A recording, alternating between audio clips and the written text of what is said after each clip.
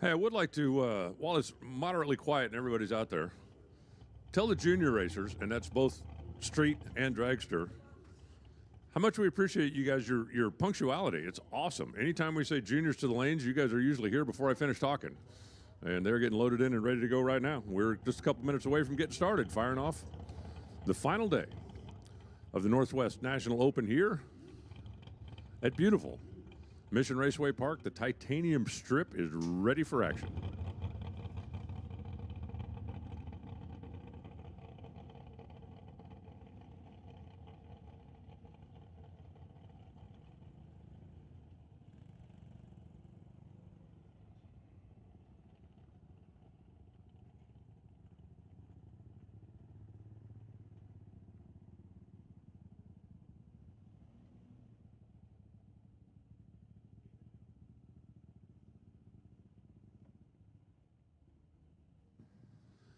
And when I say ready for action, I mean ready for action. Jackson doing left side, Jack Johnson in the right. And we fire off with Junior Street.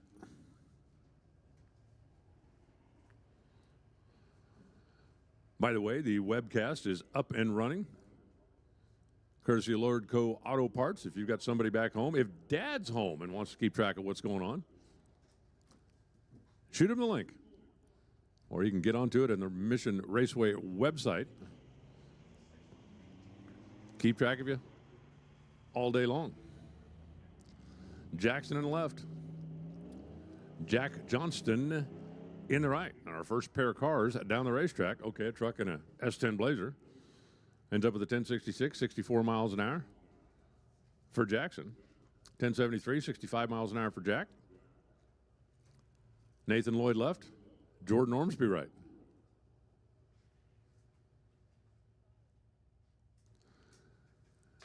Jordan over there in the Formula Firebird.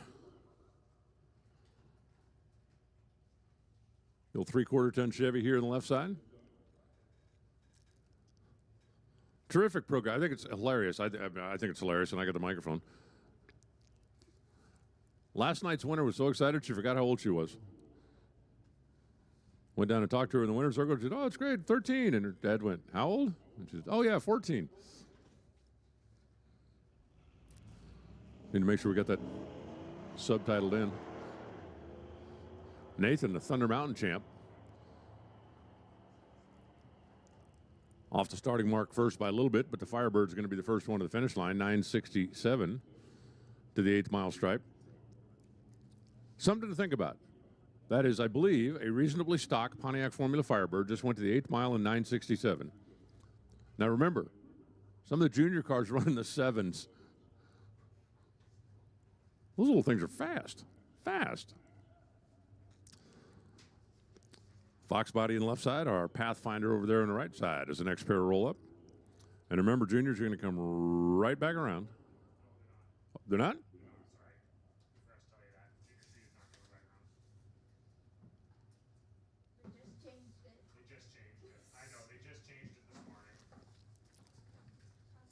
You're just getting even with me because I made fun of you throwing crap all over the floor, aren't you? Hey, juniors, you will not hot lap back around for round number 1 this morning. My apologies. I just had my mind changed. New information has come to light. Junior Street, you will not hot lap back around this morning. Whoa, how about an 013 reaction time? Or 001 reaction time, make that. 0013. That's going to be our number 1 qualifier over there in the Pathfinder. I'm telling you, I like the chances in a 994. 1131 comes up in the left side. And here comes the SS Chevy truck. Knocked down a few laps yesterday. James McNeil over on the right side.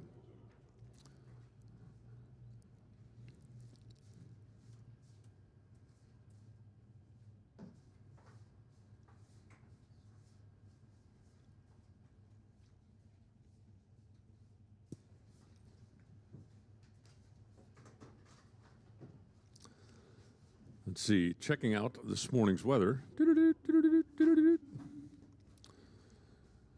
Corrections at 101, density altitude 877 feet below sea level. Wow, air density at 104. A lot of air out there. A lot of air out there. 939, 76 miles an hour. Comes up for the truck. The Mustang goes 950 at 75 miles an hour. Brings up Jenna Monroe on the left side. Tyler Smith in the right.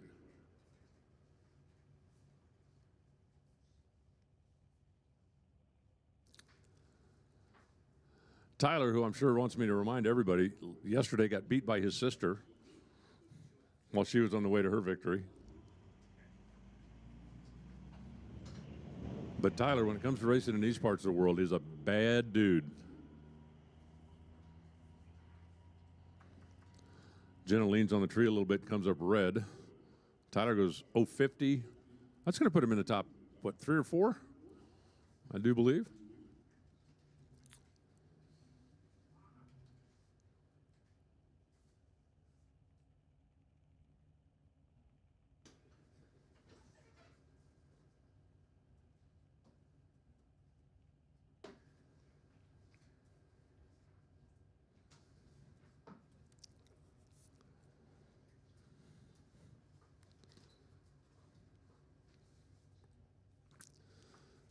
Taryn Monroe now, coming up in the left side. That sweet black Chevrolet, the white 150 over on the right side. As we got a one red, one green. Ford are going to be the quicker of the two pickups down to the 8-mile stripe. 10:28, 69 miles an hour, 11:17. Comes up in the left side. 68. Here comes yesterday's winner. All hail the queen, Josephine Smith. Zap strap, Gibson Racing transmission. We're talking about the black Chevrolet here on the left side. S10 Blazer over in the right. But Josephine tore through this field yesterday.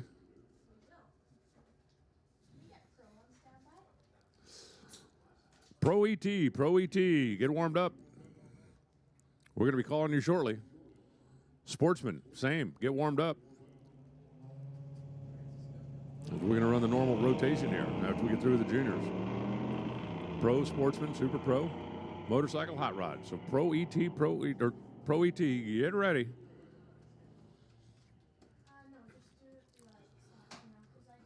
Josephine drops the red light over here on the left side. Get that out of the way early. You only got one practice run today, so if you're going to have a red light, that's the only time you can get away with it. Most probably. 898, 67 miles an hour. Over in the right side, and I do believe that's going to take care of our junior streeters. And now we're going to go junior dragsters.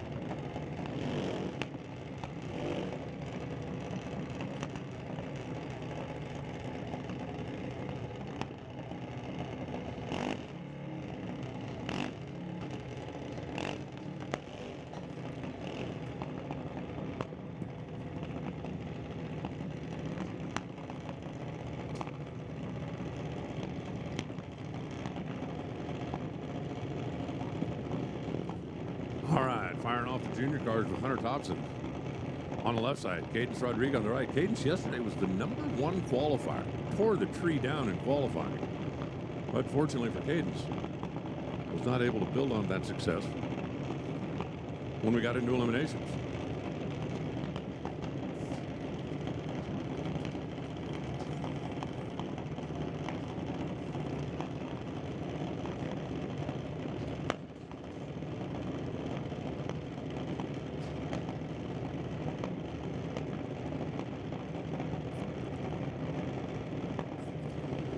One shot. Reaction time sets the ladder.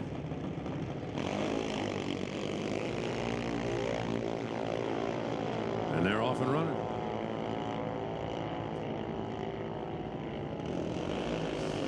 .891 comes up for Cadence. 73 miles an hour. 896 comes up for Hunter. 73 miles an hour. I can tell you that Cadence will not be the #1 qualifier today, so maybe she'll have better fortune in eliminations than she had yesterday when she was the #1 qualifier. That's the plan. I guarantee you that's the plan. Yesterday qualified 1, that didn't work. This time we're going to back up a little bit. Try that. Hunter Gallant. In the left side for Mission Truck Body, Lord Cove, True North Mechanical brings you Alex Green, one of the 3 Green brothers, over on the right side.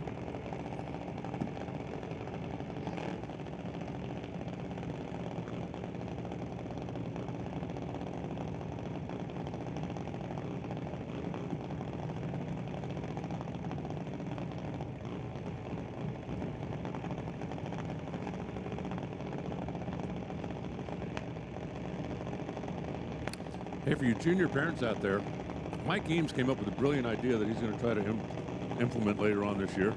When you see him, ask him about it. You're welcome.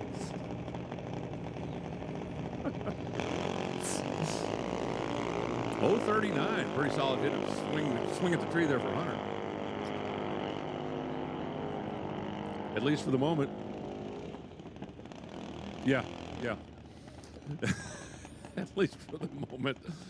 Hunter sitting in the #1 spot. Then runs 881. 73. Hey, quick reminder, guys. If you're less than 16 years old, you are not allowed to be on any wheeled machine unless it's a junior dragster and you are in between the walls out there racing. No mini bikes, no quads, no golf carts, no scooters, none of that. Please and thank you. Okay, 039 unofficially. That's the mark we're shooting for.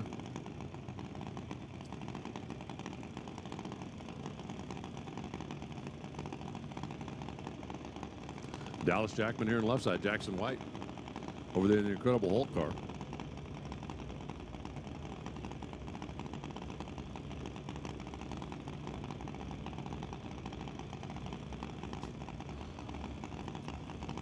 Thought for a second they were having an issue over there with the green machine, but it looks like now they've got things squared away as Dad steps away.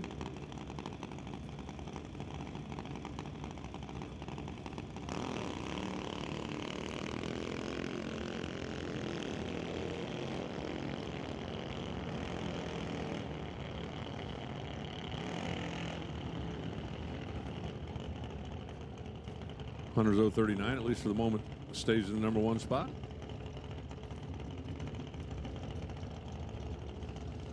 Dallas goes 1187. Jackson goes 1366.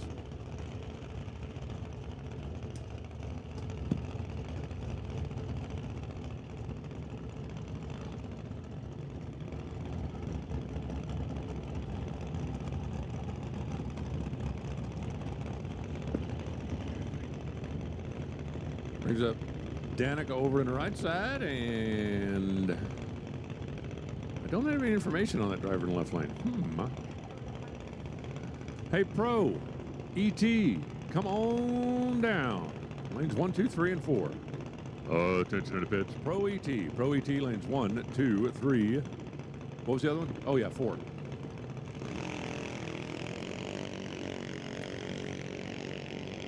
Danica smashes the gas a little bit too soon, and she'll turn on the red light, which will just put her down towards the bottom of the old qualifying sheet. 1191 on the left side, 54 miles an hour, the TCS lane. Over on the Lordco side of the track. 1422 at 4433. So we got a 2-2-3-3-4-4.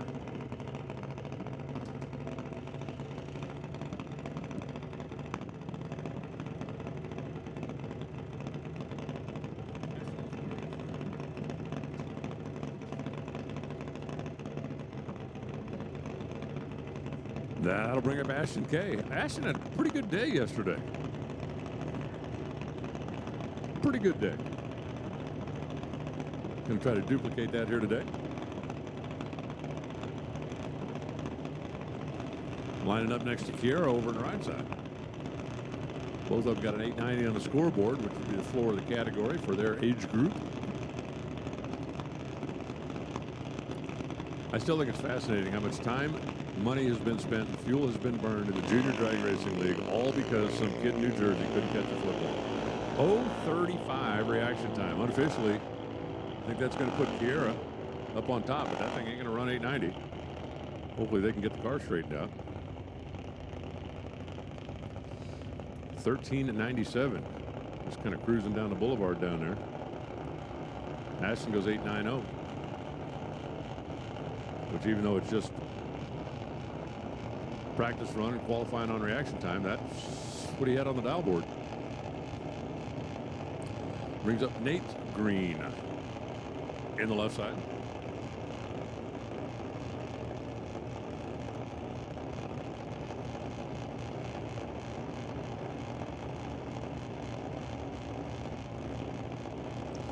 Team Rutherford in the right side. It was interesting hearing the story yesterday. The Rutherfords weren't even supposed to be here. Where are they going? Something like North Pole Dragway or someplace 14 hours from here. Where? Yeah, that's Fort St. John, which is, you know, guards the North Pole. Fort St. John, like, they guard Santa's house, I think. Whoa, a 002 reaction time. There you go. That'll give everybody something to shoot at. 002 and then 884. I like your chances of being #1 qualifier in the bracket. I really do. 898 comes up on the left side. Now Jack Green and Pearson Mass coming at you. 002. Now you're just showing off. No, the Rutherfords, if you don't know the story, I mean, we're talking about last night. They were headed for Fort St. John. Bad weather. They had canceled the event. It's like, well, we got everything loaded up. We're ready to go. Where can we go? Well, mission's only 14 hours away. So they put on a blinker and came this way.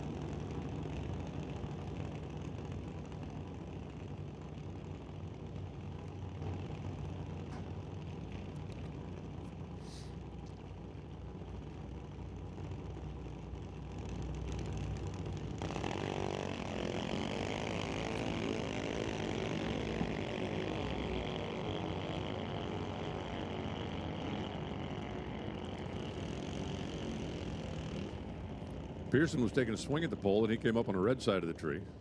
Then 12:04 last time, 52 miles an hour, 12:02, 52 miles an hour for Jack Green. Pro ET, I need you the lanes, please. Pro ET. Sportsman, you're on standby. Pro ET to the lanes.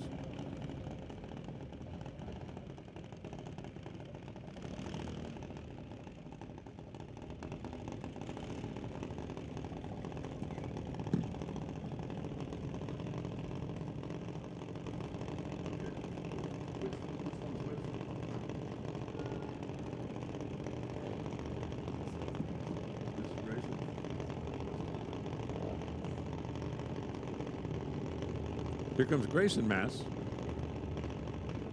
in the left side, and Ashkelon on the right.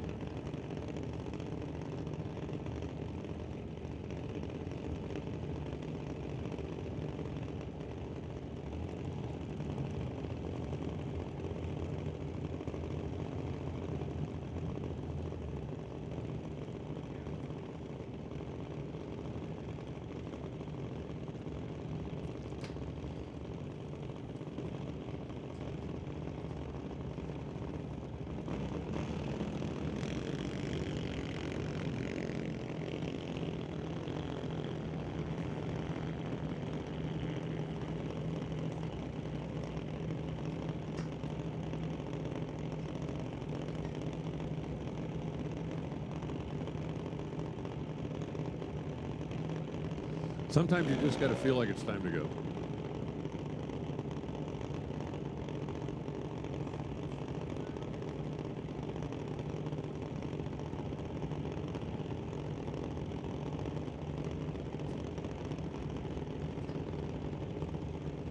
All right, Grayson, let's see what you got. Let's see it.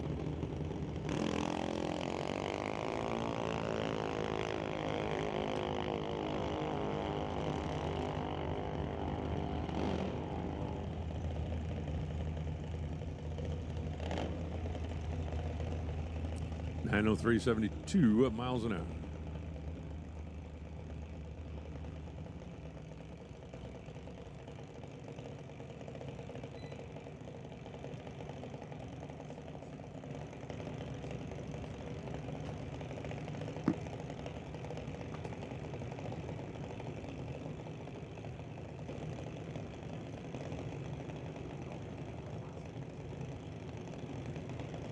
Jackson Cowie rolling in now on the left side. I met Jackson yesterday. Came up in the tower and said hi. And I don't think I'm telling Sean anything he doesn't know, but Jackson's after your ride. Wes Armstrong over on the right side, the Falcon Tire Machine. 0.28 reaction time for Wes. That's pretty strong. I mean, it ain't 002, but it's not bad. Up with a 919, 70 miles an hour. Jackson just kind of getting started, just getting seat time out there. 1496. Down the stripe. Connor Jackson up now on the left side.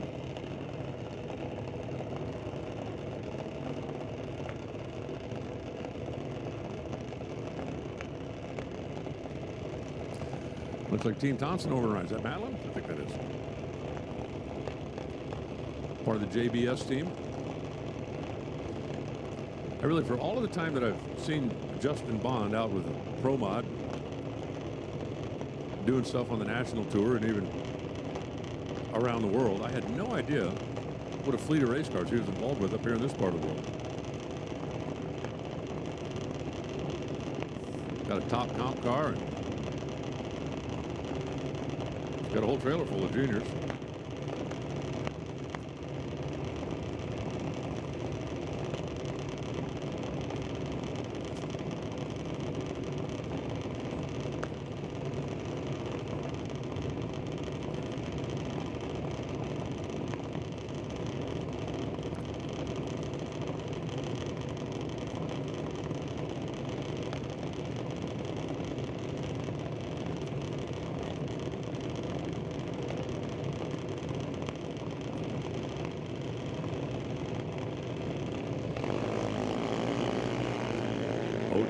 At the hit for Connor Jackson. That'll put him up towards the top. I mean, it ain't 002, but it ain't bad. 798, 81 miles an hour, 796 for Thompson. 81 miles an hour. Here comes Izzy Marshall. Izzy had a pretty good run yesterday. Make it into the final round for the Canco machine. And April Bond. April, who did not compete yesterday, was here for the qualifying sessions and then was told that she had to attend a wedding. I was apparently missing. I thought it was her wedding, but apparently no, she's not married yet. I think her wedding is like 2 weeks from now, I think. But April, who got to go get dressed up and be a part of the big ceremony for family friend yesterday, back here racing today under the watchful eye of her dad, as is Izzy. Hey, it's Father's Day. You know, it's a beautiful thing when it's Father's Day and you go, Dad, can we go to the races? The answer will usually be yes.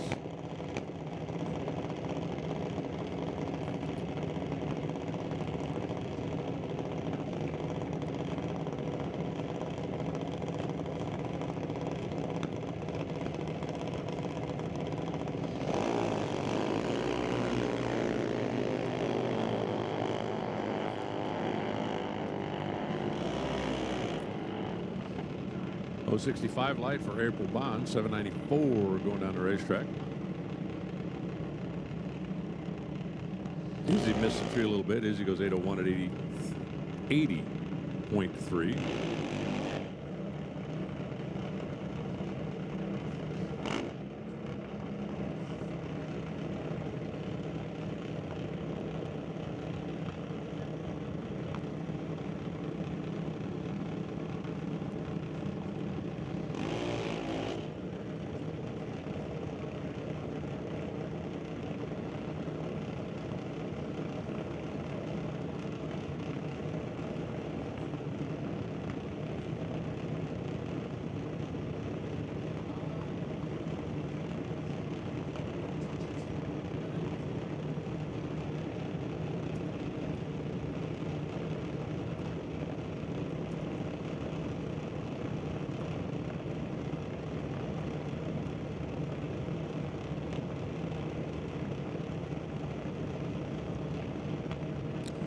Bentley Johnson rolling in now on the left side. Bentley had himself a pretty nice ride out here yesterday as well.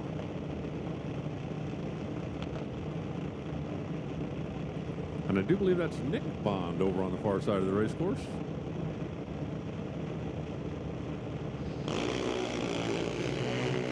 Nick is kind of in the same position as Jackson Cowie. Eyes on Dad's car. Matter of fact, so is Josephine. Yesterday, after Josephine won the junior street, talking to her down in the winter circle, I said, well, what do you think when you graduate out of the junior street category? She said, I want my dad's Chevelle. Dad went, no. We'll see. Good luck, Dad.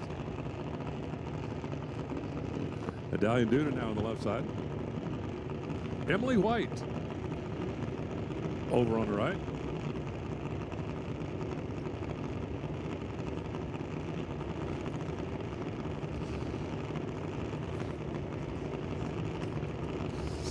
Looks like we've got all of our Pro E-Tiers back in the staging lanes. If we don't, we're going to go ahead and make this final call. Final call, Pro E-T.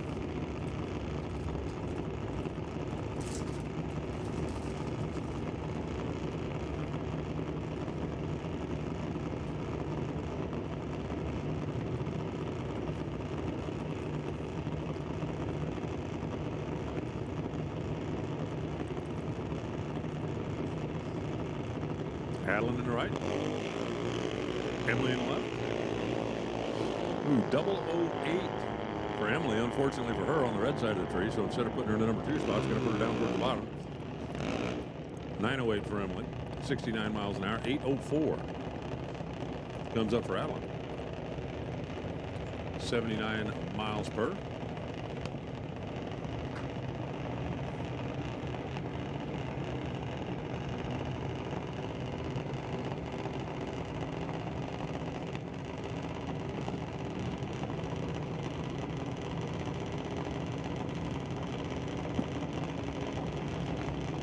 Left lane looks like Coco, the name on the side of the car.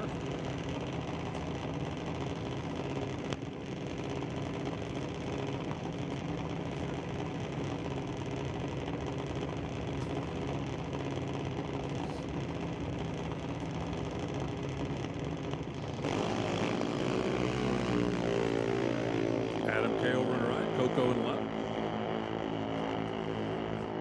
Adam with an 020. That's going to put Adam up towards the top. I mean, again, not a 002, but not bad. 769, 84 miles an hour. A little on the quick side there, Adam. You need to pull the reins back a little. 798, 82 miles an hour. Over here on the left side.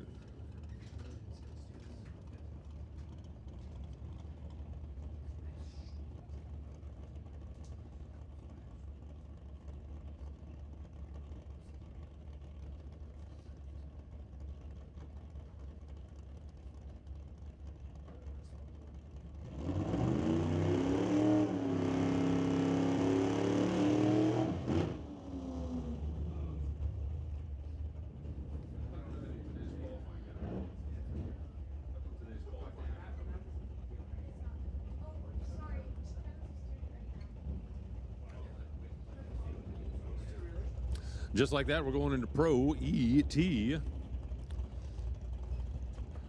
One shot. Time run down the racetrack and then come back. I don't mean immediately, but our next time will be round number 1, Walter Johnson, left side. Dave over on the right side. Dave at a Team Bubba's. See that logo on the side of a lot of cars. Bubba's Speed Shop, ABS.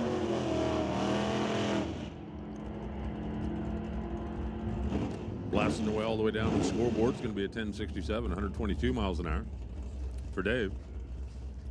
That really sweet Chevelle goes 1121, 118 miles an hour.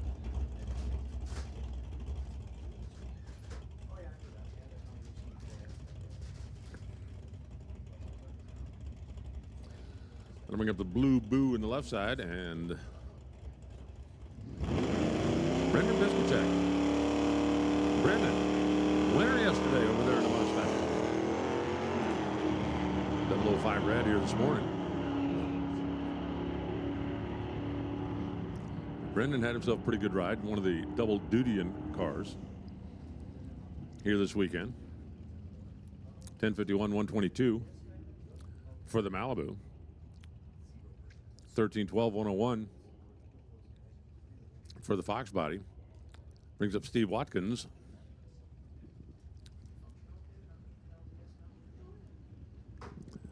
Mustang over here on the left side.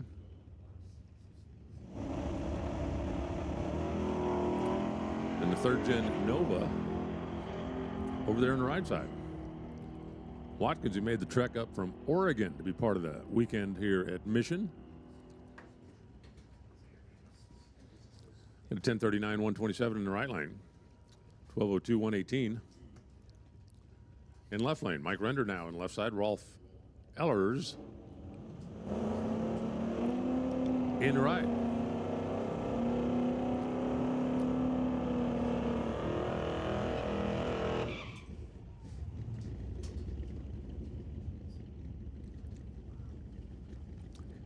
Fountain Tire. A name you see on a lot of cars around these parts. We certainly appreciate their support of the racers and activities here. Lordco. Thank you. Come again.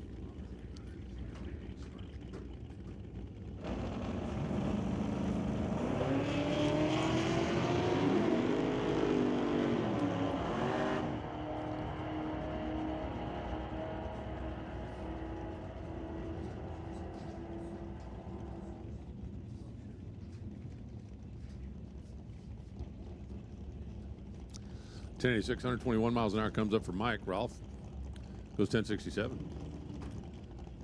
at 124. Brings up Jeff Bell. Watch this little dart leave the starting line. That thing's cool. Claudio Fisher over on the right side, the Camaro. I mean, there ain't nothing wrong with Camaro. The way that 76 dart hikes the nose, charges off the starting line is pretty cool. Pretty darn cool, I'm telling you. 964, 136 miles an hour for the Dodge. 1087. 120 miles an hour for the Chevrolet. If you like station wagons, you came to the right place. We got loads of station wagons here in competition. I think we lost one of the really cool ones, though. I think the 56 went home yesterday, and that's a bummer. Scott Wilson left. Kim Cornish in the right.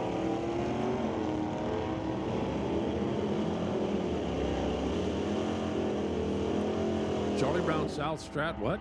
Charlie Brown? Charlie Brown, someday my ship will come in. And with my luck, I'll be at the airport.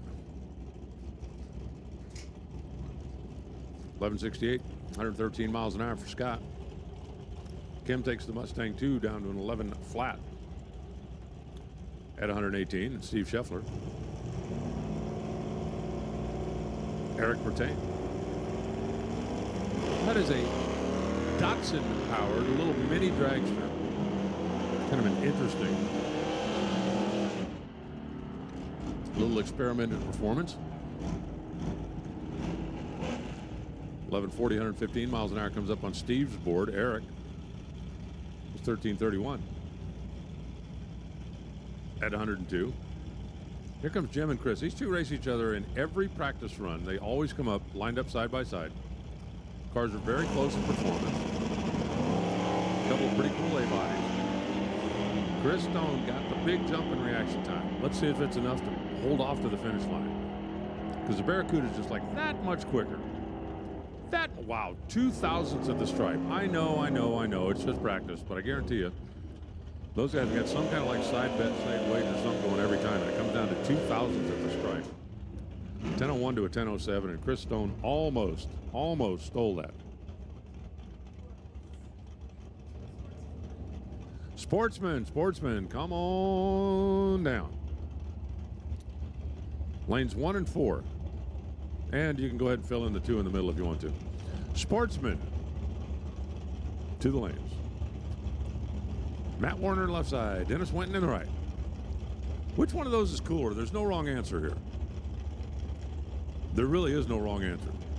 That Mercury is an awesome automobile. And so is that Bel Air. They are both the same vintage, 1966. You realize these two cars could have raced here 59 years ago. 59 years ago they could have raced here. I mean, I think they would have been racing, across the field, but still.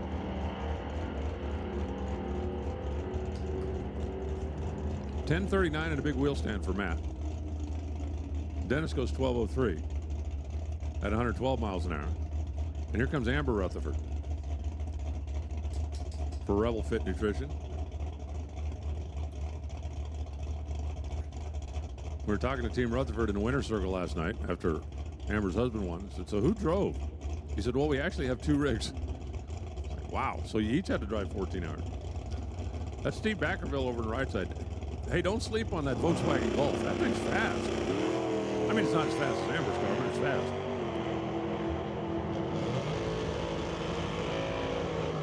If you weren't here yesterday, there's no way, no how, no chance that you thought that Volkswagen was going to run in the 11s, is there? Is there?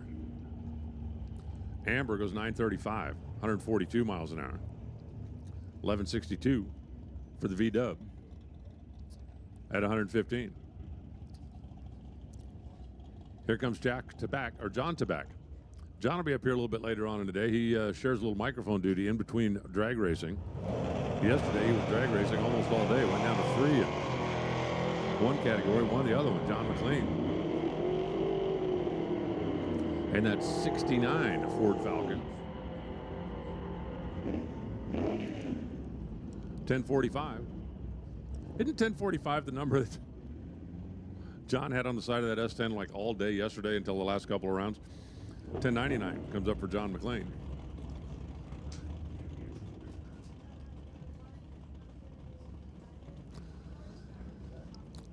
I'll bring up Cassie Tipp. That little Nova wagon is sweet. I took a walk through the pits yesterday and had a chance to just walk by and look at it. Daryl Tipp over on the right side. Family out of Surrey, BC. They really, really, really love their early model Chevy 2s, no matter what. That's father-daughter? Okay. They love their little Chevy 2s, no matter what configuration. Dad gets the coupe. Daughter gets the wagon. That's one of the few times when, your dad, can I borrow the car? And he says, well, you have to take the station wagon, and you're not kicking rocks. You're going, yes, please. I'll take the wagon. I will. Jeff Jeff Lefevre. In the hoodless little Chevy. Ross Walker over on the right side. Preston Chevrolet.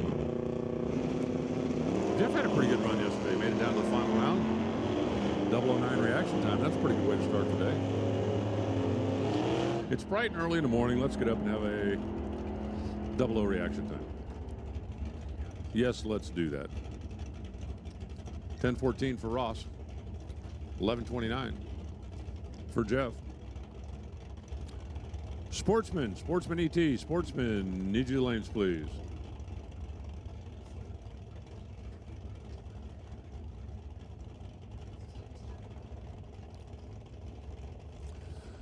That'll bring up the malfunction. I spent all day yesterday trying to figure out what that said on the side of the car. It says malfunction. You've kind of got to study that a little bit. Ray Bollinger over on the right side. And that big old massive Pontiac. I love the Pontiac. I just love that thing. How many people do you know would look at a car like that Pontiac? I mean, it's about as aerodynamic as, well, a semi-trailer. And not a new one. And it probably weighs about the same. And put a small block in it and make it a race car. And then run mid-10s.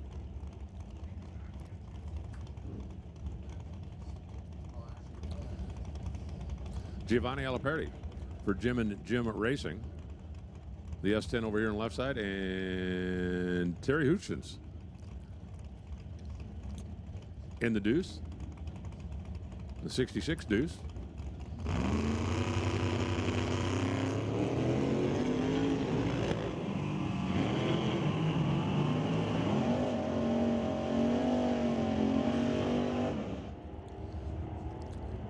$10.91 for the S10, 136 the speed, $11.98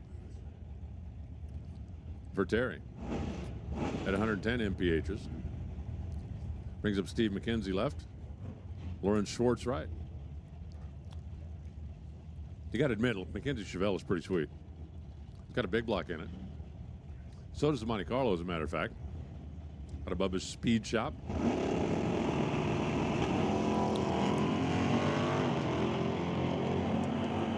Sportsman, final call. Sportsman 1, 2, 3, 4. 4, 3, 2, 1, final call. 1023 for McKenzie, 128, 1003 for Schwartz. 133. Andy Klosky now on the left side, and Rich dies.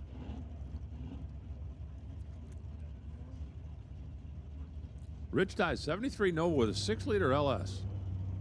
That's kind of a cool combination. Of course, these days you like LS swap everything, right?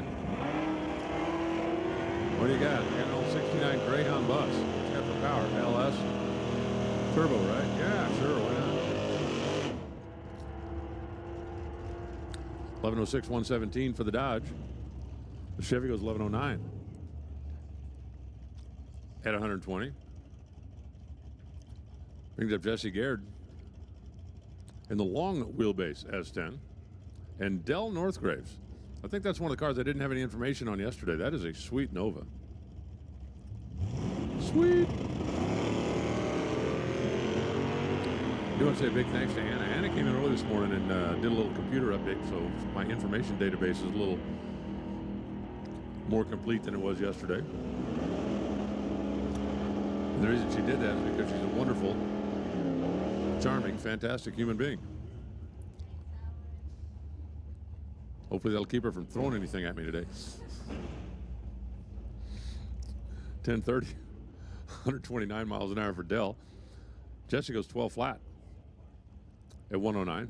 Brings up Jason Mercer in the left side, Team Russell in the right.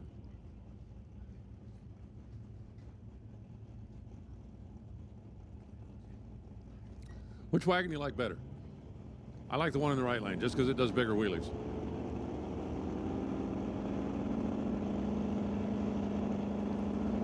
Ooh, the car in left lane's for sale.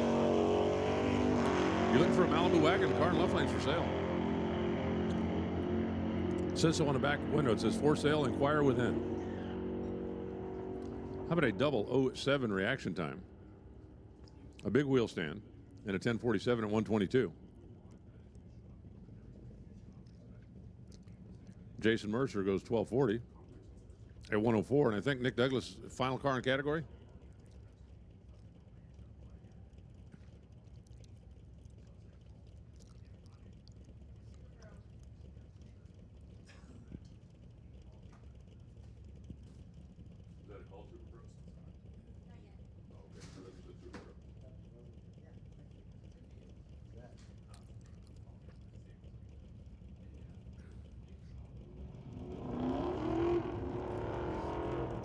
Nick Douglas taking the Charger Super B down to the stripe. 12:15, 111 miles an hour, and I do believe that's going to wrap up our pro bracket. Sportsman cars in the water box. And I know what you're thinking, hey, I've seen that Mustang before. You probably have.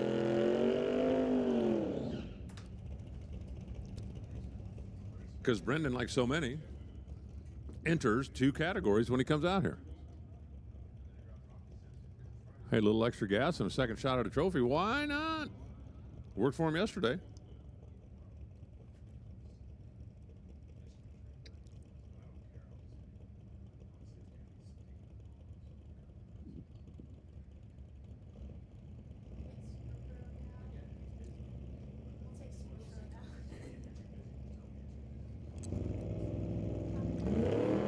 Listen up in the pits.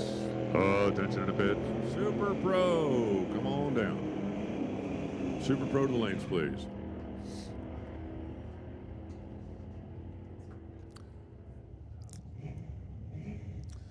Looks like a little S10 brought some extra stuff with it up to the starting line.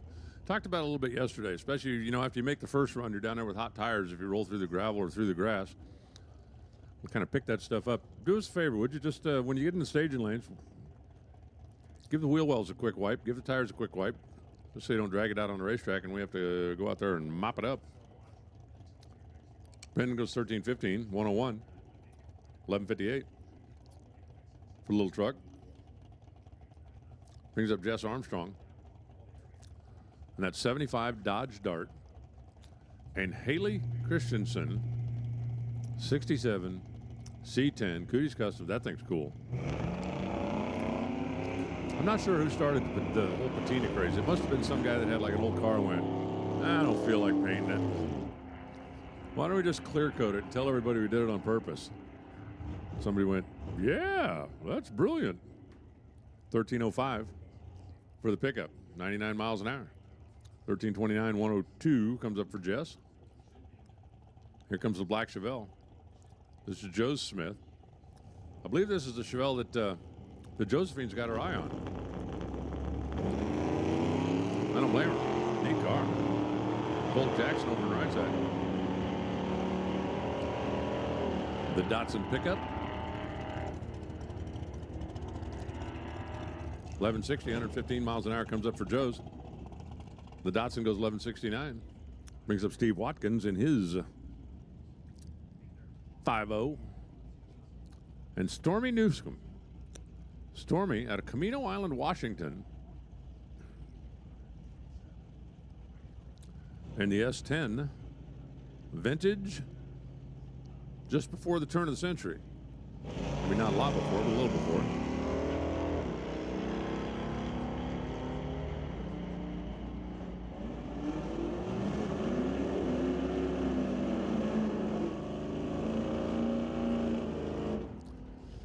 .1203. 117 miles an hour for Steve Watkins. 117.71. That'd be a pretty solid full house. 1284 at 101 for Stormy.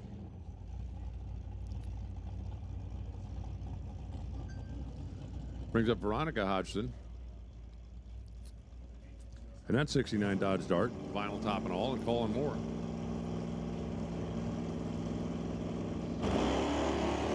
The 1963 Ford Falcon.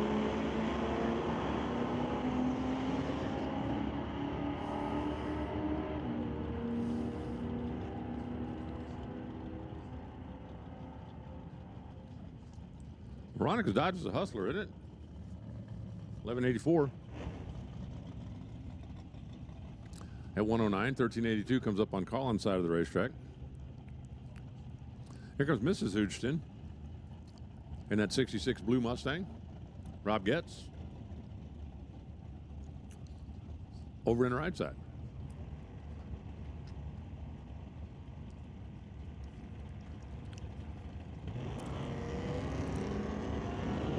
Super Pro, come on down.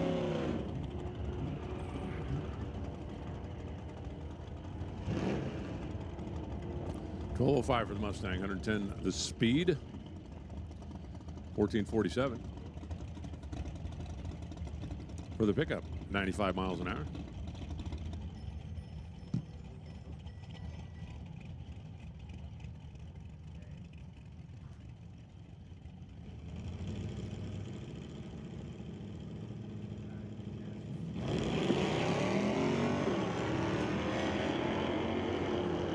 Next priority headed down the boulevard. Dart in the left lane. Mustang drop top in the right.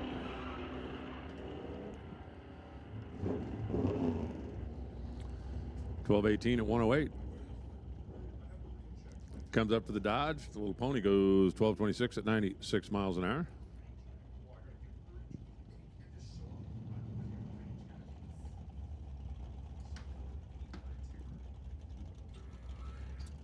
Brings up Roland Lowen.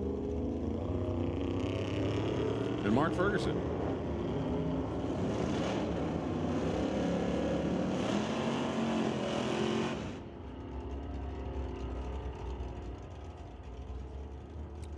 The 1955 Meteor goes 1286 at 101.01. Don't Meteors usually go faster than 101 miles an hour? I mean, I don't claim to be an astrophysicist or a heck, I can't even spell astrophysicist. But don't meteors go faster than that? I think they do. That one did. Kevin McCauley down the left side, Bill Wells on the right. 454 powered Malibu. That's what Chevrolet needed to do in the 80s, an SS 454 Malibu. Now that would have been a hit. The only problem with that in the early 80s is 454 only had, what, like about 180 horsepower, some ridiculous number like that?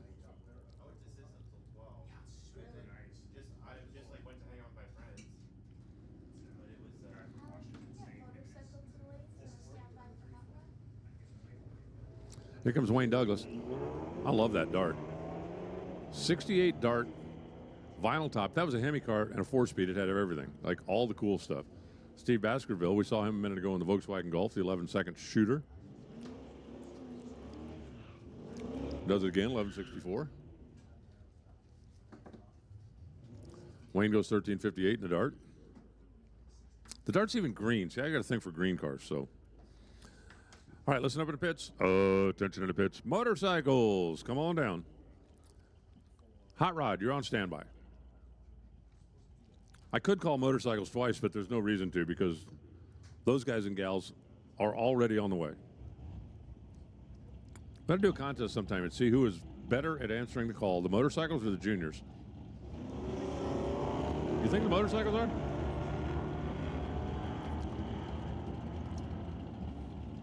Nick Douglas, Jason Mercer, once again, a couple of guys that are pulling double duty, and they're going to be the last two down here in our lone sportsman time trial session. Hot Rod, you are on standby, and you know what? Stock Super Stock Combo, you are also on standby. And motorcycles, you are on the way to the lanes.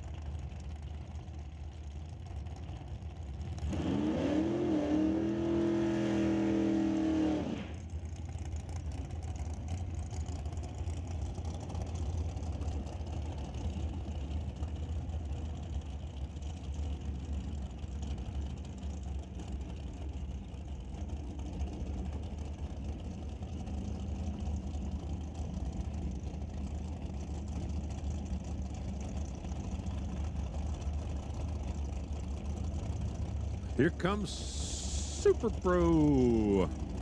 And again, you're going to see a little bit of redundancy. Some cars that you're going to see more than once throughout the course of the day in different classes, different categories. Colton Moran, our first dragster of the day. He's going to set low ET of the day, at least for the moment. Told you, 789, 166 the speed. 1098 comes up for Steve Vetch at 127.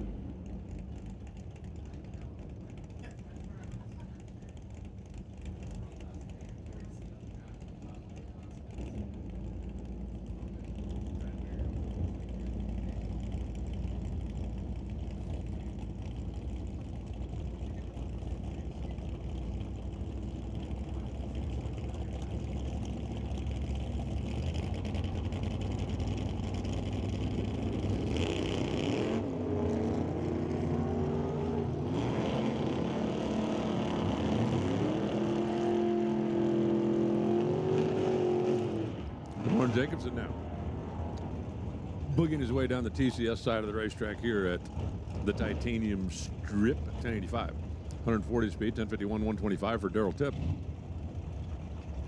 Brings up Javon Barr, the Z28. Gunmetal gray machine, and Jan Christensen, 67 Nova with an almost 600 inch big block. Fun little combination.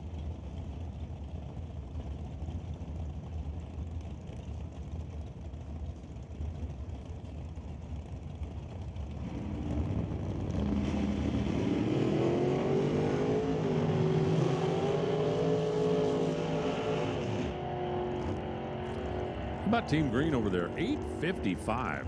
Hello. 157 miles an hour, 1064, 122 miles an hour. For the Z28. Jason Gibson now out of Gibson Transmission. I still haven't, when I was wandering through the pits yesterday, I didn't find that car. I still want to know if it's got a 289 in it. I'm just not so sure. If it's really got a 289 in it, that is like the screamiest little 289 ever. Emmett McKillop over on the right side. Dragster with a 600 inch big block out of DG sitting right behind his head.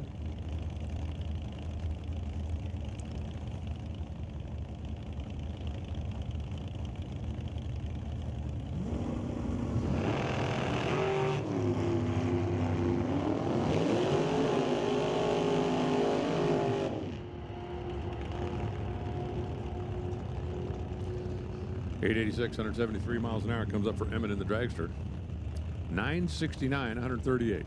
I'm telling you, wouldn't that be the quickest 289 you ever saw? I think it would. I think it would.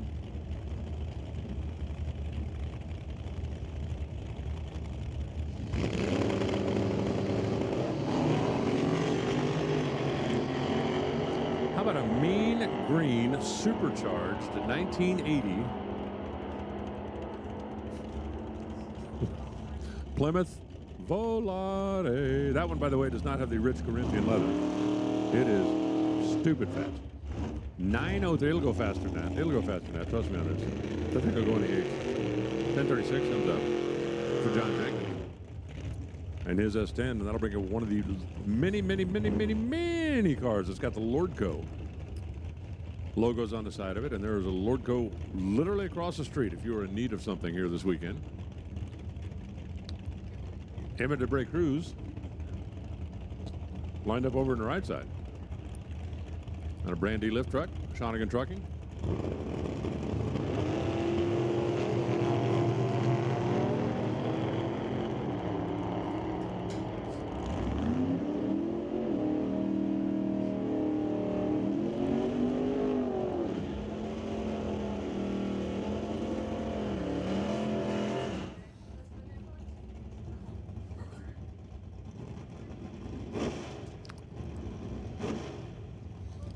Mark Mascant, 1058, 130 miles an hour, 843 comes up for Emma. Here's Craig Johnson. The wagon we're talking about. Told the story yesterday. I think it's fascinating. Craig Johnson down there in the wagon in the left side. His dad is standing alongside. This car has been in the family so long. So long. When Craig was born, he went home from the hospital in this car. They put him in a car seat and did a wheelie out of the hospital parking lot. Oh, I'm kidding. They didn't have car seats back then. And looks like we're going to have to do a little mop job over there on the right side of the racetrack. A little bit of a cleanup. If somebody down there is with Emma, would you please take a close look at your car? Wow, check out the little classic Ford that just drove in. I got to get me one of them.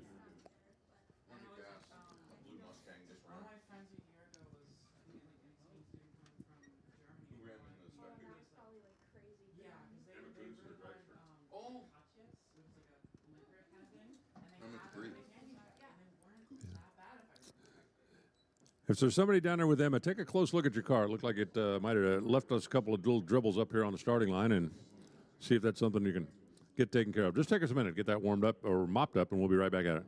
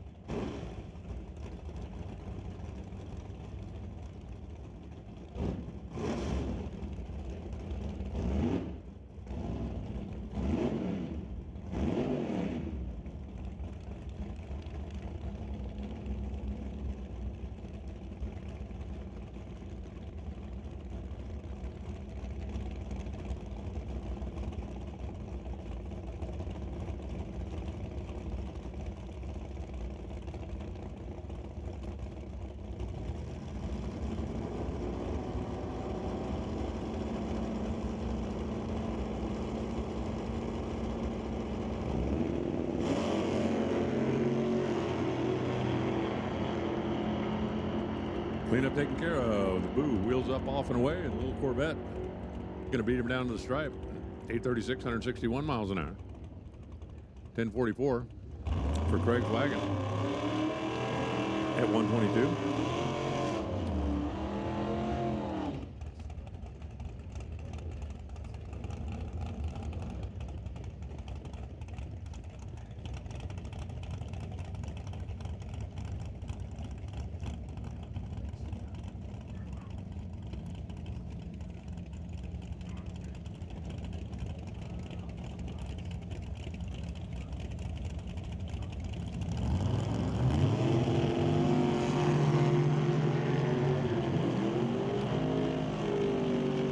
Big red Dodge with the wheels up, the classic 34 Ford off and running. 427 Chevy under the hood for power. 9003. Just missed the 8 second zone at 143 miles an hour. 966, 136. Turned on the scoreboard over on the right side. Ted Buss. Rolling in here in the Monte Carlo. Kevin Garlock. I'm sorry, Lauren Schwann's coming into the Monte Carlo. Ted Garlock. Over there in the 1971. Gen 2 Camaro.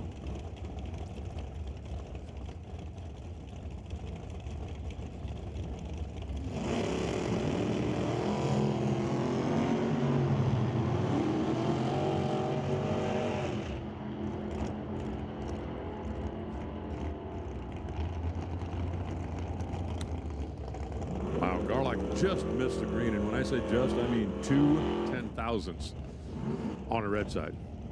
Puts up trip 8s at 148, 10:07, 133 comes up for Lawrence, and here comes Chris Ormsby in his beautiful black 69 Nova. Anybody knows anything about paint and body work, if you're going to paint a car black, it's got to be perfect, and that thing is. Greg Doty out of Abbotsford over in the right side. Part of the Rad Torque team that is so prevalent here in this part of the world. 783, 168 miles an hour. Comes up for Greg. Chris goes 996 at 132. Hot Rod, come on down. We need you now. Stock, super stock. Stand by. You'll be next. Hot Rod to the lane, stock, super stock combo on standby. Here's Martin Rachel. Martin has had a lot of success at this racetrack, including yesterday. Went down there and got to say cheese when it was all over with. Curtis Munson over on the right side. As we have a battle of boos. The blue boo, the green boo. Pretty evenly matched down there, wouldn't you say? 10:03. 132 comes up for Curtis. 10:10, 129 comes up for Martin. That'll bring a bright red to 66. Chevy 2, another one of the Rad Torque System machines. This is Kevin McNichol. Adam DeJong over on the right side in the Camaro.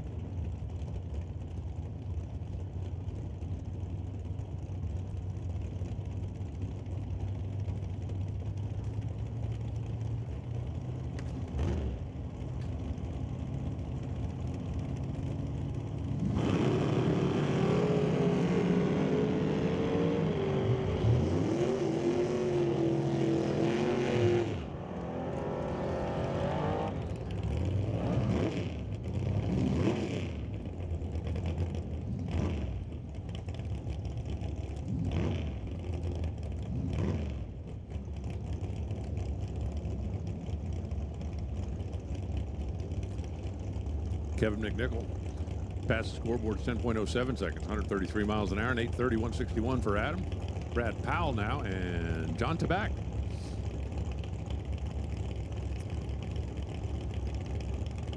STR Racing, Ken Specialty.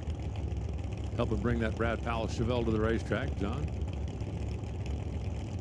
Very quick last night. Say thanks to the folks at Rad Torque Systems.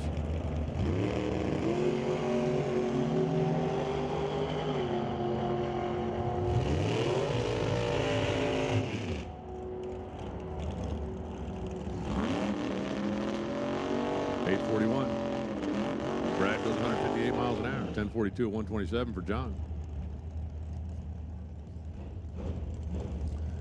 And that'll bring up the slightly altered Ron Fawcett.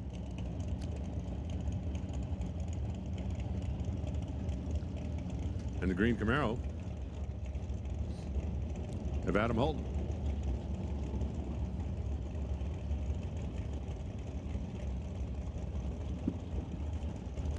Adam, who started the whole thing yesterday when we realized he had the Grinch on the hood. That got us all going down movie song rabbit holes and having flashbacks to poor little Max having to pull that sled. Cindy Lou Who. Wow, the Grinch is going to really be annoyed with that. Car goes silent out there about 600 feet down track.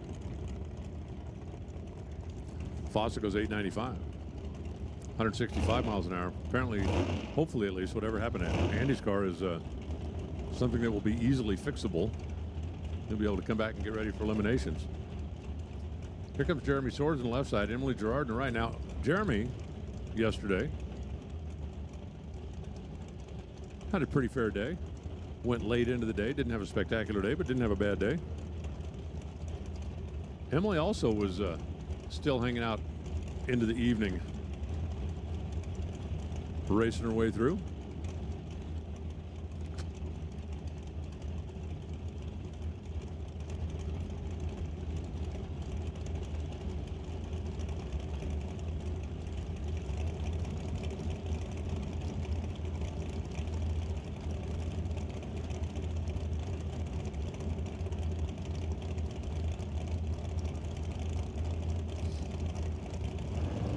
Two dragsters rolled their way down the end, and they are off and running.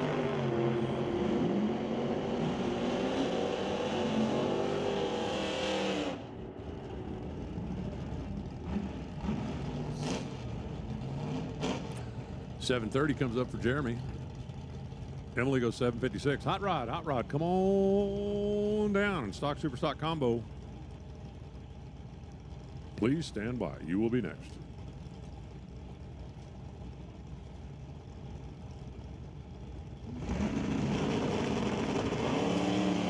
Chris and Jim going at it one more time. They swapped lanes this time. Once again, full song to the stripe. Hey, that time it was 9 thousandths of a second. Last time Jim got there first by 002. This time Chris got there first by 009. So I guess we'll have to wait and see now if they match up in eliminations, because they always do in time trials, but that's it for time trials for those guys.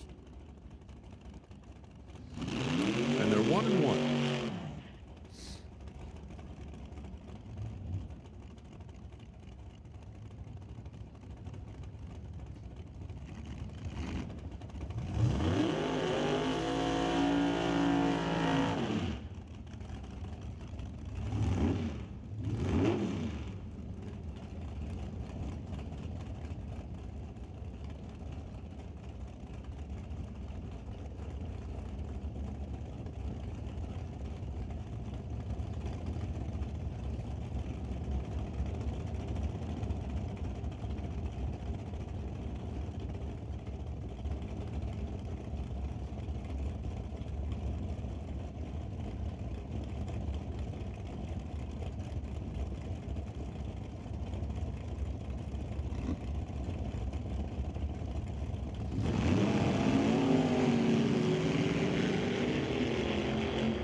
Paul Soares out there in a bright red car, and a bright red car turned on the bright red light. Sailing Stedbeck in a little front motor car over there. Sailing goes 918 at 140 miles an hour, 825 for Paul. Is that the fastest door car here?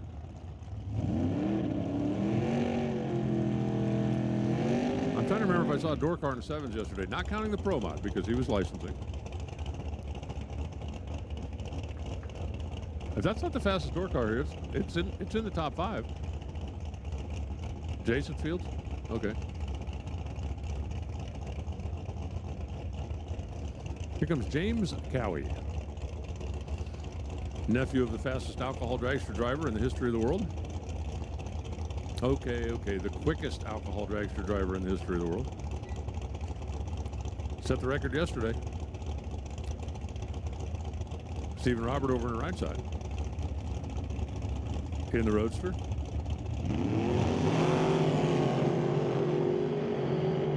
One thou red for Steven. As Maxwell Smart used to say, he missed it by that much.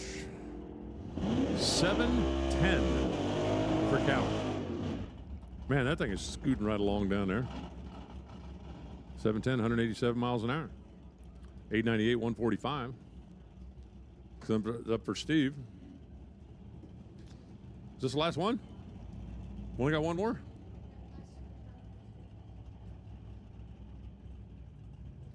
Irene Cocatello, the first gen Chevy 2. Gonna be the last one because we got motorcycles pulling into the water box.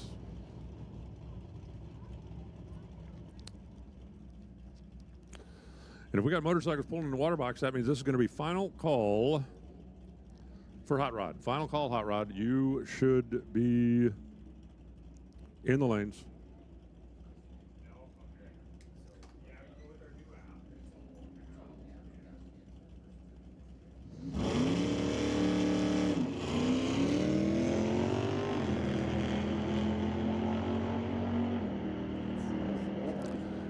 Combo cars, come on down. Stock, super stock, combo. Needed lanes. Eileen goes red. 15. It's okay. We'll overlook that. It's practice. 1061, 127 miles an hour. Combo, combo, combo. To the lanes, lanes, lanes. Super street, super gas, standby.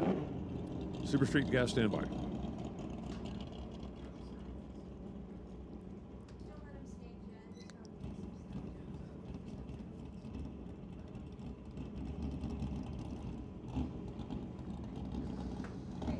Boy, the motorcycle deal yesterday was a war. Campbell on the right side, Wild Bill on the left side. Ended up having a stretched out no bar bike down there in the winter circle. A great story. A great day. 840, 148 miles an hour. Comes up for Campbell, 907. For Wild Bill, 142.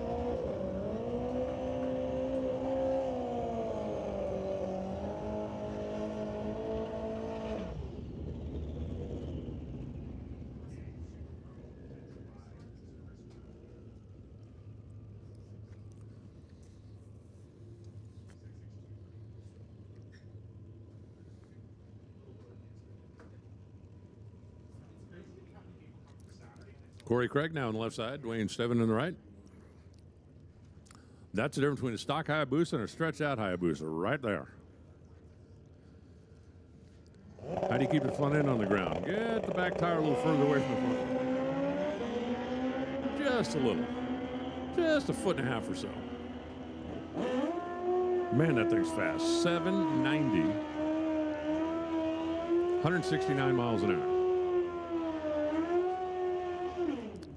The stock wheelbase Busa goes 945 at $1.50.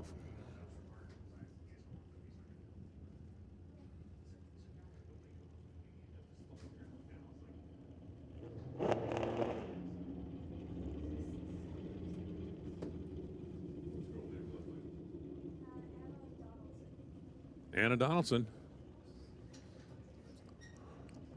lined up in the left side. As again, we've got a stretched out against the stock wheelbase. Looks like a couple of Gixxers down there. Anna Donaldson on the left side, Tom Turan on the right. Tom over there in the right lane. That's the guy who won this deal yesterday.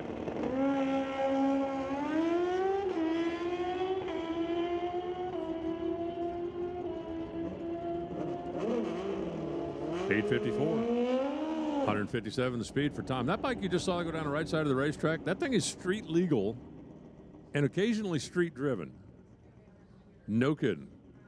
Well, there's no rule about like wheelbase on a street motorcycle. If you want to stretch it out a little bit, stretch it out a little bit. Combo cars, come on down. This is going to be your final call. Final call, stock, super stock, combo to the lanes.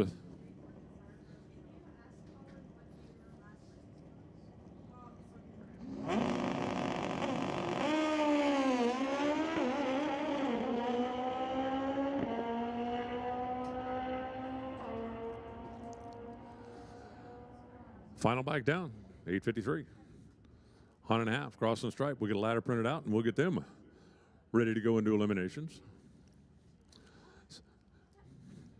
If there's anybody that's out here today for the first time, and I know we've got a few spectators out here that might not have been here earlier in the weekend, Friday we had a test and tune for people that wanted to take advantage of that, and there were some of the folks out here made as many as 5-6 runs down the racetrack getting dialed in, and then yesterday, 2 qualifying sessions, we ran into the evening last night, ran a complete session, Crown Trophy. So today, since everybody's already had enough runs and gotten comfortable with the track, we're just putting one time trial or practice run down and going directly into eliminations. We're also going to run alcohol eliminations coming up about 2 hours and 15 minutes from now will be round number 1.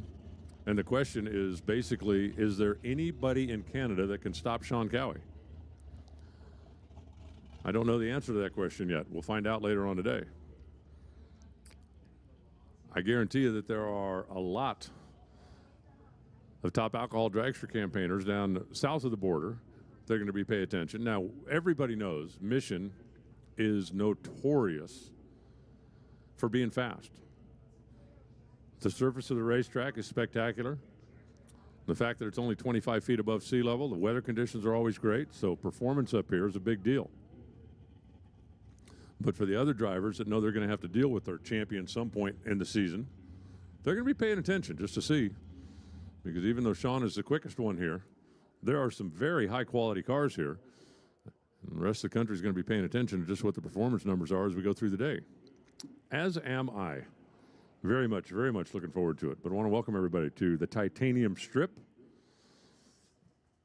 And I want to say a big thank you to the folks that have supported the Titanium Strip over the years. And that, of course, includes JBS Equipment, because farming doesn't stop, and neither should your equipment.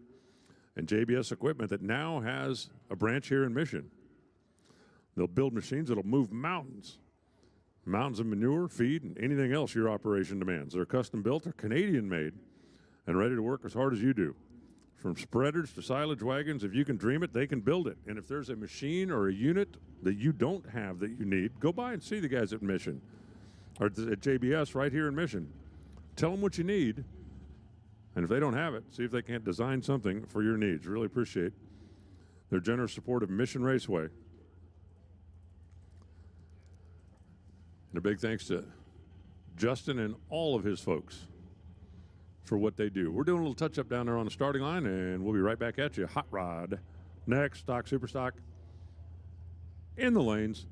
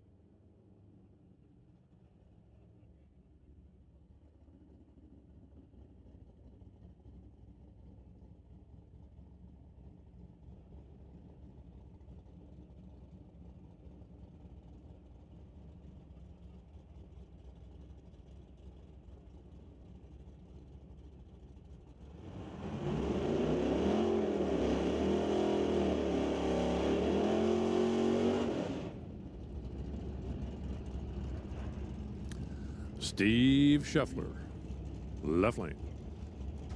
Sylvia Houstons, right lane. 69 Firebird, left lane. 66 Mustang, right lane. Stroker small block for each.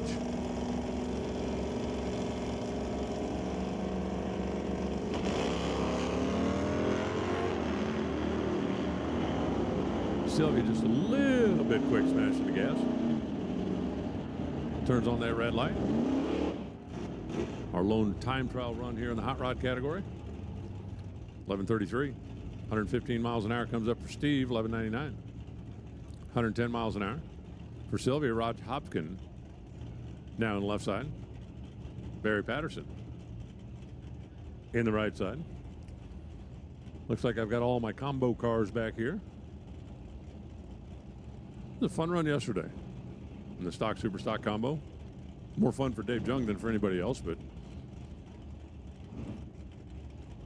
there were a few other guys that had at least a little bit of fun.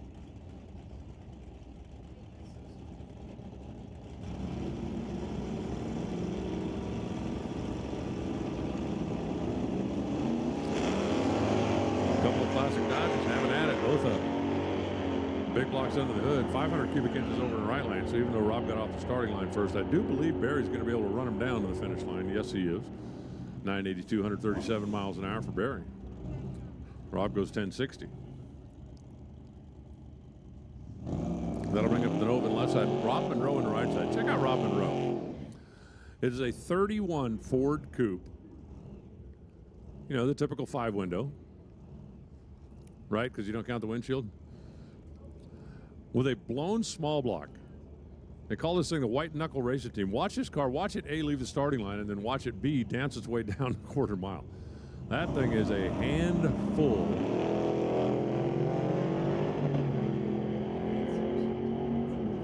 Super Street. Oh, touch it a bit. Super Street, come on down.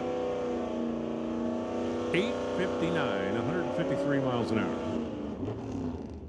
In 1931, do you think anybody ever thought someday this car might go 150 miles an hour? Let me help you out with that. No. 1040 on the left side, 126. Here comes the 55 Meteor one more time. Roland Lowen, excuse me. Mike Nottingham over on the right side. 68 model pony car. Super Street, lanes 5 and 6, 5 and 6, Super Street.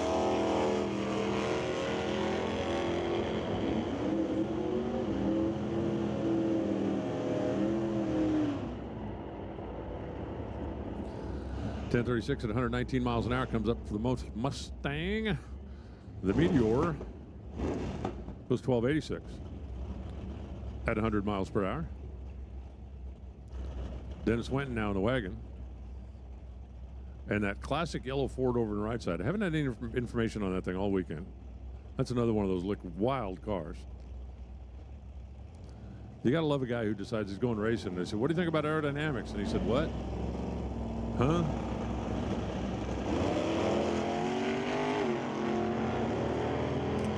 Why the wagon kind of spit and stumbled off the starting line, and well, then it kind of spit and stumbled out 300 feet down the racetrack. 938, 139 miles an hour for that old classic Ford. Wasn't it Enzo Ferrari that said aerodynamics are for people who can't build engines? His theory was simple. You got enough horsepower? Who cares about aerodynamics? That's Jamie Roth. That's a 64 Comet. That's an awesome car. Jamie had a pretty good day yesterday. Terry Hooch was over on the right side. Remember the little baby blue Mustang that was up a little bit earlier? Well, this is Sylvia's husband, Terry. The Super Sport Chevy. The typical family that just can't make a decision. I like Fords, I like Chevys. Okay. You can have yours, I'll have mine.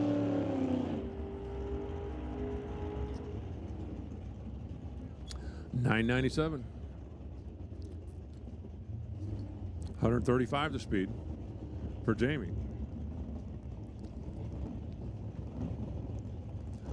Terry goes 1182 at 111 miles an hour.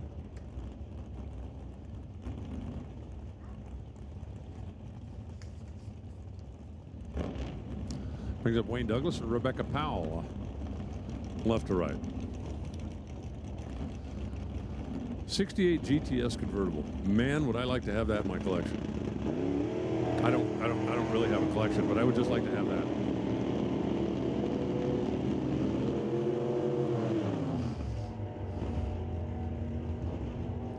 Rebecca goes 1039. Man, that Nova hustles right along for a small block, doesn't it? Doesn't it? 128 the speed. Dart goes 1355.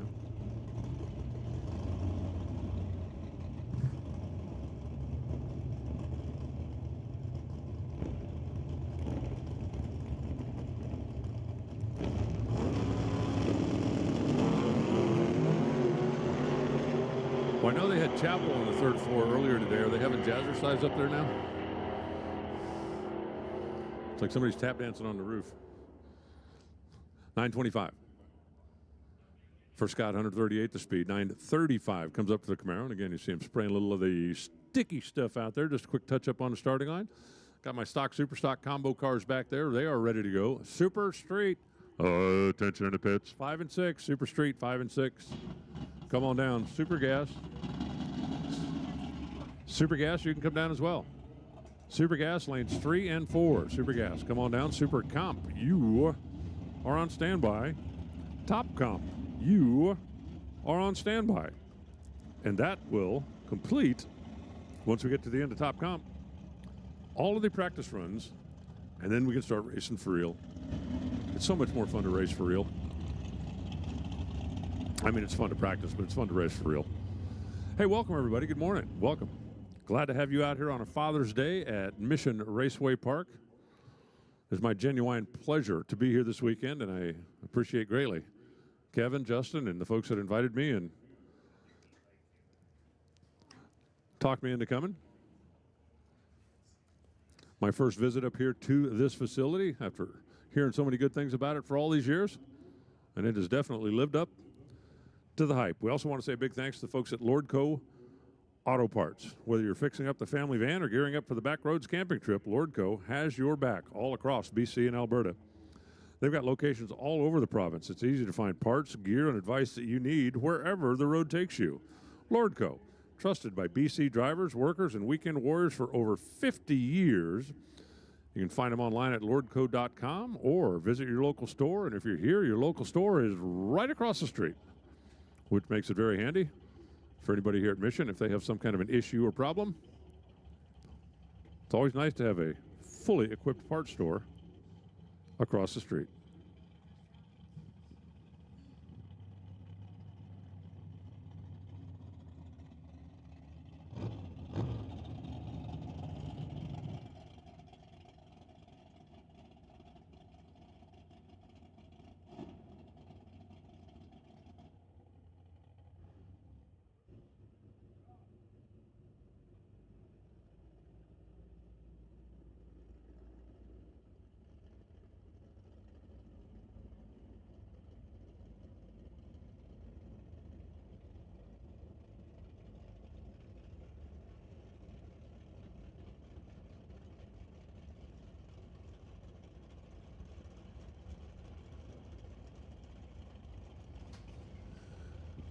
Well, as part of the National Open this weekend, we took stock and super stock cars, threw them all in a blender, said, why don't you guys race against each other? And this is going to be their lone qualifying run, which will set the ladder. Coming up a little bit later on in the day, Doug Mitchell on the left side, 68 Nova 350. Now, in stock eliminator, you have to run a combination originally available from the factory, so you don't get like stroker, small blocks, or crate motors, or any of that kind of stuff. So if you're Jim Mantle over in the right side, 77 AMC. Pacer wagon, stock engine, inline 6-cylinder, and that's what it's got. Used stock automatic. Hey, it doesn't have to be a big honking, big inch, high torque muscle car. You can build whatever you want. Whatever you want. When they go handicap racing later, the slower car will get a head start, and that's what makes stock interesting. 11:18, 114 the speed for Doug Mitchell. Jim Mantle goes 14:18. At 91 miles an hour.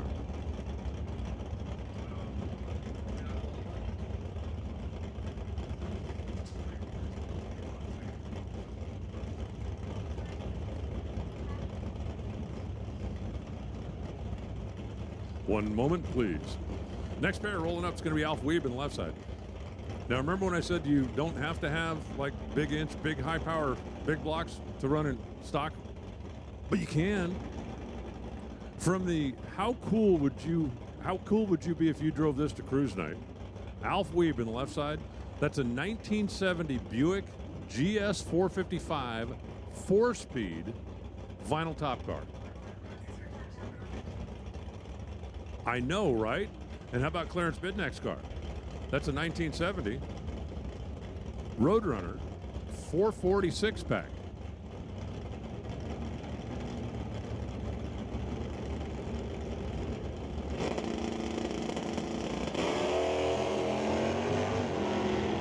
a 440 six-pack 1970 Roadrunner, and a 455 four-speed GS Buick. If I could have second pick of those two, I would be like dancing in the rain. 1023, 127 miles an hour for Clarence. 1050, 128 for Ralph. Rick McKinney left side. Burke Taylor in the right as we go Gen 4 Chevrolets. Now these are both super stock cars.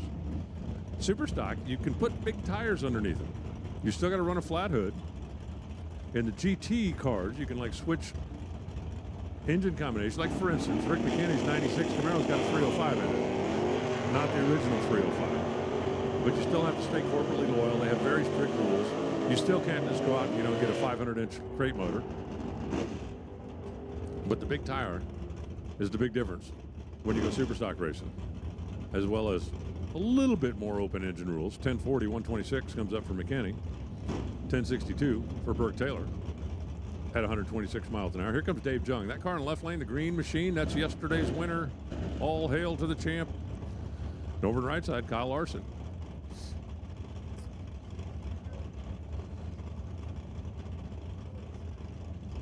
Kyle Larson, C stock automatic. These two cars are very, very similar, although one runs in super stock, small tire super stock. And that's Dave Jung, 1042, 128 the speed. 1103 at $1.19 for Kyle Larson.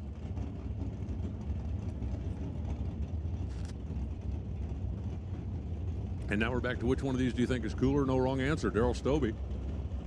64 Chevelle 327 Super J automatic.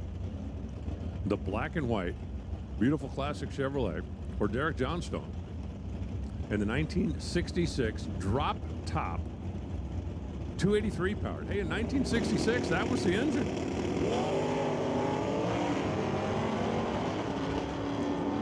.007 red is Derek, but we'll let him get away with that. A day like today, if you were driving that, wouldn't you put the top down? I mean, it's a little chilly for a guy like me, but I think everybody up here is going, oh, yeah, it's summertime. Some summertime. 10:05, 127 for Daryl Stobie. 1313, 100 miles an hour for Derek Johnstone. Well, I live in southern Arizona, so like at my house right now, it's probably 50 degrees hotter than it is here. Well, Fahrenheit. What's 100 in Celsius? Like 40? 45? Ed Hodder, John Bazinski coming at you now. John Bazinski, what do you think of the CUDA? 1970 model 340, went to the final round last night.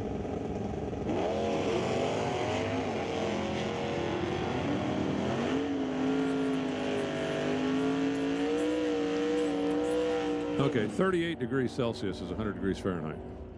So at my house, it's 22 degrees hotter than here if you go by the Canadian scale.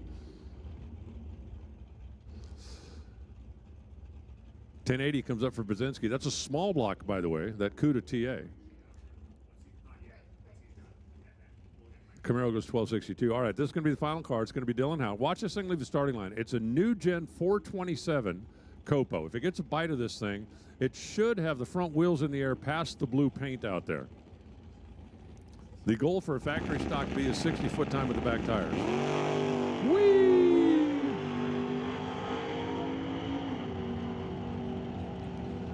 And Dylan takes it past the Lord Code scoreboard. 899 factory stock B. Hello. That is 1 second and change under the index.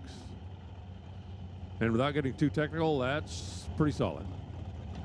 Pretty darn solid. 899 in factory stock B. All right, I got my 1090 cars coming up in just a moment. I got a tractor out there. We're going to do a little quick track grooming, a little quick traction farming, and then we're going to get back into it. Super gas, you should be rolling in, please. Super comp, please stand by.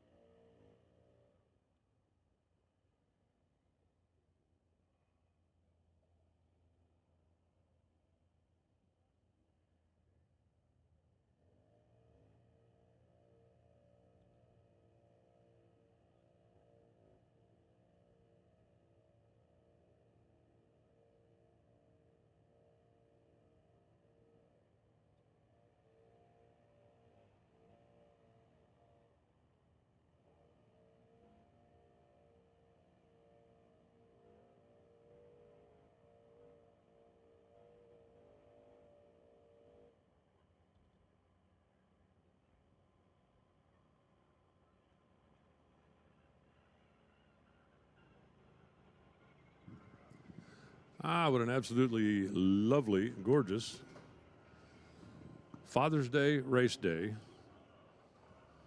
here at Mission. Just a quick little touch-up out there. We're about to get into the throttle stop cars. Any casual fans, if you're not familiar with some of the different categories, since this is a national open, we are running the categories that we would normally run at a divisional event.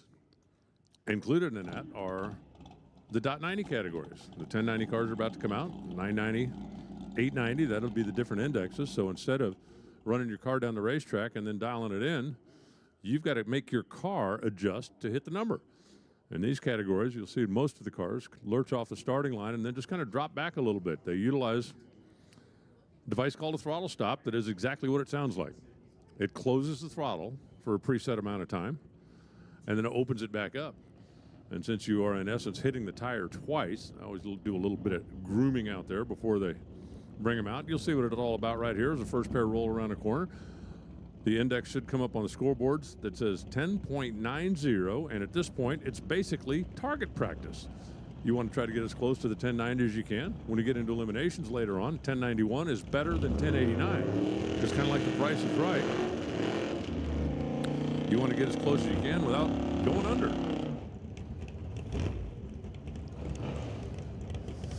You'll get the hang of this pretty quick. Jay Schmid. What do you think of that 57 Chevy? If you tell me something's wrong with that thing, I'm going to tell you something's wrong with you. Jan Christensen, the Z28, over on the right side. Super Gas, final call. You should be in the lane. Super Gas, final call. Super Comp, you're on standby, and you will not be standing by long.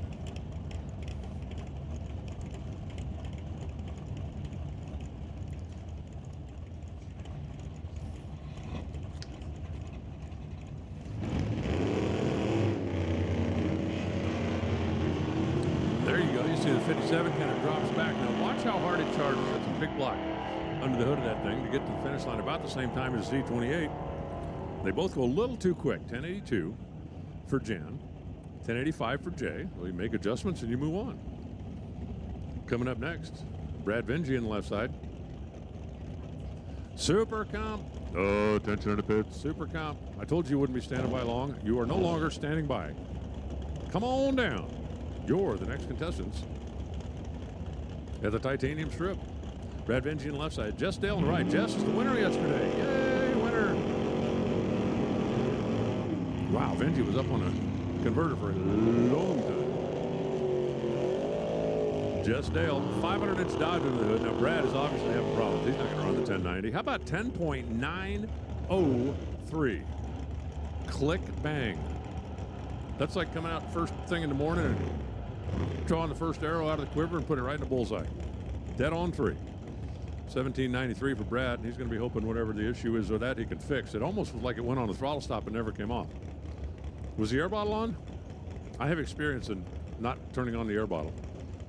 Matter of fact, I have a lot of experience in not turning on the air bottle. I once did it 3 runs in a row, which caused everybody to tell me, A, I was an idiot, and B, after that, I never had to worry about that again because every time I got in the car, 47 people came by to make sure the air bottle was turned on.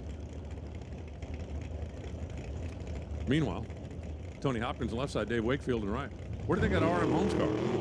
55 Chevy, another one, like absolutely spectacular automobile. The A Street Automotive Machine, that's a 71 Chevelle in Wakefield. Down to the stripe they go, 1088. That's pretty darn close. Pretty darn close. And that's Dave Wakefield's number. Tony Hopkins not too far off at 1086. Here comes Chris Ormsby on the left side. Todd Sims in the right. A couple of Novas that are separated by 2 years and a full generation. Gen 2, that's the red car. Gen 3, that's the black car. I don't know, what do you like better? You like the cowl hood or you like the scooped hood? Now watch this. Ormsby going to get out there and throw out the anchor. Look at the difference in speed at the finish line. 89 miles an hour, 10.903 for Ormsby. 146 miles an hour for Todd Sims, 10.895. Now the beauty of this driving the stripe. If you're out in front, you want to be out in front by 1.5 inches. If you're behind, you want to be behind by 14 car lengths. And when there's a 50-mile-an-hour difference in speed at the finish line, let the games begin. Dan Parsons down the left side. Fred Hoffman on the right side. As they turn them loose. One practice run, and then we're going racing. Super comp, we need you the lanes.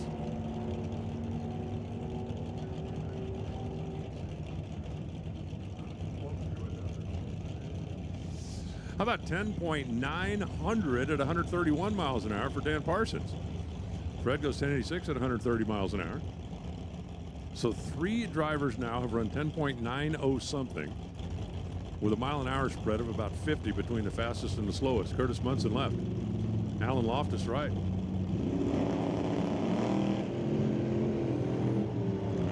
Munson misses a green light by 1,000th of a second. Let's see if we can add to our 1090 inventory. We've already got 3 of them on the shelf. 1087 to a 1093. If we average that, that would be 1090, right? We got 3 above, 3 behind. Can we do that? Is it okay if I did? Okay. No? You're no fun. Joyce O'Hara now rolling up. The Swift tool machine here on the left side, and Warren Jacobson. Now, Warren's interesting because he runs one of the bracket classes and dials 1090. So even though most of the cars, when he's running the other class, just keep an eye out for that Nova over in the right lane when it comes back later. And I'm trying to remember if he runs Sportsman or Pro. Pro, I think. Anyway, he'll be dialed on 1090, and it'll be throttle stop. He runs Super Pro? Okay, make it Super Pro. 1086, 141 miles an hour for Warren, 1094. See, that would be another one, be an average. 1.4 above, 1.4 below. Now it's going to be Ray Carlson in the Barracuda and Zach Rice in his Ka-chow, the race car.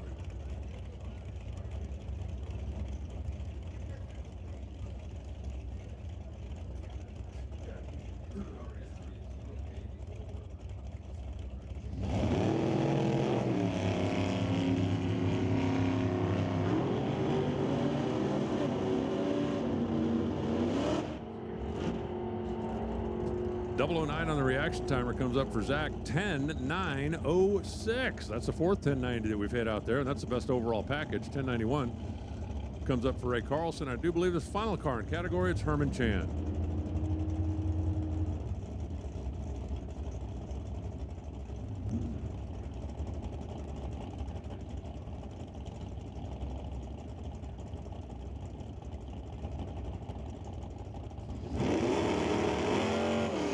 Top comp 3 and 4. Attention at a bit. Top comp, lanes 3 and 4, please. Top comp, lanes 3 and 4. 1081, final car down the old track there in Super Street at 128 miles an hour. We're going to do a quick swap. You'll want the number on the scoreboard to go from 1090 to 990. Same rules, just about 1 second faster. And I'm going to take a little break here on the microphone because well, John Tabaka's walked up in the tower, and so instead of just listening to somebody who knows how to gab about race cars, you're going to get to listen to somebody who knows how to drive the darn things. Yesterday, racing in 2 different categories, he went semifinals in one and one in the other. Pretty good day behind the wheel, and he ain't bad behind the microphone either. Welcome. Good morning, John. Good morning, Alan. Thank you very much. Yeah, I had a pretty good day yesterday, and don't want to let you down, but game plan is to do exactly what I did yesterday, completely abandon you later on today. So Ingleton goes 989 with a 4, just under. Rory Moser, right lane, a little further under the 990 index with a 981. Now Dean Peterson and Ed Hutchinson. Flashpoint Corvette right-hand lane. So not great reaction times, but they were only 2 thou apart. At the finish line, we've got a 991 for Hutchinson in the right lane. Peterson, a little off with a 1035. That's going to set up Steve Lowe and Kirk Lance. Lowe is 1992 Firebird.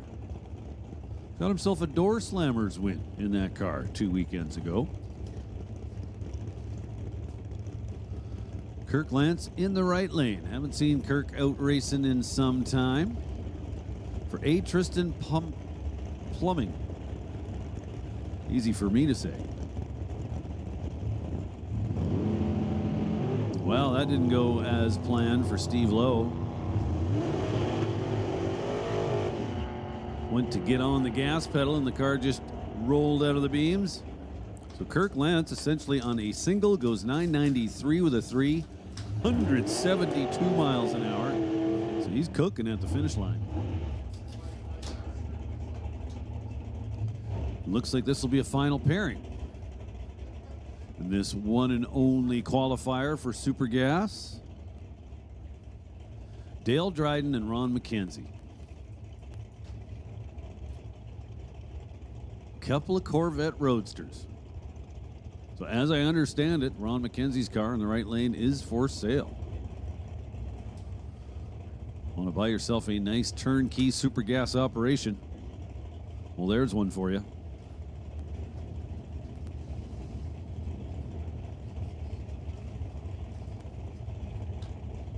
Dale Dryden out of Stettler, Alberta, left side of your racetrack.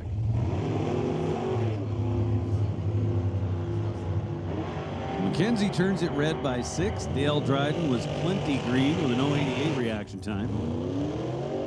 Top end of the racetrack. Ron McKenzie under by 23 thousandths of a second, 877 with a 7. Or sorry, 987 with a 7. Dale Dryden well above. Just 129 miles an hour, goes 1141. We go from Super Gas to Super Comp. From mostly roadsters to all dragsters. You don't necessarily have to run a dragster in the class, but I don't believe we've got any door cars entered here this weekend. So it is a dragster only class.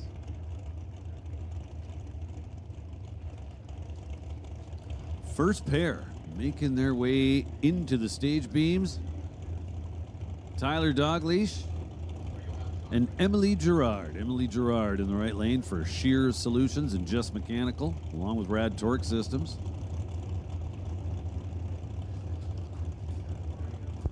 Dogleash in the left lane.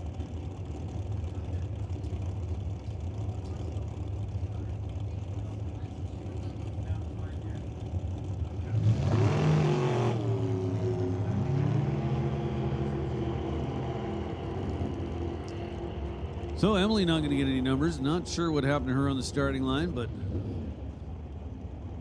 did not get in the beams in time, I'm told. So an 892 for Tyler Dogleash in the left lane.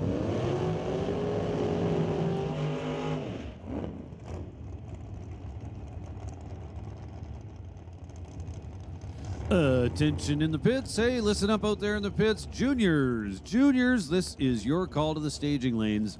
Juniors, bring them down.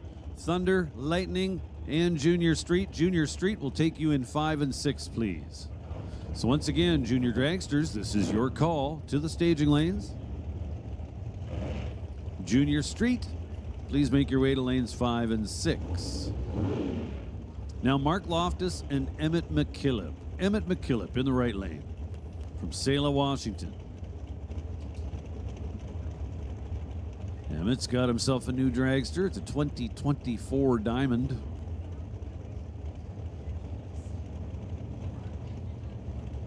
Loftus, Tower Side. Out of Sumner, Washington. Couple of green lights, pretty good ones. Loftus 003, McKillop 13. The top end, McKillop kills the index. 890 with an 8. Loftus slightly above 891 with a 2. Or sorry, with a 0.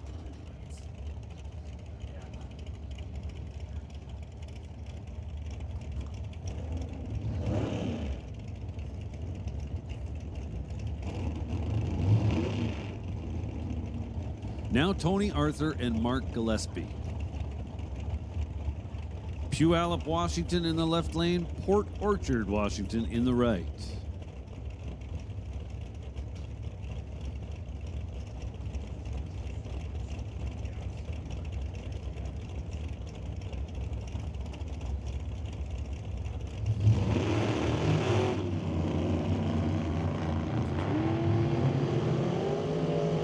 Tony Arthur, 0.26 on the tree. Gillespie turns it red by 4 at the finish line. Arthur is dead on with a 2.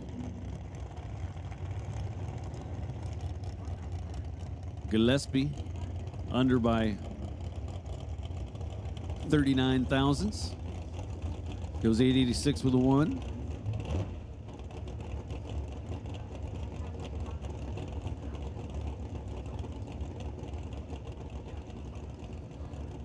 And 2 more for you.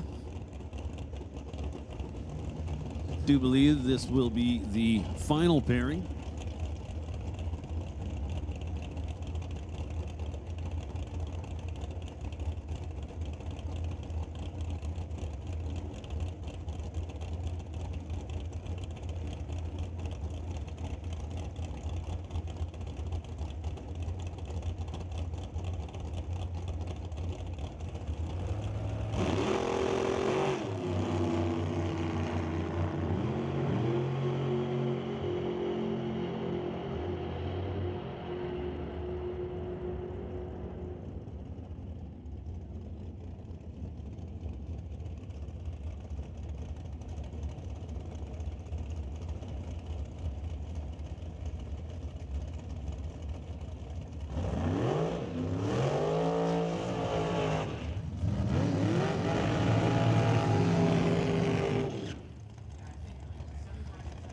So,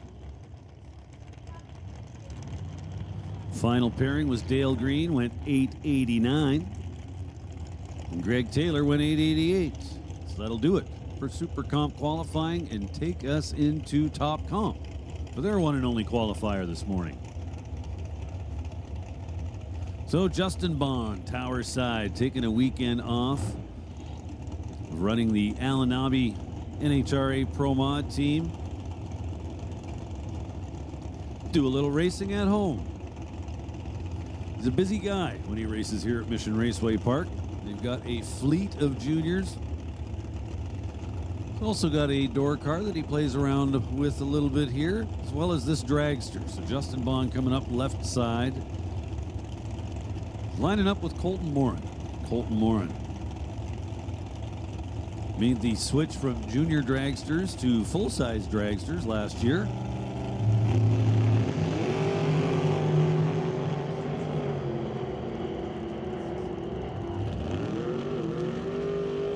Justin Bond wide awake this morning, goes 004, then 442 to the 8th mile mark, 154 miles an hour.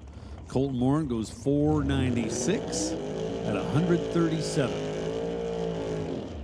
That's going to bring up yesterday's winner. James Rutherford went all the way to the final round and then turned the win light on one more time. Congrats going out to the Rutherfords. Great to see them back here at Mission Raceway Park. All the way from Wembley, Alberta. Adam DeYoung, Tower Lane, the white Camaro. For Artex Racing.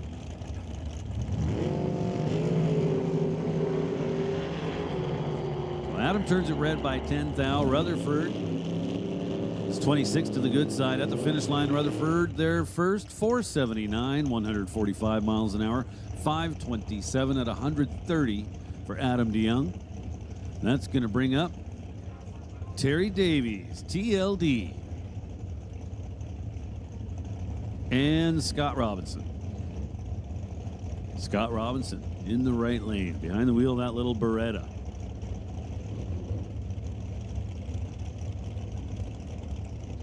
Whole bunch of history behind that little Beretta in the right lane. It's won a lot of races, a lot of championships. It's done a lot of things. So here it is running in Top Comp.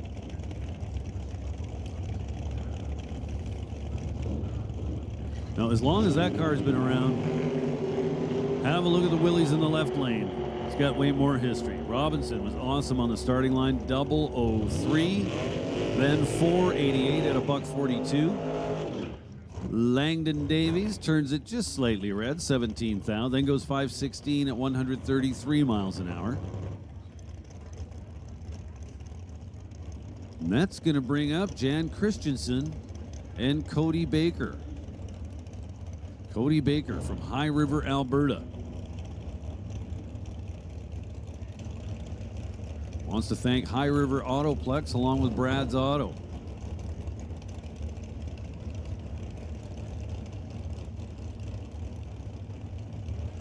So Cody in the left lane, Jan Christensen in the right. Christensen for Chaotic Customs in the Old Car Center.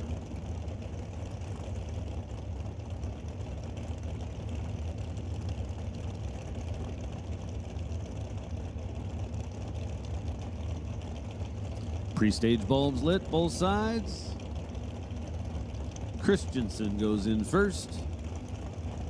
Baker lights the fourth bulb. There we go.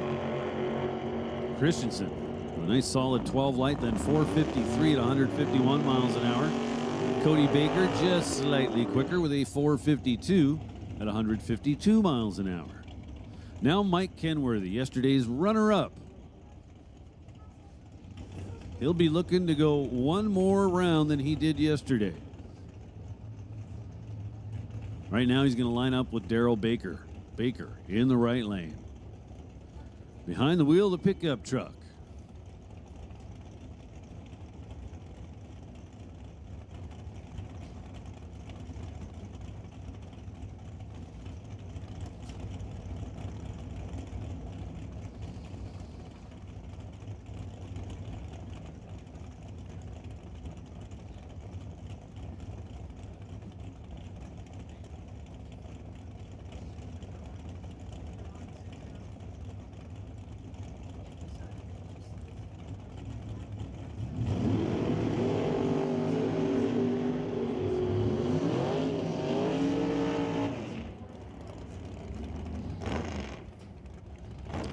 How about 522 for Mike Kenworthy?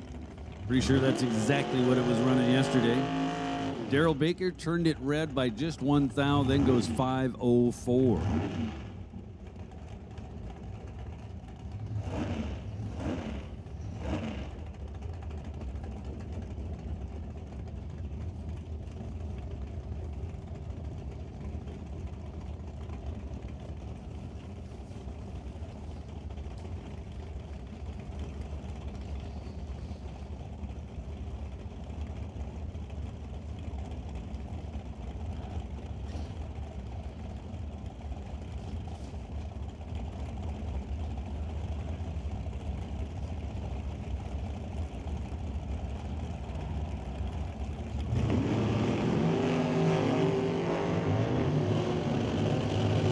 Jeremy Soares, yesterday's Super Pro runner-up in the dragster, right-hand side, goes 463 at 148 miles an hour.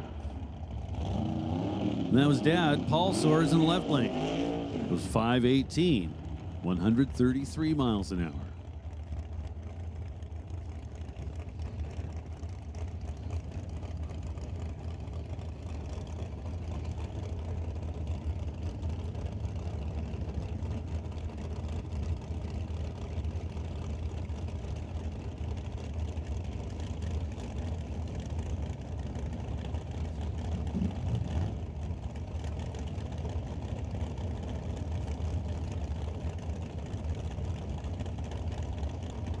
Now Aaron Young and Dale Phillips going to line up beside each other. Phillips in the Mustang, right-hand lane. Dale Phillips goes 009 to initiate his pass. Then 471 at 146 miles an hour. Aaron Young, Tower Lane, turned it a little red, then went 507.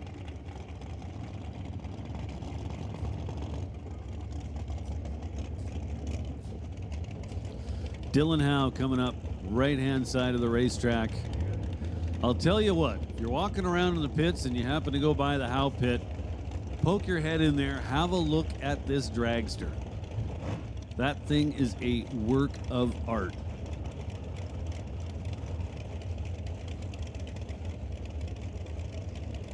And it makes some steam. And look for something in the low 6-second range. Not sure what that thing could possibly run if they were to turn it all the way up. I think we can quite easily say in the 5-second range somewhere.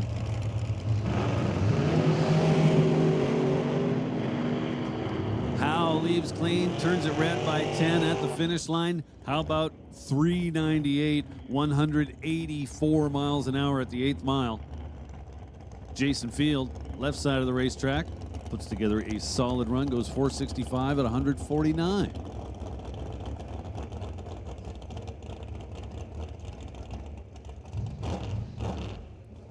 Now it looks like we've got our final top comp entry.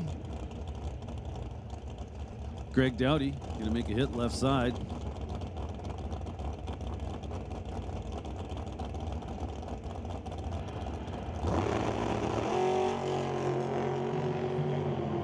Dowdy, 0-12 on the tree. 493, 137 miles an hour at the 8th mile mark.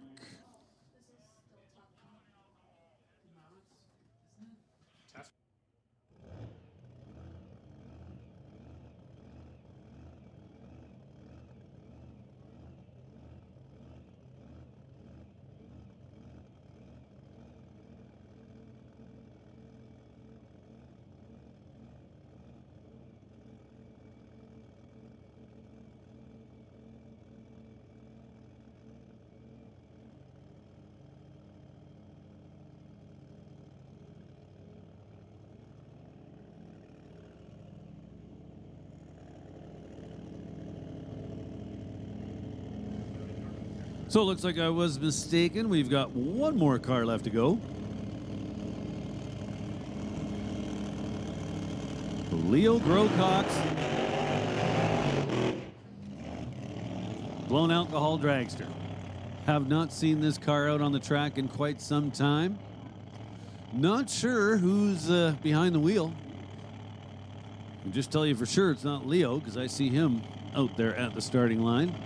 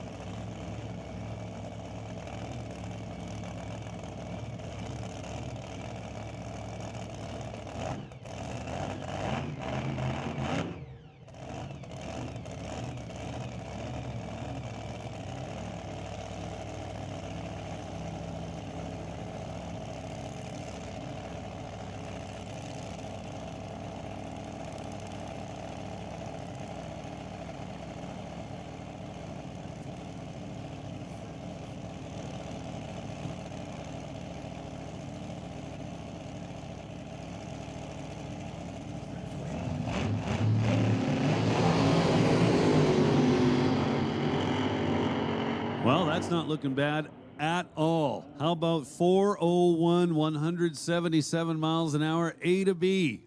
Good looking pass. So again, that was Leo Grocox's car. Big shout out going out to Rad Torque Systems and Dan Provo.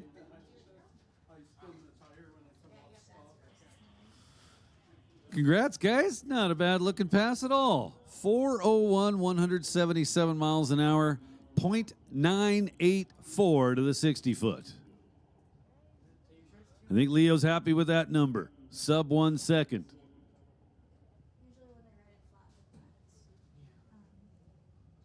So that definitely does it for Top Comp qualifying. That's going to take us into round 1 of the junior classes. Junior Street, then the 2 junior dragster classes, Junior Thunder and Junior Lightning. So we're going to give a short standby call to Pro Bracket. And that short standby call will also go out to Alan Reinhardt. pro bracket. Short standby call. Please be ready to go.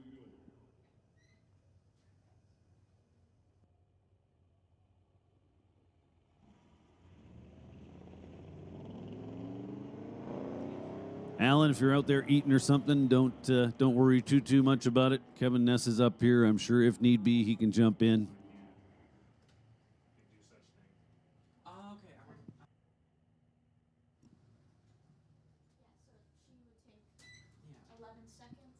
So sorry, kind of missed that first pair, but left lane one, 11:02 on the 11 flat dial. That was Jenna Monroe. So she's off to round number 2.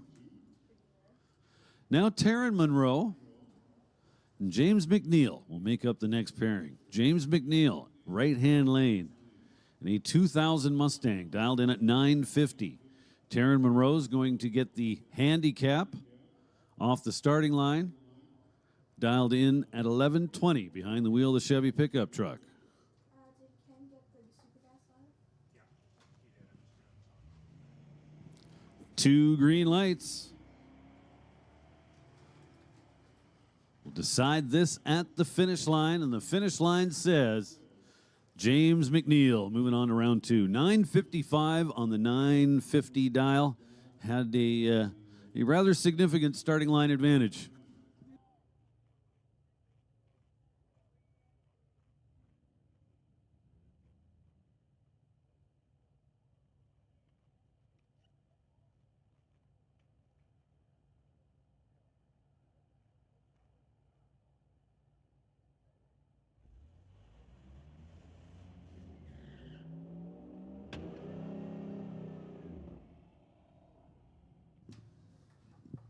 Now Tyler Smith and Jordan Ormsby. Tyler Smith, your reigning champ. The kid's pretty tough. Behind the wheel of the black Chevy pickup truck, left side of the racetrack. He's dialed in at 1083. Jordan Ormsby's going to give him the starting line handicap. Watch him drive away. Jordan's dialed 966.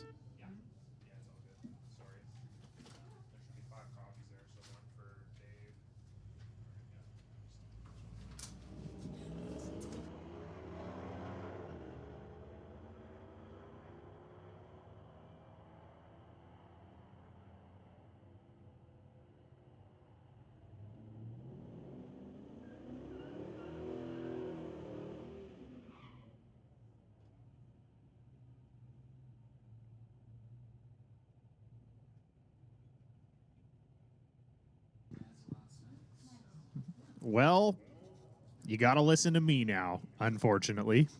Or fortunately, depending how you feel. John is off to go do some racing. Alan's off doing some talking. Which leaves me.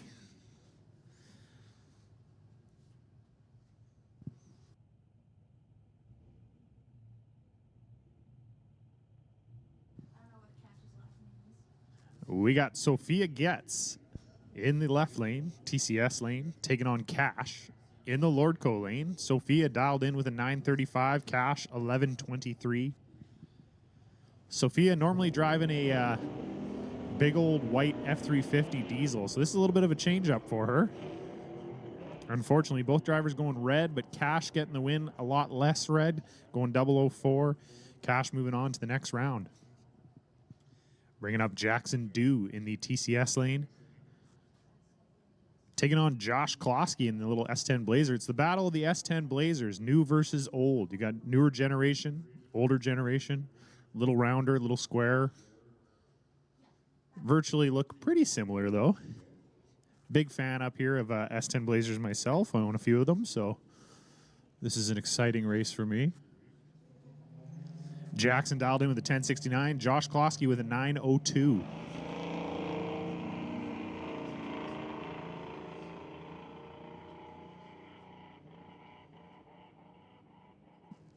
Here, Josh giving it a few womps down there, but didn't scrub enough time off, going 895 on breaking out on the 902. Jackson Dew going on to the next round with the 1074 on the 1069.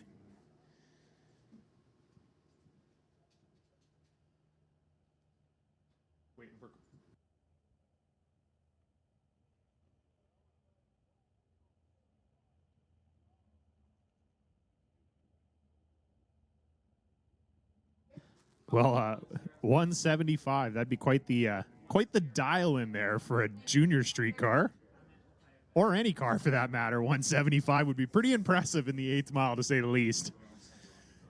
Yeah, Jack would just like sneeze on the starting line and he'd be at the finish line. Yeah, Jack probably would love to go that fast. I think I'd love to go that fast. So now that we got that corrected, Jack dialed in with a 1075.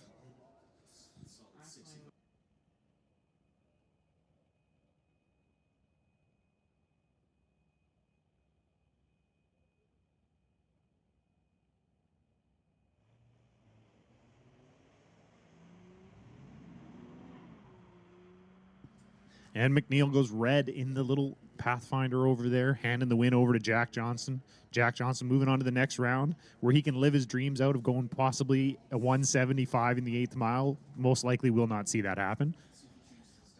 But hey, we'll see if he changes his dial in, yeah. So Jack moving on to the next round, bringing up our next pair. Josephine Smith, our winner from last night, or yesterday. Looking to go back-to-back, take home 2 Wallies in the weekend. We'll see if she can make it through first round here. Taking on a tough competitor in Nathan Lloyd, who was our winner last weekend. Nathan came down here from the first time ever last weekend, took home a Wally. Also came out this weekend, went trip zip, I believe, in the first round. I think he was first car down the track even, went trip zip. So pretty impressive. Nathan doing a good job. So Nathan dialed in with a 1067 in the Lordco lane. Josephine with a 973 here in the TCS lane.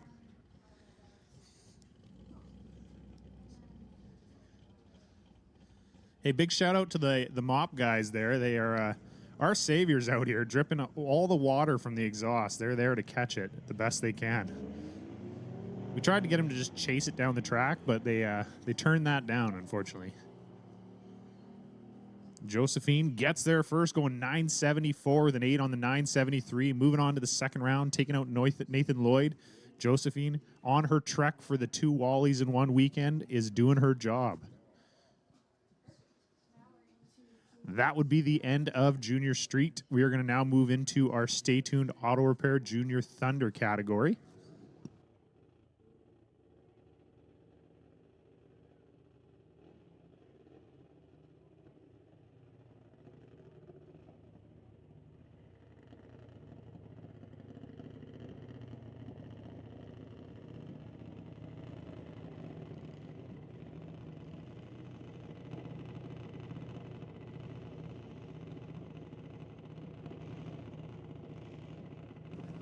Oh, Alan just comes up here and says, "Get out of the way." He's done listening to me, that's for sure. As soon as they started juniors, I went, uh-oh, John's got to go. I need to get back downstairs. No, I was just upstairs in your VIP suite, chit-chatting a little bit and sharing some knowledge and some goodwill and you know, stealing a couple of wallets and, you know, that kind of thing. Yeah, that's what you got to do. That's what you got to do. Here we go. We're racing for real. In the juniors. Ashton in the left side. Jackson in the right. Now, Ashton, great day yesterday. Let's see if he can keep that momentum going here. Not if the Incredible Hulk has anything to say about it. I talked about it yesterday, but it is absolutely gospel truth. The whole junior drag racing thing started because there was a kid in New Jersey that couldn't catch a baseball. He had no acumen whatsoever for stick and ball sports, but his dad owned a racetrack. So he told his dad, "Hey, look, I don't want to play Little League. Can't you just build me a race car?" So they built one, and then every kid that saw one had to have one. And now, look at this. They run down to the 8th mile. It's going to be a handicap head start. There goes Jackson. That is a huge head start. Here you come, Ashton. Go! That is a lot of ground to try to make up. Oh, Jackson's car looks like it might be out of power. That thing's slowing way down over in the right side. It's going to be an easy one for Ashton. Just goes right on by. 898, only 68 miles an hour. Not sure what happened to the Hulk over there on the right side, but the Hulk ran out of spinach. No, wait, that's not the Hulk. That's Popeye. What turns the Hulk back into the normal thing? No, it's not Diet Coke. Who said that? That's stupid. I don't know. Anyway, the Hulk ran out of, I don't know, dropped the weight on his foot. Give me about give me about an hour. I'll think of a better answer. Jack Green, the left side. Hunter Gallant, the right. Round number 1.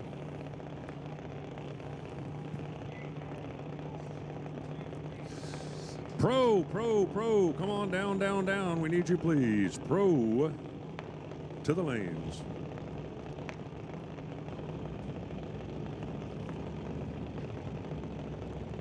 I said please. Didn't I say please? I think I said please. I meant to say please.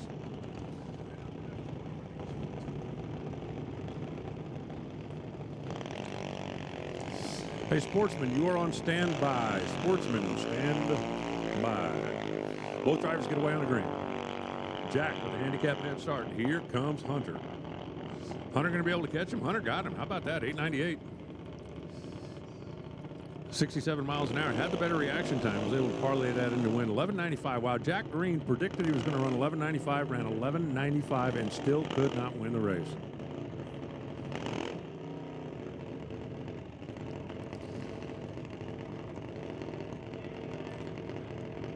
And just like that, our next pair rolling in and getting set to go.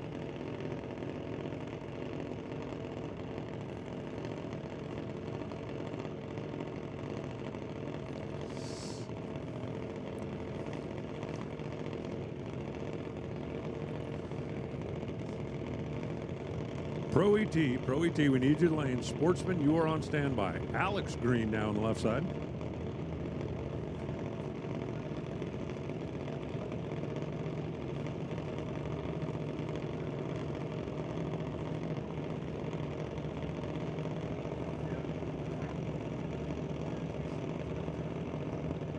Pearson Moss over in the right lane.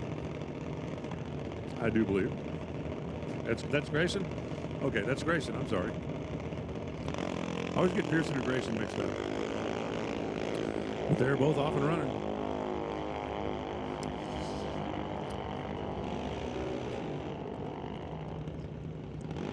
Oh, and check it out. Alex Green got there first, but he ran too quick doing it. Predicted a 965, ran 959. So Grayson, I believe that's Grayson, is going to advance to round number 2. Now it's Candice Rodriguez. Yesterday, the number 1 qualifier. That didn't work out so well for her. So today she's not the number 1 qualifier, and we'll see if that works out better. Dialed in at 890. That's the floor of the class for this age group. You're not allowed to run quicker than 8.9 seconds. Wes Armstrong over on the right side, dialed in at 9.05. Now I'm just doing the math in my head, and I'm not that good at numbers because, well, numbers can be hard. But I think that's 0.15 seconds handicap head start. And the car in the right lane is going to leave first. At least it better leave first. Winner of this one's going to come back and run Grayson a little bit later on in the day.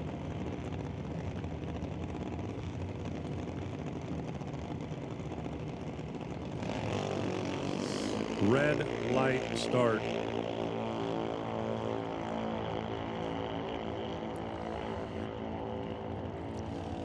Caden's going to get the automatic win because Wes just smashed the gas about 0.04 of a second too soon. Turned on that bottom bulb, foul start. Caden's 892 on the 890 dial. Had the car in a pretty happy place down there. I'm going to advance to race Grayson a little bit later on in the day. Here comes Pearson Mass. Now his brother has already advanced. Let's see if Pearson can do the same.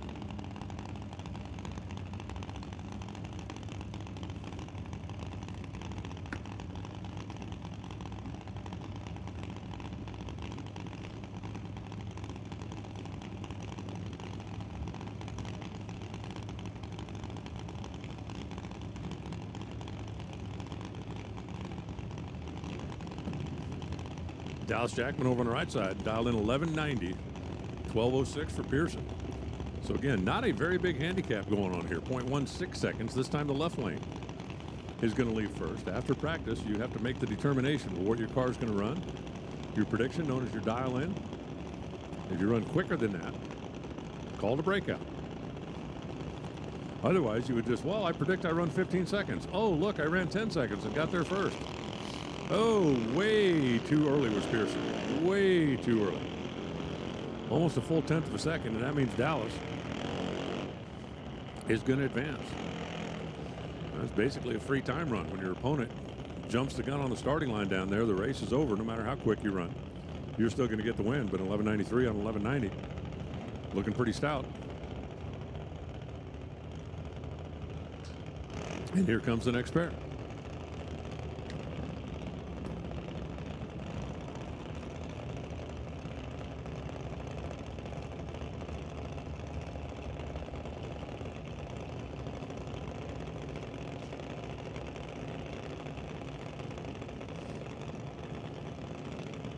Pretty big handicap coming at you here. Team Rutherford over in the right, dialed in 8.9. Left lane dialed in 11.9. That is 3 Mississippis. The head start, the whole race, 9 seconds long for Rutherford. 3 Mississippi head start. Oh, and he couldn't wait. Rutherford jumps the gun by 0.05 of a second. And the wind light already burning down there on the TCS side of the racetrack. Predicted 11-point Ryan ran 11:98. 8:79 was going to be a little bit quick.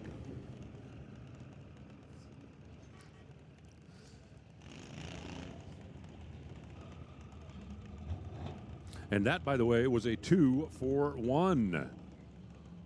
No scheduled opponent next round. So you turn on one win light, you get 2 rounds, what we call a WOGO. Win one, get one free. Nash Gallant now coming up. Over on the right side of the racetrack, dialed in 11:90. This is going to be a nice round, even 2 Mississippi head start. Kiera here on the left side, dialed in 13.9. So when you see the car in the left lane move, count 1 Mississippi, 2 Mississippi, and then Nash should be trying to chase her down.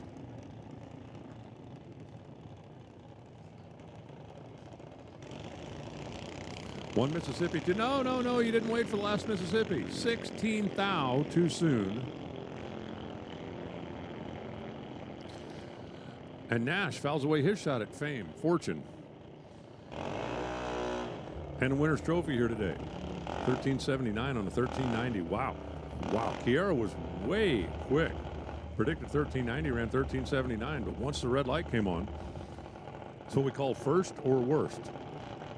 A red light is considered a bigger infraction than a breakout. So once the red light came on, race is over, and Kiera can run as quick as she wants. And she did. So there. Take that.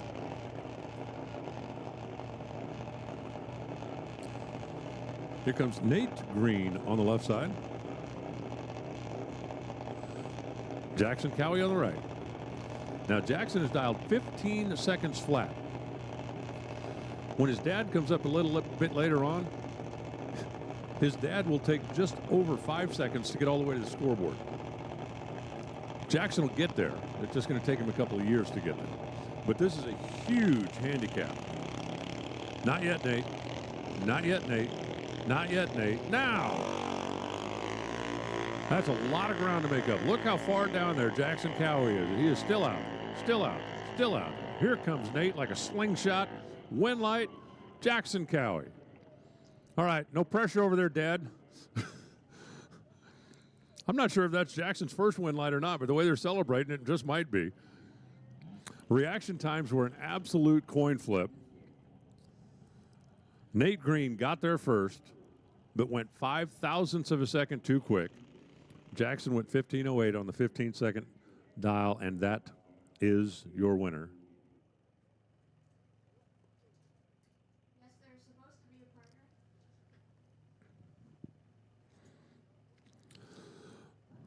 Wait, is that a lightning card?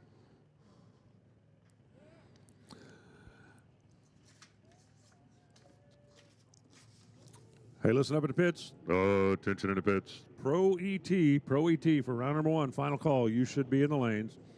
And Sportsman, you're on standby. Plan accordingly. Sportsman, you're on standby.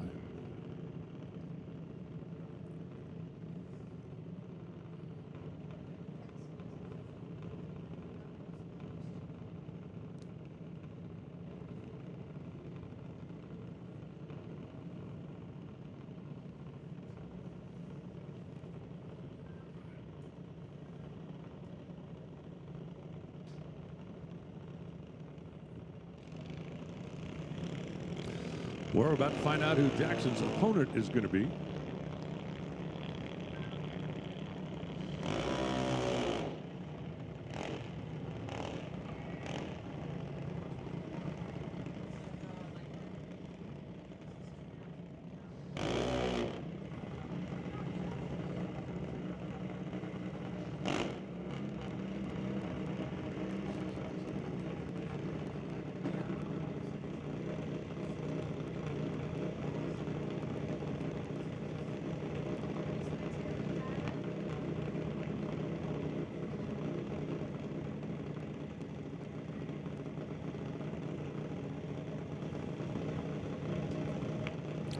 All right, Bentley Johnson rolling now on the left side. We're getting into the older kids, the faster kids. 797, the dial for Bentley.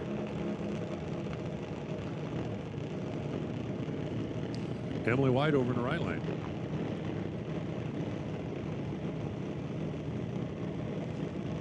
Dialed in at 9.05.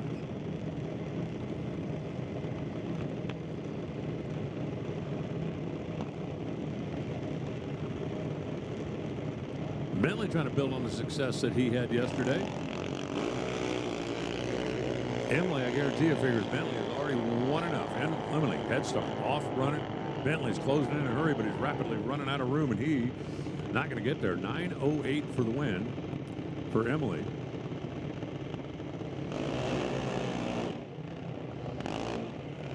An 8:01 on the 797 for Bentley, but he missed a little bit on the reaction time. And paid for it down at the other end. Reaction time in a handicap race works like this. If you're the car with a head start, you have a better reaction time, you get a bigger head start. Simple as that. More difficult for the other machine to catch you. If you're the car that is the quicker car, if you're giving up the head start, if your reaction time is better, then you're cutting into the head start. Like instead of your opponent getting 1 second, maybe they only get half a second. Makes it easier for you to catch them. Simple. Alex in left, April in the right. April yesterday was not able to compete because she had a wedding to go to. And as I mentioned earlier, I just recently found out it was not her wedding. But she went and took care of the family biz yesterday, coming back today. Now, after not getting a race yesterday, I guarantee you, no 4 thousandths of a second. Red light. Alex came back today looking for a little revenge after missing yesterday and missed it by 4 thousandths of a second. 777 comes up for Alex as he advances into the next round.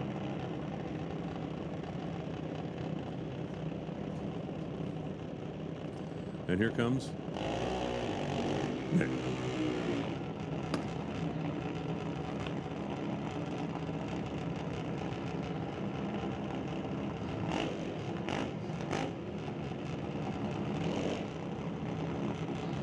Nick Bond in the left side.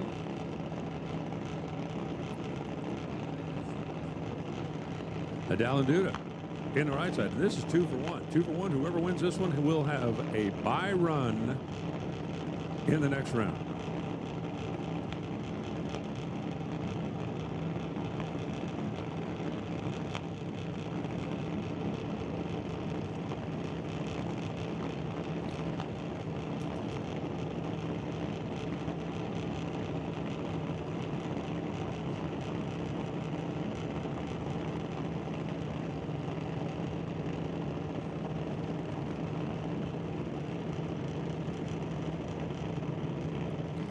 Not a whole lot of handicap here, just 6 100ths of a second difference between the two predictions.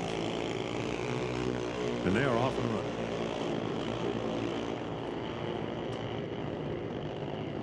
running. Adalyn was off like a shot, and she is double 03 on reaction, 8:05 on the racetrack, and that is mean, mean, mean.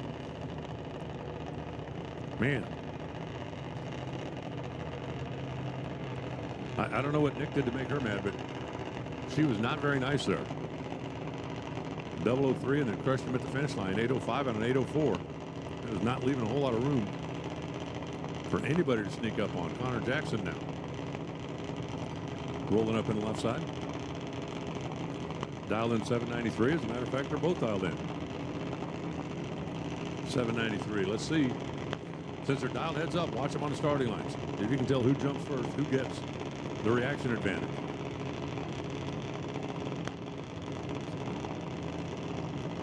Because they should, in theory, leave at the exact same instant.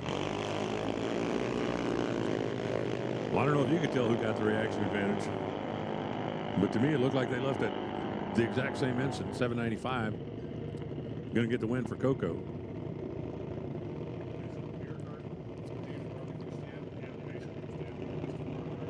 The beer garden's open? See ya. The barbecue stand is open and the ice cream stand is open. So you could get like a Molson ice cream float. You could. Can you get one with sprinkles and whipped cream? Can I have one delivered to the tower? With 2 spoons. Oh, wait, we still got race cars. I'm sorry. I was, you know, when you're thinking about ice cream beer floats, I kind of lose track of everything else. Here comes Izzy. Izzy made it all the way to the final last night. Like to see if they can go one better here. And another one of the JBS cars over there on the right side.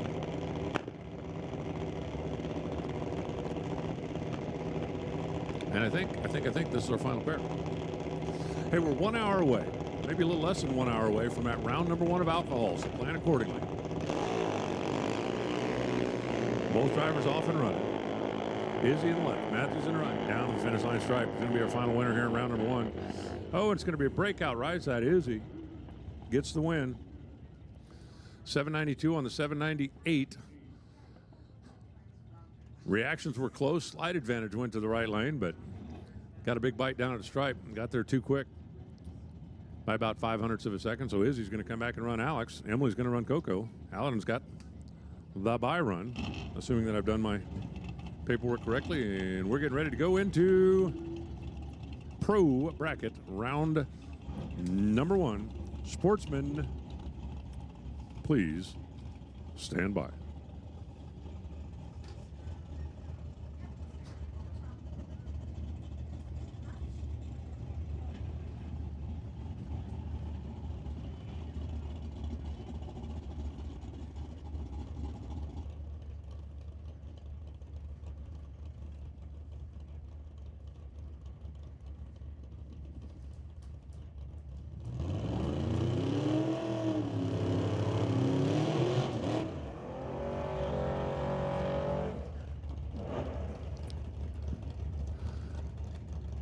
Diving right in. Here we go. Dave Shirkin, left side. John Tabak in the right side.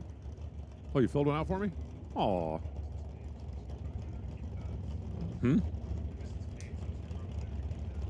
Okay. I'll make it work. The guy in the right lane is the guy that had the microphone in his hand just a few minutes ago. I told you he had to go down there and get to work. Yesterday, he worked his way all the way to the winner's circle. Dave Shirkin, left lane. John Tabak, right side. Team Rad, Team Bubba, Team S10, Team Winner. 10:50 on the 10:46. John Tabak picks up right where he left off yesterday by turning on a win light. 10:69 on a 10:69 for Dave Shirk. He had exactly the right number he wanted on a window. Unfortunately for him, a little bit late on the old reaction timer.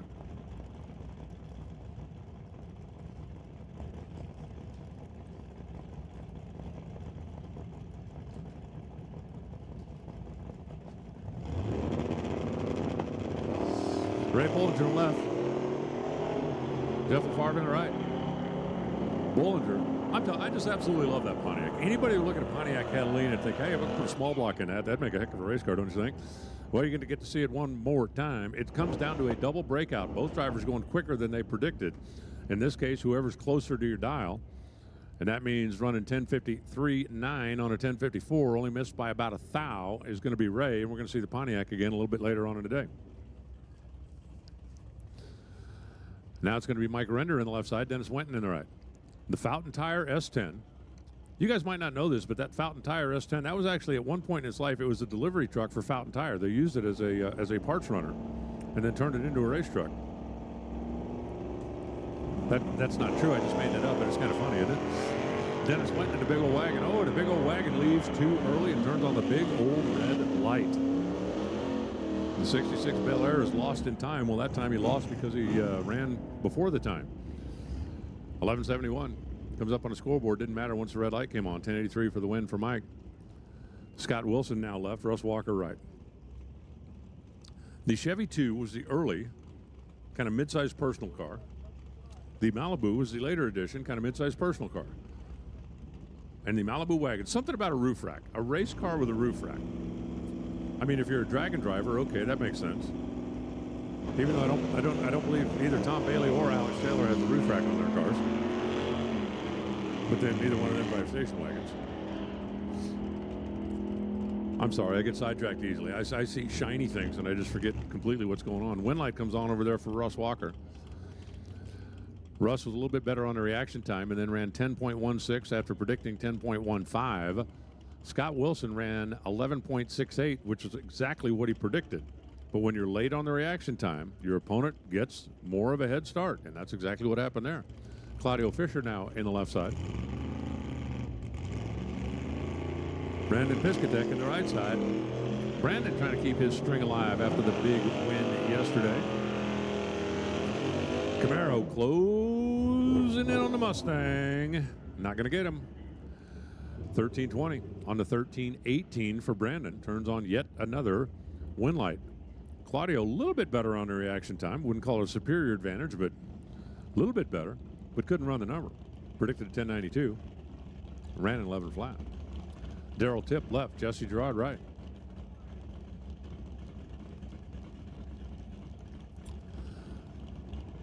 That little Chevy 2 is sweet. You guys got some really, really nice cars up here. I'm guessing you don't drive around much in like February, right? Just wild guess. Wind lights coming on for the truck. Reaction advantage went to Darrell. Closer to the dial, however, went to Jesse. And the wind light's going to go to Jesse. 11.96 on the 11.95. Did a nice job with the shoe polish, and it paid off, even though he missed it just a tick back here on the tree. Now it's going to be Kim Cornish on the left side.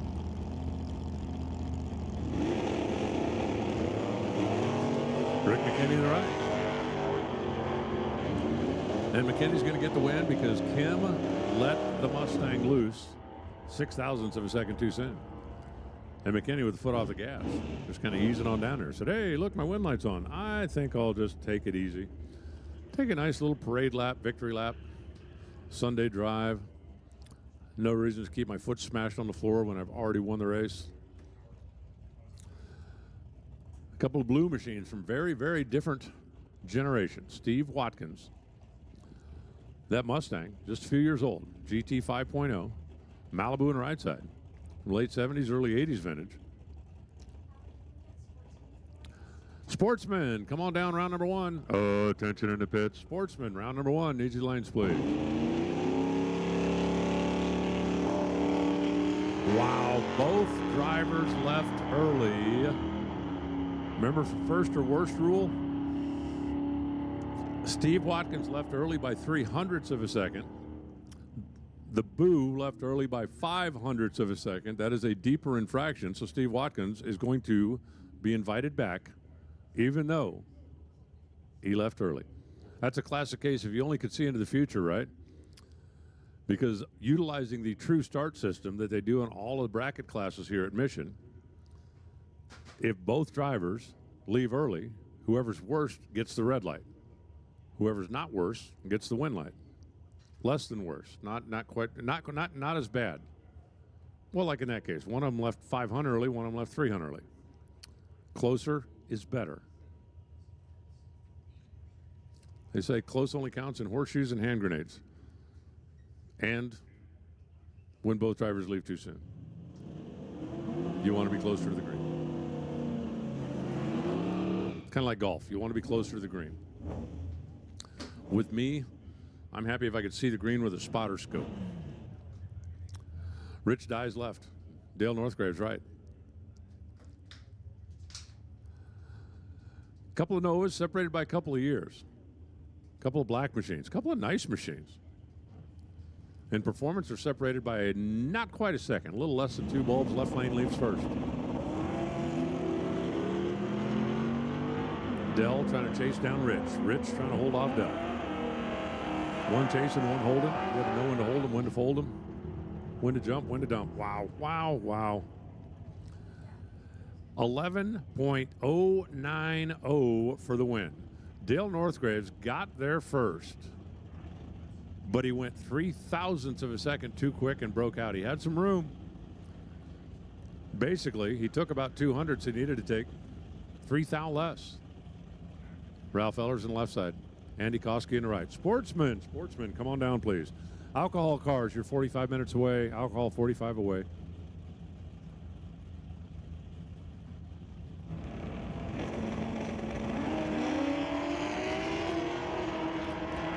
Andy Klosky off and running.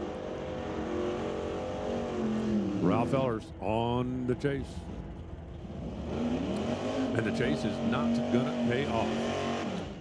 The handicap head start went to Andy. A sizable reaction time advantage went to Andy. 11:16 for the win. Off the throttle, 108 miles an hour, staying on the safe side. 1073 on a 1069, not good enough for Ralph. Lawrence Schwalznow in the Monte Carlo. Another one of Team Bubba. And Jim Benke. The big block. 67 coupe. Rad performance at the Titanium Group.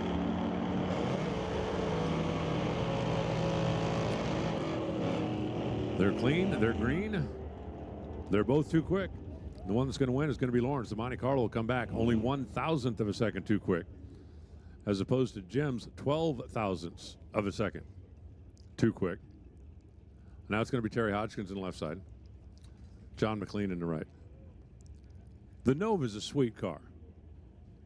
You see a lot of those. But check out the Falcon. When's the last time you saw a 1969 Falcon that was that nice? I know, it's a Tomater fan. That's why it doesn't have a hood. The Team Falcon Racing. Team Nova Racing. And Team Nova is going to get the win light here in round number 1. Terry. Reaction times were identical. Terry ran 2 above his dial. John ran 4 above his dial. Remember, closer is better.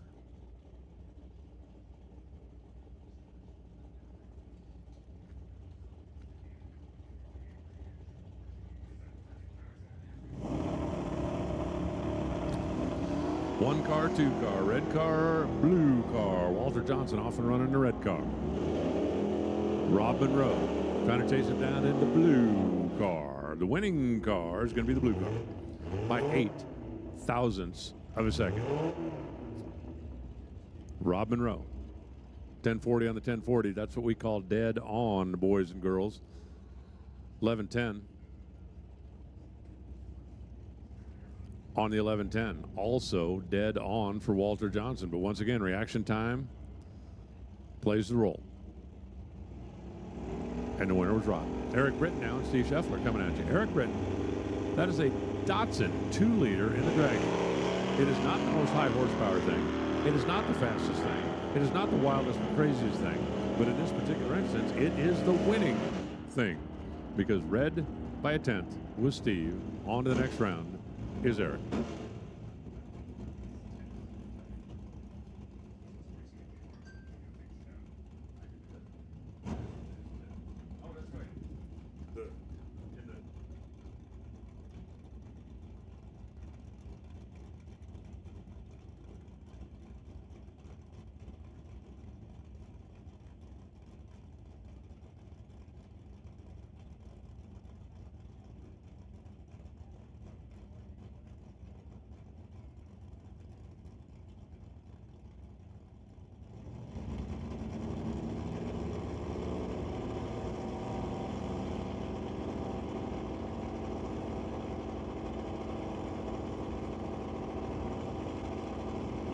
I got to tell you, I love that wagon. I love that.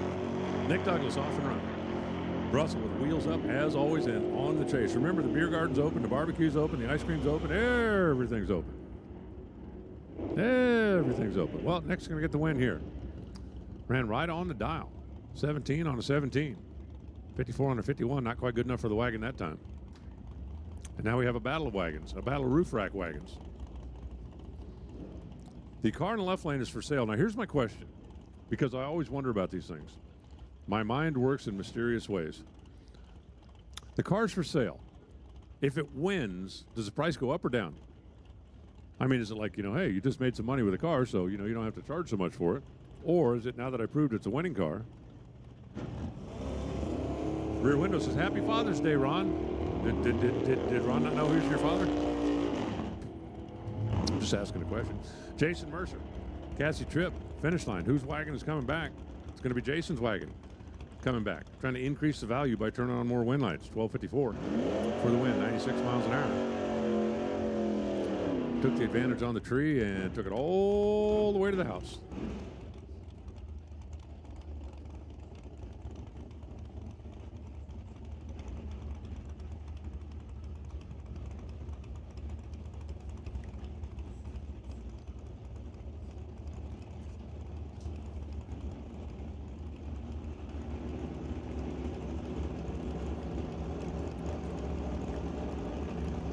Giovanni Alperti in the left side. Matt Warner in the right side. That little S10 looks like it spins the tires every time it leaves the starting line, but this time it's in more trouble than normal. And that's what you call dropping the nose. Matt Warner looked over his shoulder and realized that he was not being chased. Isn't that a beautiful feeling when you look over your shoulder and realize, hey, they're not chasing me anymore. I got away. They gave up. I hate it for Giovanni. Hopefully whatever happened to the truck is not permanent, but it is going to cost him the round here. Steve Backerville and Amber Rutherford. Didn't these two just run in time trials? I think they did. That's a Volkswagen Golf, but it's a turbo. That thing's faster than you would think. Amber's car is a big block. That thing's just stupid fast. The Rutherfords are a family of Ford drivers, a family of fast Ford drivers.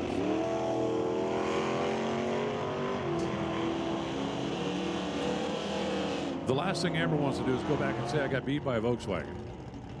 And Amber's not going to have to tell anybody she got beat by anything. Predicted a 938, ran 939. Had the reaction advantage as well.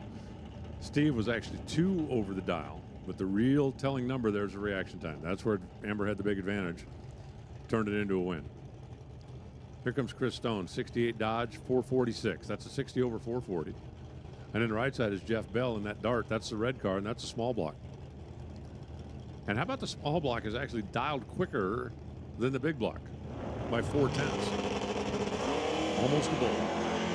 Almost a bull.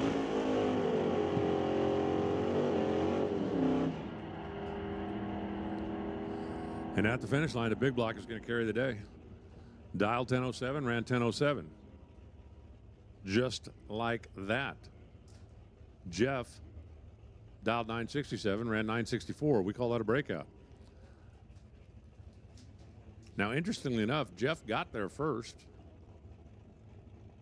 but he had no room to win the race. The only way to get there first, he had to break out doing it. And here comes the malfunction, which seems to be functioning just fine, thank you.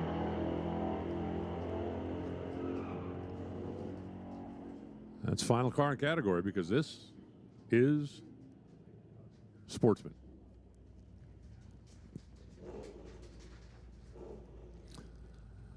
By virtue of a great reaction time in round number 1.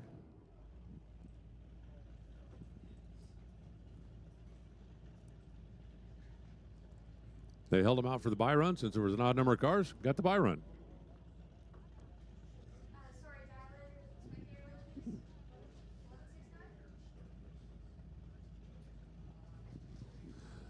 Just switching categories up here from Pro ET to Sportsman ET, and now we're ready to go. Mark Ferguson, left side. Joe Smith in the right. The black, I can't see a black Trans Am and not think about Smokey and the Bandit, can you? What we're dealing with here is a complete lack of respect for the law. Win light's going to come on for Smith by 3 thousandths of a second. 1174. That's going to be a winner. 1259 on the 55 for Mark Ferguson, but he left a little bit back here. That'll bring up Veronica Hodgson over on the right side in her Dart. And my little black Mustang drop top.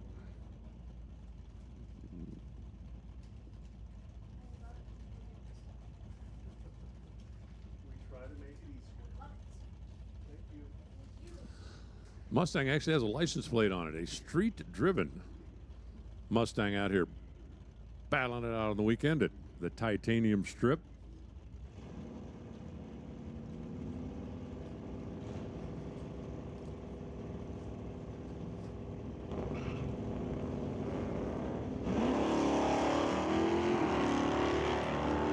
006 red.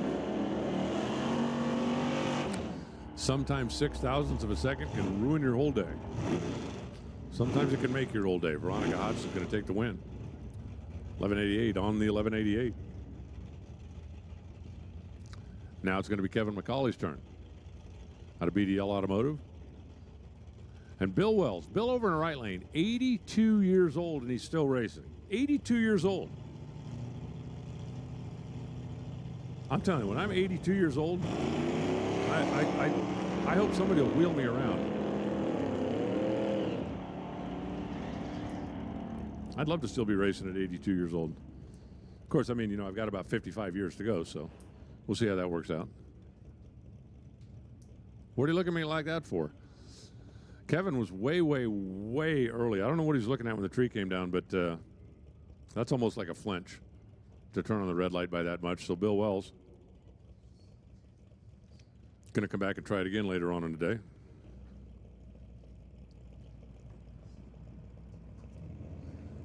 Sylvia in the Mustang, the JM Speed truck over here on the left side. And they are off and running.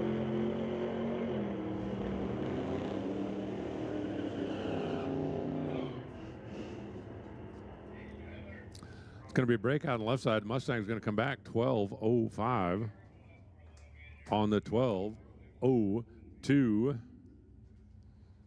Mustang got there first by, well, about 600ths and broke out by about, well, 500ths. Had like a little, I mean, little itty-bitty room. Okay, let's get them down to the lanes then. Here comes Wayne Douglas, that 68 green Dart convertible.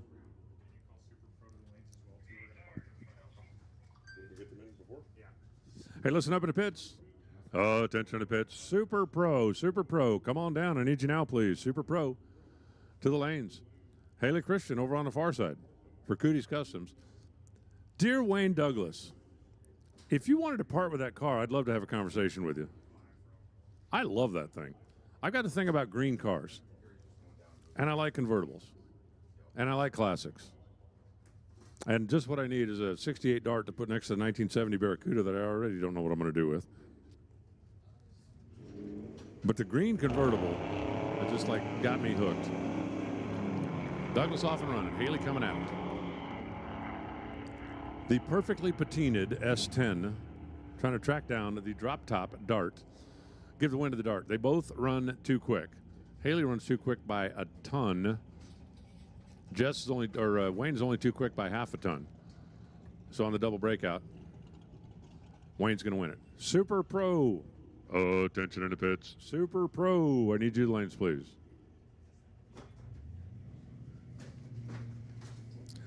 Alcohol cars, 30 minutes. Alcohol round one, 30 minutes. Rob gets off and running the truck. Jess Armstrong on the chase. The Armstrong Monroe 75 Dodge Dart Swinger. It's going to be a win light for the Dodge. It's going to be another double breakout. Rob Getz under by more than a tenth.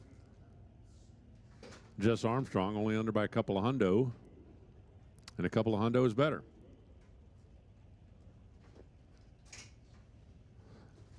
Brendan Piscatek in the Mustang, calling more. 302 powered Falcon. Dial 1320 to 1386. Little over. One bolt. That's the difference.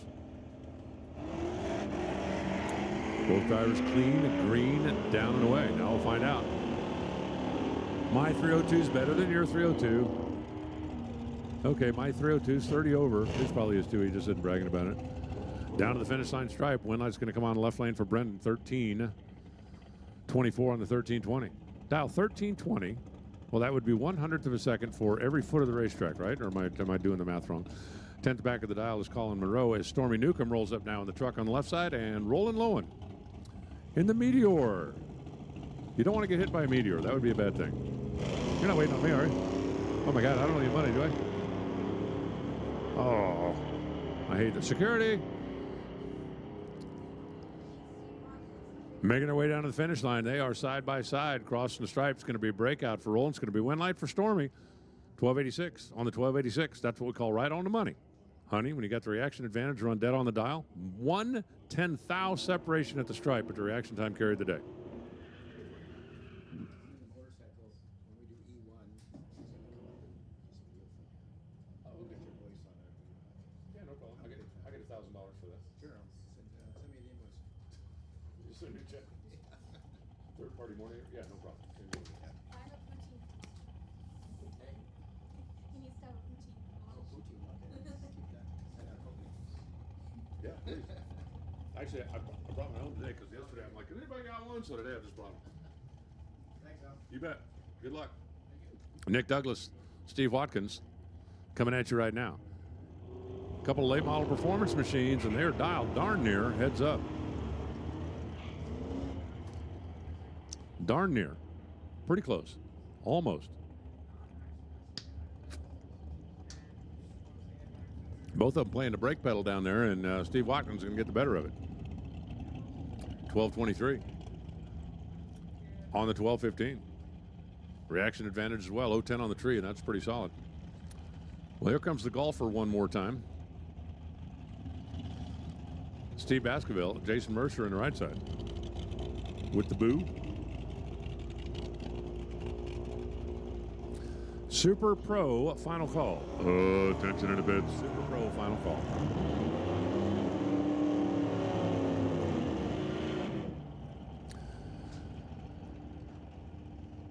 Volkswagen a long way behind, but he's got a turbo pumping on down there. And wow, wow, wow. Red light. Game over. Jason Mercer. That's why he was so far out in front down there. 1183 for Steve. That's going to be the easy win. Here comes the Broadway machine. The Dodge Dart here on the left side, and Colin Jackson in the Datsun pickup.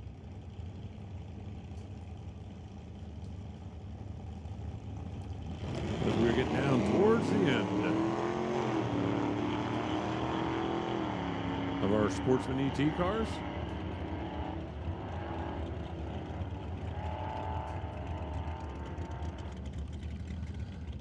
Just like that, right down Broadway.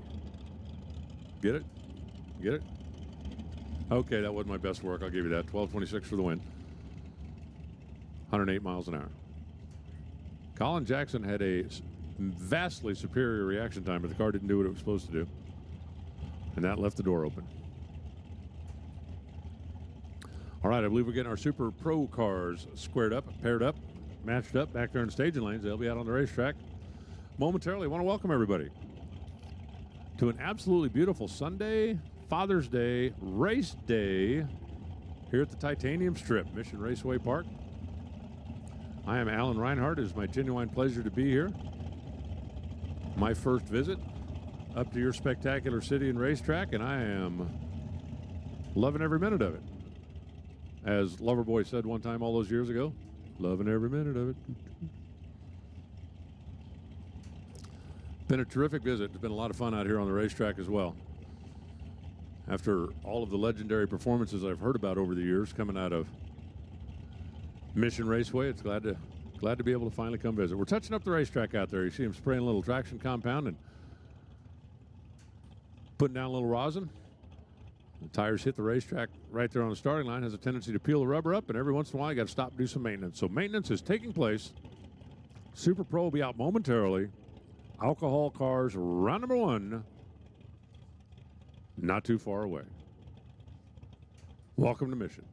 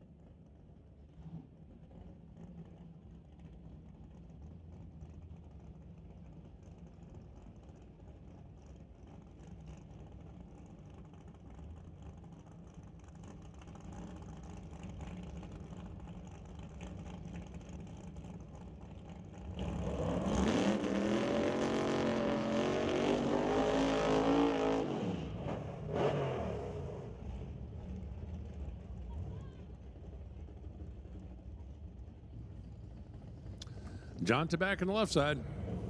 The Rad Torque truck. Andy Hatton on the right side. Thanks to Derek Schreck, Bubba's Speed Shop. He is riding with the Grinch.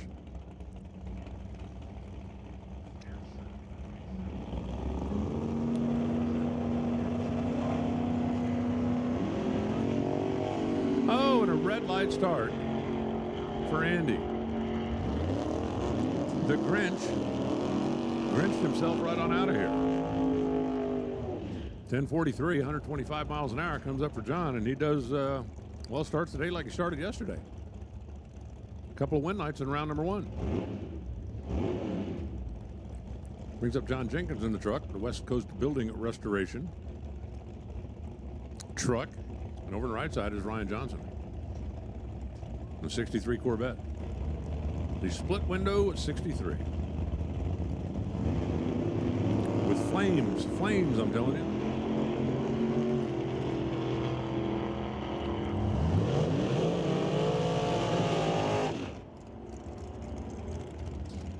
Both drivers too quick. Ryan Johnson going to get the win on the double breakout. Under by 9 Hun is John. Under by 8 Hun is Ryan. Ryan's closer. Ryan's your winner. Comes Colton Marin on the left side. Jeremy Soares on the right. Matching up a couple of 7-second players here. The handicap is going to be almost exactly one bulb. One bulb at 400ths of a second. How about Colton's car in left lane? That is for sale.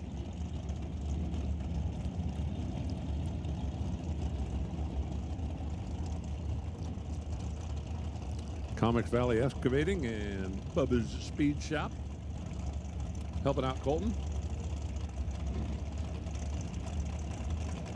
And Jeremy got the whole fam here this weekend. Ouch!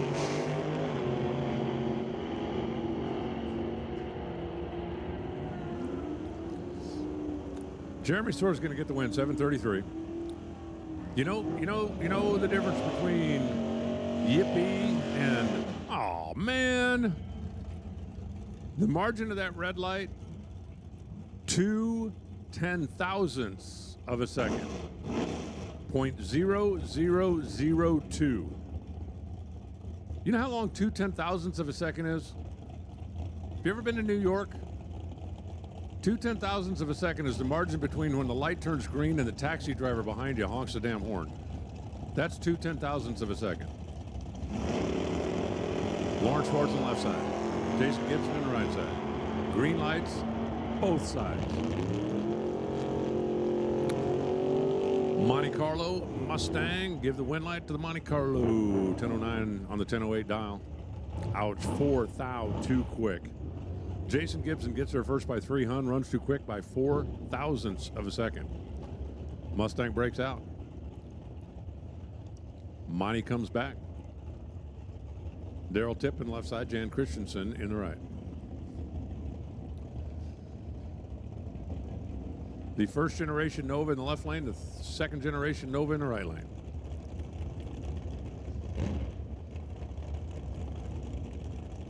Well, like, if it's Father's Day, does that mean that the young car should pay homage to the old car? I'm just saying. Does it? Does it? I have taken a survey. Apparently the answer is no. Take that, old dude. 854 for the win. On the 854, dead on the dial, was Christensen. Holding 500 reaction time and putting it right on the number. Ain't no way getting inside that. Brad Powell coming in next. In the silver Super Sport Chevelle. And Emmett McKillop. In the dragster over on the right side.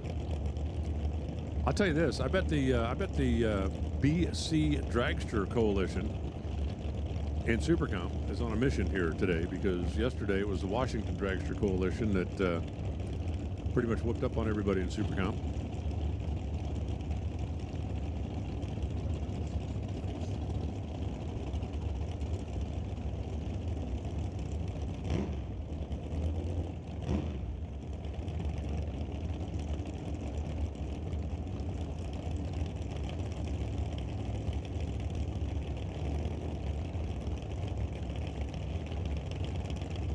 Emmett McKillop has got his super comp numbers in, so watch this. He's going to leave on a throttle stop.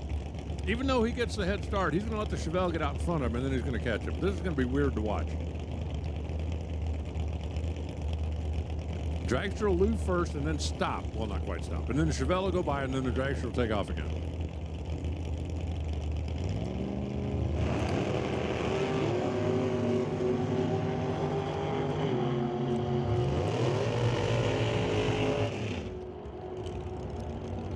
Eight 900.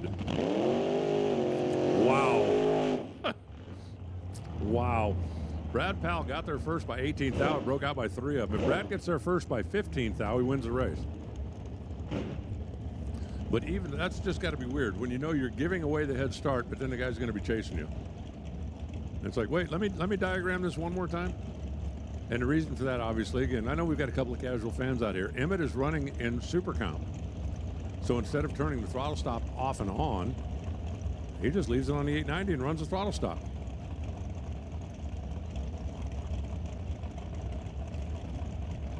Ron Fawcett in the left lane, slightly altered. Matt Dahm in the right lane, he is way altered. If you don't like that Volare, tell me why. Red light start for Ron Fawcett. That Plymouth is just loony. And I mean that in a good way. I mean that in a good way. Red by 0.06 of a second was Ron. Matt goes 908 for the win.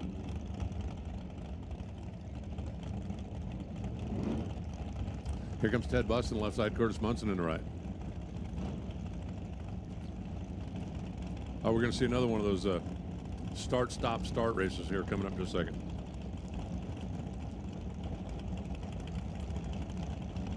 This one's not going to be that. This one's going to be the Malibu taking off and then the Street Roadster on the chase.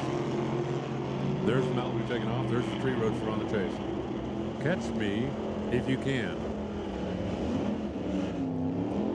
Well, you didn't. Breakout left side, win light right side. Munson 1008 on the 1006.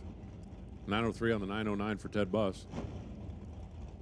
Now it's going to be Craig Johnson, Warren Jacobson. This is going to be the same race we had just a minute ago. Warren Jacobson, that little Chevy 2 on the right side, that thing's fast. But he's got a 1090 dial on it because he's going to be using the throttle stop. So again, the car in the right lane will leave first, then slow down and let the wagon go by and then catch him. Or try to catch him. Johnson's going to hike the front end up and then try to figure out what to do after that.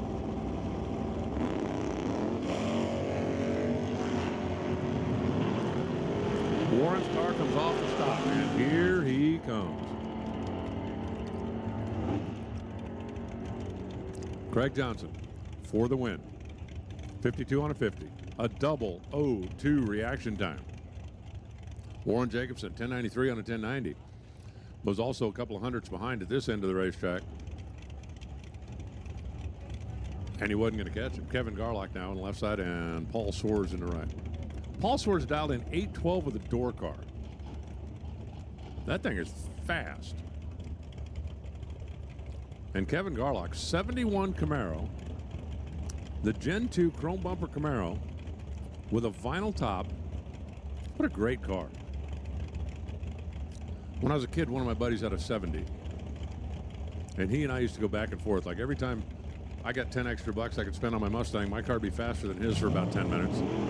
And then he'd buy something for his, and his car would be faster than mine for about 3 weeks. Because, well, he was better at saving money than I was. Red light start for Kevin Garlock. And the Camaro takes himself right on out of competition. 8:06 for Paul Soares. Had the free time run. Took advantage of it.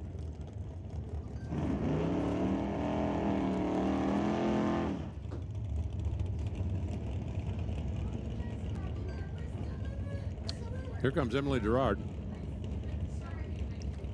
Emily was the one that was trying to uphold the honor of the BC Super Compers yesterday, if I recall correctly, and Martin Rochelle.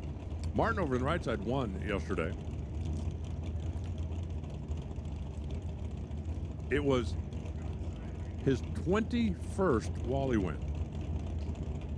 No kidding.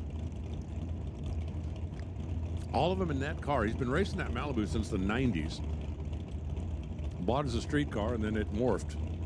Turned into a faster street car, and then pretty soon a race car, and pretty soon, well, that car. And it has served him very, very well. Both drivers away on a green. Emily's closing in a hurry. Can she catch him by the finish line stripe? Nope. Comes up short. Difference in speed, 129 to 166, and Martin still held on for the win. 10-12 on the 10-12. Right on the money. Honey, now it's Steve Vetch on the left side, Kevin McNichol on the right. The 340 Power Duster, off and running. The 434 small block Power Chevy on the chase. At the finish line, it's going to be a 10-12. That's going to be a winner. 130 miles an hour, 1093 on the 1090. And you don't exactly need a PhD in ET racing to know the better reaction time went to Kevin because he was farther back of the dial, but he still got there first. Here comes Emma DeBuzcoos. Dialed 844. What, did they run out of like pink shoe polish? No, I just think it's interesting that they changed colors of the numbers right in the middle. Adam DeJean over on the right side. Dialed in 831. So the dragster is going to get a head start. Not a big one, but a little one. I guess if it's not a big one, it would have to be a little one, right? No, Emma goes too soon by 11 thou. Oh, she's going to be bummed. 11 thousandths of a second. The red light's on. Emma's gone. Adam goes on. 831 on 831. Put it right where he predicted it.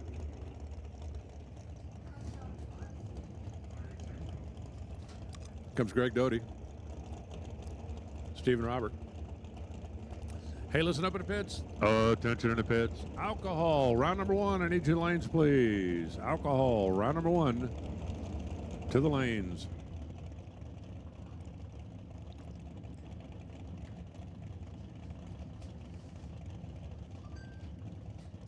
Greg is broke? Oh, you got to be kidding me. He just waved the starter over and said, tell Steve to take a solo.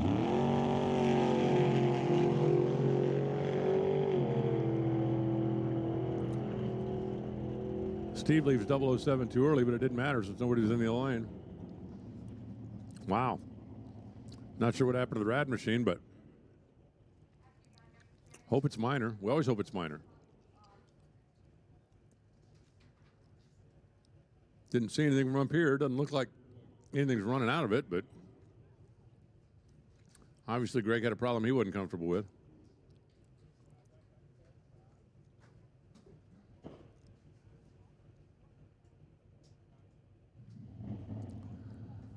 But his eliminations are going to come to a short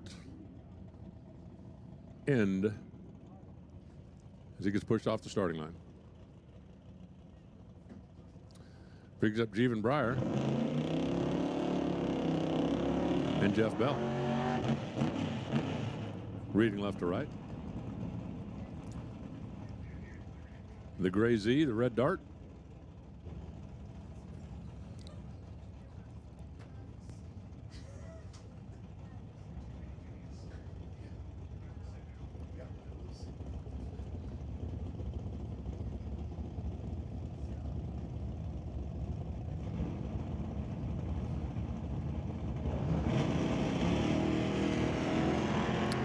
Well, the red dart gets the red light by 6 thousandths of a second. So the Z28 will come back at least one more time. At least one more time.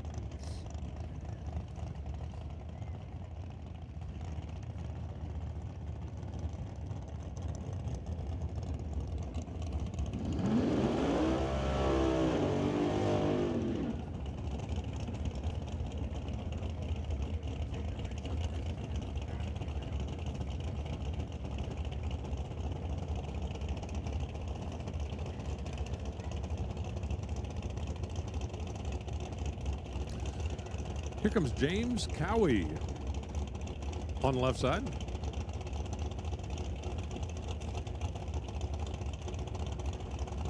Well, Chevy 2 over to the right. Chevy 2 is going to get a pretty sizable head start because Cowie dialed down about 7:14. Irene easing up over there in the right lane. She's off and running in Chevy 2. Wow, that thing looked like it stumbled a little bit, didn't it? Wow, so did Cowie's car. Cowie's car, when it was time to cut loose, almost sounded like it went bleh. And he's going to come up with the win, 7:22 at 186 miles an hour. Irene goes 10:57 on the 10:62. Both cars, I thought, stumbled a little bit off the starting line, but Irene's car still ran too quick, so, things that make you go, huh.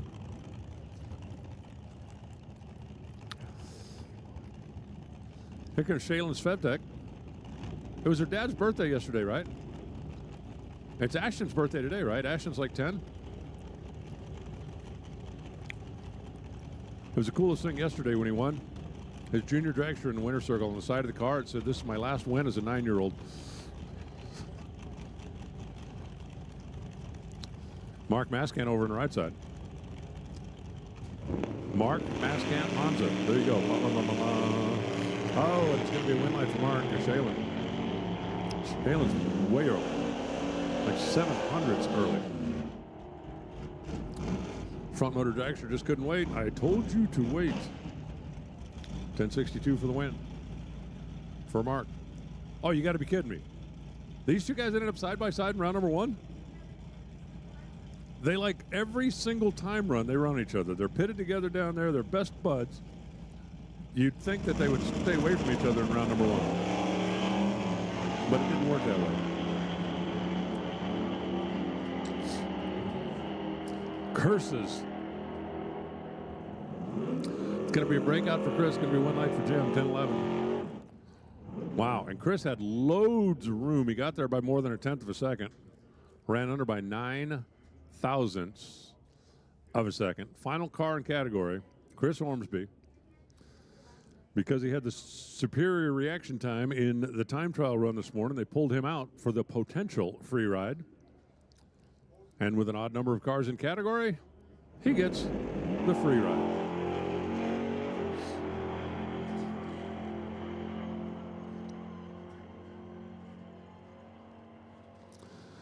And at the finish line, 996 for Ormsby, who predicted a 996. All right, race fans, here's where we are now. As you can see, our beautiful Kubota out on the racetrack doing a little drag. I think we're going to probably run a spray buggy out there. We're going to touch up the racetrack and make sure we're ready to go because we are about to crank up the horsepower level by a factor of at least 4 or 5 compared to most of the cars that have gone down the racetrack here today for alcohol round number 1. That's going to be the next thing on the track. You've got a couple of minutes. You don't have a lot of time, but you got a couple of minutes. If you want to go grab a bottle of water, or the beer garden's open, or you get one of those beer and ice cream floats I was talking about with sprinkles and whipped cream and cherry on top. You can bring one to the tower. You've got a couple of minutes, but the next thing that's going to be on the racetrack is going to be round number 1 of the alcohol cars. You are not going to want to miss that. I'm going to grab a fresh bottle of water. I'm going to catch my breath for a second, and we'll be right back with round number 1, alcohol eliminations.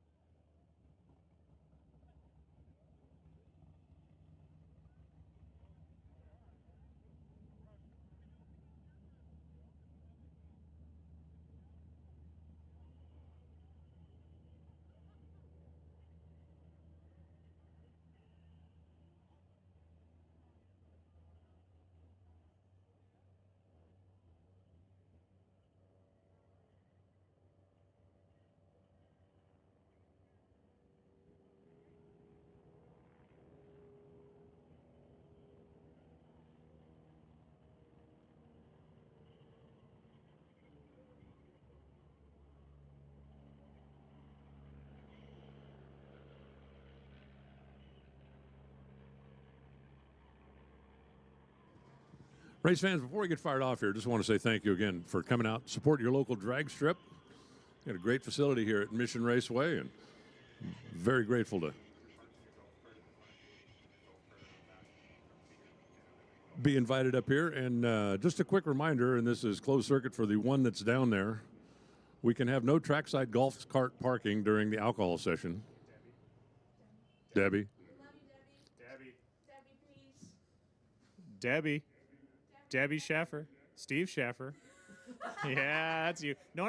Get back in the cart. We got to get you to move the cart around back here and then walk into the front area here. You cannot be over there.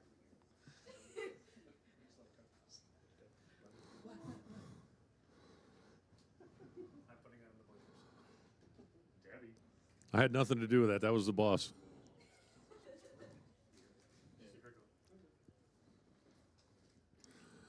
All right, race fans, if you decided to go back and grab some ice cream or head back to the beer well or head back and grab a bottle of water, this would be prime time to find some place where you can see the racetrack because they are pulling the cars around the corner, getting ready to fire up round one.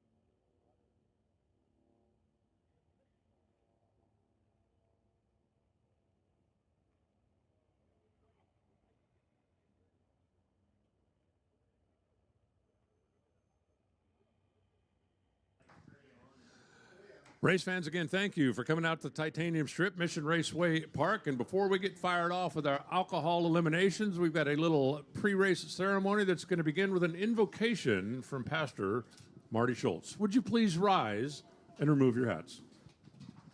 Thank you, Alan Reinhart. Ladies and gentlemen, would you please join with me in a brief prayer?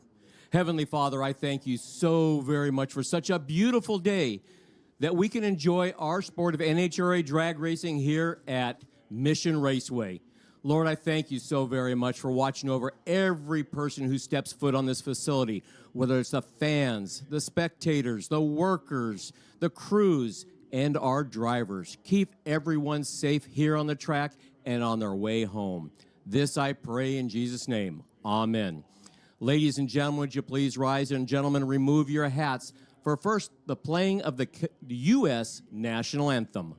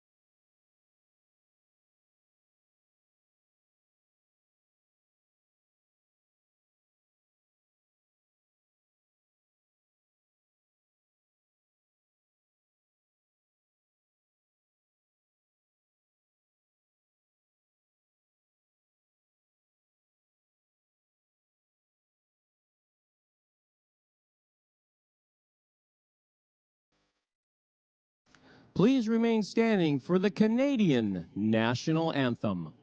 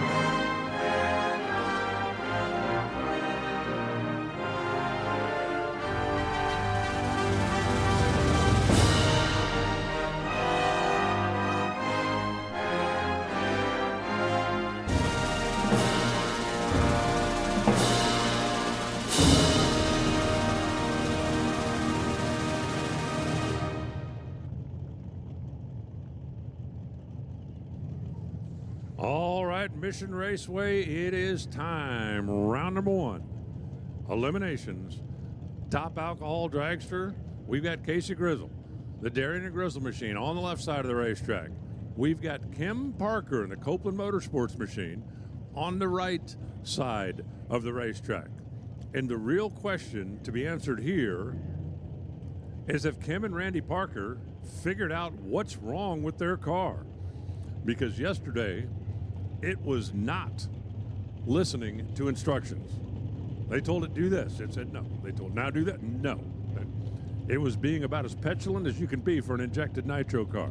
I guarantee you it was a late evening last night over there at Camp Parker while they were trying to figure out if they could pinpoint the problem.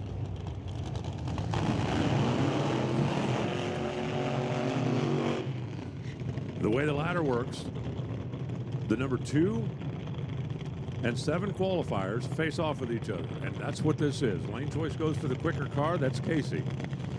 The Darien and Grizzle machine is chosen the left side of the racetrack. Now, I've been watching for the last couple of days.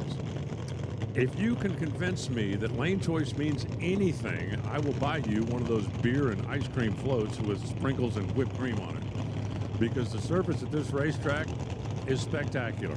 It is concrete, starting line to the finish line, and I can promise you this, if your favorite driver gets beat, he can't use the excuse, I was in the bad lane. There is no bad lane here at Mission.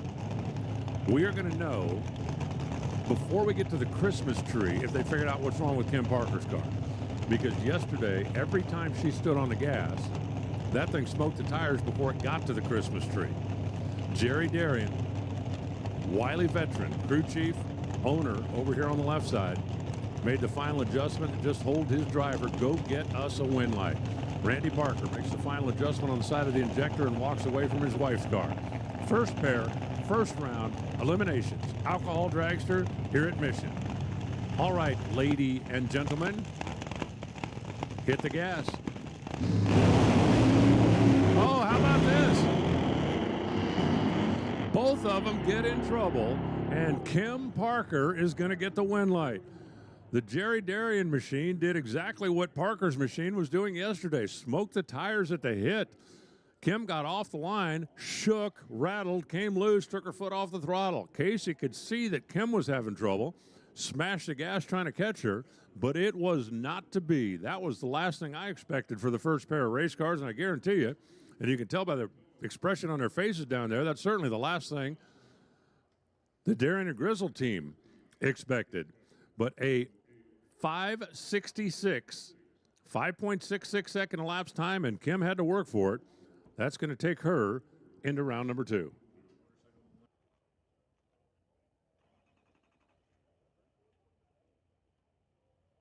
Listen up in the pits. Attention to pits. Motorcycles, come on down. I need you to lanes, please. Hot Rod, you are on standby. Mike Austin, Mike Quayle coming at you next. And I guarantee you, both of these drivers watched what just happened in front of them and went, huh? That's not what we expected. Now, the sun is out today. The track temperature is a little bit warmer than it has been for the last couple of days. But I guarantee you, that wasn't the issue down there. Both of those teams looked like they just missed it a little bit. Randy Parker finally got his wife's car to move off the starting line. He didn't have any experience 100 feet out. Now he does. And Jerry Darian, Casey Gristle are going to go home more than a little bit frustrated. That's Mike Quayle completing the burnout coming forward. Here's going to be the first of our alcohol cars. Strangely enough, in a class that is called Top Alcohol, you are allowed to run nitro for fuel as long as you don't have a blower on the car.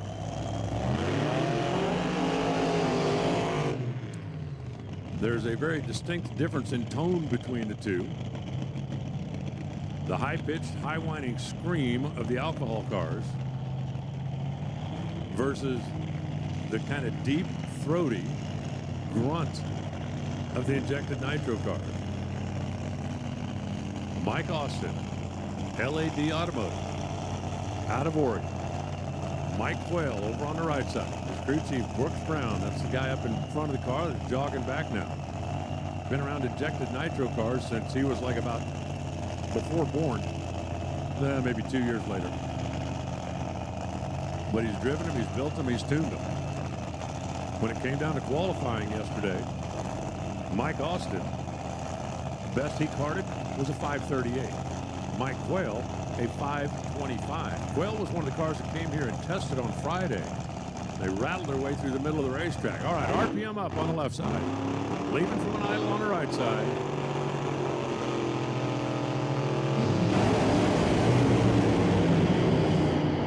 Mike Austin off the starting line. He has problems. It shoots out early and a 5:29 for Mike Quayle. 273 miles an hour. I got to tell you, Mike Austin, a 009 reaction time. I thought he was on his way to victory. At the 8th mile, he was out in front and still looking good. But before he got to the finish line, something happened down there. The car quit. You saw the chutes come out a little bit early. Only 189 miles an hour, 5.297, 273 miles an hour. And Mike Quayle and team will advance from the number 4 spot into round number 2.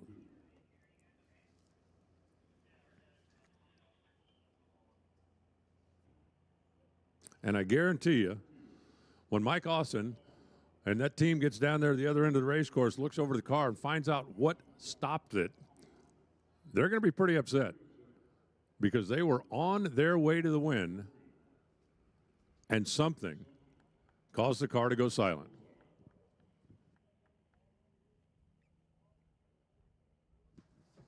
Hey, we mentioned it a minute ago, one more time. Whoever owns the golf cart parked right down their trackside in front of the tower, that cannot be there when the alcohol cars are running. That is a tow vehicle only area.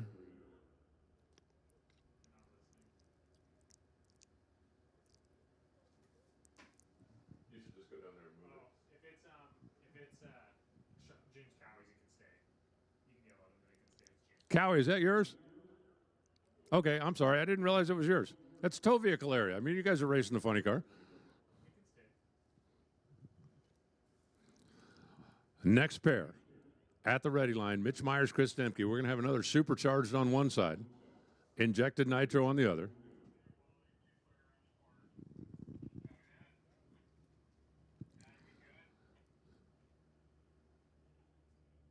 See, the thing is, I don't mind yelling at James Cow. I just don't want Taylor mad at me. Taylor, I was acting under orders. Don't yell at me. Getting them cleared around the top end of the racetrack, and we're going to fire up the next pair here. Find out who's going to come back and race Kim Parker a little bit later on in the day. This is a fun matchup. Mitch Myers on the left side, the 2004 world champion, and he had a mic drop moment. Won the championship and then went, yeah, okay, I'm good. Took off almost 20 years before he decided to come back out here and start mixing it up again. Chris Demke over on the right side, he is also a former world champion. The Peen Wright machine, Jerry Mattern's team, it is a new race car. Matter of fact, hadn't even been to the paint or wrap shop yet. These two, when it came down to qualifying, Chris Demke was the quicker of the two. But as we've seen, it is a new day out there today. Again, we'll have the blower car on one side, the nitro car on the other.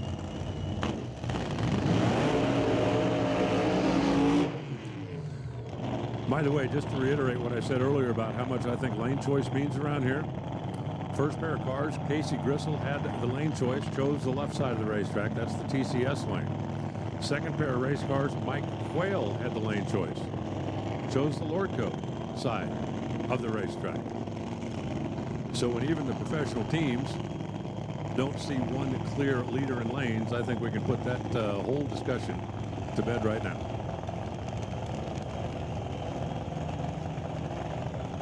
Kevin Watson, crew chief, big guy over there, walking up in front of the car on the right side. Been in charge of Chris Demke's team for a number of years now, racing with Jerry Mattern. Amy was my Dr. Seuss go-to library person yesterday, and I appreciate that greatly. And Mitch Myers for FO Systems, GTSC.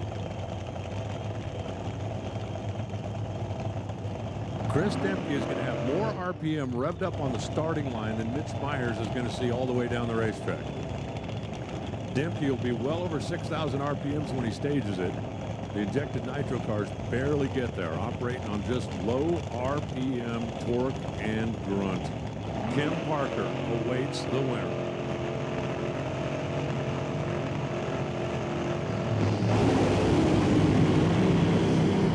That sounded like about a double step, didn't it? 529, 259 miles an hour. A little smoke down there on the lights. But Chris Demke taking care of business. Mitch Myers. Mitch, I swear, sounded like he double stepped it. His reaction time was 001. And if you think he was trying to leave Demke in the dust, Demke's reaction time, whether it was reacting to the sound or whether it was a tree, 002.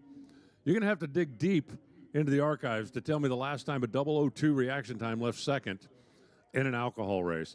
But 5.294, 259 miles an hour. Demke's car was not happy at the finish line, only 259 miles an hour.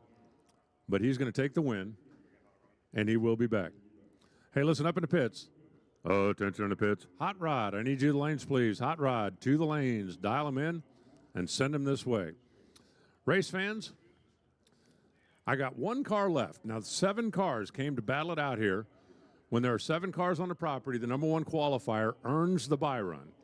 And the number 1 qualifier is your very own. Before they fire this thing up, Sean Cowie out of Langley, BC, has been racing up and down and coast to coast for years and years and years, chasing an NHRA championship.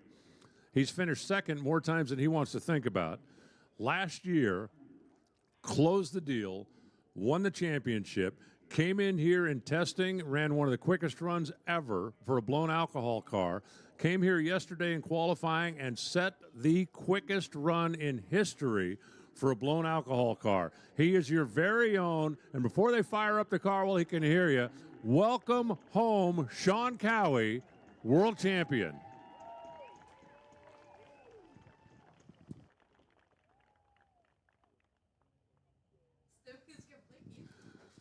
They are just checking things out down at the top end of the racetrack. You saw a little smoke down there. We want to make sure that there was nothing left out there that we need to get cleaned up.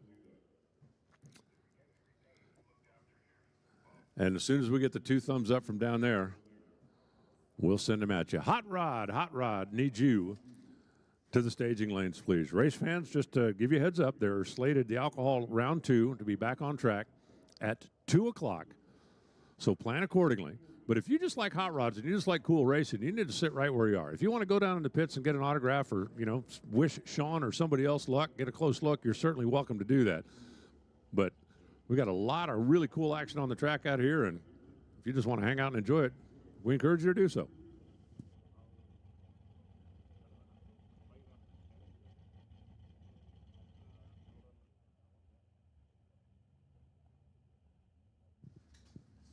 Hey, racers, listen up. Closed circuit for those of you who went rounds yesterday. If you had money coming from yesterday, we have checks in the tower. And if you made it to the semifinals or better yesterday, you can come to the tower and get your money. Or you can donate it to the Old Announcers Retirement Fund. I might need that someday.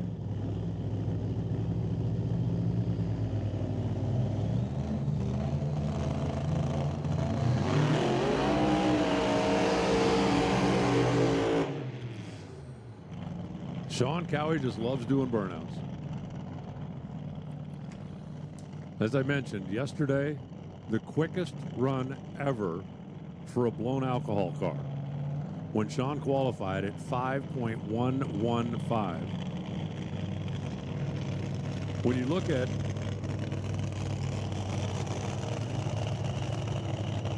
the top 10 runs in history for a blown alcohol car,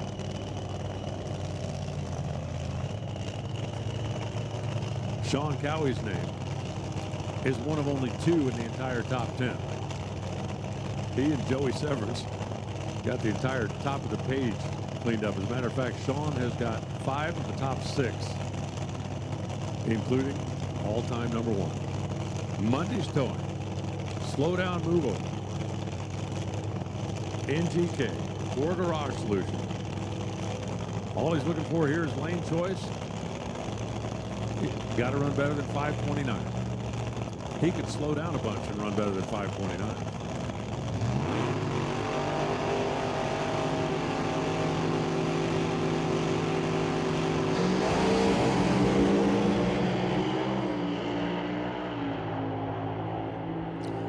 .516, 279 miles an hour, low ET of race day. And he will pick his lane over Mike Quayle in the next round. It'll be Kim Parker taking on Chris Demke in the next round. But a tip of the cap again to Team Cowie down there, not just for what they've done this weekend, but for the fact that they finally got that championship secured, and now they get to come home in competition here at Mission with the number 1 on the wing. They'll go down, pick up their driver, and go get that baby service turned around and ready to go for round number 2.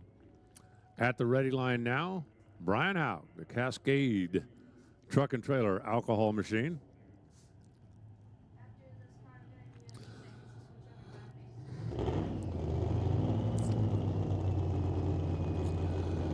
Brian, the lone alcohol funny car here this weekend. I talked to him down the staging lanes a little bit yesterday, and even he was a little disappointed about that. If you follow NHRA on a regular basis, then you're probably aware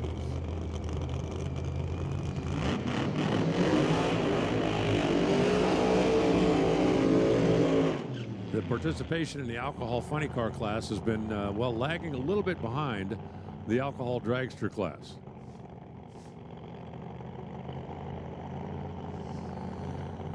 And especially in the northwestern part of the country, there just aren't a lot of these machines that are being campaigned. When it was announced that this would be a national open with regional points available for the alcohol cars, Brian got on the phone, started calling some of his competitors and saying, hey, look, let's go to Mission. Let's put on a show. You're going to love the racetrack. You're going to love the people. You're going to, unfortunately, most of the teams have got their schedule set far enough in advance and just wasn't able to drum up a whole lot of interest. He could idle down the racetrack and be declared the victor of the event, but that's just not his style. His wife Mindy out in front. His son Dylan also racing out here in a couple of categories. For Rad Torque for Oregon Motor Coach, Dylan Howe. It's going to be a victory lap, but it sure ain't going to be a parade lap.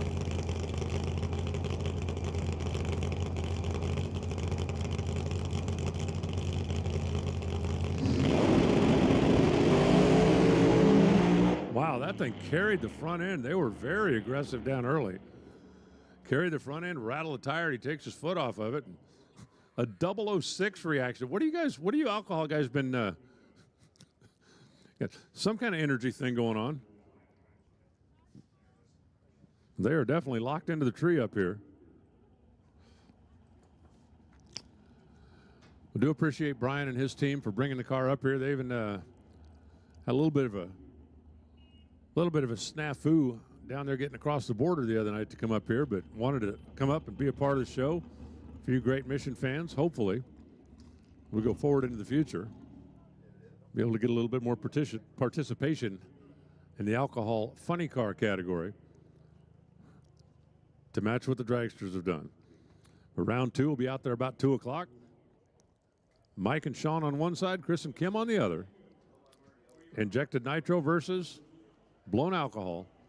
We're just going to do a quick sweep up and down the track. The clutch dust and stuff from the alcohol cars out there, most of the rest of the cars don't particularly care for. Should have motorcycles in the staging lanes, should have hot rod in the staging lanes as we continue on with eliminations.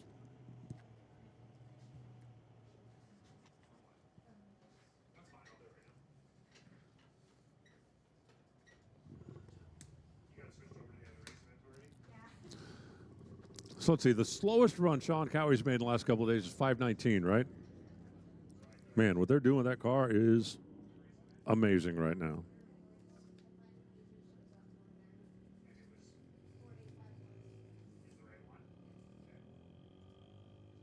Or sorry, 45 was today. 0.946.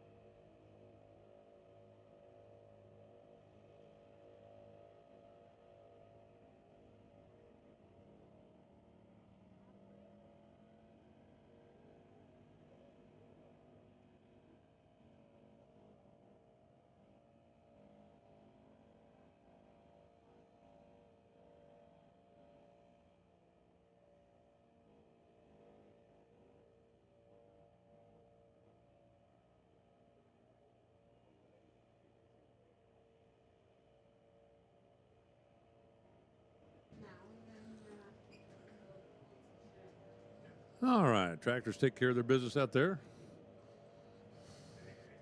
Got motorcycles in the lanes, got hot rod in the lanes. We'll continue running through eliminations on day 3 of what has been a fun weekend, at least for me. And really, it is all about me here at Mission.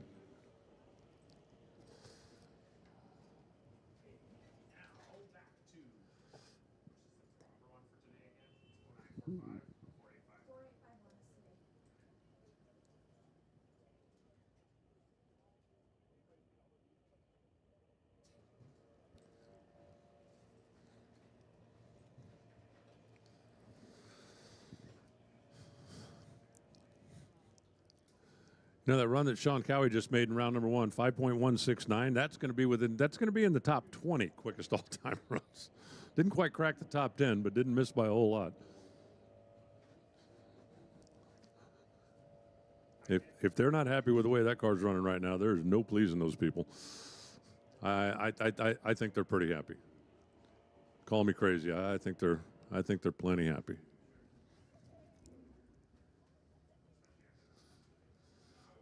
All right, we got the tractors parked. We got the motorcycle guys putting their helmets on, putting their leathers on, and getting ready to roll around the corner here.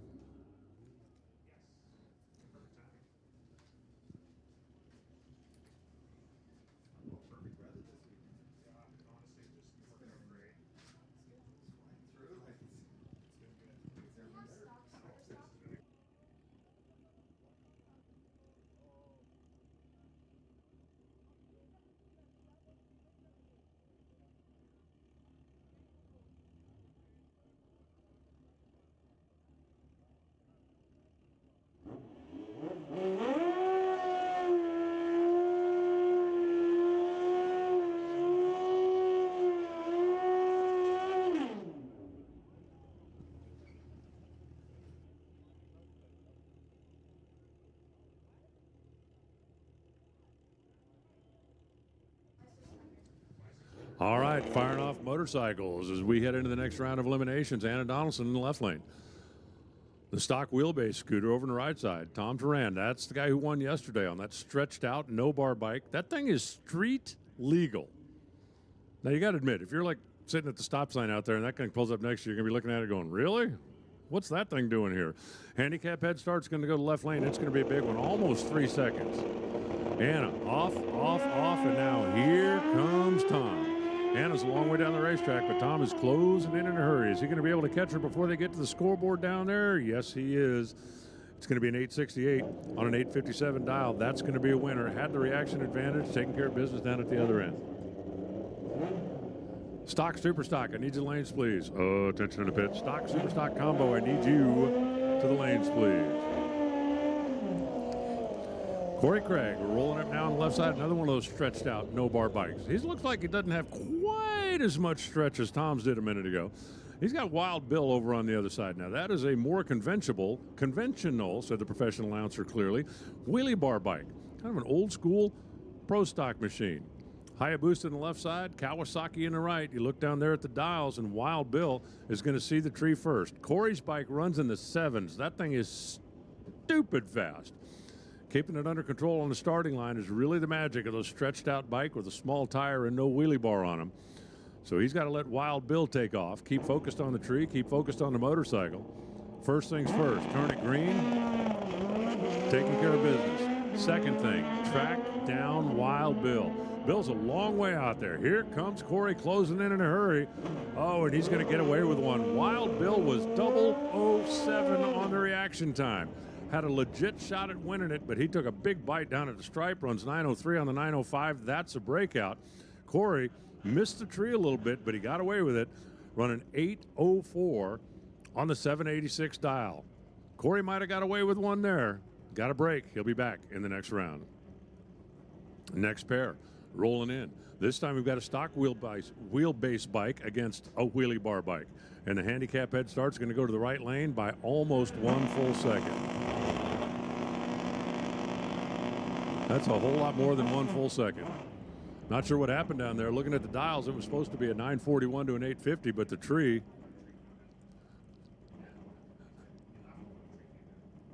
Oh, okay, that explains it. I couldn't see the other side of the tree. Dwayne Stephen left before the tree came down. The computer, therefore, was waiting for the second bike to stage. So that's your winner, driving down the racetrack right now. Just kind of a wacky little turn of events down there on the starting line. Again, from where I stand in the tower, I can't see the right side of the tree. When Dwayne took off, I assumed he got the green. But when you leave before the tree, the computer then, instead of firing, was waiting to see a motorcycle on the right side. Then it's like, huh, wait, stop, go back, reset, try again, Anyway, the way it worked out, left lane winner. We've got one bike left, going to take the solo run here. Mr. Campbell will make his run. Yeah, because it sensed the guy had already gone down. And he'll be back in the next round. Combo cars to the staging lanes, please. Stock, super stock, combo, come on down.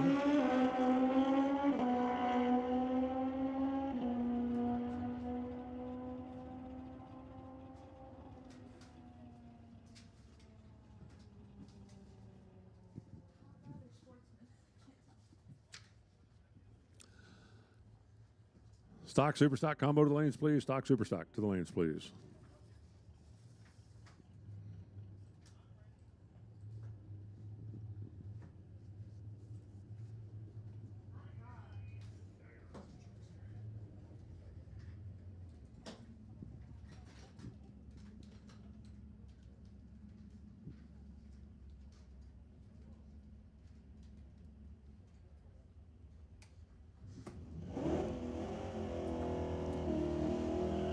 Pair of blue Novas, or is it Novi? Well, you know, like cactus is cacti. I think Novas is Novi. Well, it should be. Somebody petitioned, I don't know, Webster or whoever makes those decisions. Terry Hodgkins now over here on the left side. The 66 Deuce.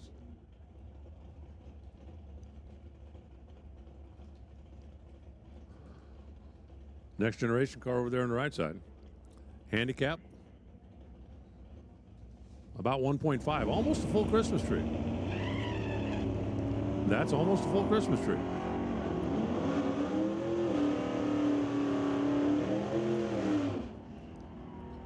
Finish line coming in 3, 2, 1. Winner. It's going to be the right lane. 1050 on the 1040. 1212 on 1188.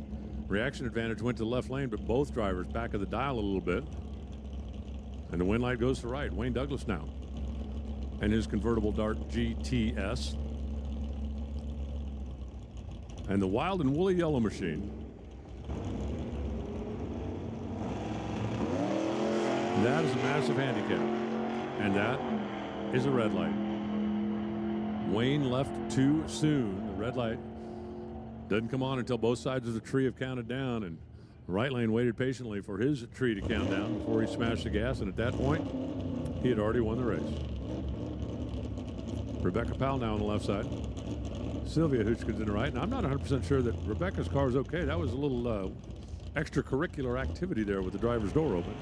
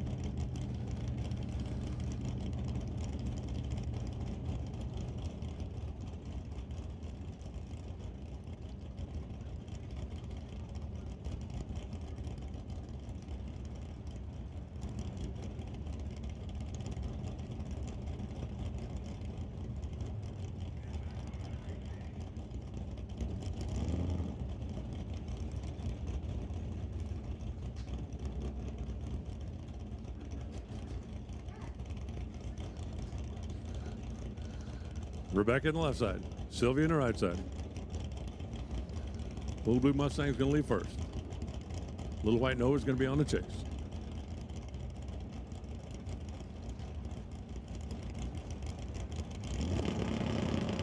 They're in and ready. They're both off on the green. All right, ladies, who did a better job predicting what the car is going to run down at the finish line stripe? And it looks like it's going to be Sylvia. Runs a 12:07 on the 12:03 prediction. On the 10:40, comes up 10:38. That's a breakout by 14 thousandths of a second. Sylvia gets the win. Rob Monroe now on the left side. Steve Scheffler in the right.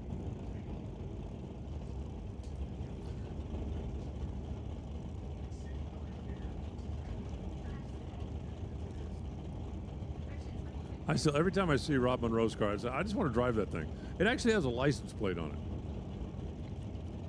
Can you imagine that thing like cruising up to the burger stand?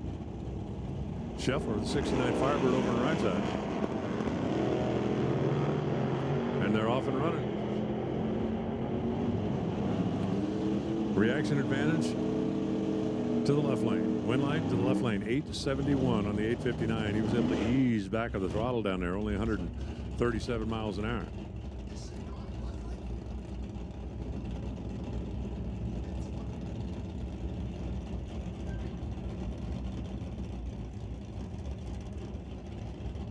Oh my God, there's two of them. Barry Patterson in the left side. Keith Winterbottom in the right side.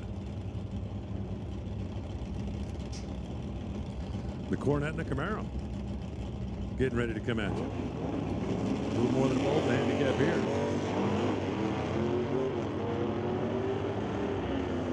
Rags to Riches Top Shop. I like that. That's a great name for a top shop. Windlight in this case, however, is going to come on for Barry. Something must have distracted Keith on the starting line because he missed the reaction timer severely. And then got down there second and then broke out anyway.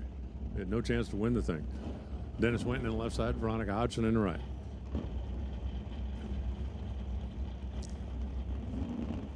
As a general rule, I'm not like a classic wagon guy, but that one's cool. That one really is cool. The Lost in Time 66 Bel Air. The 69 Dodge over on the right side. The Dart, the 360.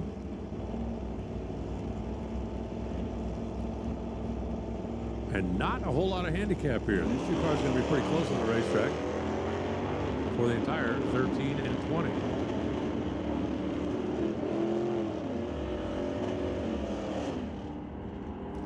Told you they're going to be pretty close. That's what I call pretty close. Veronica's going to get the win, 12:07.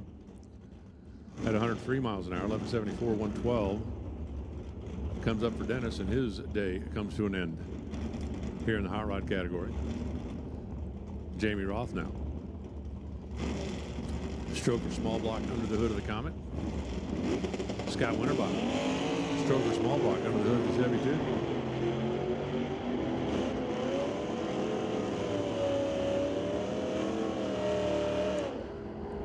Which one of the screaming small blocks is going to come back? Looks like it's going to be Jamie.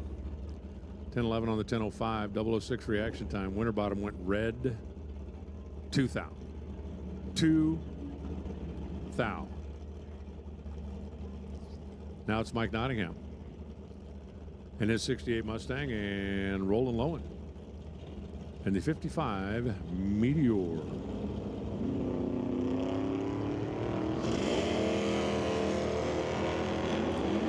Roland was way deep into the red zone. Way, way, way. Red, red, red. Wind light for Mike. 10:32. 120 miles an hour. Super Street, come on down. Super Gas, you're on standby.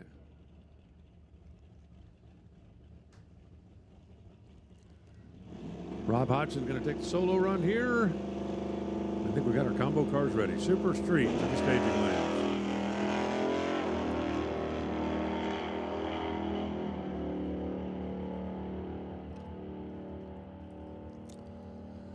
.46 green. 1062. 123.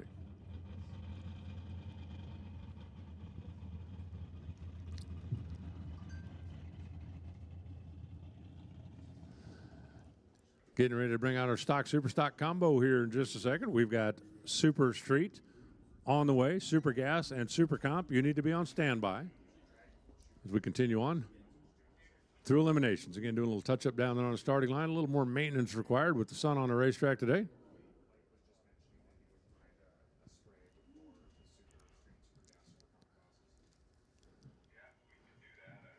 Let's see if I can use my powers of mental persuasion to get John Tabak to come back up in the tower for a little bit. Okay, not yet. Let me try that again. I'm going to see if I can use my powers of persuasion to get John Tabak to come back in the tower again. I guess not. I guess he's going to ignore me.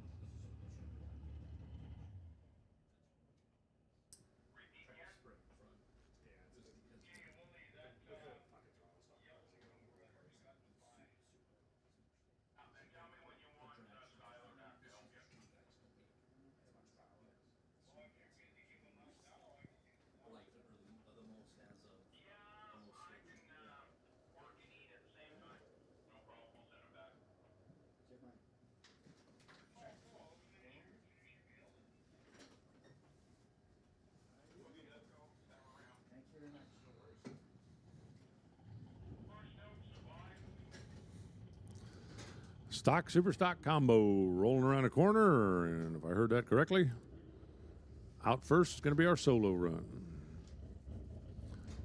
Number one qualifier, farthest under the index.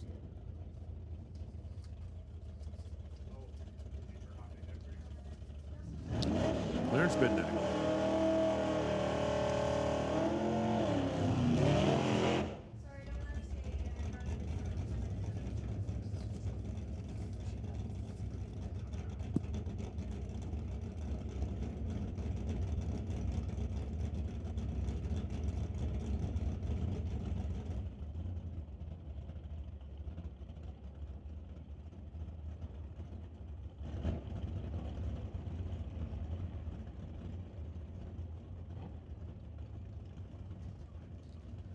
Clarence Bignat going to take the solo run here. Odd number of cars, number one qualifier, more than a second under the index, a 440, six-pack, 1970 Roadrunner, air grabber hood. There's a lot to like about that car. I had a 440 Roadrunner when I was like about, I don't know, 20-something, and mine was just like this, only his is really nice, and mine was really a piece of junk. Other than that, they were almost twins. Yeah, mine didn't do wheelies. Mine didn't run 10s. Mine didn't do any of that stuff.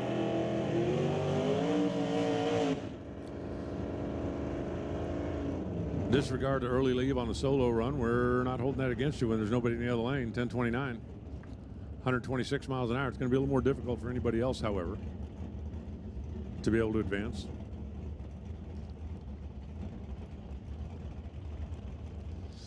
Here comes Darrell Stobie on the left side, Doug Mitchell on the right. Couple of classic Chevrolets. Stobie, the 64 Chevelle, 327. 69 Nova on the right side, 350.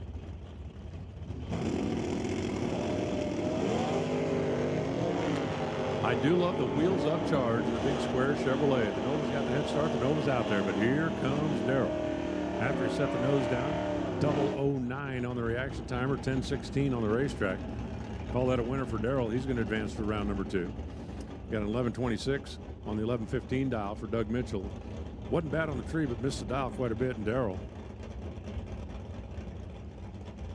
Making him pay. Alf Weeb now, another really, really cool car. Buick GS, 455 4-speed vinyl top. I love that thing. Burke Taylor over on the right side. 96 model Camaro. The new generation. LT 350. Oh, and a red light start. Alf Weeb was supposed to get a little bit of a head start.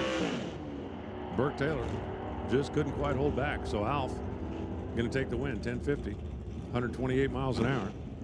And he's going to come back and he's going to run Darrell Stobie in a battle of really cool muscle cars. in the next round. Now it's going to be Dylan Howe and Jim Mantle. Oh, watch this. This is going to be a 5 Mississippi head start.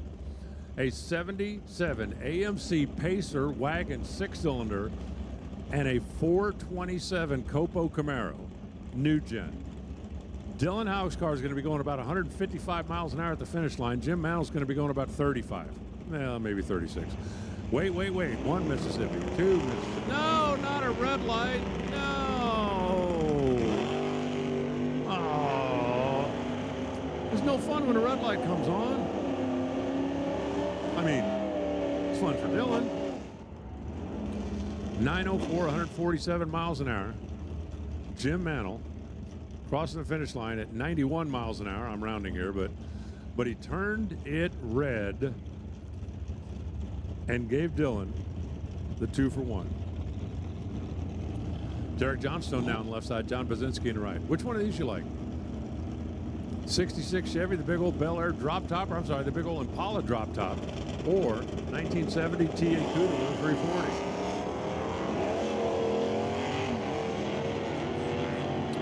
$283 cubic inches of Chevy is out. 340 cubic inches of Cuda is coming. Dead on the dial as the Barracuda cannot win the race. 13-19, Derek Johnstone making it happen down there on the track.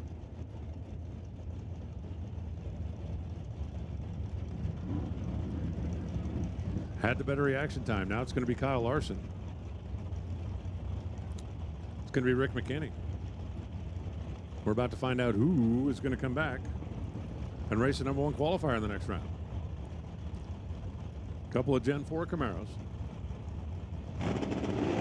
Left lane leaves first. Left lane leaves red. Rick McKinney with the free ride.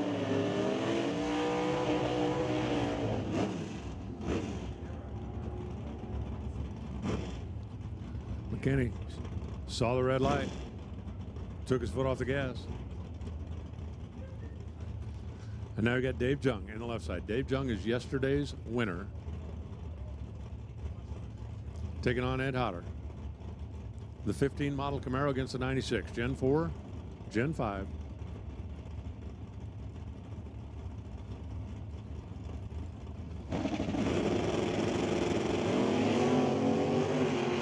Red light start for Ed Hodder. All of a sudden we've got red light-itis out here in our combo race. So Dave Jung won last night. He's going on. We got 7 cars coming back. Dylan going to have the solo run.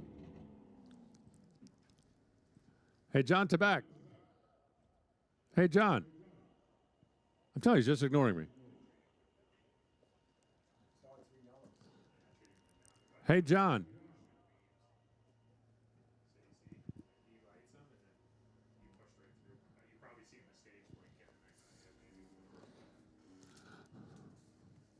I'm going to see if I can convince John to come up here and give me a little break for lunch, since he didn't have to race for a while. And I know he's going to abandon me this afternoon like he did yesterday, because he kept knocking down rounds of both of his cars. There is a video. Yeah, I know. All right, we've got Super Street in the lanes, ready to go. Have we got Super Gas coming yet? No, I was watching some up here, and I watched him push it. There's no way the two are going to come down that fast. He just got his second stage like Super Street, yes. Right, but there's only like 10 of them, right? I'm asking if we call Super Gas yet.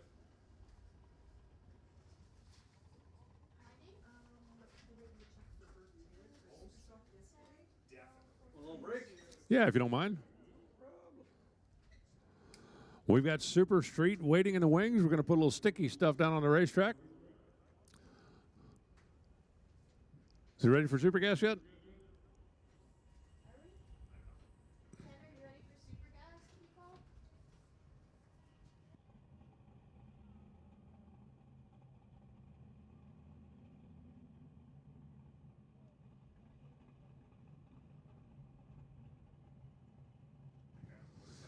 Hey, Super Street, if you're not in the staging lanes, you're in the wrong place, because you're on track as soon as we get the spray buggy cleared. We're just going to put a little traction compound down out there, and then we're going to run Super Street. Super Gas, you're on standby, but it's going to be a short standby. We're going to be bringing you in a second. I am going to go try one of the fabulous concessions here at lovely Mission Raceway. Hey, while it's quiet, I want to wish a happy birthday to Hunter. Hunter is here today. He is celebrating his 4th birthday, and they tell me he's the biggest drag race fan ever. Well, Hunter, I hope that you told Mom you want a junior dragster, because you can start racing those babies at 5. Also, Ashton, one of our junior dragster racers, today is his 10th birthday. Did you see his car last night when you were in the winner's circle? Yes, I did. It said last race is a 9-year-old. My last win is a 9-year-old. Oh. Today turns 10, so Ashton, happy birthday to you too. If it's your birthday, happy birthday. If you're a dad, happy Father's Day. Well, thanks, Alan. I'm going to go get some lunch. You do that. I've been telling everybody concession stands are open and making myself hungry, so you're in charge.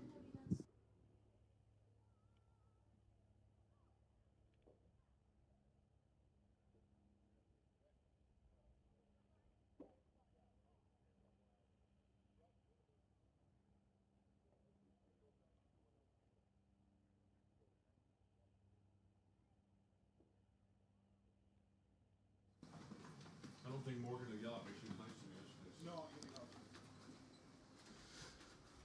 So, Brian out there with the sprayer, putting a little of the good stuff down on the surface.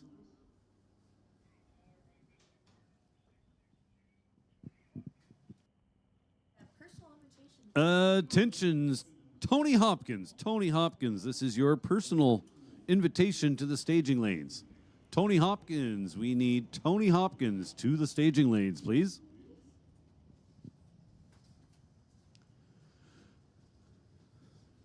So as soon as the track's ready to go, we've got Super Street all ready to go in the staging lanes.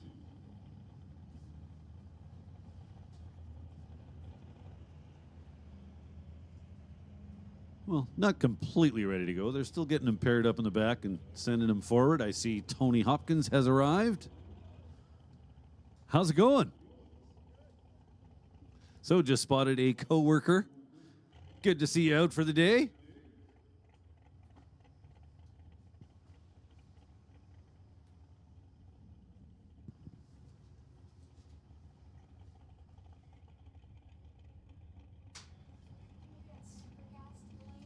So we'll make the call now for Super Gas. Super Gas, come on down. Super Gas, this is your call to the staging lanes, please. Super Gas to the lanes.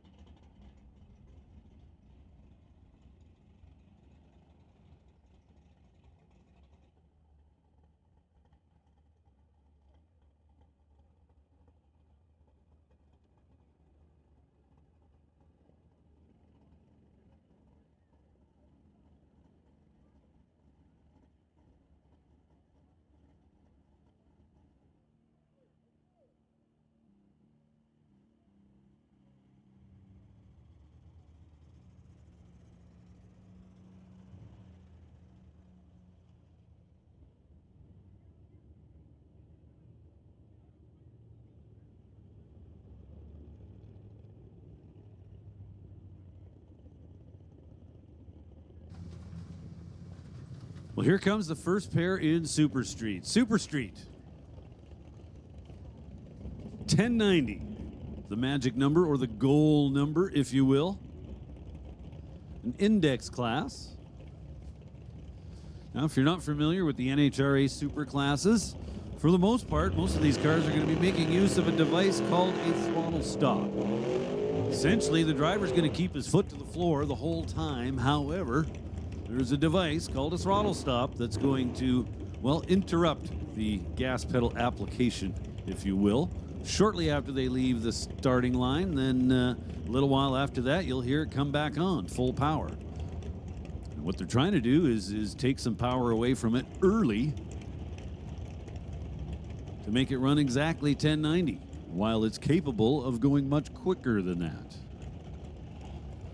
So Jay Schmidt, Tower Lane, absolutely gorgeous 57 Chevy out of Port Orchard, Washington. And Jace O'Hara, little first-gen Nova.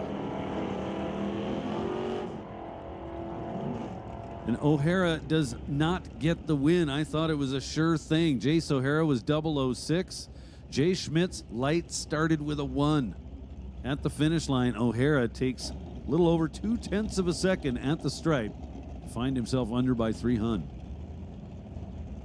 So Jay Schmidt coming back for round number 2. Now Chris Ormsby and Curtis Munson. Chris Ormsby not making use of a throttle stop. Going to see him start to get on the brakes.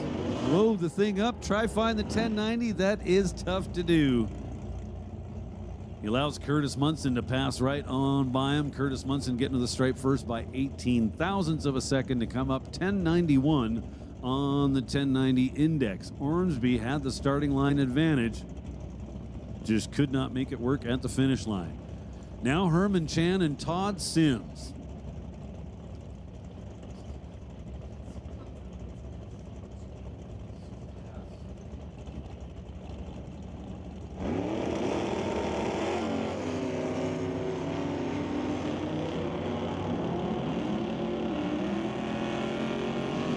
So go ahead and make a call now for Super Comp. Super Comp, we need you to the lanes, please. Super Comp, come on down.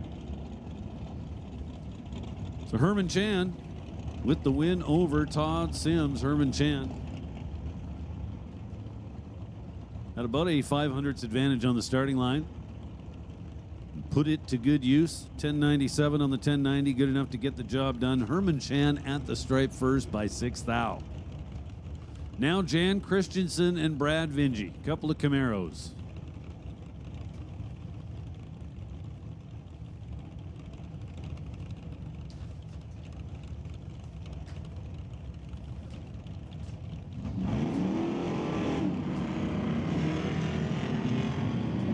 Couple of green lights. Oh, Vingy trucking in the right lane. He gets there first. 1092 on the 1090. Christensen 1096 on the 1090. So Brad Vingy will be back for round number 2.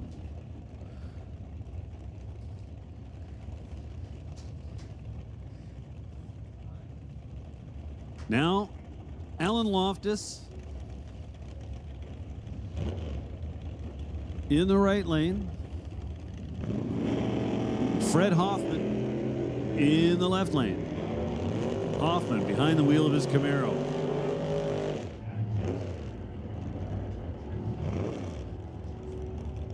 Alan Loftus gets the win light. 1095 on the 1090 is a success story. Loftus to the stripe first by 27. Had a 51 thou starting line advantage.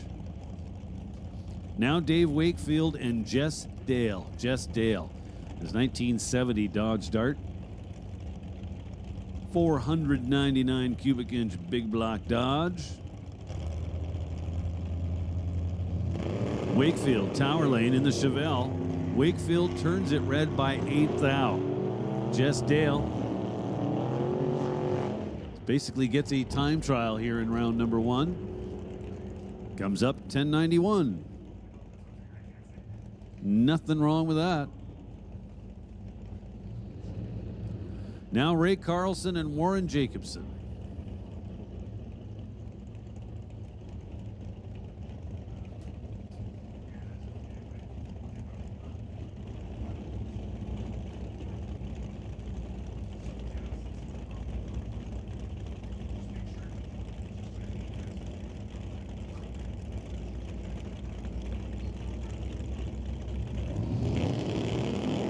So it's Jacobson left side, Carlson in the right lane. One of these drivers with a sizable starting line advantage. You know, if you call 168 thou sizable, I'm gonna. Warren Jacobson's your winner. He was 001 on the tree. Ray Carlson was 169. At the finish line, Jacobson there, plenty ahead to go 1095 on the 1090. Off the gas and coasting. Now, Tony Hopkins will take on Zach Rice. Zach Rice in Kachow, the race car. That first gen Blue Nova you see in the right lane. Hopkins. That cool looking 55 Chevy.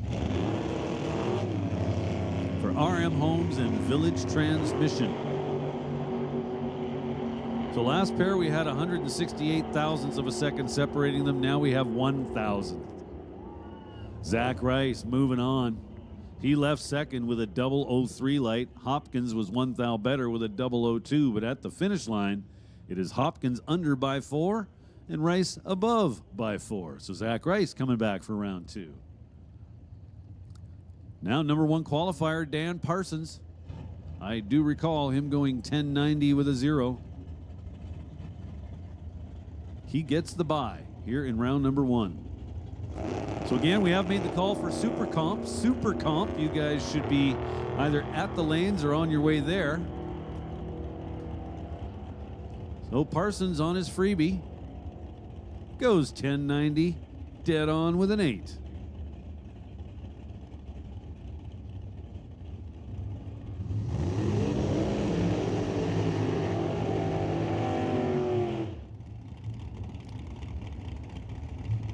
So a couple of roadsters. To start us off as the first pair in Super Gas, Rory Moser and Dale Dryden. Dale Dryden in the white Corvette, right-hand lane or Lordco side of the racetrack. Rory Moser over here, tower side in the TCS lane. So again, throttle stops will be in use. Cars are going to launch hard, then get off the gas for a little while, then back on. Now the driver's keeping his foot to the floor the entire time and letting a device called the throttle stop do all the work for him. The end goal is you're going to go 990 with a whole bunch of mile per hour. Now the advantage to going faster than your opponent is you get to see him and the finish line all in one line of sight. So a couple of green lights, one much greener than the other. But the win goes to the guy who left second. Dale Dryden was 362 on the starting line, goes dead on with a 1 to pull off the win. Not sure what happened to Rory Moser. Wound up 1038 on the 990 off the gas and coasting, so Dale Dryden used up a lot of good luck, but he's coming back for round 2. Now Ron McKenzie and Dean Peterson.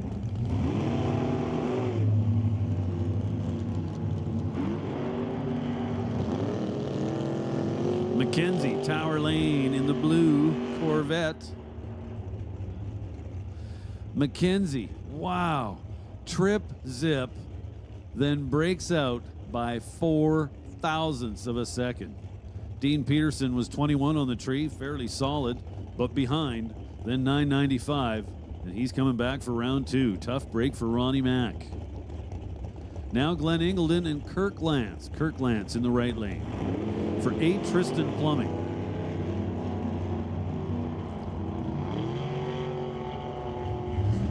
Ingleton is very cool Corvette, 1969 vintage. Had the starting line advantage, but Kirk Lance with the win light. Lance was 10 on the tree and 1 above at the finish, 991. Now it's Steve Lowe going to take on Ed Hutchinson. Hutchinson, tower side, TCS lane. In the Flashpoint Racing 57 Corvette. Steve Lowe, his 1992 Firebird.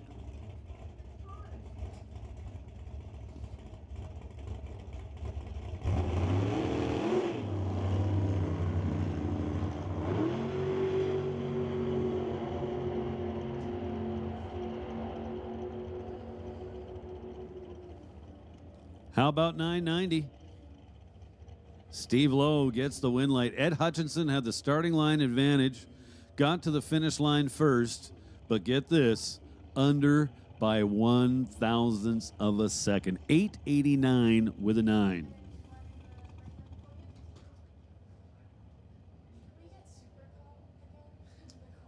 So we'll make another call for Super Comp. Super Comp, we need you guys down in the staging lanes. Super Comp, where are you? Super Comp, please report to staging.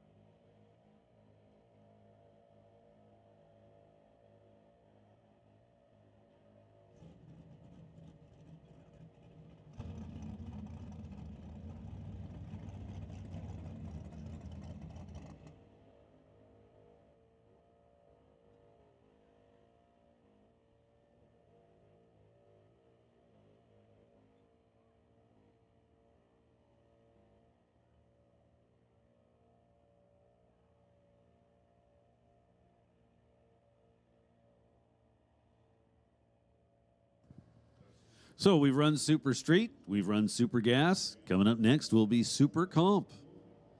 Super Street was a 1090 index, Super Gas was a 990 index, and Super Comp will be an 890 index.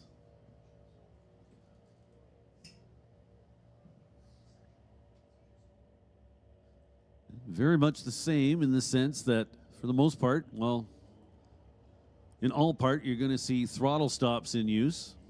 So again, the cars will leave very hard, then sound like they're getting off the gas, then back on shortly after.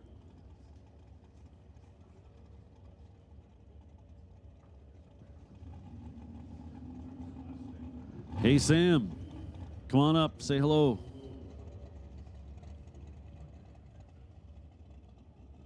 Doors on the opposite side of the building, back corner.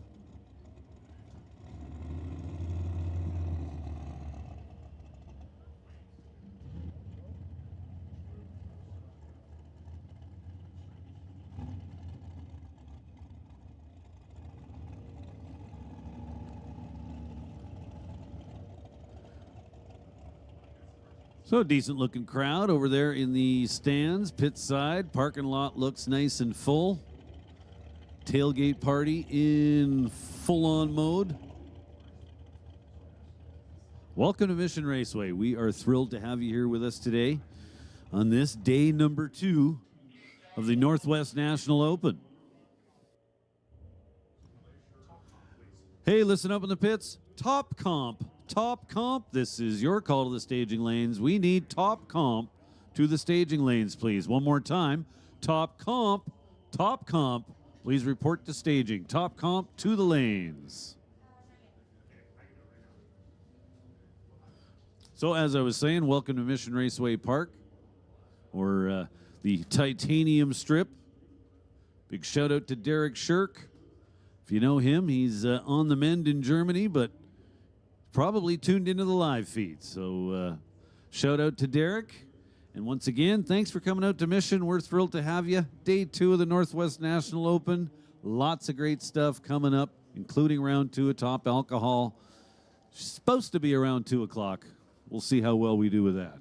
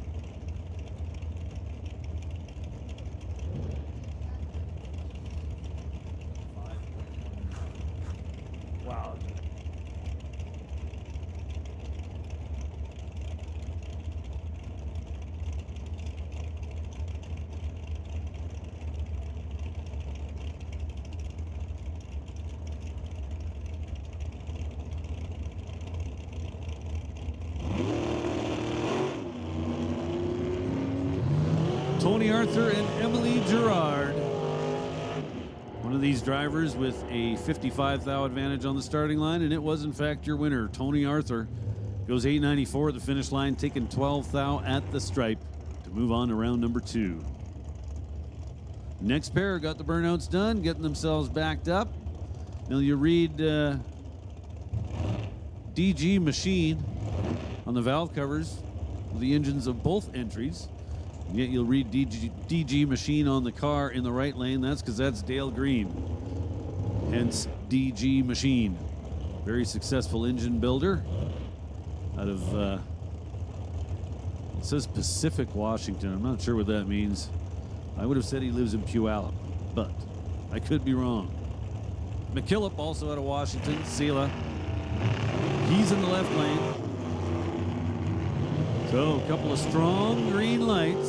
One of these drivers with a 13 thousandths advantage. Can he put it to good use and turn a win light on? Nope. Dale Green gets the win. 892 on the 890 index, good enough. Emmett McKillop was 005. Killer on the starting line, however, was under by 2 thousandths of a second at the finish line, so he breaks out.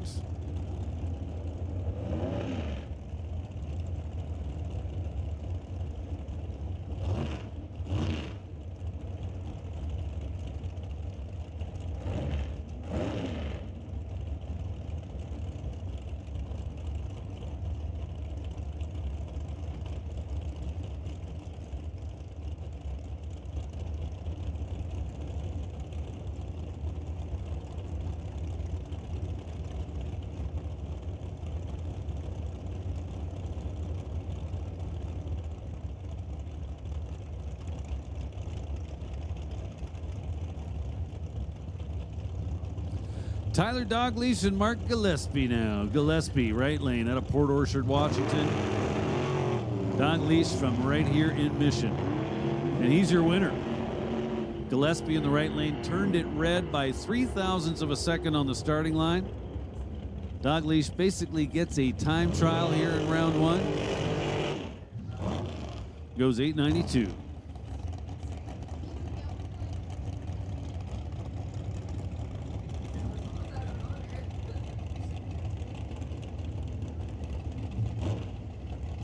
Next pair, Greg Taylor and Mark Loftus. Greg Taylor, left lane. Mark Loftus in the right. A couple of Washingtonians. Will be Olympia, Washington in the left lane, Sumner, Washington in the right.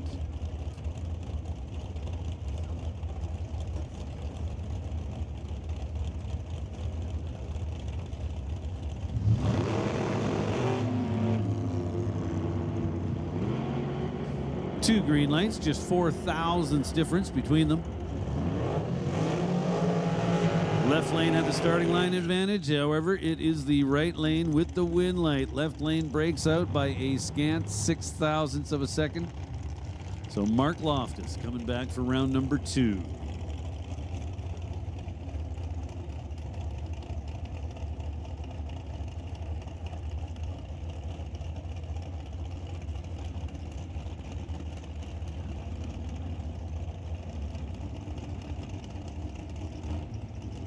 Hey, listen up out there in the pits. Attention in the pits. Juniors, this is your call to the staging lanes. Junior dragsters and junior street. This is your call to the staging lanes. We need juniors to the lanes, please. So it looks like the first pair in top comp. Justin Bond and Colton Morin. A couple of local guys. Justin Bond, they weekend off from his Pro Mod schedule. Styled 444 in the left lane. A couple of green lights, 49 thousandths difference. Justin Bond's your winner, 451 on the 444, good enough to get the job done. He had the starting line advantage, and he turns on the win light. And that's going to bring up the Baker brothers. Darrell in the right lane, Cody in the left.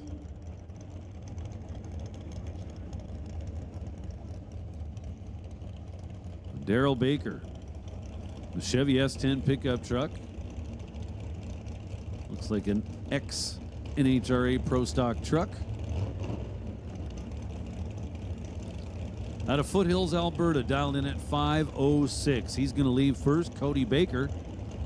Out of High River, Alberta, will be doing the chasing. Dialed at 4:53.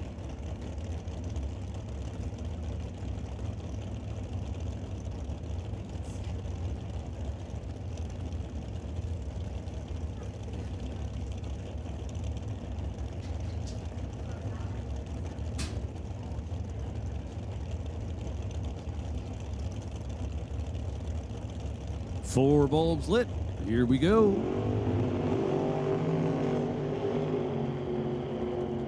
Cody Baker left lane, leaves 23 thousandths of a second too early. Automatic win for Daryl Baker. Gets a freebie, basically a time trial. Goes 5:03 with a 9 on the 5:06 dial. That's going to set up Adam DeYoung and yesterday's winner, James Rutherford. Rutherford in the right lane. Behind the wheel, the Ford Probe. Dialed in at 482. Adam DeYoung for Artex Racing in the left lane. The white Camaro out of Abbotsford.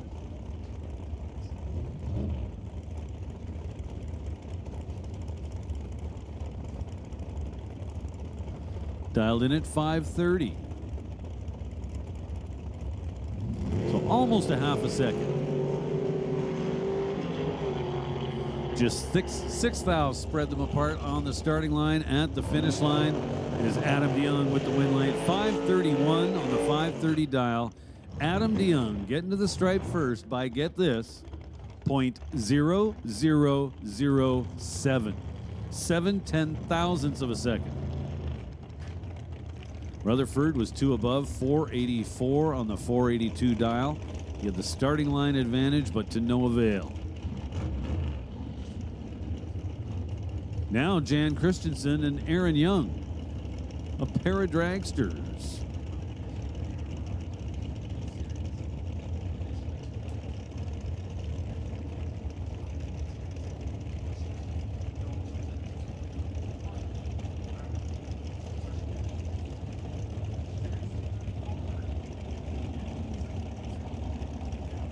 So Jan Christensen in his new dragster, dialed in at 455. Aaron Young in the right lane will be leaving first, dialed in at 509.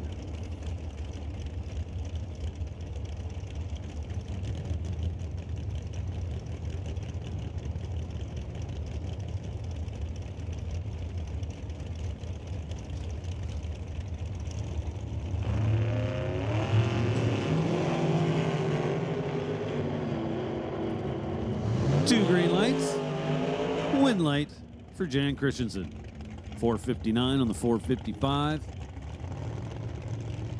Aaron Young was closer to the number, but that doesn't really matter. Christensen had the starting line advantage and got to the stripe first by 43 thousandths of a second. Now Dylan Howe and Scott Robinson.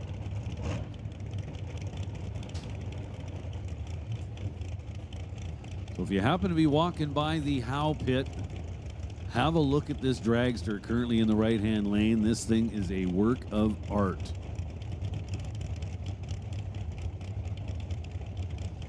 Probably the nicest dragster I've ever seen.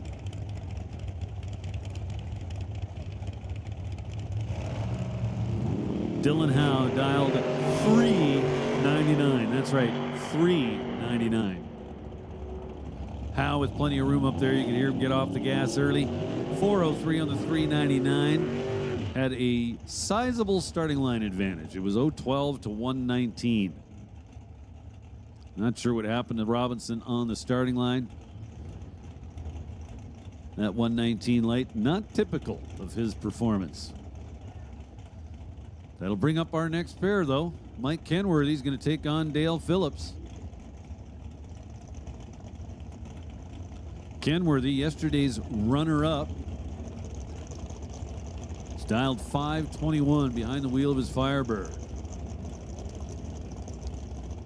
Dale Phillips driving that very cool looking stretched out fastback Mustang, top sportsman style car. It's dialed 470. 700 cubic inch big block Ford under the hood.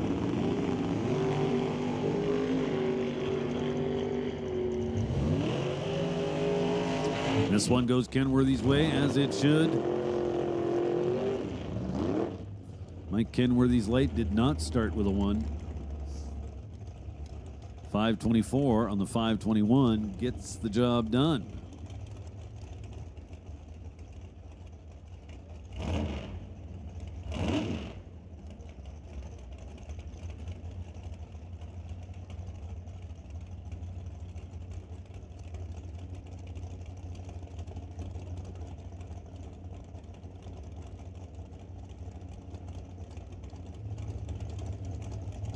Now Jeremy Soares, yesterday's runner-up in Super Pro, is going to take on TLD, Terry Langdon Davies.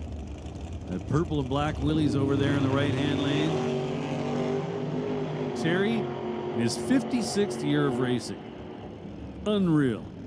Soares gets the job done. 465 on the 467, wins him a double breakout. Langdon Davies was really nowhere near the 524 that he dialed, running a 516. But hey, took a shot at it. Now we got side-by-side Rad Torque Systems cars. How about that? So the car in the right lane owned by Leo Grocock, a former employee of Dan Provo at Rad Torque Systems. Car in the left lane is Greg Doughty, a current employee of Dan Provo and Rad Torque Systems. So Doughty's dialed 493. Rob Phippen in the right lane dials 4 seconds exactly.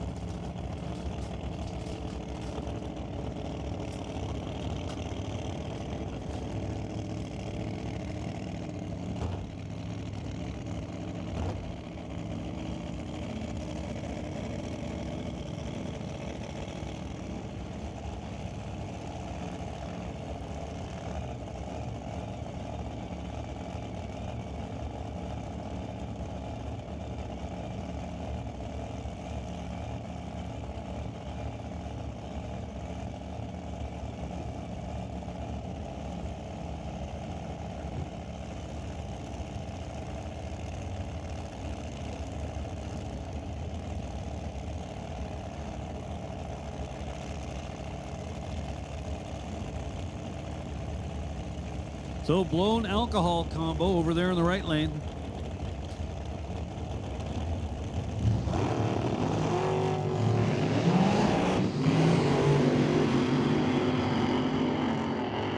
So Phippen doing a bunch of driving out there. The end result is a 439 on the 4 flat dial. Greg Doughty, whoa, buddy. 493 with a 6 on the 493 dial, taking 7/10 of a second at the stripe to come up dead 6. That is dangerous territory to be in. However, he got the win light. He's coming back. And with that, I'm going to turn over the mic duties back to Alan Reinhart. All right, I'll do the last pair, sure. Okay, you're right, you're right. So Jason Field and Daryl Soares.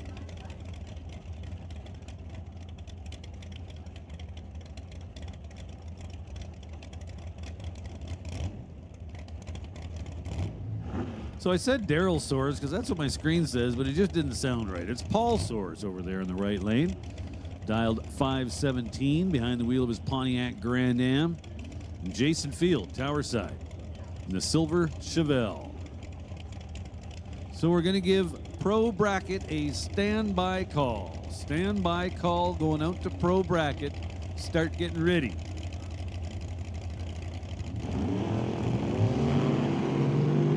Field turns it way, way red. Paul Soares going around number 2. 514 on the 517. Good data. All right, Alan, now I'll turn it over to you. I didn't think you wanted to run out mid-class. I mean, I know you got to go get ready to do some more racing, and then some more racing, and some more racing, but One pair left. I mean, I'm not going to throw you out in the middle of the class. I was like, yeah, congratulations. You called, you know, the 500 laps of the NASCAR race. Okay, now get out. Let me call the last two. Well, good point. But Go for turn on some now, more wind lights. that's the plan. We'll see you in a little bit. All right, I appreciate you stopping by and letting me take a break for lunch. They got good eats around here. I guess I'm not telling you anything you don't know, but they got really good eats around here. So, John, is that your dinner time? On hard parts. Junior Street rolling out. Going to start with Jack Johnston. Sorry, for who? Like 30 seconds on that call. I'll wait. And, like, in the middle of taking up my head, give me 1 second. Hello. I don't have a ladder here someplace. Dun, dun, dun. Hey, found it. Yay. Look at me.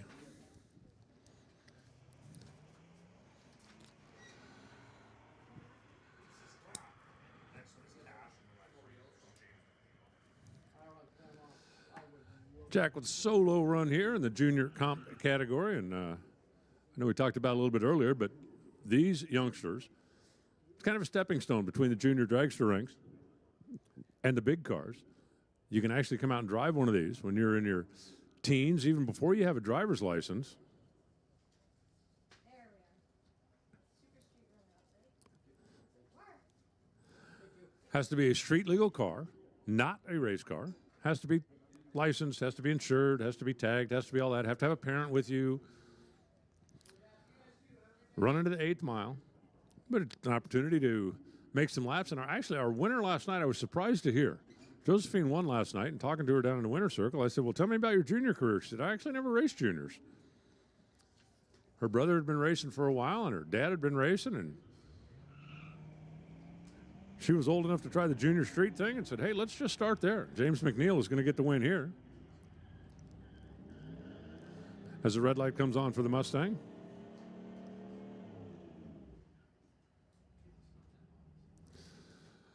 McNeil, 962 to the 8th mile at 73 miles an hour.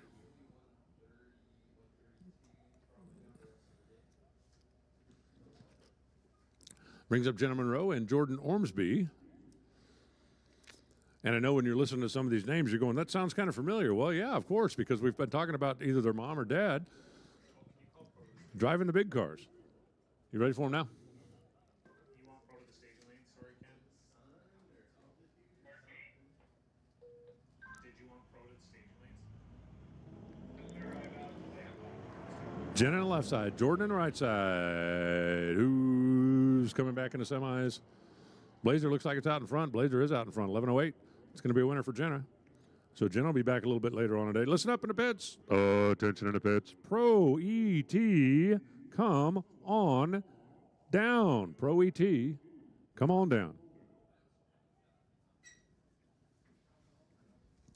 Josephine Smith on the left side. That is yesterday's winner.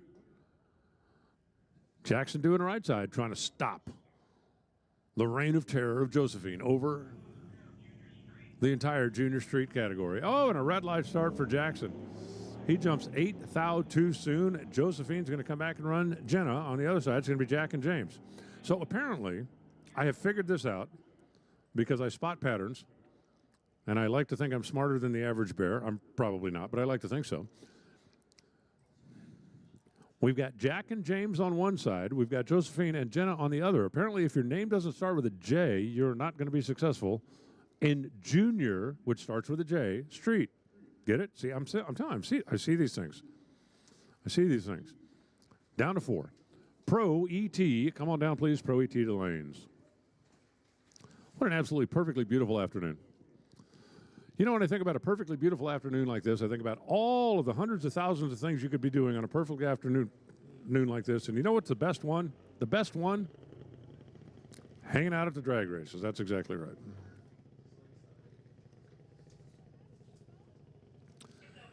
Junior dragsters rolling around the corner.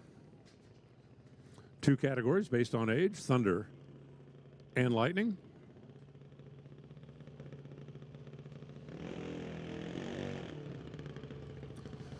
Starting off here with the Junior Thunder. Owen Armstrong. has got the solo. 9 cars still in competition, so we'll have 4 pairs, and Owen, by virtue of where he was on the ladder, getting the free ride.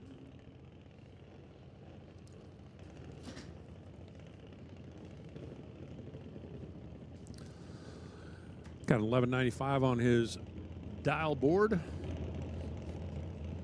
so we'll see how close he gets to that 11.95 second prediction.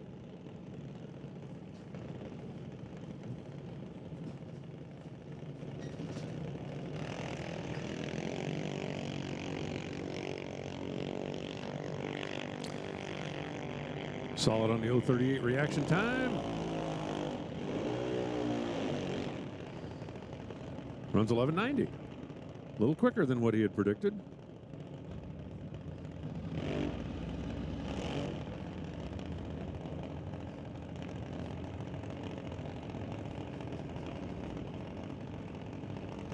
Gonna be a little tougher for these two.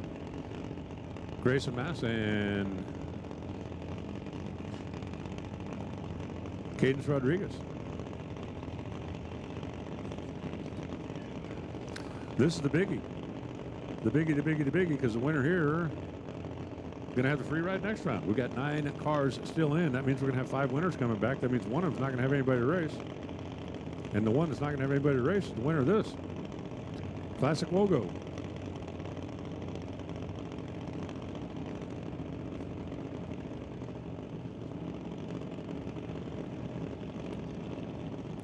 .890 to 909 are the difference in dial-in numbers, a little less than 2/10.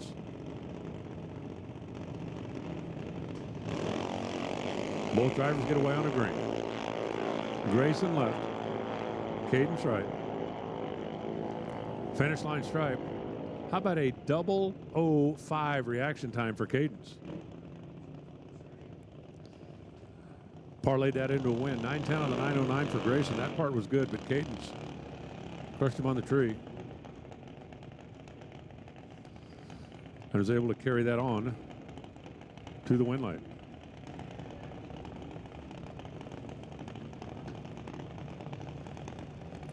Dallas Jackson, Hunter Gallant now.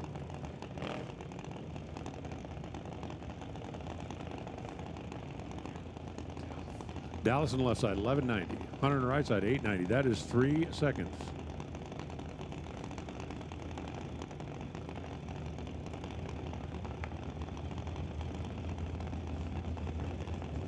Winner of this one's going to come back and run Owen a little bit later on in the day.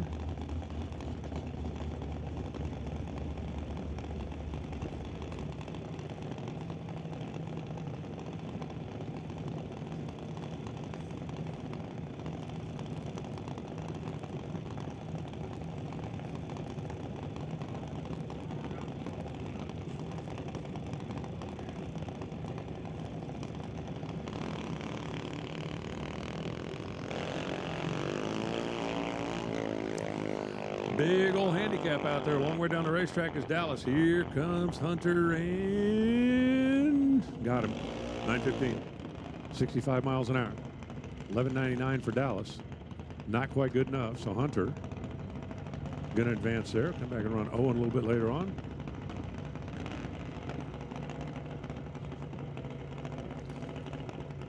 Austin Kenenick and Kiera Hartner now coming at you.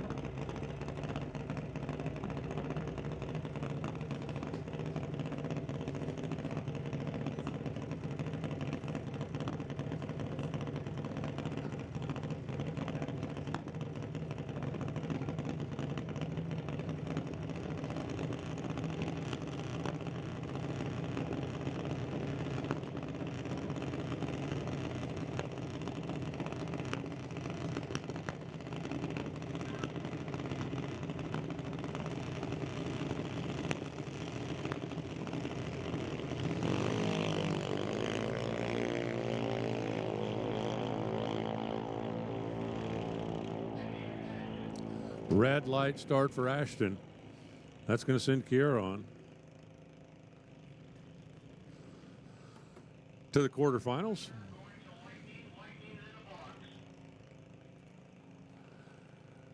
And our final pair, Danica Hardner on the right side, Jackson Cowie in the left.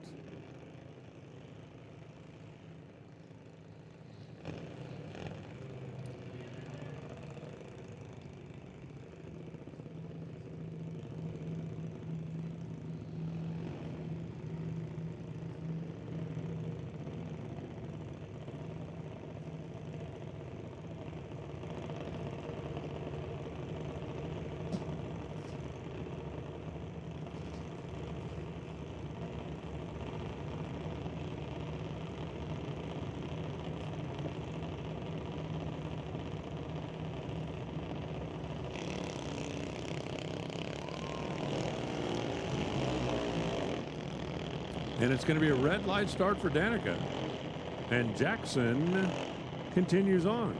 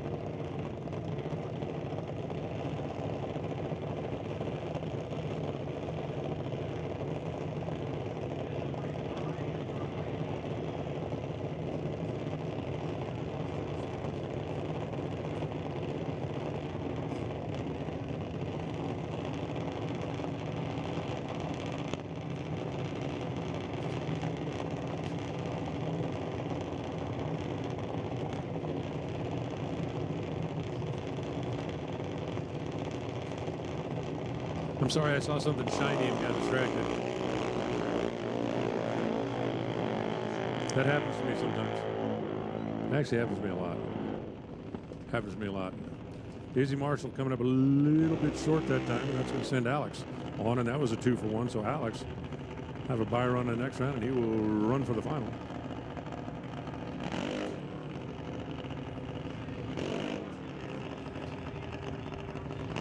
Here comes our bye run.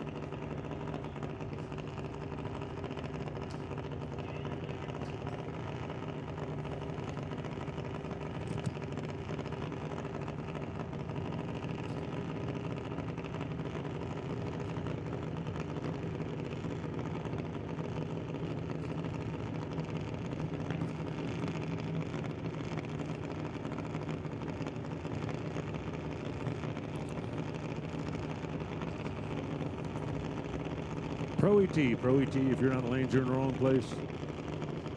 Because you're up.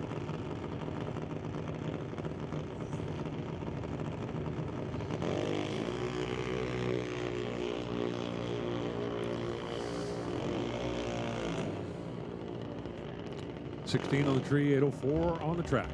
805 dial, I'd say that'll put you in the neighborhood.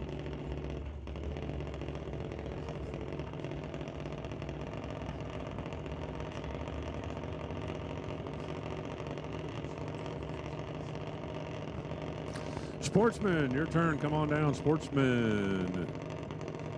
To the staging lanes.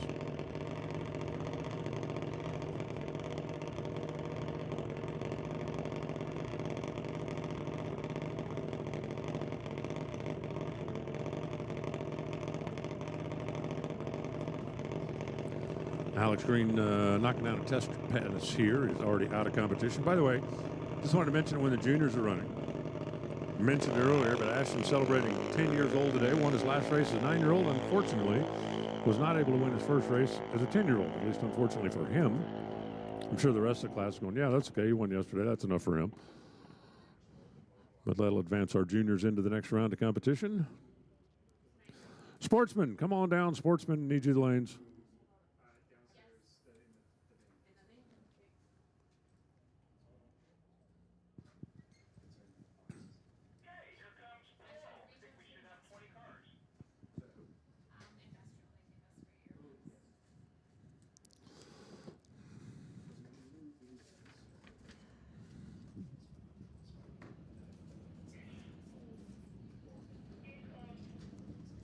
I'll call cars getting close. Their second round going to be coming up here shortly.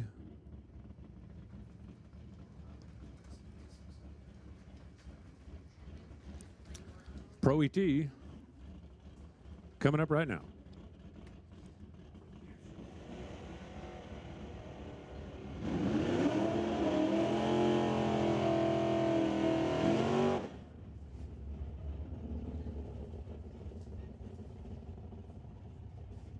Double check that balance correctly.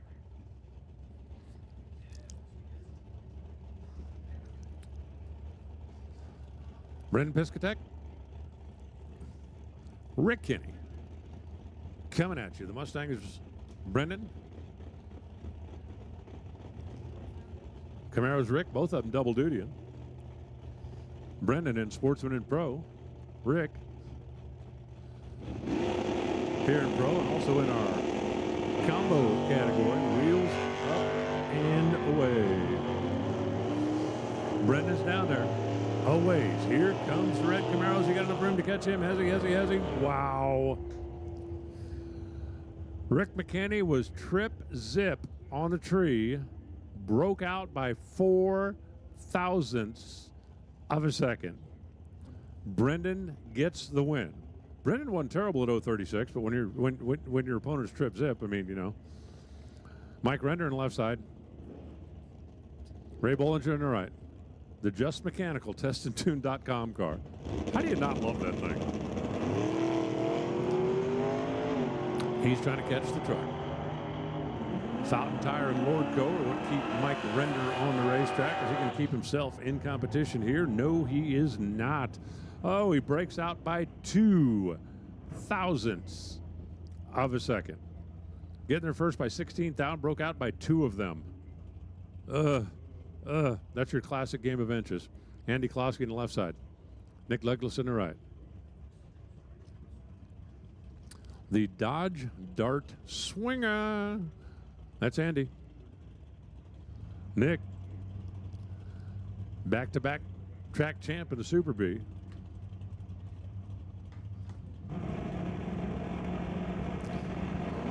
Sportsman.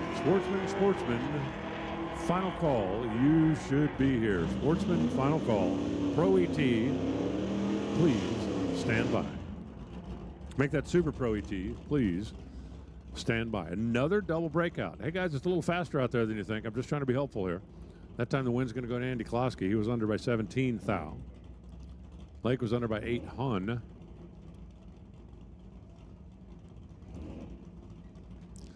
We're about to find out how patient the announcer can be. No, not me, John. He'll be up in a minute. First, we have a battle of the deuces. Both of them vintage 66.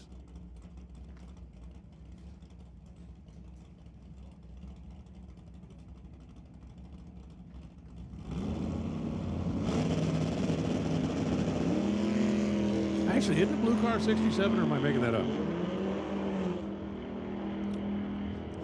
See, now I'm curious. Now I'm like, I'll find out. I know this. Terry just went red, so I'm not going to have a chance to see that car again in the pro bracket. Wind light comes on, 1061. 1016 that is, on a 1016. Both drivers left early, but Ross was closer to green, so he got the green. John Tabak, the rad truck, going to have to be patient. 3 Mississippis worth of patient. Eric Britton in the dragster, the half-fast 2. Is it fast? Half. So like back in the day, it's like, what kind of cam you got? 3/4? 3/4 cam. I remember telling the guy one time, you're probably going to outrun me. I've only got 5/8. And he went, what? Finish line. How about to back? One more time. 10:48, 119 miles an hour. 11:53 on the 13:53 on the 13:34. Not enough for the little dragster. And the announcer still showing everybody how it's done.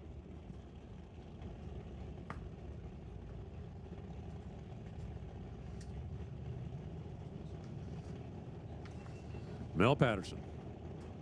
Malfunction. Giving it a pretty sizable head start. Putting up a pretty sizable wheel stick. And now putting on a pretty serious chase. Is there time? There is time. Jason Mercer broke it out and handed it to him. Handed it to him. Actually, really didn't have a whole lot of chance to win. Mel went 10:07 on the 10:06, had the reaction advantage. The only chance Jason had to get there first was to break out, and that's what he did. Rich Dye's left, Chris Stone right. 73 Nova, 68 Dodge. 6-liter LS against 440 RB Big Block. 1 second to handicap. Actually, it's 1 and 2. Remember, Chuck Roller used to always be back at 2 and 2. Well, this head start is 1 and 2. It's 1 second, 200. And that's going to be a win light. 10:30. Hey, look, no breakout. It's been a while since we saw a 001 to a 13 light. The reaction times have been kind of all over the map here in this session, and those guys both crushed it. 001, however, could not carry the day.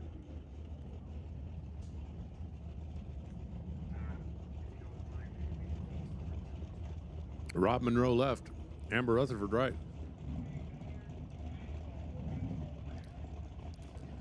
Sportsman, if you're not in the lanes, you're in the wrong place because you're up, and I mean now. Sportsman, if you're not in the lanes, you're in the wrong place. Rob Monroe is down there a ways. Amber Rutherford on the chase. Wow, Amber 001 could not close the deal. Rob Monroe was dead on 1 and won the deal. A 001 to a dead on 1. And Rob Monroe gets the win. Matt Warner now on the left side. Steve Watkins on the right. We got 2 blue Fords that couldn't be much more different.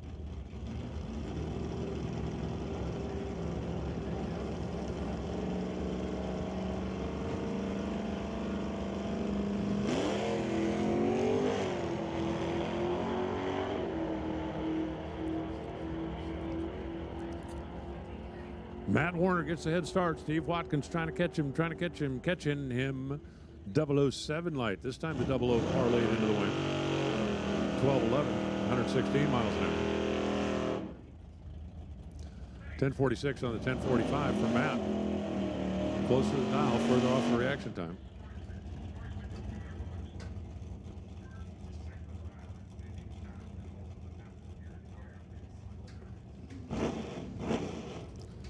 Lauren Schwartz left. Jesse Gard right. I believe this is going to be the final pair. Super Pro, come on down. I need you now, please. Super Pro to the staging lanes.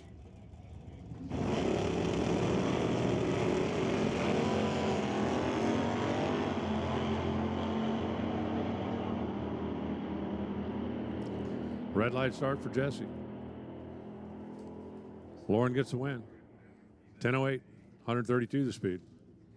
12:02 at 109 comes up for Jesse, but at 0:89 on the wrong side of the tree, and just like that, we're moving into Sportsman. Pro, Super Pro, Super Pro, I need your lanes now, please. Super Pro, I need your lanes. Motorcycle, stand by.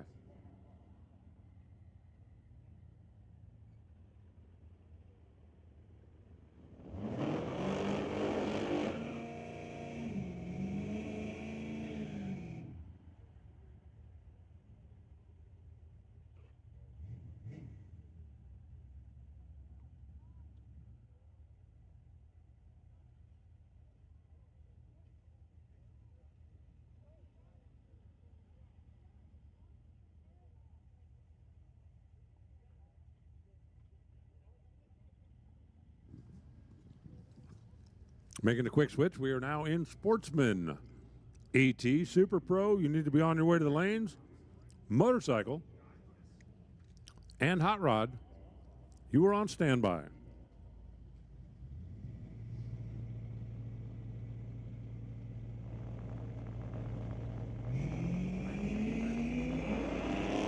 Just to give everybody a heads up, alcohol cars are coming off the jack stands. They will be out in about 15 minutes or so. Slated for 2 o'clock. They'll be a little bit after. Jess Armstrong breaks out. Joe Smith breaks out. Joe's breaks out 8 thousandths less, and that's going to be the winner. 68 Chevelle's coming back. Veronica Hodgson now on the left side. Steve Baskerville on the right. 69 Dodge, going to get a slight, and I do mean slight, 0.15 head start. That was slight, and that was red, Steve Baskerville. Jump in the tree.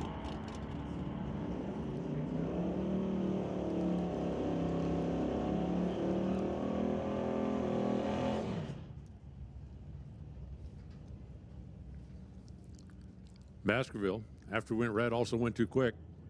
Probably figured last trip down the racetrack, so why not? Or is he still in the other class? I'm trying to remember now. Because he's definitely one of our double dutiers. Bill Wells left, Wayne Douglas right. 13:55 on one side, 11:60 on the other. That's about 2 seconds. A little more than a full Christmas tree. That's a little more than a full Christmas tree. That's green lights on both sides. Chevy trying to track down the Dodge. Got him. Another double breakout. This time the Dodge goes under by 6 Hun. The Boo goes under by 3 Hun. Bill Wells gets the win on the double breakout. Stormy Newcomb left. Team Broadway in the right.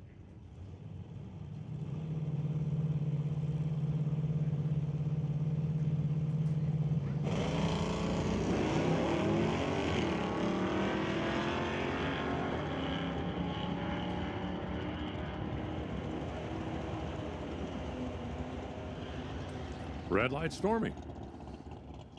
We'll see Team Broadway one more time.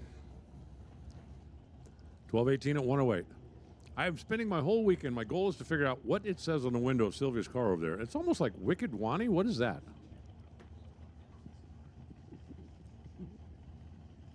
I got really good binoculars and I still can't make it out.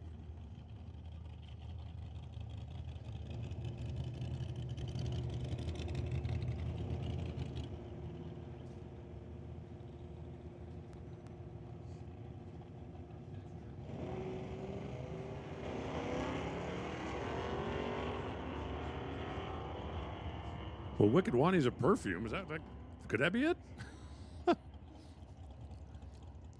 Little things like that just bug me to death.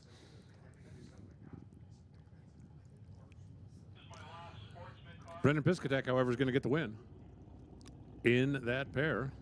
So I won't get to stare at that window anymore. And I believe Steve Watkins, my buy run, and he's just going to take the tree and back out.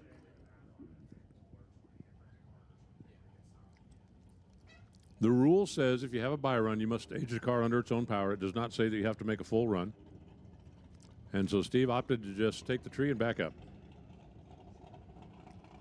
And he will advance to the next round. Super Pro, hopefully you guys are locked in the lanes and loaded. Motorcycle and hot rod,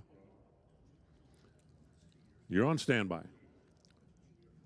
Please stand by. Alcohol cars should be rolling in here momentarily for round number 2.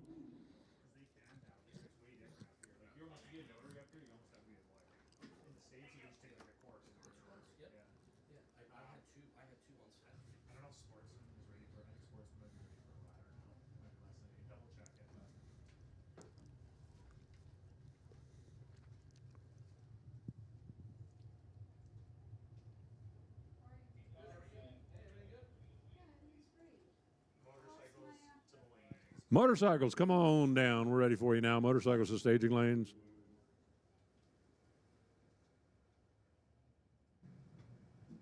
How much time are we giving them, Mike, before we call them?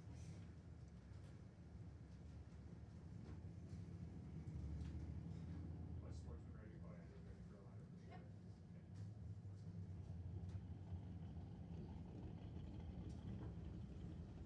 And then need some updated ladders. Stack right there.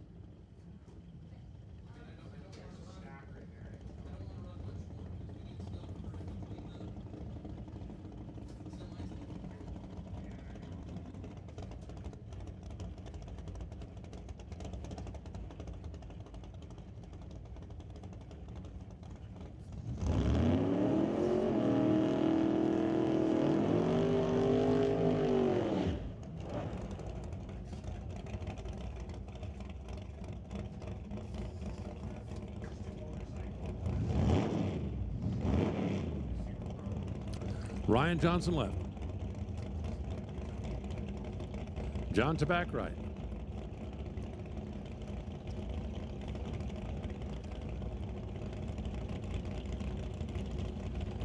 The S10 prediction is a 10:47 for the folks at Rad, and 8:35 comes up for Ryan.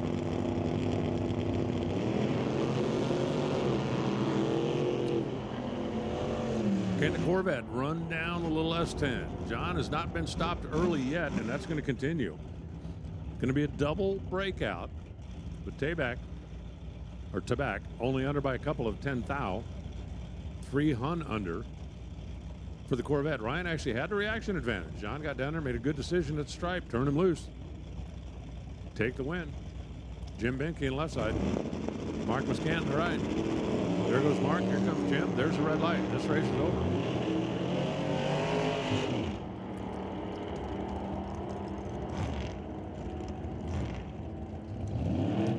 Race is over on the starting line. Jim Benke at the finish line goes 10:07 on the 10:06. 15 on the tree. He was going to be tough.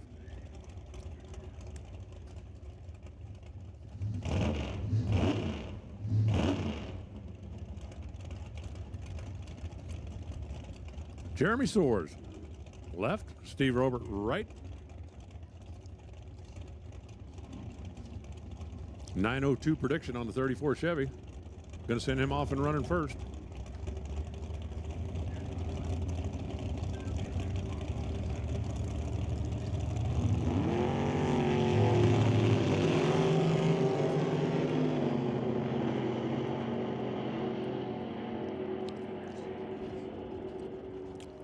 Win light, Jeremy. He was behind on the leave. He was behind at the stripe, but again, made the right decision. Sometimes the right decision is don't get down there first. Let your opponent have it. Hope they break out, or in this case, break out by more, and that worked out for Jeremy. Hot Rod. Oh, attention to pits. Hot Rod, come on down. Everything's good. He just has to do up his belts. He'll be there shortly. We got motorcycles in the lanes. We've got Hot Rod being called to the lanes, and the alcohol cars, I do believe, are going to drop in right behind that. As I understand, they're finishing up service and getting ready to head this way, so won't be long.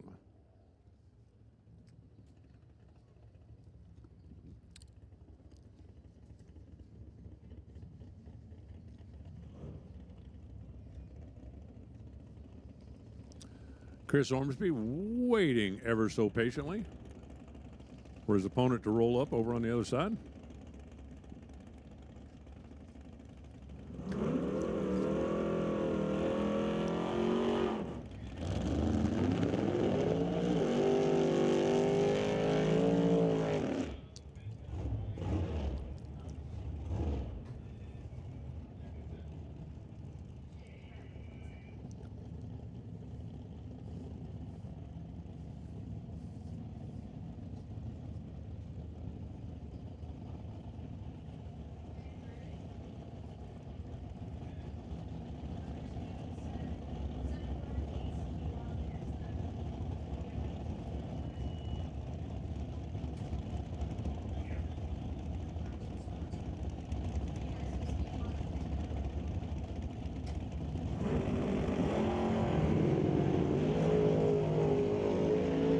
Long way down the track is Ormsby.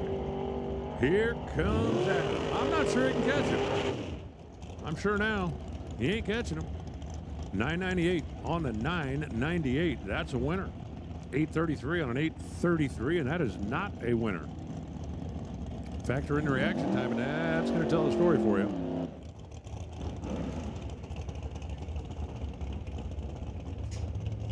Because here comes James Cowie in the left, Curtis Munson in the right.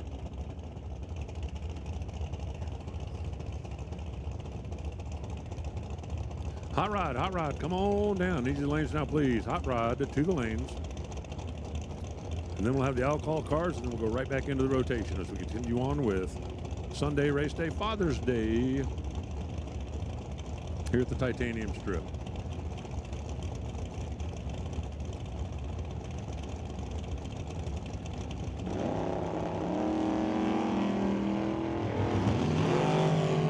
Whole lot of head start over there for Chris. Whole lot of horsepower over here for James. Finish line is going to be Chris. 10-11. 1, 2, 3.1 the speed. Reaction advantage actually went to Cowie in the left lane. Got there first, ran 7:13 against 7:15. Broke himself right on out of here. Now it's going to be Paul Soares in a Pontiac. Dialed in 8:07. That little red car's fast. And Emmett McKillop, who is super comping in Super Pro. He probably figured Super Pro, Super Comp. I just want practice running 890. Difference obviously in the tree, but that's all taken care of via the delay box, which makes it a piece of cake. Proverbial cake.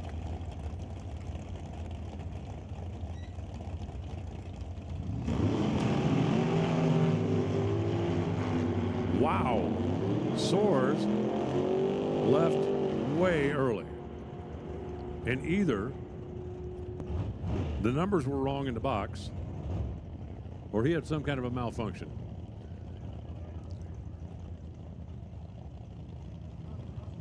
Because the dragster was supposed to leave first and didn't. I wonder if Paul was aware of the fact that the dragster was supposed to leave first. He had to be, yeah. Dial in 807. He's got to know that. Got to know, got to know, got to know.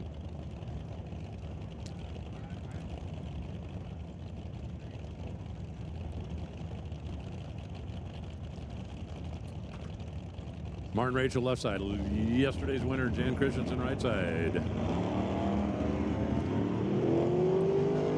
002 red. 002 red. Martin keeps on keeping on.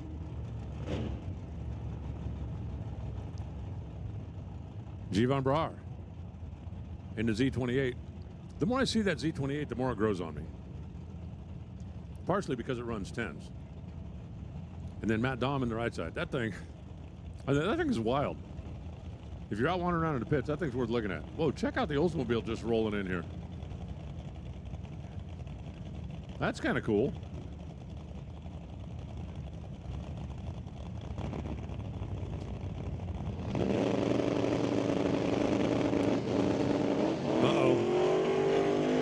Matt almost sounded like he double clutched it. You heard that? He was off the throttle, on the throttle, back up. I don't know. Let's see. Yeah. He was in trouble at this end. He paid at that end. 005 on reaction time for Javon. 1067 on a 1067. Whoa, 005 dead 8. Come and get you a little of that. Got himself a pretty good chunk down there, but had a lot of room to work with. Lawrence Schwartz left side, Kevin McNichol in the right. The Rad Torque. 67 deuce. Wow, the Monte Carlo spun the tire. Dial-ins were very close to each other, but the big old Monte spun the tire, and yeah, that's going to cost him. You can kind of see that coming. He was off at 60 foot, and Kevin McNichol went down there, looked over, and just paced him. 1028, 121 miles an hour. Call me crazy, but he didn't hold it all the way down, if you know what I'm saying. When he got down there at about 1,100 feet, looked over and went, yeah, he ain't catching me. Ease back, scrub about 9 mile an hour, and make sure that you stay on the safe side. Craig Johnson is going to wheelie his way into the next round with a free ride. And motorcycles are pulling into the water box.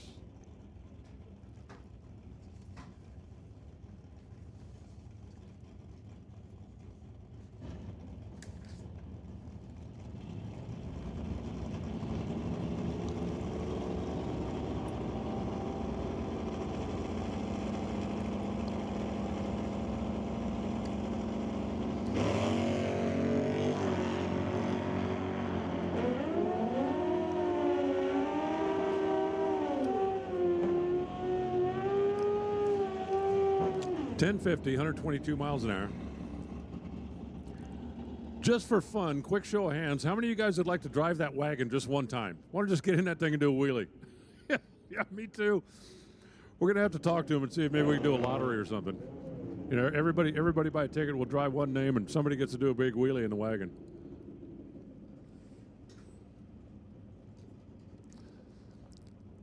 Campbell on the left side.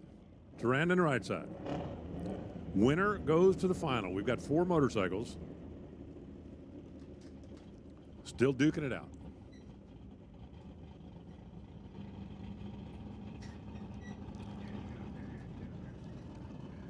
If the guy in the right lane turns on the wind light, he's trying to go back to back.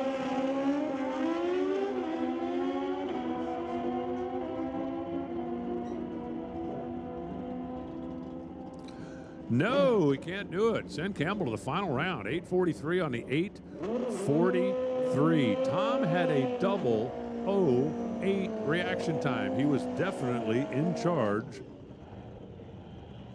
but couldn't close the deal.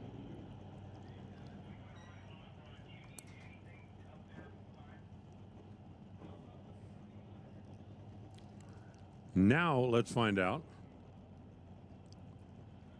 if it'll be 2 wheelie bar bikes or if Corey Craig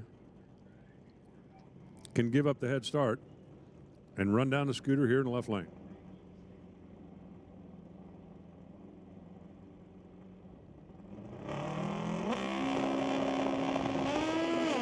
Daryl Shores is off and running.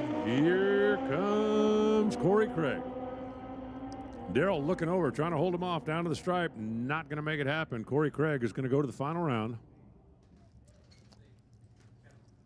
It'll be Corey, it'll be Campbell. It'll be the motorcycle final coming up later.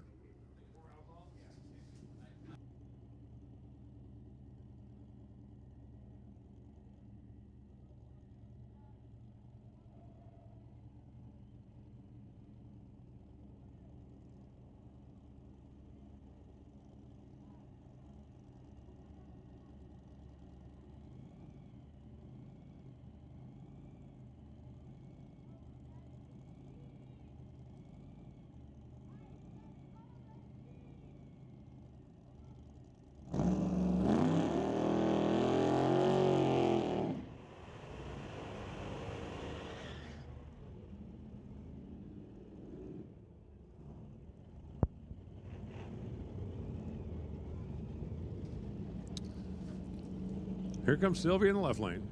Here comes Rob in the right lane. Listen up in the pits. Oh, attention in the pits. Top alcohol dragster to the staging lanes, please. Top alcohol dragster, round number 2. Come on down. We are ready. We're into the hot rod category here and now. That's a cool hot rod. That's an awesome hot rod. Rob Monroe. The Ford from 1931, trying to track down the Ford from 1966. No! Wow, the white knuckle team flying by down there. Broke out by 0.07 of a second, and Sylvia, I'm going to have at least one more chance to read what it says on the window. It's the little things in life that like keep me going on. Here's Rob Hodgson on the left side, Mike Nottingham on the right. 67 Plymouth, 440. Cool car, the Satellite.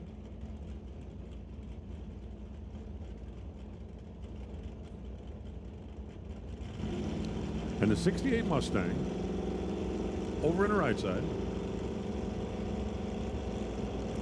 The notchback Wow, the Mustang just absolutely tore the tire off of that thing when he hit the gas. And he's going to just sit and watch as Rob goes down there, drops the nose to go 11.22 and stay on the safe side. And Mike is going to be wondering, man, what happened? That car's been biting and wheeling and looking strong, and that time he smashed the gas and it just annihilated the tires.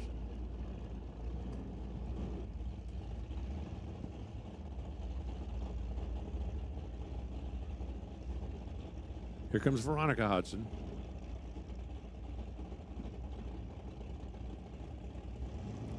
Against my big old yellow old Ford.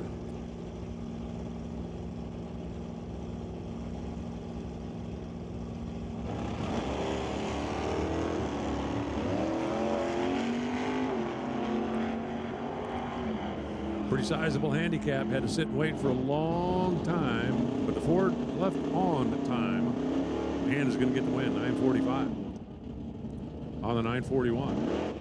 Veronica got there first by 18, but broke out doing it. She was not going to win that race. 008 reaction time in the right lane and put him in charge. Nova in the left side, Barry Patterson in the right.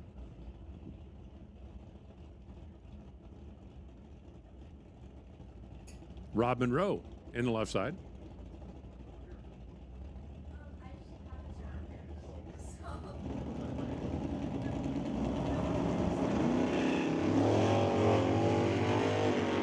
Rob Monroe gets a head start.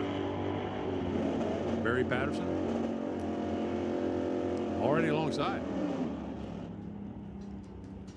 Hangs a wheel on him. Takes the win, 987, 121 miles an hour. 1072 for Rob. Things slowed down a little bit. Alcohol Dragster, you should be rolling into the staging lanes, please. Rolling, rolling, rolling. Jamie Roth, I do believe this is going to be the final car down. And then we're going to do a little touch-up on the racetrack out there and get ready for semifinals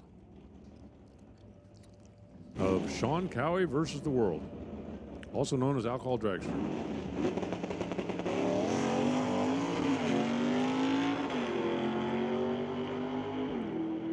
I don't think I realized that car had a 4-speed in it before. Now I like it even more. 10.051 on the 10.05 dial. I didn't think I could like Jamie's car more, but I do if it's got a clutch in it. Clutch cars are cool. Plus, if you have a car with a clutch in it, it's a millennial anti-theft device. No, I'm telling you, it works. Absolutely works. All right, race fans, here's where we are, kind of where we were a little bit ago. A couple minutes, we're going to do some track prep, tune things up, and make sure that the concrete out there, and that's one of the beauties here at the Titanium Strip, all concrete racing surface. The first one of those was the Texas Motorplex, built back in 1984, and everybody told Billy Meyer, "You're crazy, you can't do it." And he said, "Hold my beer." Over the years, there have been a few more that have done it. And it still is the best way to go. And when they decided they wanted to do a little facelift up here a few years back, they went all concrete. And every single racer that has been here since has said, "Thank you." Probably none louder than Sean Cowie this weekend. But the alcohol car is going to be up in a moment. Grab yourself a beer, grab yourself an ice cream, grab yourself a snack. I have to tell you, I think it's funny because I live in Arizona. And if you see me, I'm easy to spot. I'm the guy with the big heavy leather jacket on because it's cold out there. And I was looking out the back window earlier watching somebody in the river on a jet ski. And I'm going, are you kidding me? At my house, we'd still be bundled up around the campfire. But it's been a genuine pleasure coming up here to visit, enjoying every minute of it. Looking forward to the alcohol semifinals. Grab yourself a snack. You got a couple minutes. Don't worry, I won't let you miss them. Alcohol cars are making their way to the lanes.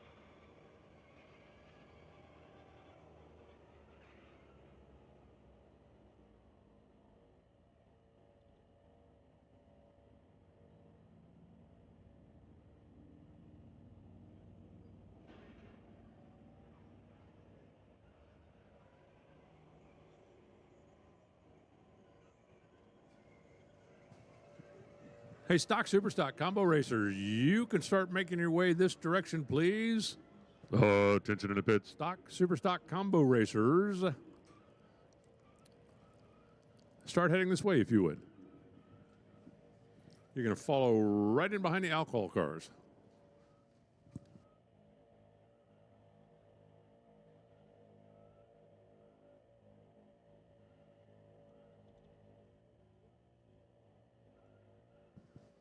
Thank you, Sylvia. I'm not sure I'm allowed to call you that, however. Wicked Wahini apparently is what it says on her window. I've been trying to figure that all weekend. But I looked it up. There is like a Wicked Wahini perfume. I think that's what Eames wears.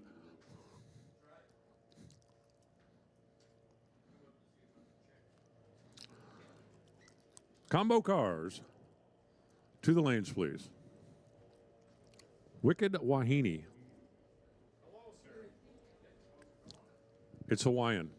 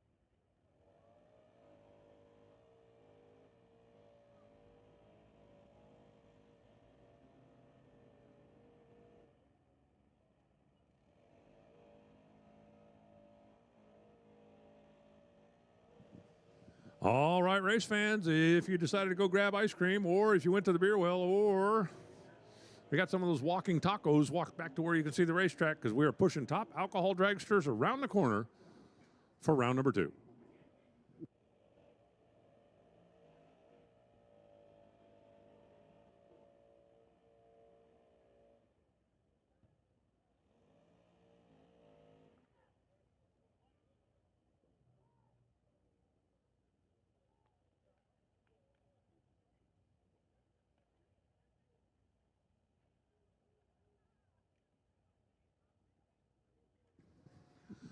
Stock, super stock, come on down. Combo cars, I need you the lanes now, please.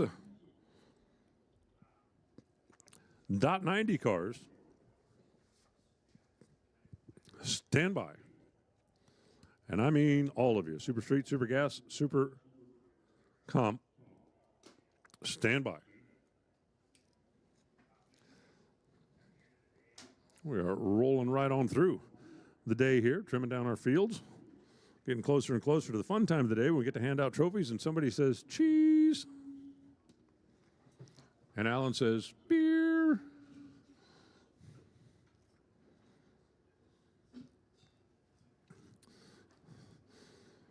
Well, if I talk to people, you know, what's your favorite time of the day? Oh, I love daybreak. Oh, I love sunrise. Oh, I love twilight. I say, Alan, what's your favorite time of day? Oh, I love happy hour. I especially like all day happy hour.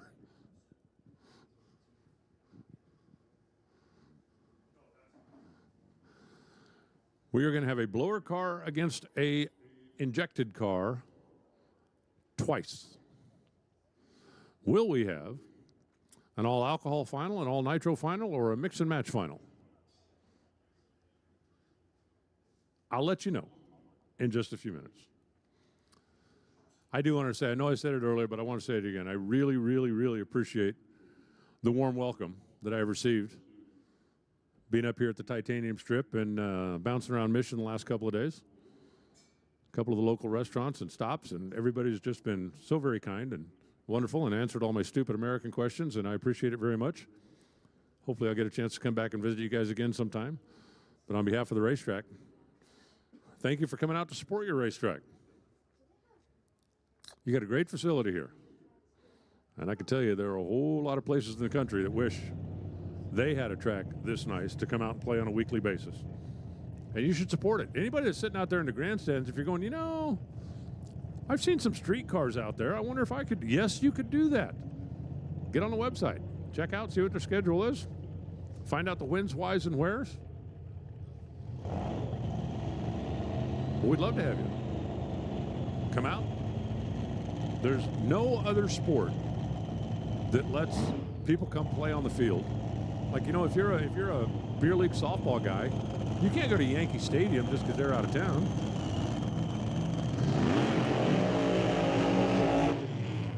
But even if your street driver is a pickup or an SUV, you can come out here from time to time, play on the same field. Well, as a general rule, I try not to play favorites when I'm up here announcing. But when one of the tow vehicles has a sign on the front windshield that says, "We love you, Alan," it warms my heart. That's Chris Dempke's team over on the right side of the racetrack, the Jerry Mattern Peen Ride car. And the left side is Kim Parker. Now, Kim and Randy Parker are still a little bit of an unknown quantity, I think, simply because they have not yet made a clean run down the racetrack. The problem is you keep giving Randy Parker shots at it. They're going to get it figured out. I'm talking about the Copeland machine here on the left side. Rolling into this round, Chris had the lane choice, and he decided that he wanted to be over there on the right side of the racetrack. Now, didn't Chris have lane choice in the last round and decide he wanted to be over here on this side of the racetrack? Again, lane choice is not going to be the determining factor. If your car is right, you can't blame the racetrack. Who's going to run for the trophy? Kim Parker left. Chris Dempke right. Dempke, put that engine on scream and stage it up. Kim, off the clutch, stage it up. Oh, Dempke, kablooey the blower. And Kim Parker, you gave him too many runs, guys. You gave him too many runs. 5.300, 270 miles an hour. Randy, Kim, Team Copeland down there, you gave them too many runs. They found the sweet spot and sent it down there. If you were watching the Dempke car over on the right side, I would bet the house it had a fuel line come off of it, because when he hit the gas, it looked like it was misting. And if that mist was fuel, well, it leaned out and it kablooied the blower off of it. And I really hope that's what was wrong with it, because if that mist was fuel, it'll evaporate pretty quickly, and we won't have too much cleanup. I got my fingers crossed.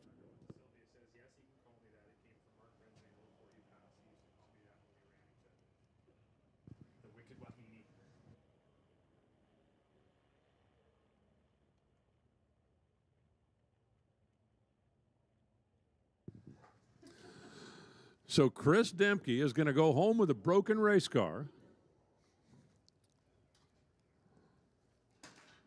And Kim Parker is going to go from qualifying dead last into the final round.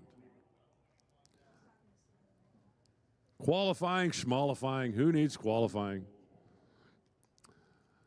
Sean Cowie and Mike Quayle at the ready line. If you look at the car over there on the right side of the racetrack and the fire up, did you see as soon as that blower went kablooey, did you see the first thing they did? They went and got an insulated blanket and laid it over the nose of the car. If you're sitting where you can see the car in the right lane fire up area, that blanket on the nose of the car, that's where the gas tank is. And one of the fun performance facts for injected nitro cars, the cooler the fuel, the faster they'll go.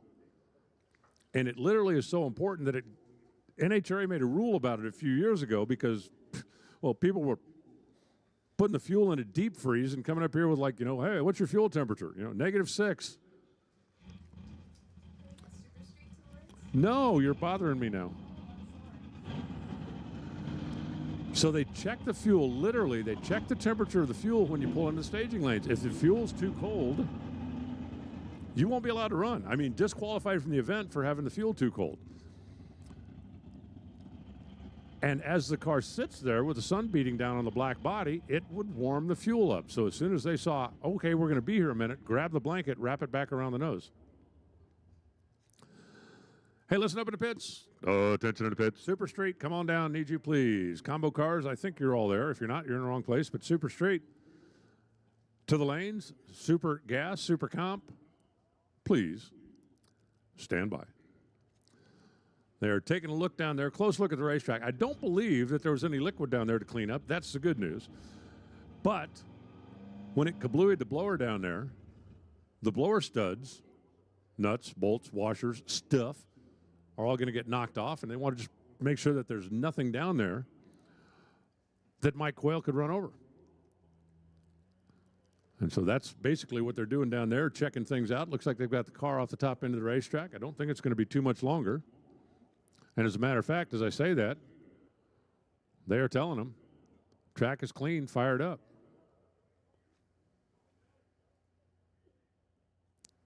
I thought that's what they were telling them.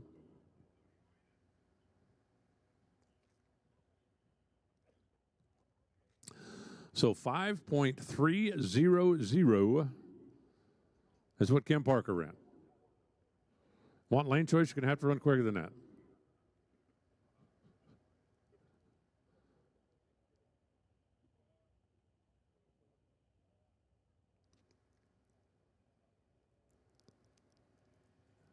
Mike Quayle fires up first. Just a longer routine with their injected nitro car.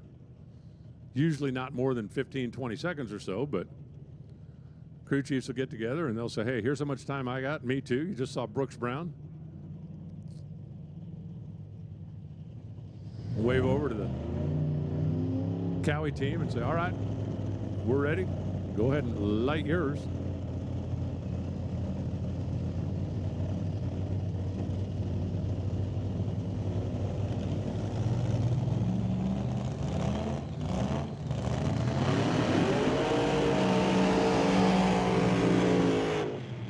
For Sean Cowie, coming home, the first time in competition here with the #1 on the wing. And he very desperately wants to leave here with the trophy. Mike Quayle doesn't care a lick. Congratulations, you're at home. You should take the rest of the day off. From a performance standpoint, Cowie has absolutely had the best car. There's no question about it. The question is, can Sean Cowie keep the performance juggernaut going? And if he leaves the door open, can Mike Quayle take advantage of it? I mean, Mike Quayle has been pretty solidly in the 20s. It's not going to take much of a mistake for Cowie to open the door. We'll see the teams again acknowledging each other. My driver's ready, so's mine. Cowie left, Quayle right, Parker awaits. All right, Sean, rev that baby up.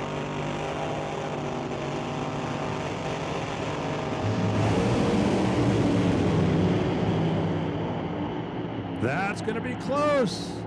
That's going to be Cowie, 5:18, and he needed it. Mike Quayle got off the starting mark first. If you were watching close, you could see the car in the right lane got the jump.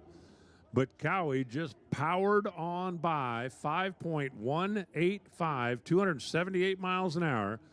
He outran Quayle by a tenth, but he only beat him by 200ths. Mike Quayle came very close to stealing that on the starting line. But Sean Cowie, at home with the one on the wing, is going to the final round, and standing in his way will be Kim Parker. 5:18, 278. And for Mike Quayle, 42 on the bulb, 29 on the track, and all he gets is a pat on the head. Sean and Kim in the final. Super Street, final call, Super Street.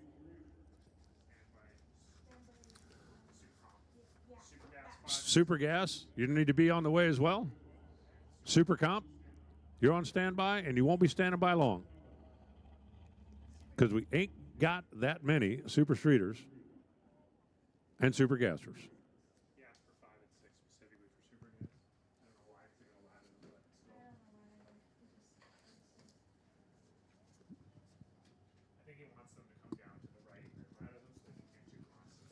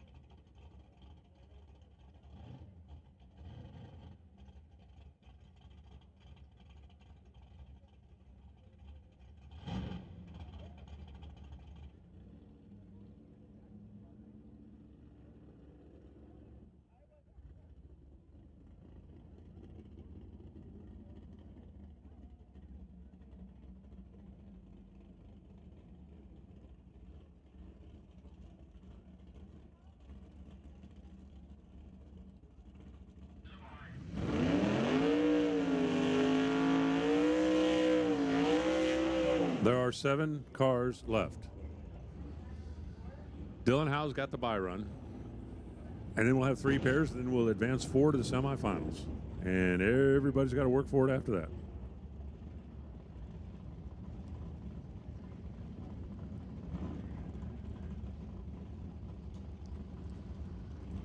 So we'll watch the old 427 Copo hike the nose and head that away.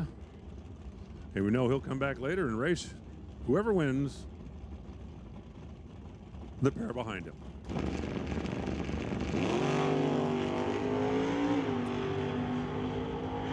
.003 early, but nobody cares. Nobody cares. 9:05. He's got that car in a happy place right now. There is no doubt about it. He will race either Derek Johnstone or Dave Jung, depending on who turns on the light here. The classic Chevy Impala convertible. Let me ask you, not counting this car, when's the last time you saw a 66 Impala convertible? I know, right? That's what makes it so special. Dave Jung, last time he had his picture taken was, oh, that's right, last night. Because he won this class yesterday. Both drivers get away on a green. 283 early cubic inches with a little bitty carburetor out there trying to hold off that fuel injected. Nope, not going to happen. Dave Jung keeps on, keeping on. So it'll be Dave and Dylan on one side of the ladder. I figured it out. Like Junior Street, everybody in the deal is J, right? Well, combo race, apparently you got to have a D. That means Daryl Stobie over on the right side is going to take care of business over Alf Weeb here on the left side.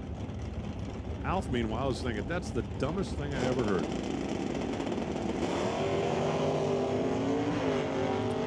We'll find out if it really is the dumbest thing he ever heard. How about Alf? He's going on. He goes 10:58 on the 10:53. Neither driver was great on reaction time. Daryl was a little bit better, but Alf was closer to the dial. And therefore, he'll come back and run the winner of this.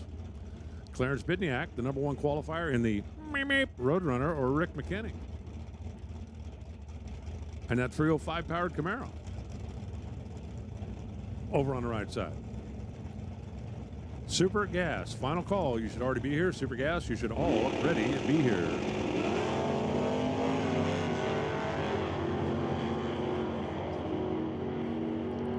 Both drivers away on the green. Clarence left, Rick right. We have a winner. It's going to be your #1 qualifier. 10:29 on a 10:29. 13 on the tree, dead 4. Rick McKinney was locked out. There was no chance, no way, no how he could win that race. It'll be Clarence and Alf on one side. It'll be Dylan and Dave on the other. Final 4 in our stock super stock combo.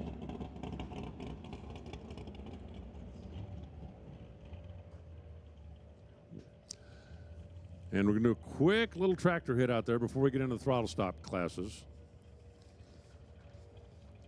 Super Street. Getting ready to roll on out here.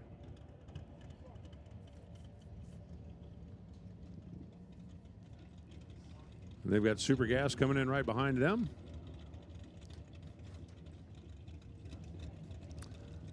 And Super Comp, we're going to be calling you shortly.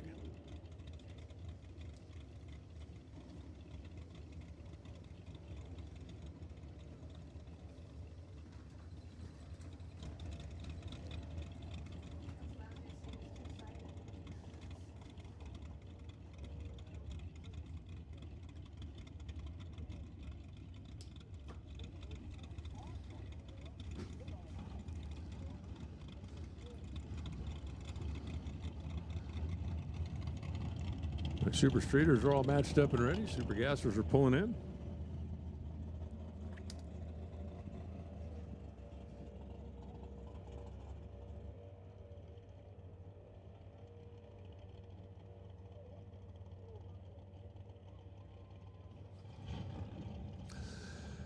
Hey, race fans, if you like hot rods that look like real cars, a couple weeks from now, Door War is going to be coming rolling in here. They're going to have some of those wild X275 radial cars, going to have pro mods here on the property. Really fast, really cool heads up Door Wars going to be rolling in to Mission Raceway. That's a fun show. It's heads up racing. It's wild and crazy.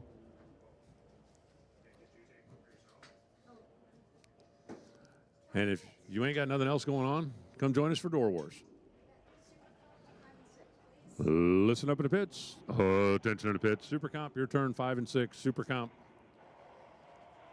To the lanes, please. Why, look, we've already got the first one. It's like all you have to do is wave your magic wand.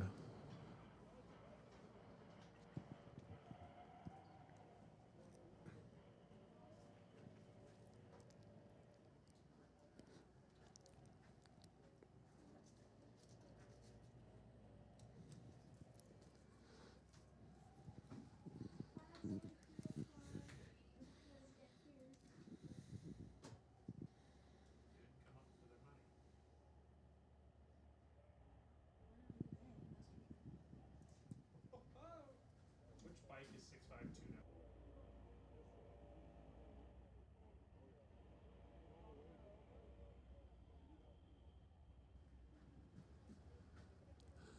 As soon as they get the inspection down at the top end, as you can see our top end safety crew out there taking a look while the tractor is doing a little sweep, then we'll jump right back in. Continue rocking our way through this thing. A big thanks again to all of the folks. The sponsors here, JBS Equipment, big supporter of the racetrack. Rad Torque Systems, another proud Canadian company. Lordco, Comics Valley Excavating, 3K Calibrations. All these folks are reasons that the drag strip continues to thrive, and hopefully will continue to do so for many, many years to come.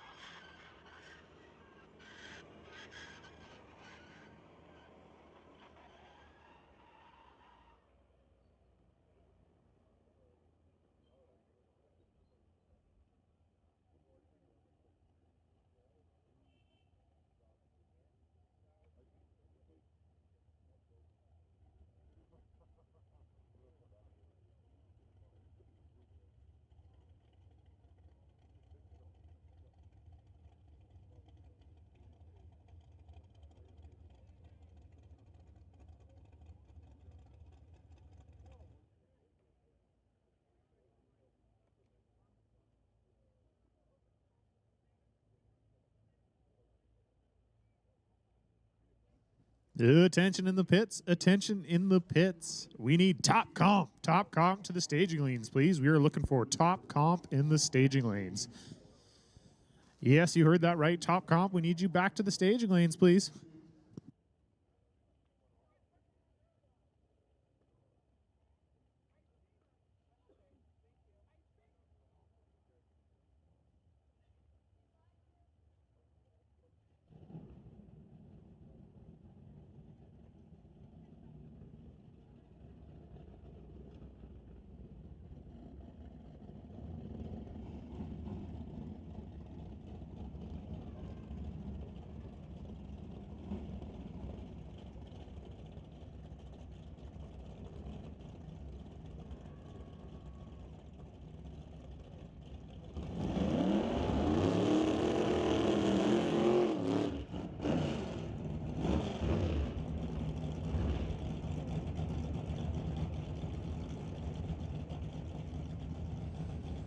Super Street, and here we go.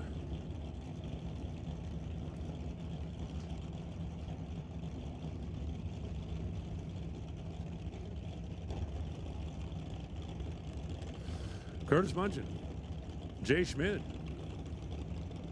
2 for 1. Winner of this one, straight to the semis.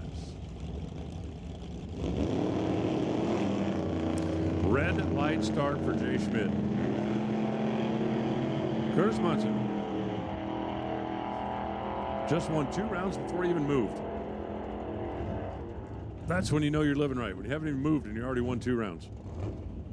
1093 to 1094, the math down the racetrack, but it was that 33 red light. It was the only number that really mattered. Dan Parsons and Alan Loftus coming at you right now.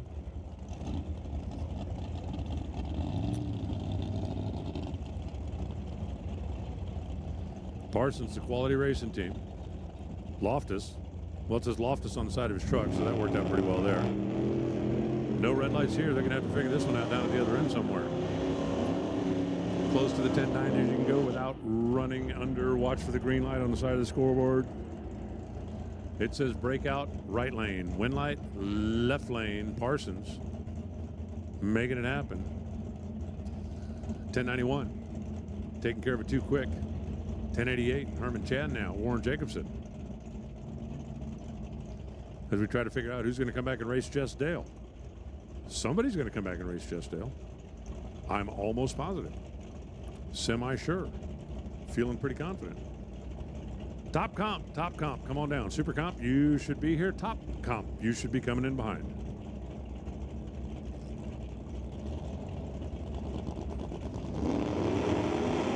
Red light by less than a thou.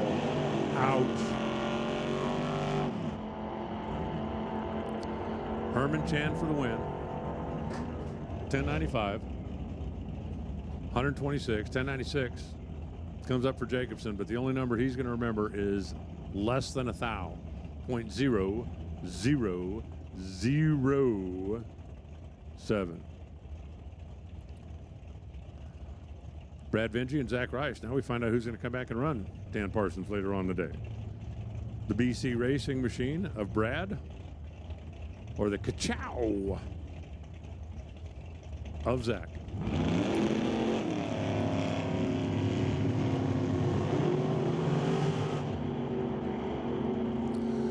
They both get off the starting line green, dashing down to the quarter-mile stripe.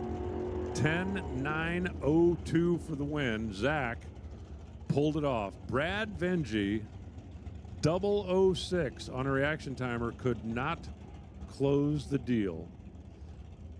Got him a big bite down at the stripe, broke out. And that cost him. Here's Jess Dale. Jess was yesterday's winner. And since we had 9 cars coming back, the way the ladder worked out, Jess got the free win. He's going to come back and run Mr. Chan a little bit later on in the day.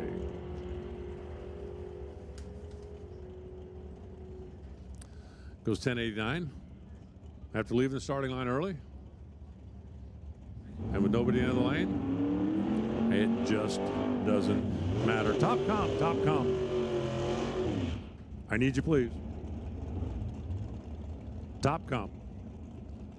I need you. Super gas. 8 cars left. Steve Lowen left.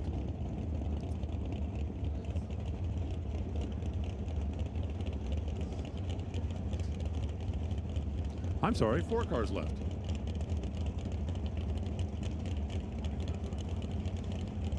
No, it's okay.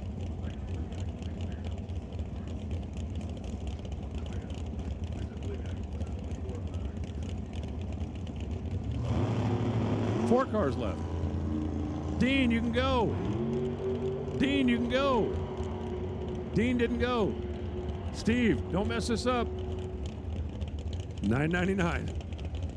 He didn't give himself a lot of room. If Steve Lowe, even though Dean Peterson had not moved, if Steve Lowe went down there and went like 988, 989, he could have broke himself out. And he would have been talking to himself for a long time. Dean Peterson, whatever the problem was with the boss hoss over there, never moved.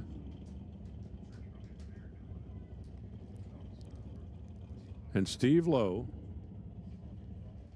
is officially in the final, where he will race whoever wins this matchup right here for the trophy.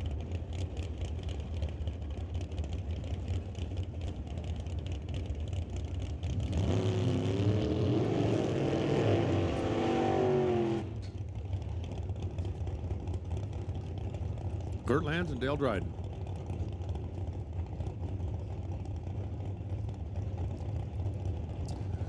The topless Camaro, that's the blue car.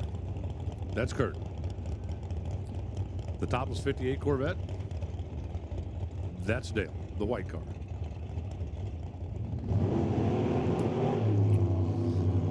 And they both get away on the green. Kurt left, Dale right. Throttle stops off, charging hard down to the finish line stripe. Wind light, right lane, 993 beats a 991. You should be able to figure out who had the better reaction time. It's going to be Kurt and Steve in the final round. Juniors, come on down. Juniors, to the lanes, please.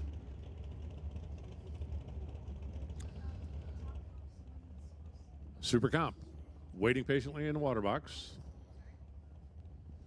As soon as those scoreboards roll over and say 8.9 seconds on the bottom, they'll be ready to go. Poof, just like that. This is the semifinals. Tony Arthur and Mark Loftus. Winner will run for the trophy against whoever wins the matchup pulling into the water box. Juniors, and that is Junior Street, Junior Thunder, Junior Lightning. Come one, come all.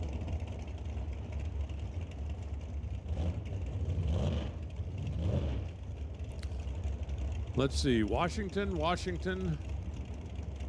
Green is Washington. I'm telling you, the Washingtonians kind of stacked the odds for Super Comp here this weekend. 896 beats 892. I don't know what Mark Loftus was looking at when the tree came down, but it apparently wasn't the tree, because he certainly was not ready to go, or at least didn't let go of the button in time.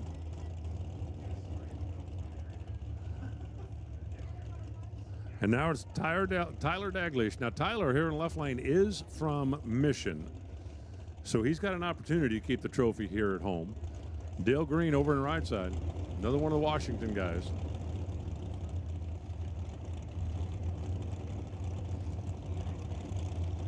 Bump in, set the trans brake, smash the gas, let go of the button. Simple. Red light. Oh, no, no, no, no, no.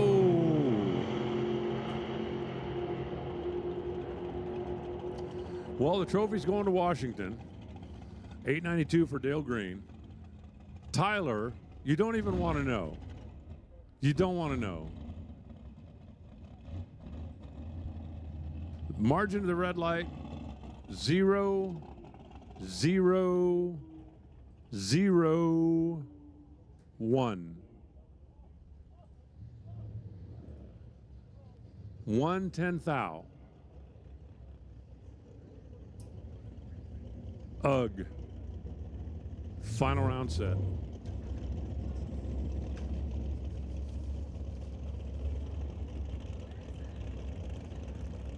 Top Comp. Jan Christensen, Adam DeJean.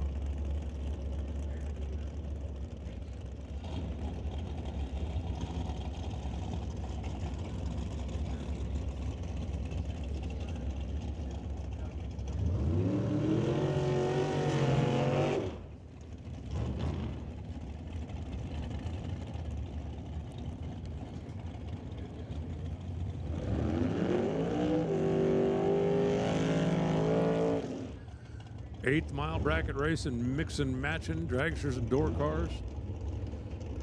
Jan's in the dragster, Adam in the Camaro. Winner goes to the quarters.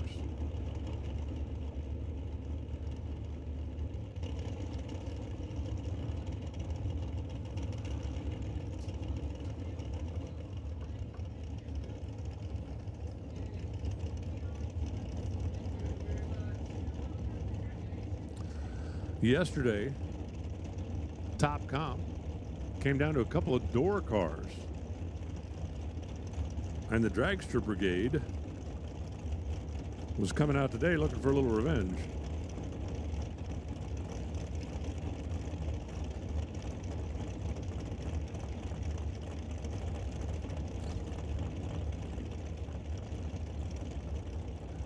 Adam was just fine with the door car supremacy thing that we did yesterday. He didn't see a problem with that at all.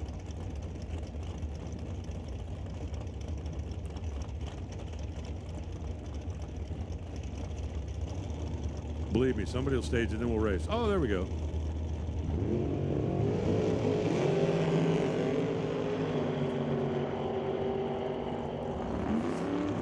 Dead 4 with a 12 light. And Adam sends the dragster home. For Jan, ouch. Reaction time started with a 1. 8th mile bracket racing at this level, you can't get away with that. Doesn't work. Doesn't help. Ain't gonna happen. Mike Kenworthy. Daryl Baker. Coming at you now. Daryl coming off the win over Cody Baker.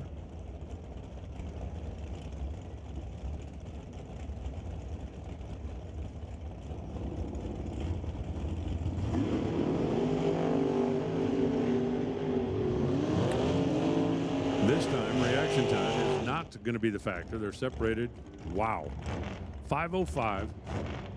Do the math. The margin of victory is half a thou. Left lane left first by a thou. Right lane got there first by half a thou, and that was the margin of victory. Daryl Baker for the win. I started to say when I was looking at the reaction time that won't be the determining factor because they were basically even. And then it comes down to half a thou at the stripe. Now it's Craig Doty and Jeremy Scores.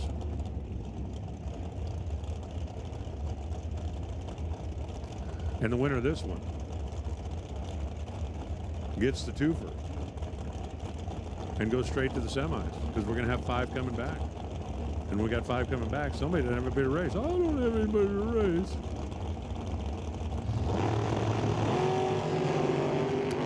We know we got at least 2 dragsters that are going. Greg Doty, 492 with a double 08 reaction time. 008 dead 8. That's 16 total, and that means Jeremy's locked out. Locked out completely.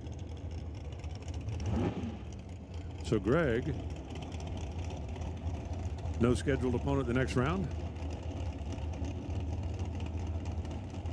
And this is Justin Bond in the left side. And Paul Soares in the right side.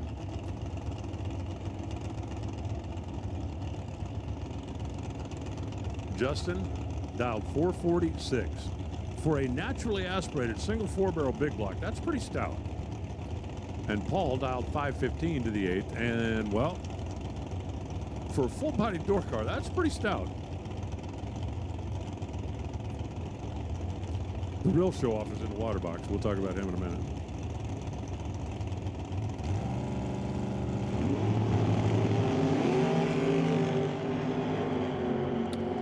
They're both off on the green, and Justin Bond for the win.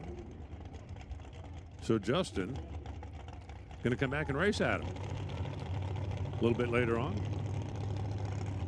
Daryl Baker going to come back and run Dylan, who's on the starting line right now, because Dylan had the free ride this time.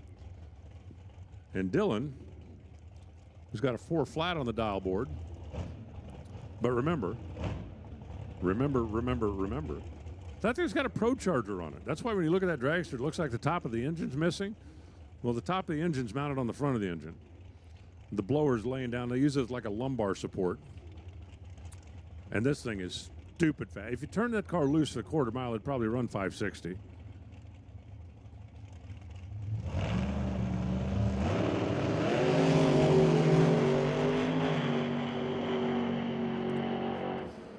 $4,004. Save that for when you need it, Dylan. You might need it next round. You're going to come back and take on Daryl Baker.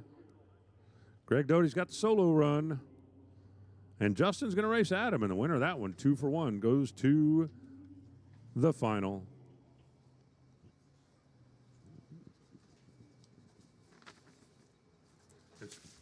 Speaking of finals,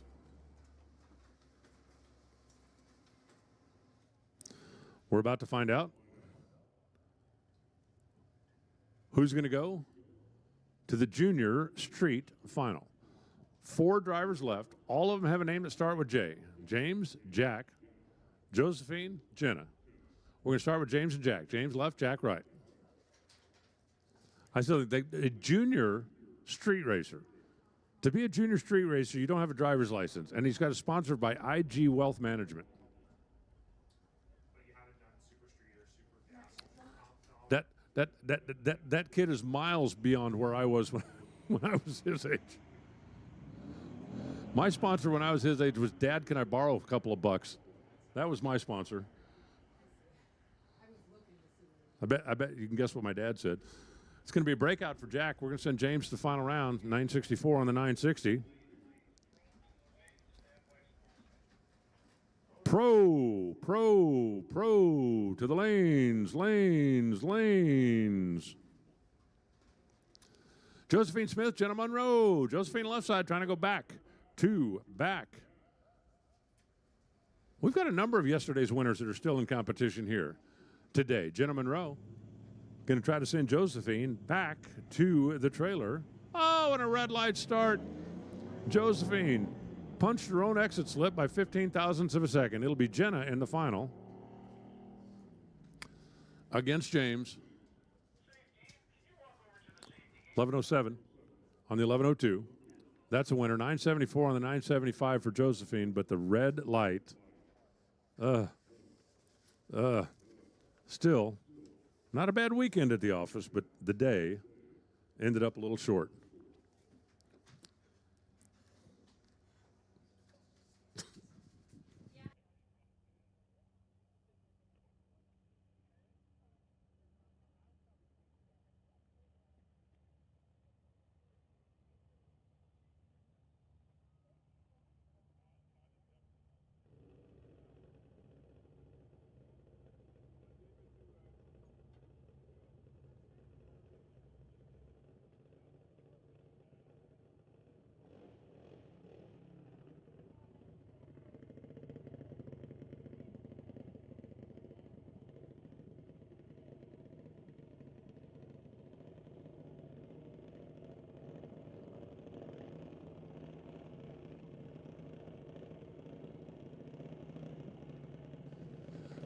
It is Junior Thunder time.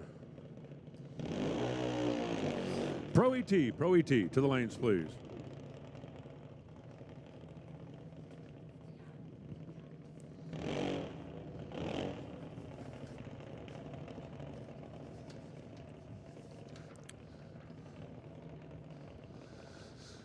Cadence Rodriguez, solo run here. 5 cars still in competition.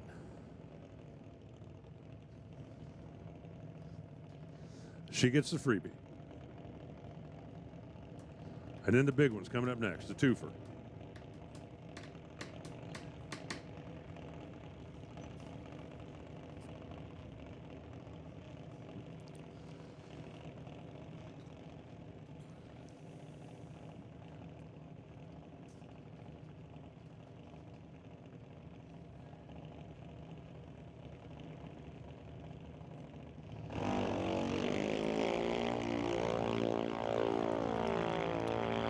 The Milron truck body, Ken's Specialty Automotive titanium auto group car runs 891 against the 890 dial. Well, there you go. Cadence officially advances her way. By the way, race fans, I am here not just to inform and entertain, but also to educate. I learned something that I'm going to pass on to you that hopefully will make your life simpler and easier.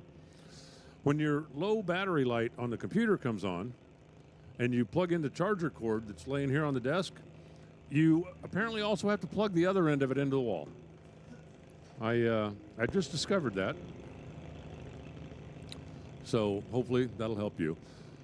Jackson Cowie. See the guy next to the car in the left lane? That's Sean, the top alcohol dragster world champion. That's his kid in the car. Kara Harder over in the right side. Dad watching closely alongside. Handicap head start, away we go. Jackson Cowie. Now the winner of this one goes to the final. If Jackson can win, he'll join his dad in the final round. If Kira can win, well, Jackson has a day off to go root for Dad. Down to the finish line stripe, It's going to be a breakout for Jackson. Kiera is going to the final, 1381, 44 miles an hour. Jackson actually had the reaction advantage, but his car ran too quick. He breaks out going 1498. So if Team Cowie's going to get the trophy, they're going to have to do it with a really fast, really loud car. But their really fast, really loud car is running really good. Really good. Now we're going to find out who's going to race Cadence. It's going to be Owen Armstrong in the left or Hunter Gallant in the right. Pick one.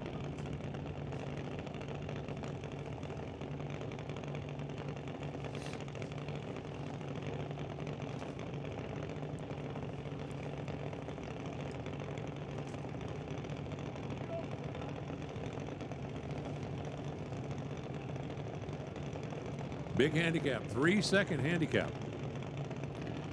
Owen Armstrong going to get a big head start. And then we'll see if Hunter can catch, can chase. I'm telling you, that's a big head start. That is a really big head start. But Hunter's got a really fast car. Hunter's going to get him. Owen actually got there first, but he broke out doing it. Broke out by a bunch. 893, that's going to be the easy win for Hunter. And it'll be Hunter and Cadence on one side, Kiera on the other. As we are down to 3 now in our Junior Thunder. And here comes Junior Lightning.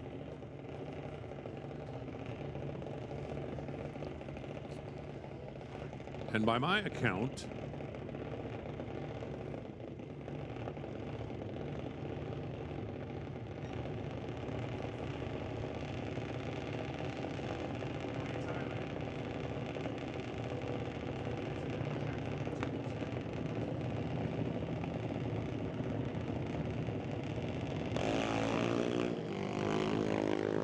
Adam Katanik.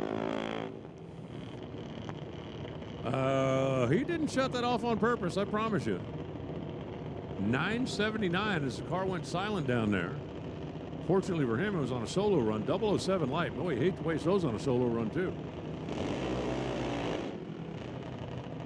And Adam going to have enough momentum to coast down there and get off the short gate. Fortunately for him, it was a buy run. He's either going to run Coco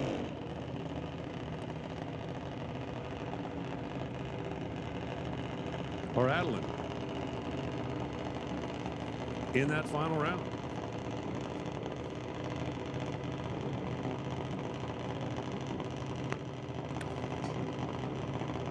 Pro final call. Sportsman needs you as well. Pro should already be in the lanes. Sportsman needs to be on your way. Come on down. Come one, come all, come everybody.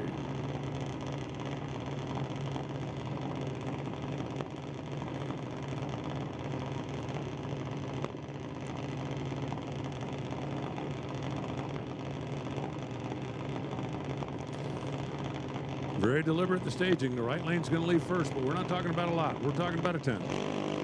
We're talking about that much. We're talking about Adeline on the right. We're talking about Coco on the left. We're talking about the winner being Adeline Duda. 812 on the 804, 008 on the reaction time. So our two winning reaction times were 007 and 008. And the final is set for Junior Lightning.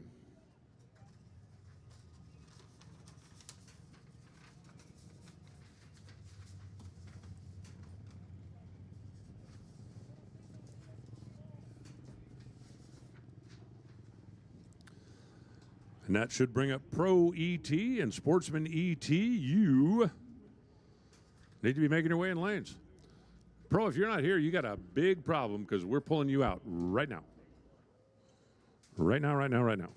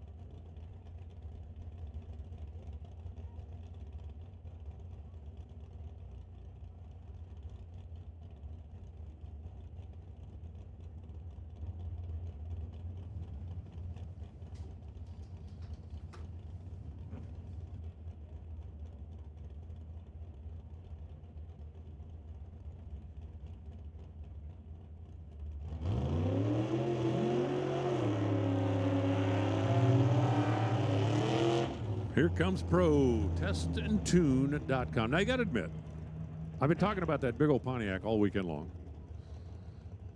If you're looking for a billboard, could you find a bigger one? I mean, unless you want to race a van, or like the UPS guys when they wanted to race the truck. Andy Klosky on the right side. The Dart Swinger. Oh, and a red light. No, no, no, no, no. You know, if you get beat, you get beat. That's one thing. But when you clock yourself out early, that's like, ugh. Andy Klosky's going to get the win, 11:19. At 106 miles an hour.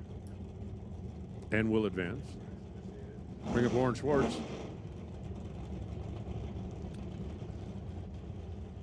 And Brendan Piscatek. Brendan trying to go back to back.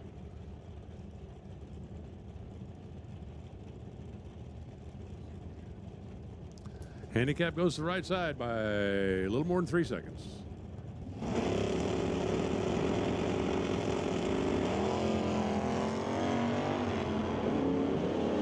Here comes the Monte Carlo. It's like a slingshot around the sun.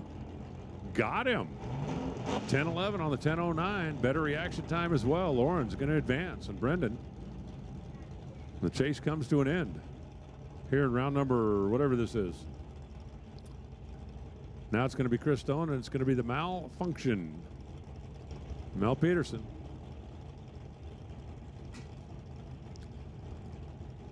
They are dialed almost heads up. Just a blink of an eye between the two on the tree. They both get away green.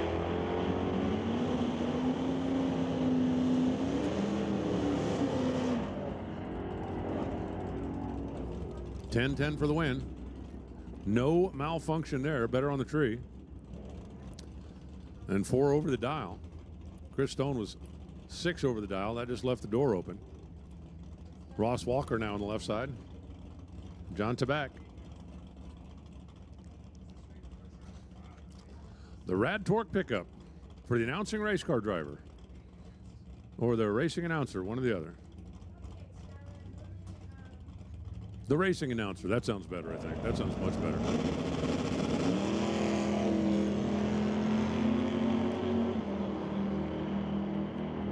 The Chevy 2 alongside the Chevy S10. Here's the finish line. And John out in this round of Pro. I believe he's still in Super Pro. A 000 light for Ross Walker. Threw a 000 light and a 1021 at him. And yeah, John didn't have anything for that. He left a little bit at this end of the racetrack and paid for it at that end of the racetrack. Rob Monroe and Steve Watkins coming at you now. Rob, the 69, that is an Acadian. I mean, call it a Nova, but it's the same car. You guys just called it an Acadian up here.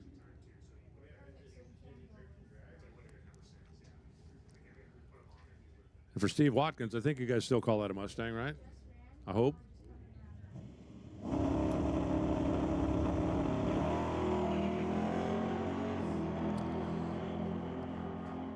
Both drivers down and away. The blue Ford out in front. The blue Chevy closing the deal. 10:47 on the 10:41. 009 reaction time. Let me tell you something. These winning reaction times are getting pretty darn serious. Pretty darn serious. These guys ain't messing around no more.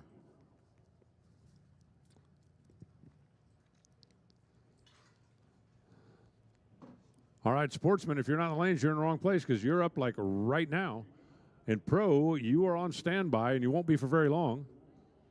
Motorcycles, you're also on standby and you won't be for very long. As a matter of fact, motorcycle is going to be our first final round today.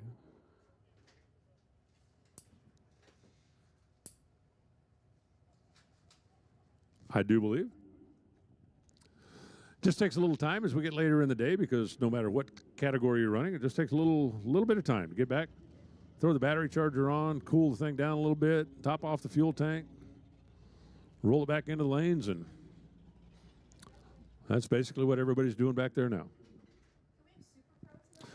We can add Super Pro to that list. Super Pro, attention in the pits. Super Pro, I need you to the staging lanes, please. anything for you. You're my favorite, not like the big meanie over there.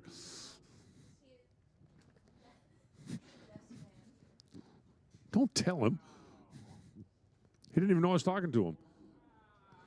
Can't believe you turned me in.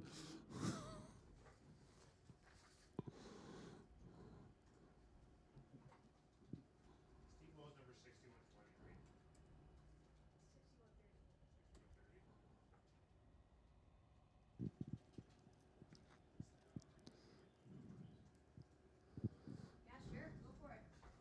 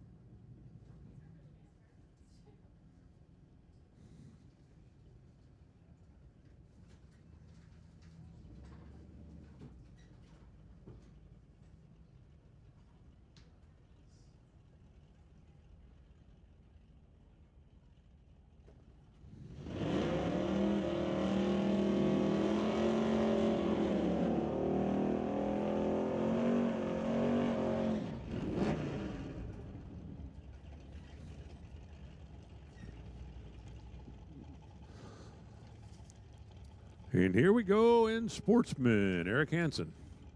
Left. Hey, I finally figured out who's driving the Broadway car. Eric Hansen and Bill Wells. There are 5 cars left, so the winner of this is going to have the solo run into the final. Bill Wells in the Malibu. Dial in 1160. Eric Hansen. Red light for Eric. Bill Wells was 001. And that red light is going to send Bill into the semis where he'll have a free ride, then into the final where he will not have a free ride, as a matter of fact.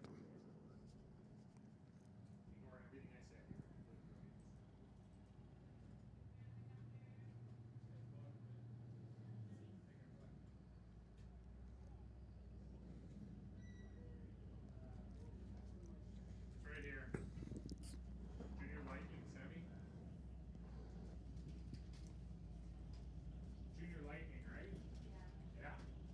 There you go, dude. No worries. Thanks, Lonnie. No worries. Thanks, Dave.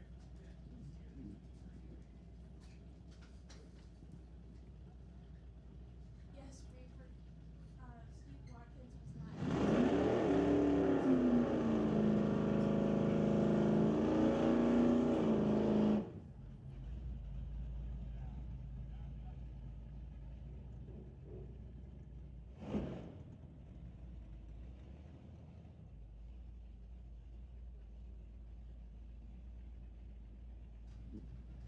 Steve Watkins, Veronica Hodgson. Steve's in the Mustang. Remember Steve last time? He just come up, took the tree, and then backed out. He was running the car in 2 classes and just basically didn't need to practice, didn't want to heat it up anymore. Veronica, over on the right side of the Dodge, could have tried to take care of his business.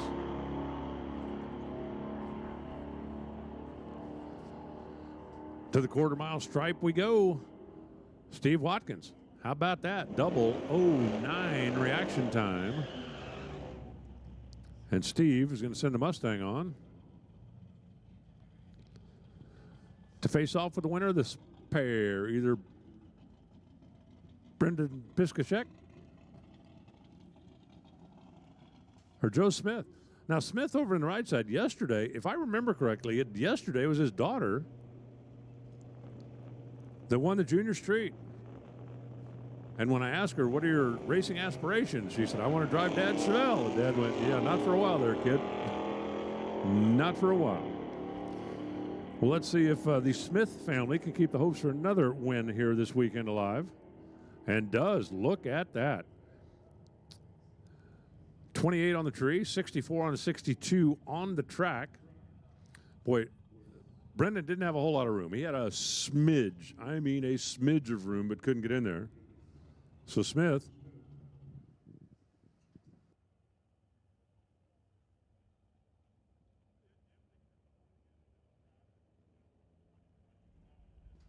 So it'll be Joel against Steve.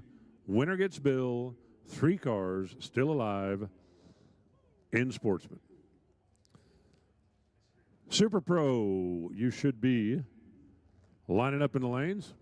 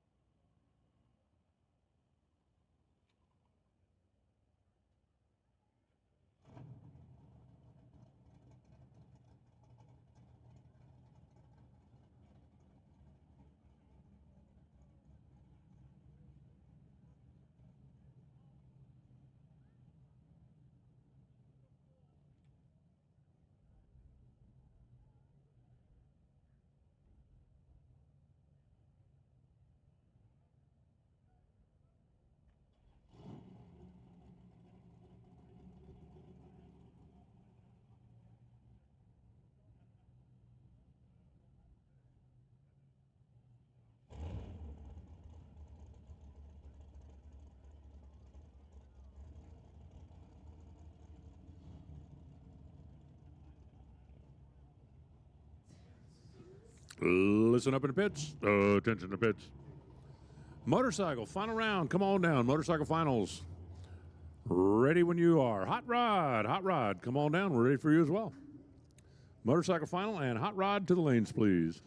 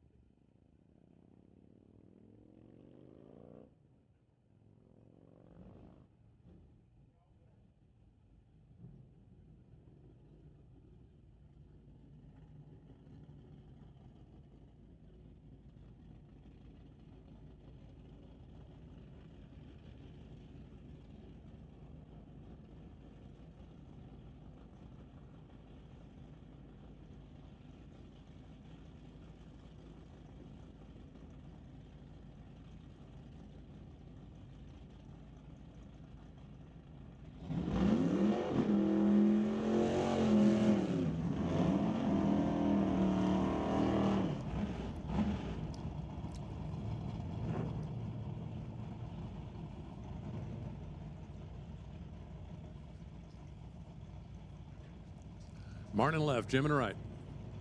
10:15 to a 10:07. The big block Boo and the big block Cuda.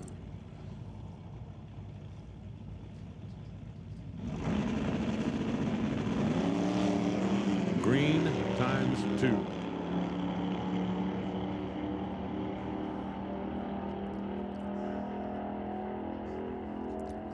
Martin keeping it alive. Wow, both drivers crushed the tree. Jim Benke was 1 above the dial to come up 5 thou short to Martin's dead on 9. That's just brutal. Jim Benke did everything right. Martin Rachel did it that much better to win it by a couple of thou.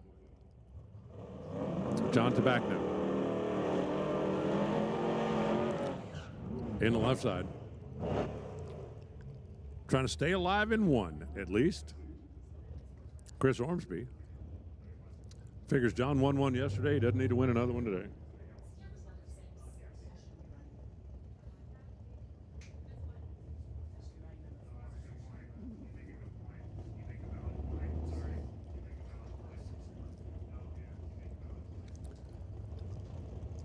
Truck is going to leave first. Exactly one bulb's the difference. Exactly one bulb. Exactly one color is the difference. Chris Ormsby goes red. Tabac staying alive for back-to-back wins.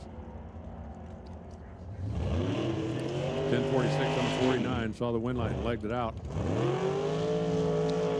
Chris Ormsby runs 9.99 on his 9.99 prediction. But he was red. 008. Jeremy Soares, Emmett McKillop. Now this is interesting. If you turn these two cars loose, I think they'd be pretty close. But Emmett McKillop is throttle stopping. So he is going to get a head start by about 1.5 seconds. And then he's going to slow down. And he's going to let Jeremy take off. And then he's going to take off.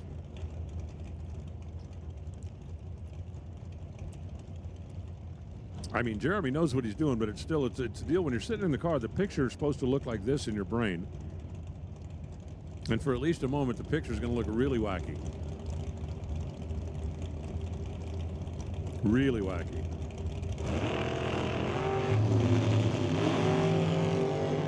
See, that part looks normal. Now this part doesn't look quite so normal. 8-9-0 for the win. Jeremy Soares goes 7:37 with a 10 bulb. Couldn't win the race. 16th thou at the stripe. Emmett McKillop. Keep working that throttle stop magic, and it keeps working. Craig Johnson. Kevin McNichol.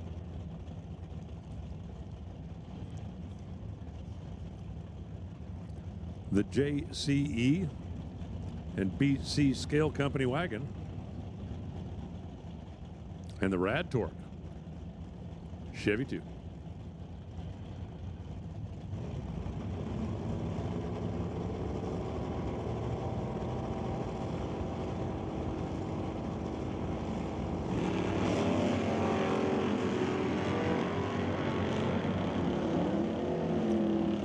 Craig wheelies his way out there, and here comes Kevin McNichol. Guess what? We get to watch the wagon again. 10:55 with a 003 reaction time. 14 on the 13 for Kevin McNichol was good. 60 on the tree, not so much.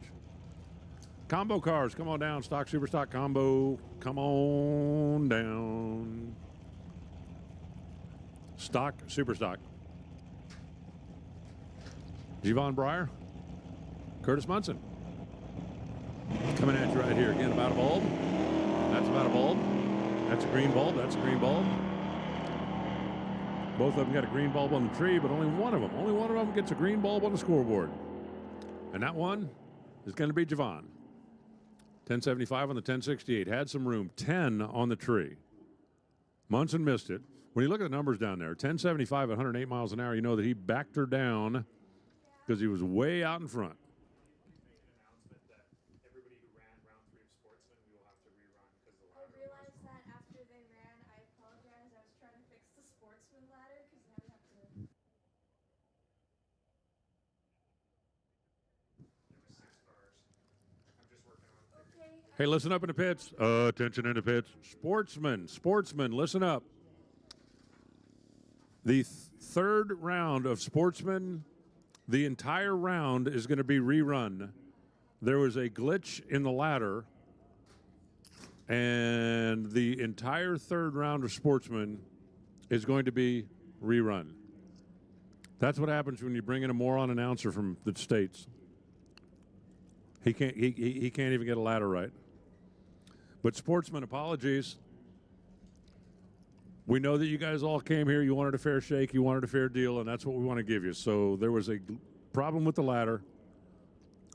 Round 3 of Sportsman will be rerun.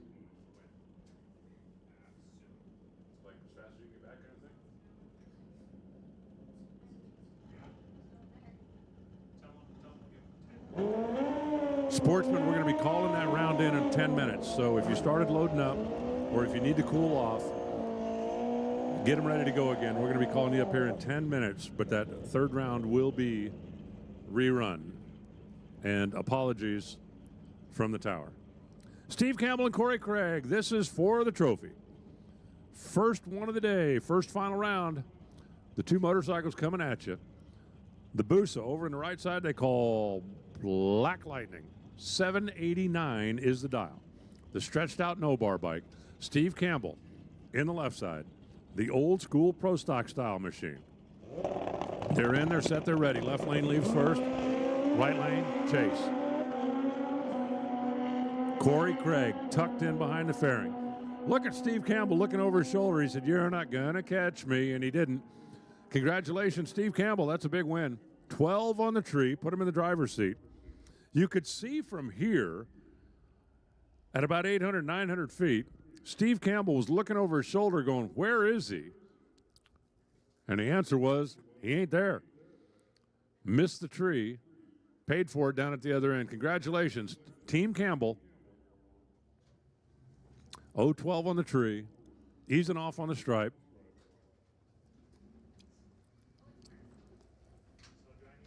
Taking the win.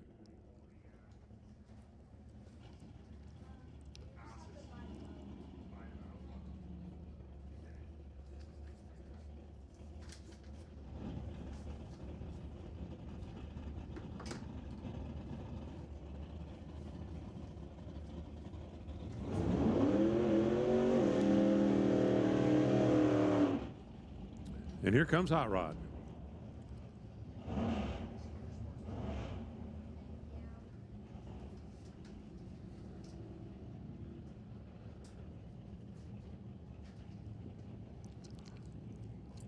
Larry Rodnizer. Hey, I finally found out who's driving that thing.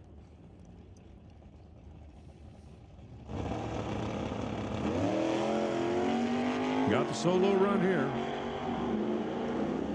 Larry's going to head into the semis unopposed.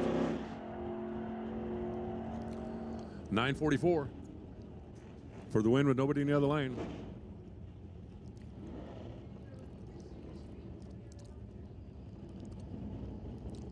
And Sylvia Hoochkins. I've been trying to read the window for the entire time I've been here. It says Wicked Wahine. And I had to look that up. Apparently, Wicked Wahine is some kind of term of endearment for a Hawaiian magical goddess who does nice things to announcers. That's what I'm hoping anyway.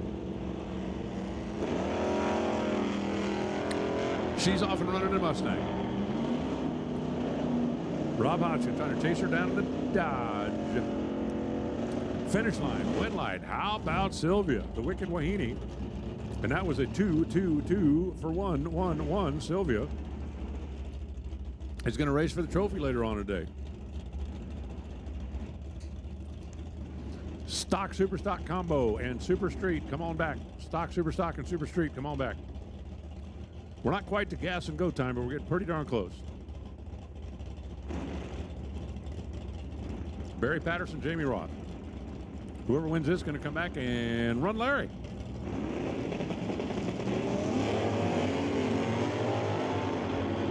How about this? Our hot rod category has turned into like a classic muscle car thing. We got Sylvia in the Mustang. We got Larry in the, whatever that thing is, 38, 39. And the other winner is going to be Jamie Roth in that 64 Comet. Jamie's going to win it. Both drivers are going to tell you they missed the tree. But Barry broke out. Jamie didn't. So Jamie will come back and run Larry. And Sylvia will take the bye run.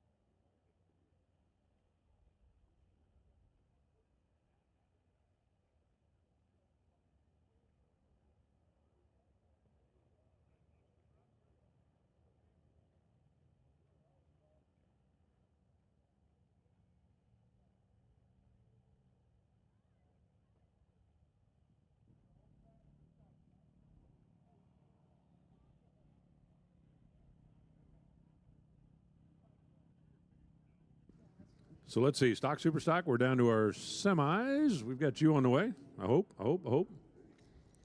Super street. We've got you on the way.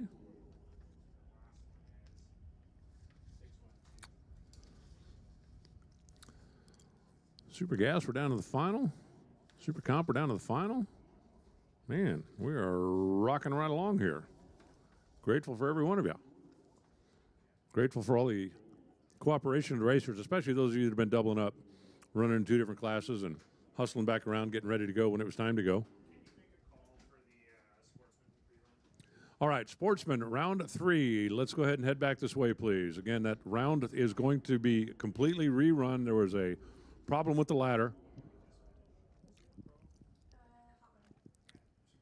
So Sportsman round 3 will be a complete rerun. We need all of you back to the lanes now, please.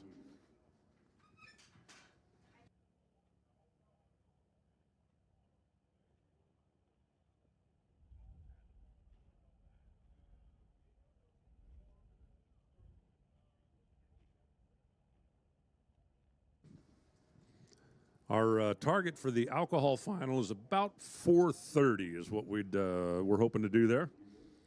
Find out who's going to take home the trophy in the loudest, fastest cars that we've got here this weekend. We're down to the final 2.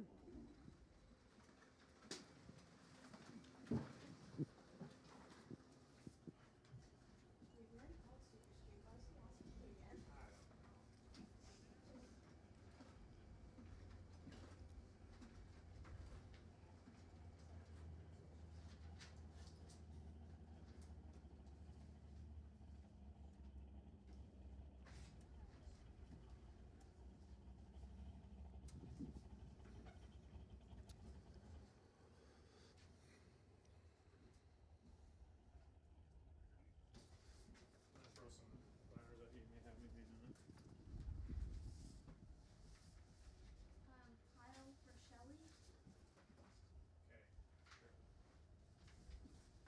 And then Mike needs winner for Thomas. Just for the NHRA classes and motorcycle. And junior.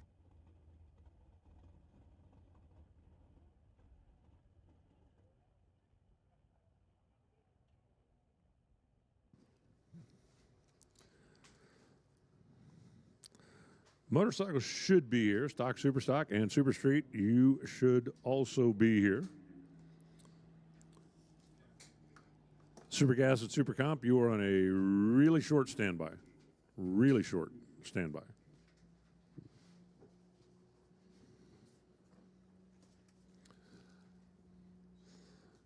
Race fans, they're just getting paired up, matched up, and squared away back in the staging lanes. It won't be too much longer. We'll have some more activity out there on the racetrack.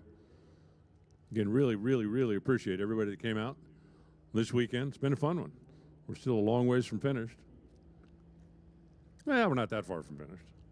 But, you know, you can't leave in the middle of a movie, right? And certainly got to stop and wait and see who's going to win that alcohol race.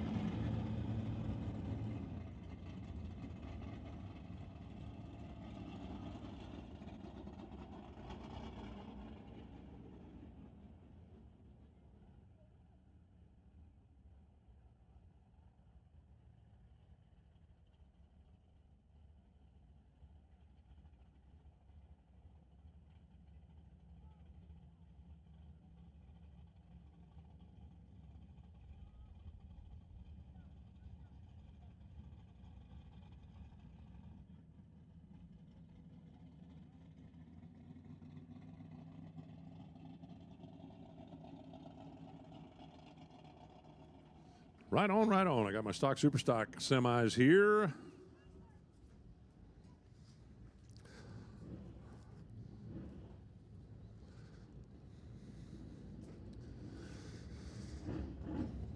We have got one of the newest of the new generation cars. We have got yesterday's winner in a Gen 4 Camaro. And then we have got 2 classic muscle cars from 55 years ago. Dylan Howe left, Dave Jun right.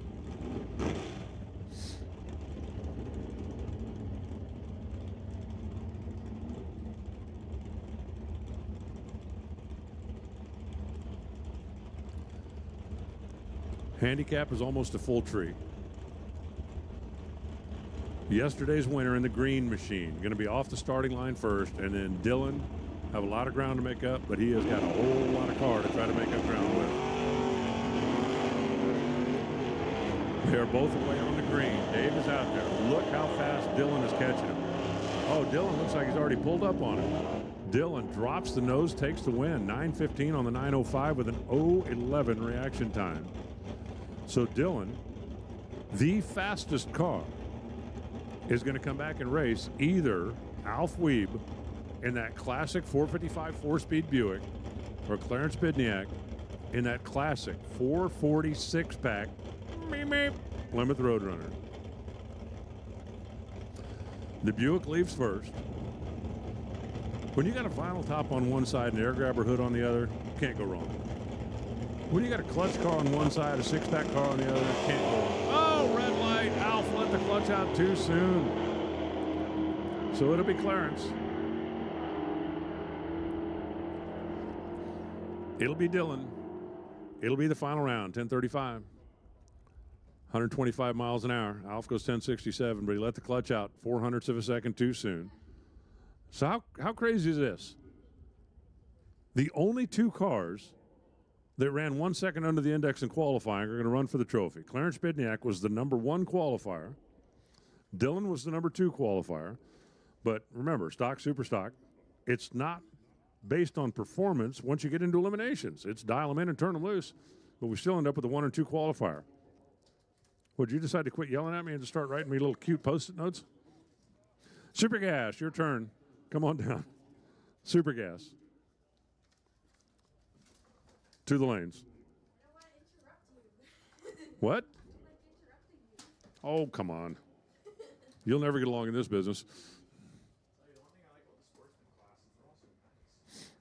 Yeah, they don't care. They just want to race. They're like, oh, it's all good, man. I just upset because I won last round.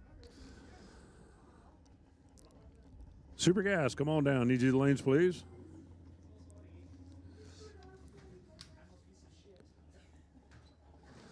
You know what? Super Comp, you can come too. Super Comp, you can come too.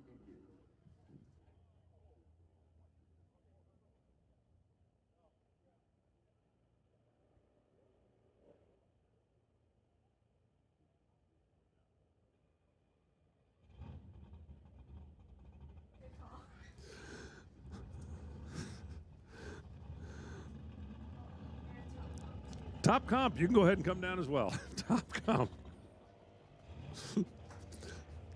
Hey, it's only been 3.5 days, and I finally figured out the rhythm of this place. Top Comp, come on down.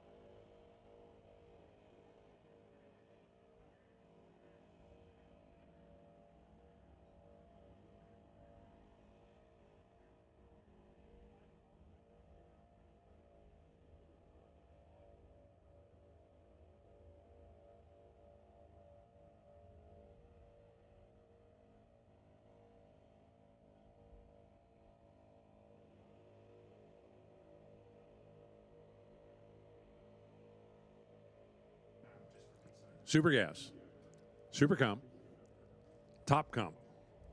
Come on down. Please.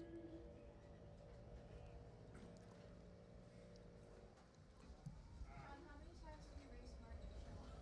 All right, I can see the cars all rolling in here behind the tower. Sportsman, for that rerun round, I need you guys all back pretty please. Sportsman, Please return to the lanes. Because we're going to have to get you,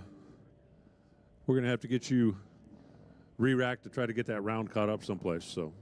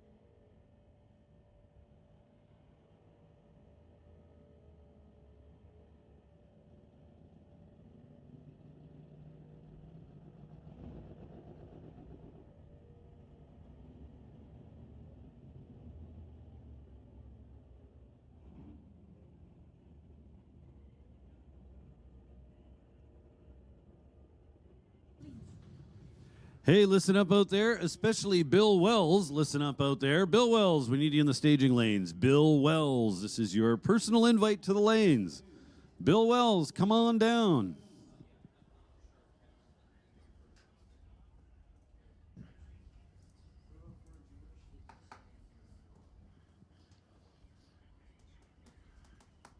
What do you need? Is there any money for you? I want.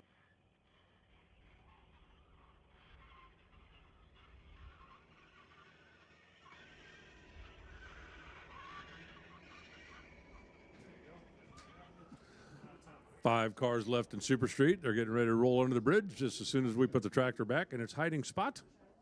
There it is, Junior Street Semi.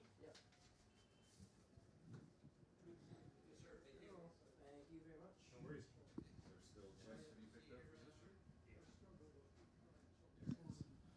Hey, just a little reminder for anybody that went to the semis or farther yesterday. There's going to be a checkup here waiting for you if you haven't come and claimed it quite yet. Also, if you were a #1 qualifier in any of the NHRA classes, there'll also be a check for that. So we would very much like you to come pick these things up before you leave. Just it makes things much, much simpler than trying to track you down later and get a check to you. What, you guys don't have stamps up here? Well, we do, but okay. we also have a postal service that's in the middle of a walkout right now, and, you know. Oh, really? Trust me, you want to come get your check. Got it. So the checks in the mail would be a real excuse up here. Absolutely it would. All right. Curtis Munson, 5 cars left. He's about to solo his way into the semifinals. Red light and all.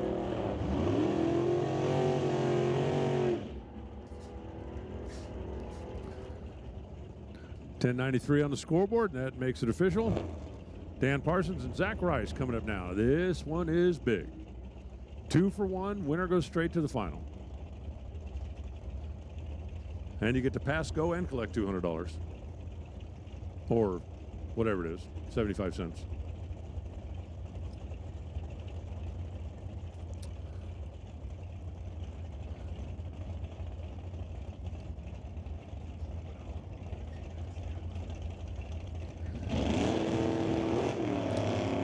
Both drivers get off on the green. Throttle stops do their thing, and now 500 cubic inches of Dodge and 500 plus cubic inches of Chevrolet charge down to the 1320.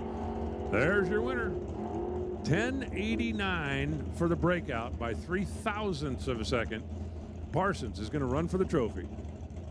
I'm sorry. Yes, Parsons is going to run for the trophy. He goes 1092 at 129 the speed. Wow. Wow, wow, wow. Zach Price got there first by 006, broke out by 003. Had about a 4-inch window to get in down there and couldn't quite make it. So Dan Parsons running for the money. Either Herman Chan or Jess Dale, yesterday's winner, is going to come back and run Curtis the green boo.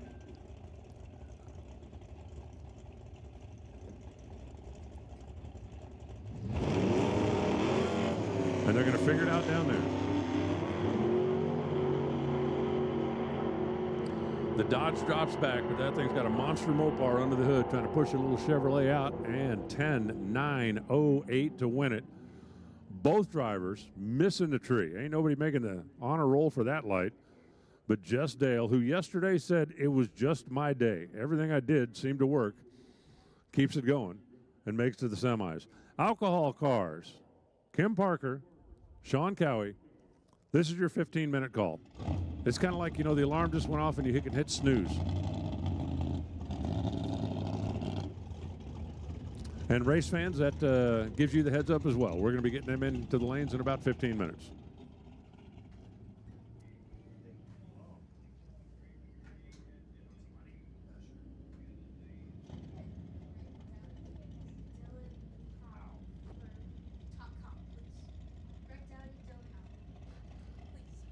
Dylan and who? Greg Dowdy, we need you to the staging lanes, please. Dylan Howe, we need you with the top comp cars. Dylan and Greg, top comp. Come on down.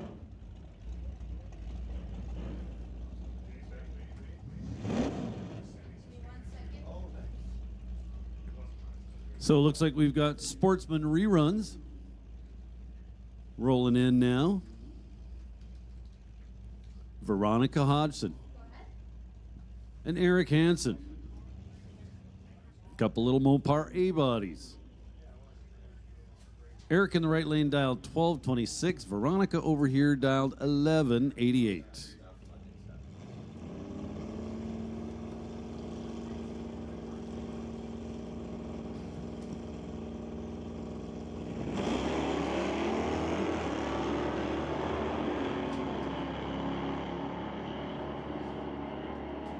So just under 60,000 separating back here at the starting line via reaction times. At the finish line, it is Veronica moving on.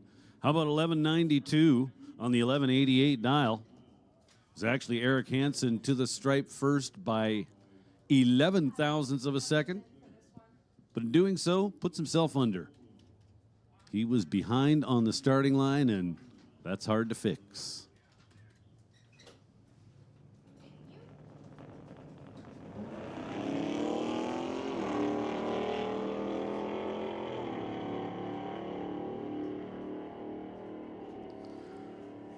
So Joel Smith gets a competition single here in the round of 6. Bill Wells not able to make the call, so Joel Smith with a time trial here late in eliminations. So we'll see him coming back. Now Steve Watkins and Brendan Piskacek.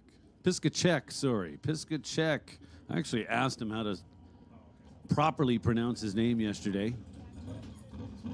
And I'm still up to my bad habits of bouncing back and forth, but we'll get it. Piskacek. this winner is going to race Joel. So Veronica Hodgson gets the bye at 3 cars. Then Joel Smith will race the winner of this pair to decide who gets to face Veronica in the final. So Steve Watkins, tower side.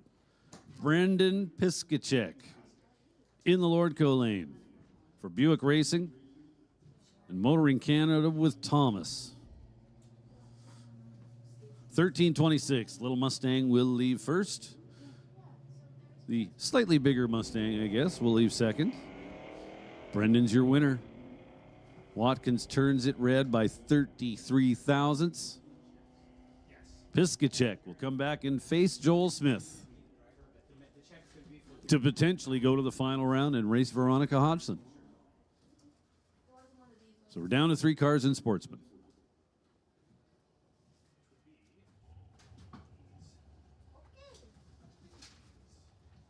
So we've got our top alcohol final round coming up shortly here, folks.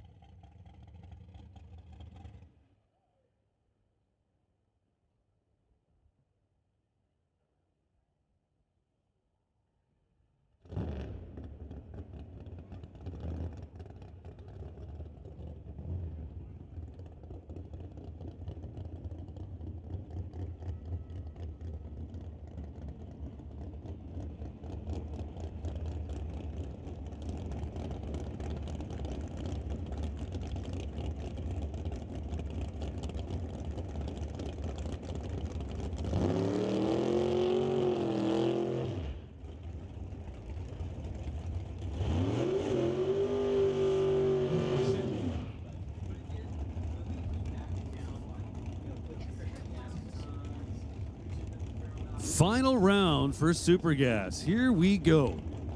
We've got Steve Lowe and we've got Kirk Lance. Couple of local guys. Kirk Lance from right here in Mission.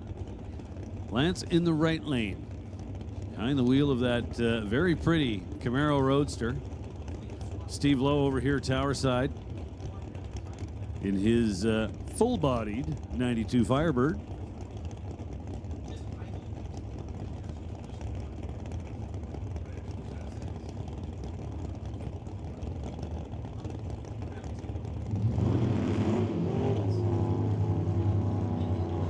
Steve Lowe goes red by, well, a considerable amount. He's just kind of driving down the track going, what? So Kirk Lance with a time trial here in the final round, and just for good measure, he goes 990. Dead on with a 4. Package that up with his 11 light, and he's 15 total. Wow. Way to go, Kirk Lance, and congratulations.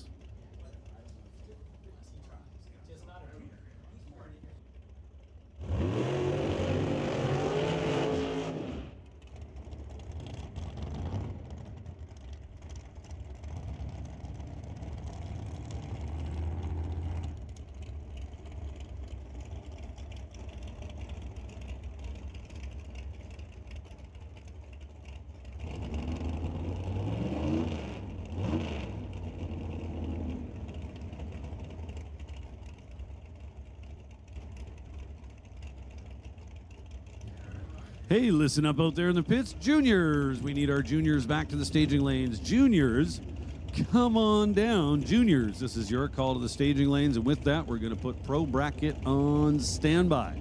Standby call going out to Pro Bracket. Juniors, we need you now.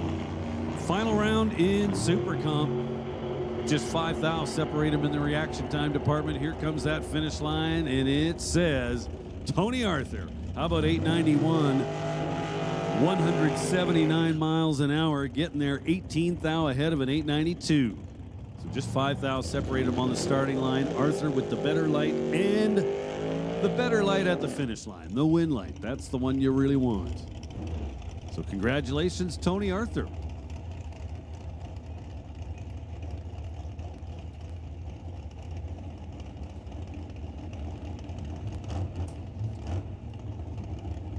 Now top comp. Not the final round.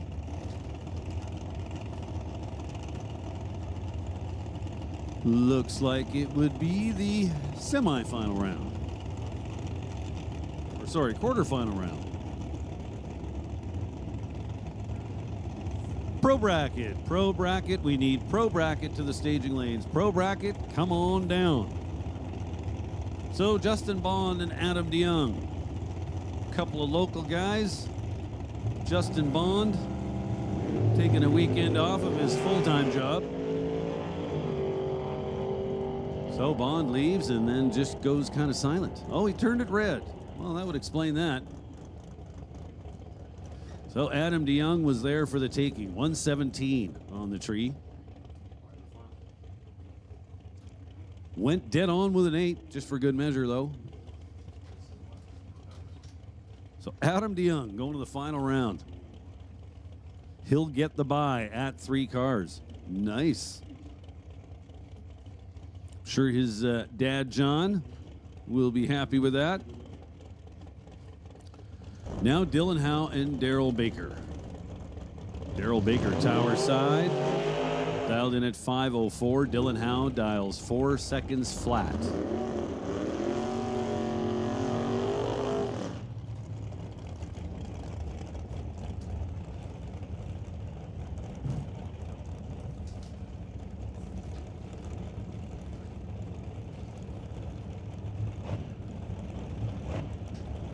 Dylan Howe with a 4-second flat dial. I like the sound of that.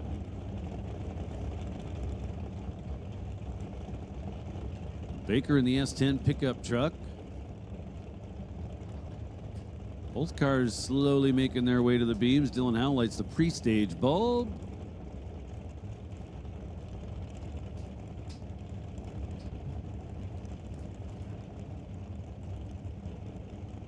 As does Baker.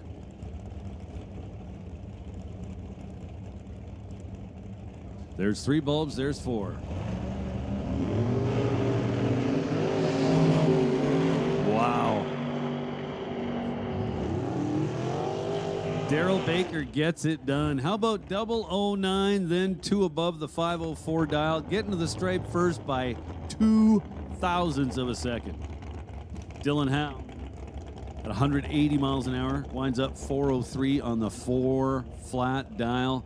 Dylan Howe was trip zip, so he doesn't get the win light, but if he wants to come on up here to the tower, we'll give him a sticker.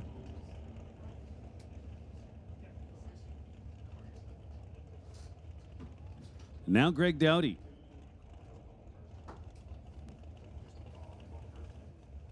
So we'll go ahead and make a call for top alcohol. We need our top alcohol finalists. Kim Parker and Sean Cowie. Please make your way to the lanes. Dowdy, 009 up front and 493 with an 8 on the 492 dial.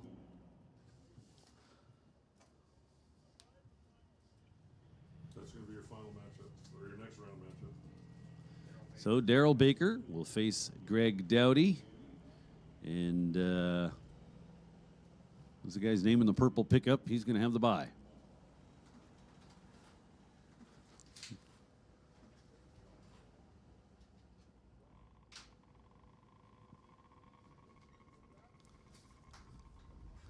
All right, we've got Junior Street rolling up here. We have made the call for our alcohol cars, as well as pro bracket. So I guess sportsmen, you guys can consider yourselves on standby. Actually, at this point in the day, pretty much everybody's on standby. We're very close to making the call for anyone in competition to just come on back to the lanes. Speaking of which, Alan, I'm going to go get ready for Super Pro. All righty. Best of luck as you're staying alive trying to get one each day. I don't remember which one you won last night. You won pro last night. Okay. It still counts as a double up. You get Super Pro last year, so I'm really trying to defend that. So this is working out. if you get pro one day and super pro the next day, that's still a double up. No, there's somebody else coming up. Be coming up to them. Kirk Lands won in Supergas, correct? Yeah. Yeah, we know.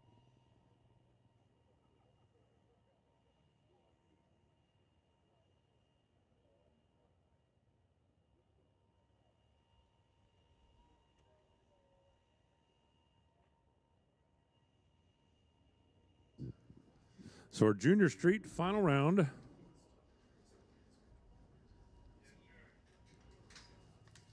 Should be rolling up. Our junior Thunder semis. We got junior Lightning final. We're getting down to it. And we got Pro ET on the way to the staging lanes. They still have 5 cars left, according to my cheat sheet.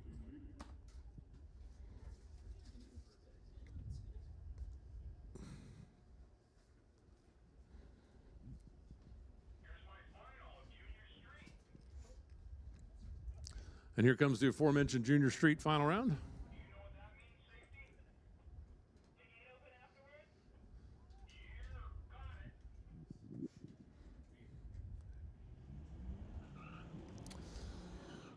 It ended up being all J drivers hanging around. Jack, James, Josephine, and Jenna in our final 2. Jenna and James. Jenna on the left side, James on the right side. Monroe for the folks at A&M Marketing Group. McNeil for Lordco et al. Handicap goes to the Blazer. A couple of teen drivers is getting a little experience out here. And somebody going to go home winner. It's going to be James because Jenna Monroe mashed the gas too soon, turned on that bottom bulb. James McNeil, 004 on the tree. 954 on the track. Was definitely dialed soft, but it didn't matter. Red light came on, and he's a winner. Jenner goes 1109, but she was way on the red side of the tree.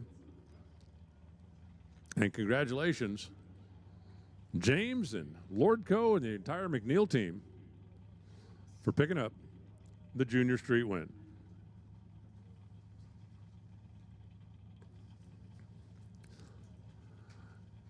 And our junior dragster drivers are getting strapped in. We got 1 semi, we got 1 final.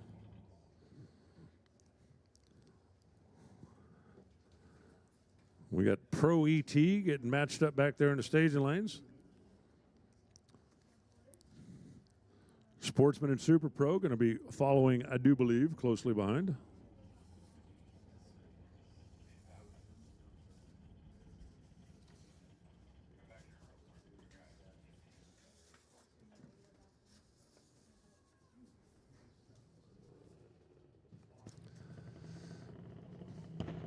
I hear the sound of a one-lunger, and that means juniors.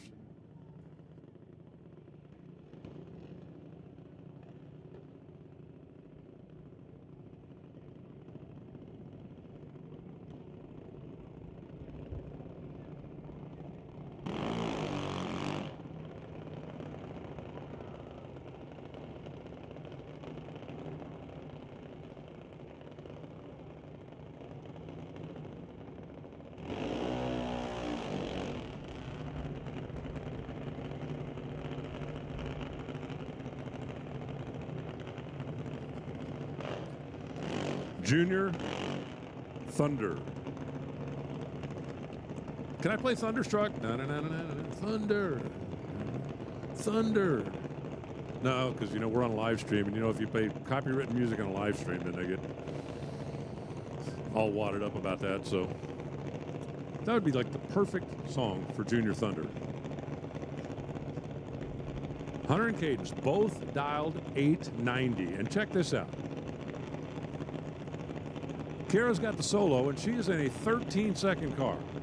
So whoever wins here is going to be sitting on the starting line for a long time in the final round. But right now, neither one of these drivers is thinking about the final. They're just thinking about the car in the other lane. Cadence left, Hunter right. They're both dialed on the floor at 890. And they are both away on the green. Closing in on the finish line stripe. Will it be Hunter? Will it be Cadence? Check this out. Yesterday, Cadence was the #1 qualifier, was out early. Today, she was not the #1 qualifier. She's going to the final. It's going to be Cadence. It's going to be Kara in the final. So I figured out the magical formula for Cadence. Don't qualify #1. Kira's going to get a solo run here. It'll be a 4-second handicap in the final round. That ought to be fun to watch.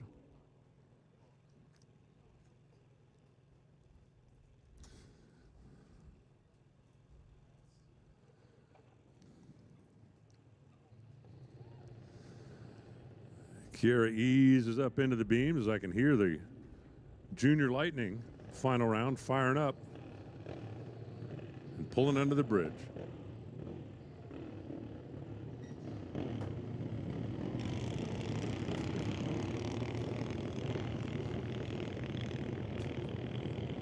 Let's see how close to that 1390 young Miss Harder is. 14-16. I'll have a decision to make. What number to put on the dial-in board when they come back for their trophy dash. And speaking of trophy dashes, Adam Katanick in the left side. Adeline Duda in the right side. Adam is dialed 790. That's the floor of this category. The speed limit for the big kids, 7.9 seconds, 85 miles an hour. Adeline dialed just back of that, so she'll leave first by a little. My alcohol cars are rolling into the staging lanes for their final round.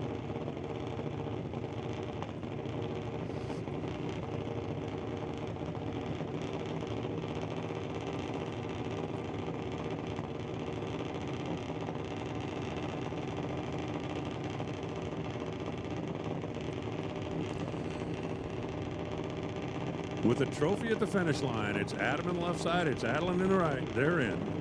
They are ready. Red light start for Adeline. She jumped it.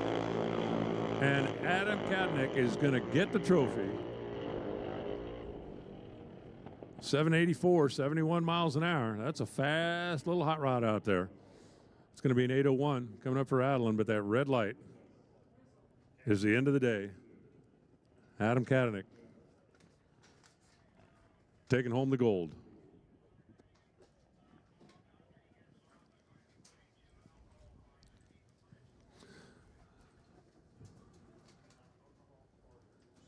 Pro ET. If you're not here, you're late.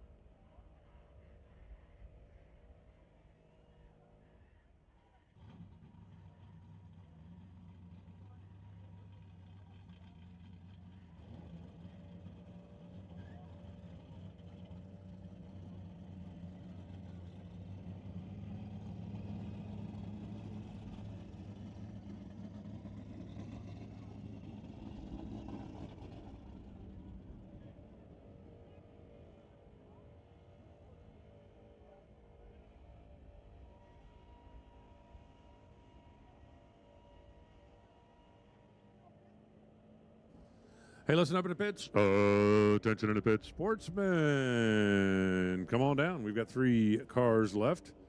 Let's turn that into 2 cars left. Sportsman, to the lanes, please.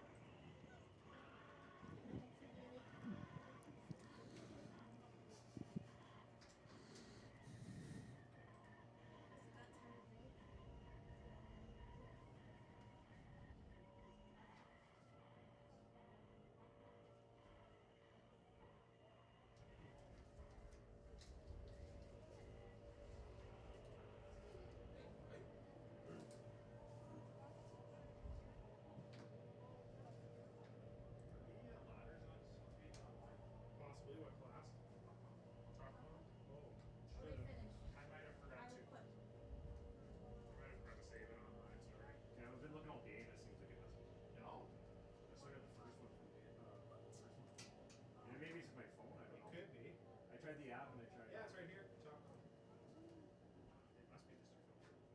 I still got this. Yeah, some phones cache weird and then they don't. Are you They able don't to like go to the refresh newest the one. app? Maybe? You gotta like delete the cookies or whatever. Yeah, I've tried the app and I've tried on. Did it all for the cookie.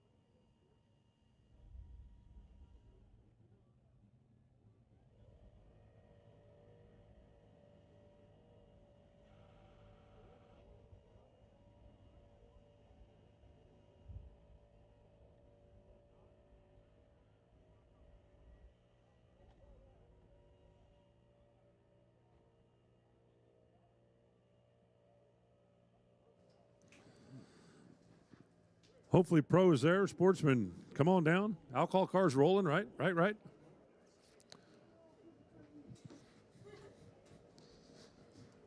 I'm ready to hear more loud things. Yep, the alcohol cars are in the lanes, ready for their final.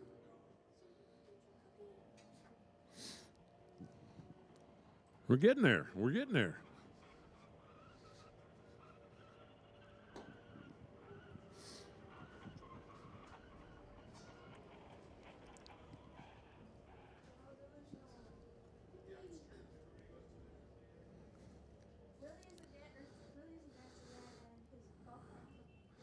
All right, we've got all of our Pro ET cars there. We've got our Sportsman cars on the way. That should be 3.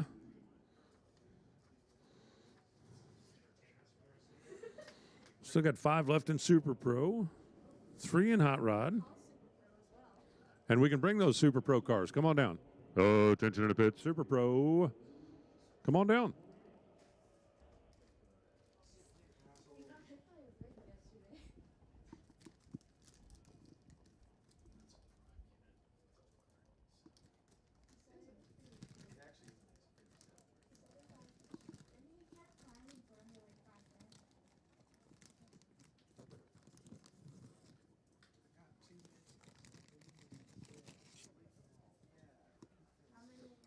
Only 16? No, I keep it very up to date. When I open people's.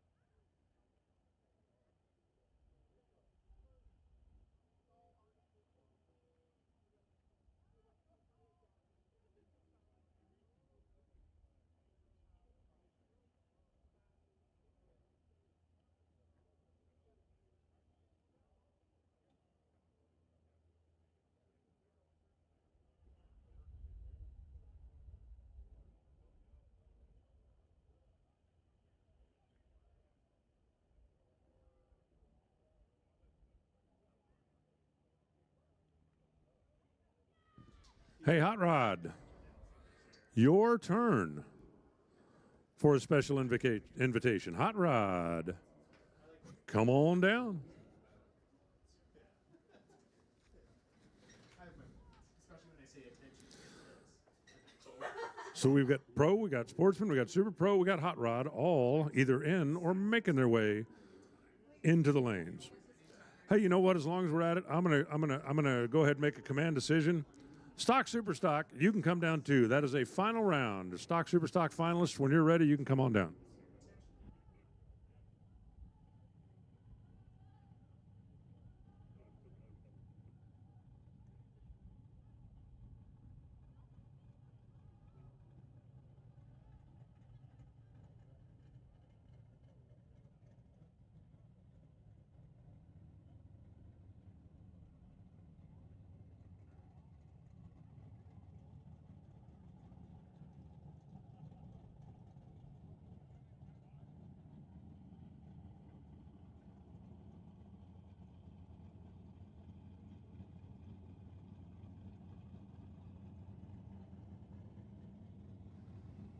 All right, race fans, the alcohol final is at the ready line.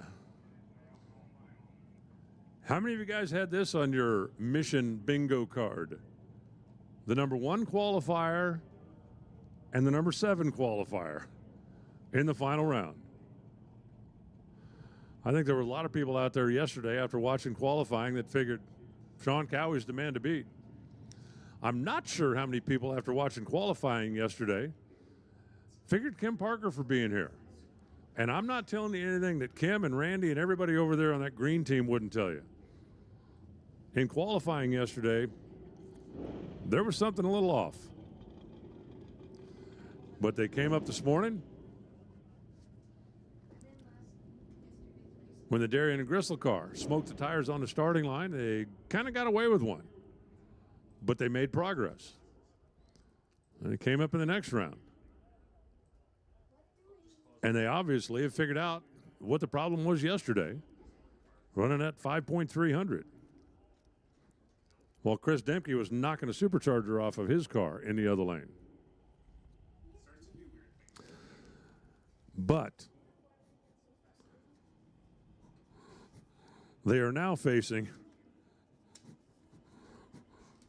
the real monster on the property here in the top alcohol dragster ranks. Every single session of the weekend, low ET has been the Monday's towing car. The quickest run in the history of blown alcohol cars yesterday was run by the Monday's towing car.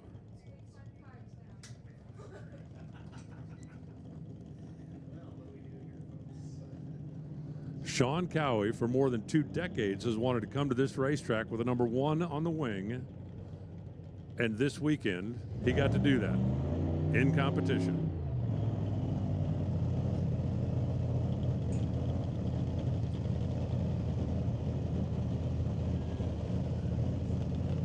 Can he close the deal?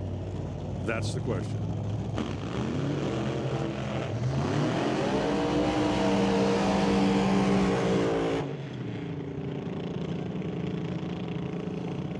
After qualifying yesterday, it really looked like if you wanted to beat Sean Cowie, you better show up with kryptonite.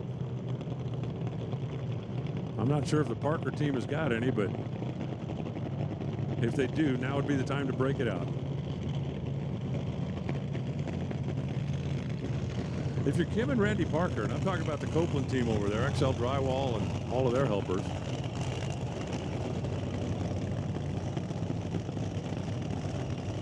they've got to at least feel like they found their race car again. I was starting to believe that their real race car must have fallen out of the trailer somewhere between Oregon and here on the trip up. Because the one they had yesterday did not look like what that car normally looks like.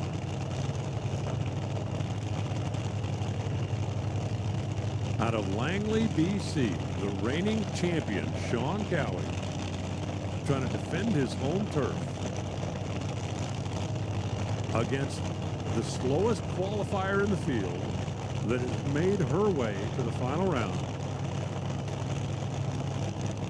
and continue to get better and better every day. Is there a little more luck over there for the green machine, or can Sean Cowie just keep stomping on everybody?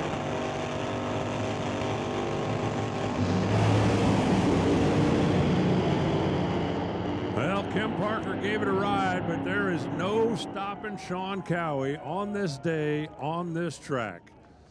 Sean Cowie rolls into his home racetrack as the world champion, qualifies number 1, and absolutely crushed everybody.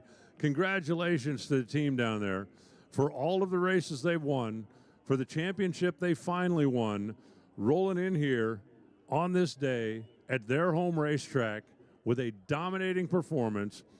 For the record, 519, 278 in the final. Every run they made was in the teens. And for Kim Parker and team, a 551 at 259. They gave it a shot, just didn't quite have enough race car.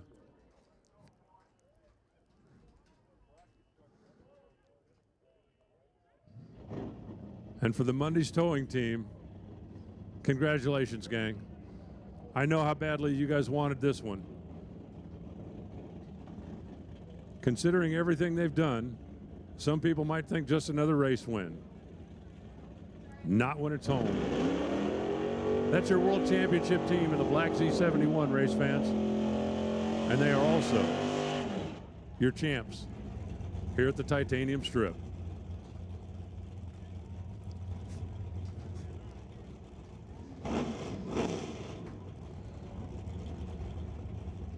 I'm not sure on this day and on this racetrack, Antron Brown would want to race Sean Cowie. Not the way that thing's going. And just like that, here we go into pro bracket. Schwartz in the left side. Patterson in the right side. Both of them away on the green. They are dialed within a hundo. They leave side by side. At the finish line stripe. No malfunction there. It's going to be a 10:17 for the win. 125 with a double 08 reaction time. Schwartz goes 10:21 on the 10:16. On the 10:09, excuse me. The 16 reaction time, which is certainly nothing to squeeze at. But Mel going to get the win. Andy Koski and Rob Monroe, the winner of this one. 2 for 1 by run to the final. 1 win light right here. You know you're going to race for the money later on in the day. Both drivers away on the green. Both drivers local right here in BC. Down to the finish line stripe. Will it be the Dodge? Will it be the Acadian? And give the nod to the Chevrolet. 10:46 on the 10:43. 003 on the reaction time. Rob Monroe by run to the final. Ross Walker going to take his free ride here, and he's going to come back.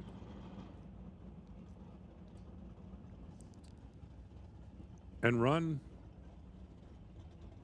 team malfunction. In just a moment. We'll go down and take a quick look at something on the racetrack, and then we'll continue on.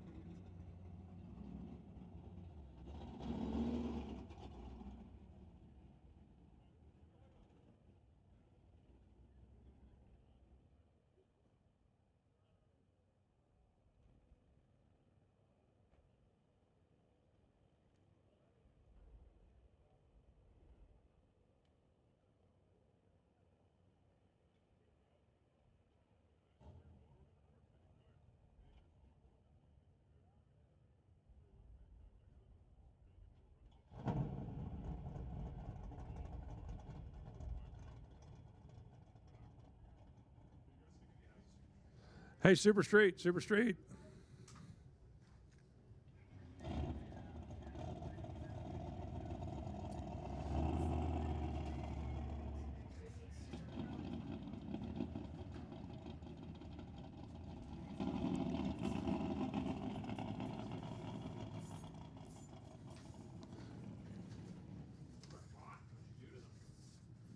Super Street, come on down.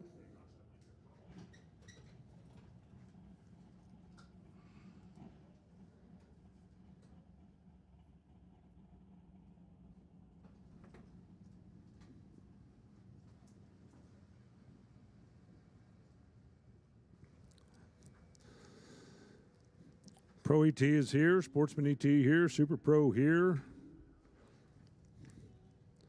Hot Rod Final should be here. Stock Super Stock Final should be here. Getting down to it. Just about. Gas and go time.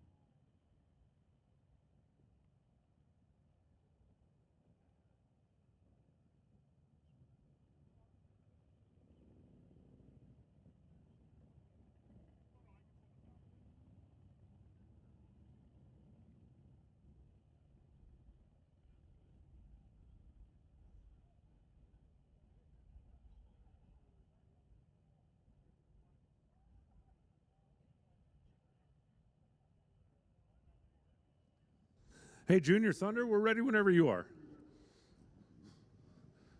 Junior Thunder, got the final round whenever you guys are ready. We're ready for you.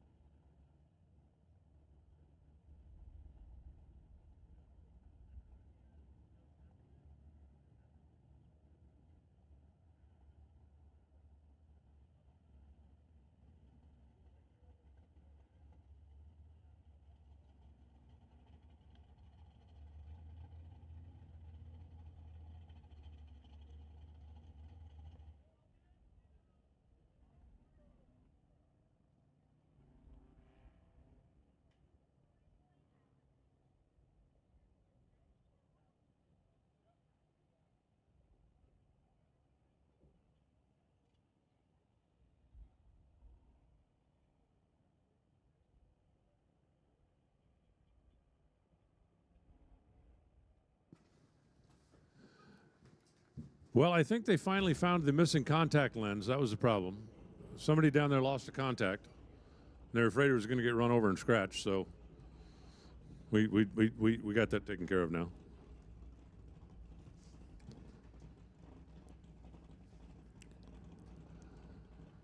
So Ross going to go ahead and take his solo run.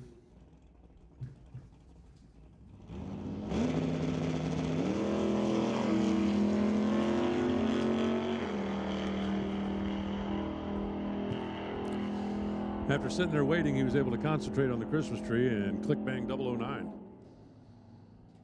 Click bang 1019.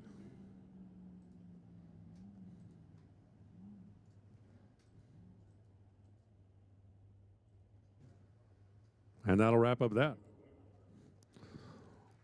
Here comes Sportsman. Tree cars left.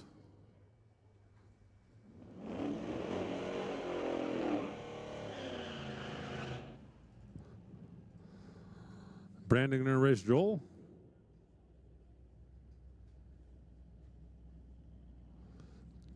Right here.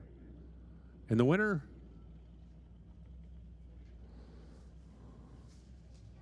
gets Veronica. So we got a Ford, we got a Chevy, we got a Dodge, our final three.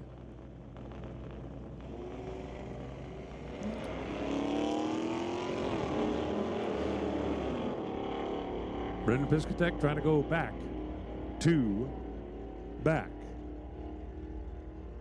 And he will at least go back to the final. Joel missed it a little bit here, so Brandon's going to run Veronica.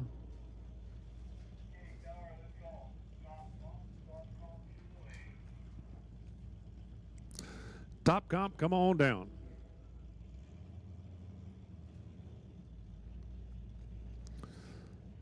Top comp, come on down.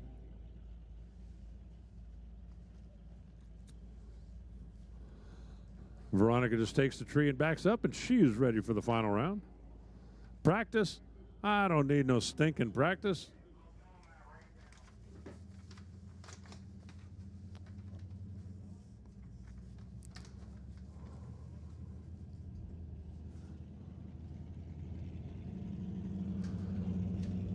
And now it should be time for Super Pro. And then the Hot Rod Final, Combo Final. I like it.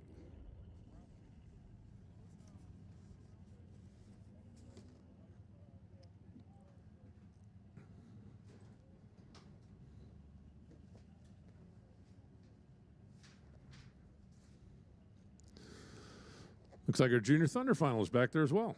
Cool.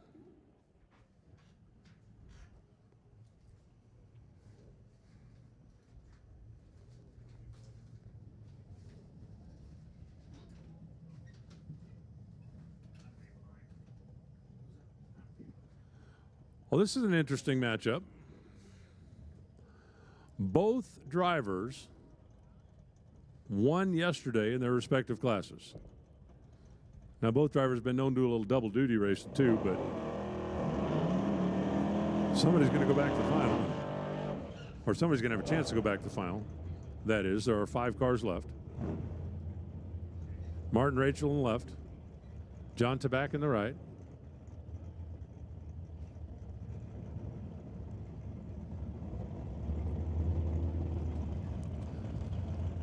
John's going to leave first in a little rad S10. I didn't know they rented out the top floor for Zumba.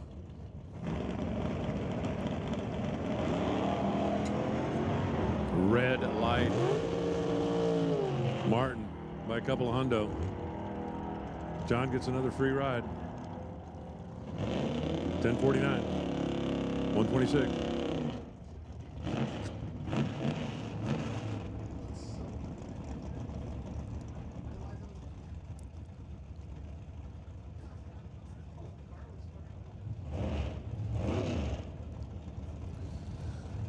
This is Javon Breyer in the Z, Emmett McKillop. And the winner of this one has the bye run straight to the final.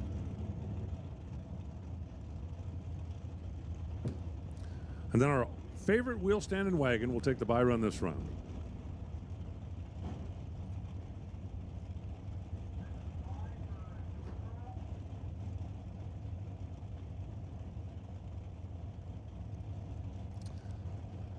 Gently, gently, gently, because the dragster's throttle stop. Not as big a split as normal. That's got to be weird, though, when you give a big head start and then you feel your car going to stop, doesn't it? It's like, shouldn't I be catching that guy by now? Or by now? 895. Getting there by 11 thousandths of a second. 002 was Emmett McKillop on the reaction time. And then he obviously had room to get off the throttle down there. So we now have 3 remaining.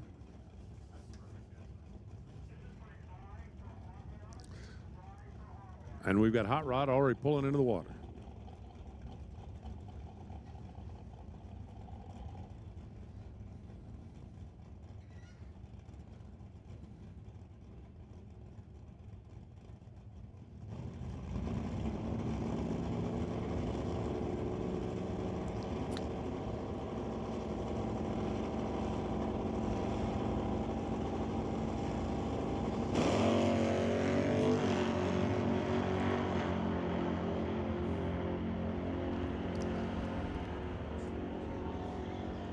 Free time run for Craig. Wow, 009 dead 1.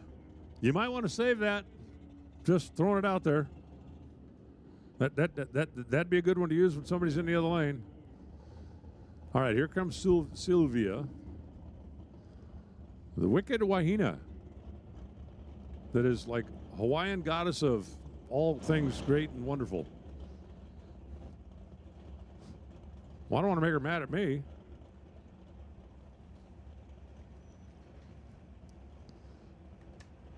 I mean, for all I know, it might be Hawaiian voodoo sorceress. I don't want to make her mad at me. I don't speak Hawaiian.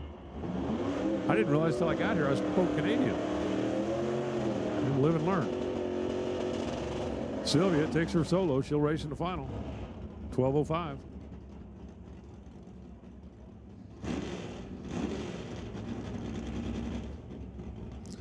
Sylvia will race either Jamie Roth or Larry Rudnizer.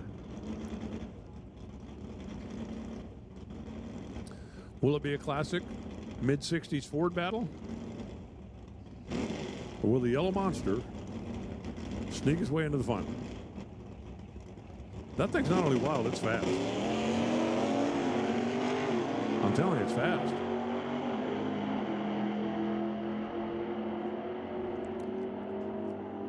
I told you it was fast, 948. 134 miles an hour. It's going to be Larry, it's going to be Sylvia. And our final round is set in Hot Rod. Oh, yeah, I will. Is everything shut down now? Concession, everything's all shut down? I think concession is too. Yeah, I'll do it from the video. Okay, see you later. Thank you, Tony. Much appreciated, dude.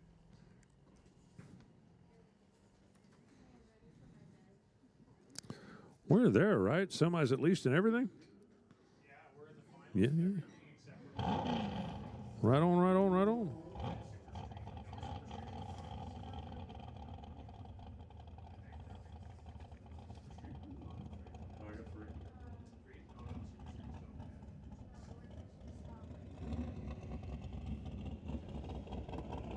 That looks like our stock eliminator final. The only two cars that qualified as second under the index, the Classic Roadrunner and the new gen Copo.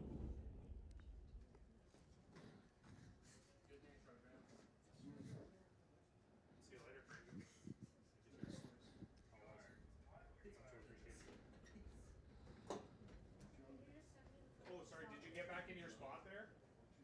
You got back in your spot there? Yeah, thank you. Who was it? He was gone though? Yeah. Glad you got back in. Almost went.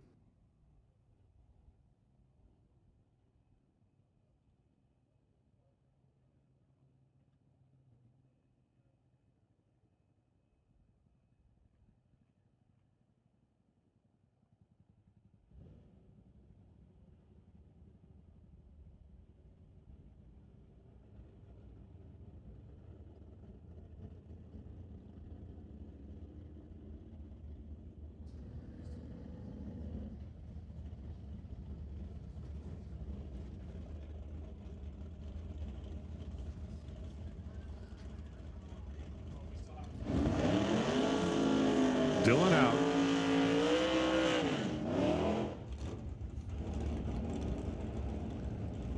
Driving the Camaro. Clarence Bidniak driving the Roadrunner. The Roadrunner is out of Edmonton, Alberta. Dylan out of Oregon. Handicap, a little over second. The Classic Plymouth. The new Gen Copa. One time, one run, one trophy. They're both entered states. They're both away on the green. Wheels up for Bidniak. The Roadrunner's out there. Here comes Dylan, trying to play the role of Coyote. And like the Coyote, he lost to the Roadrunner. 10:36. On the 10:35, Clarence was solid on the tree, one above the dial. Dylan, no chance to win the race. He got there second, ran too quick by 3 thou. Dylan had a pretty good day. Clarence had an even better day.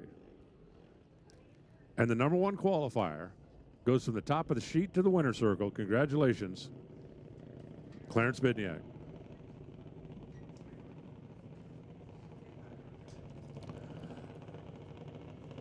And it is our Junior Thunder final. Cadence Rodriguez left, Kiera Harder right. The entire race for Cadence is 8.9 seconds long. She's given up a 4 1/4 second head start.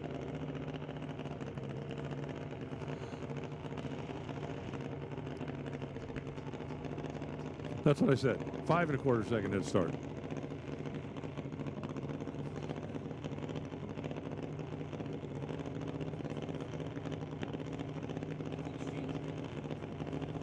Yeah. Yeah.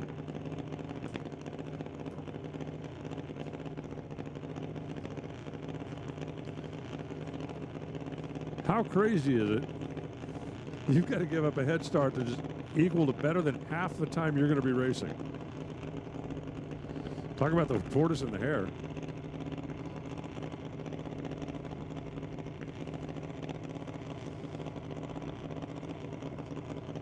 Keeping locked down on the tree and not paying attention to what's going on as Kiera drives by. Now here comes the countdown. And they're both off on the green. Kiera's out there. Cadence is coming. Kiera's way out there. Cadence is coming. Kiera's still out there. Cadence still coming. Got her. How about that? 895, 72 miles an hour for the win. Better on the reaction time and got the win. Congratulations to Team Rodrigue. 1-1 yesterday, 1-1 today. There's a couple of cars and a couple of racers that run down there as part of that team. They had a pretty good weekend. The folks at Milron Truck Body, Ken Specialty Automotive, the Titanium Auto Group. Cadence yesterday, qualified number 1, had no luck. Today, qualified a little deeper in the field and didn't need any luck. Ran the table.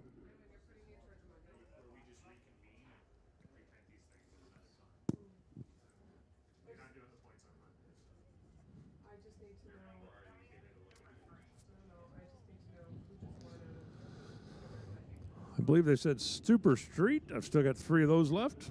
So this will be the semis.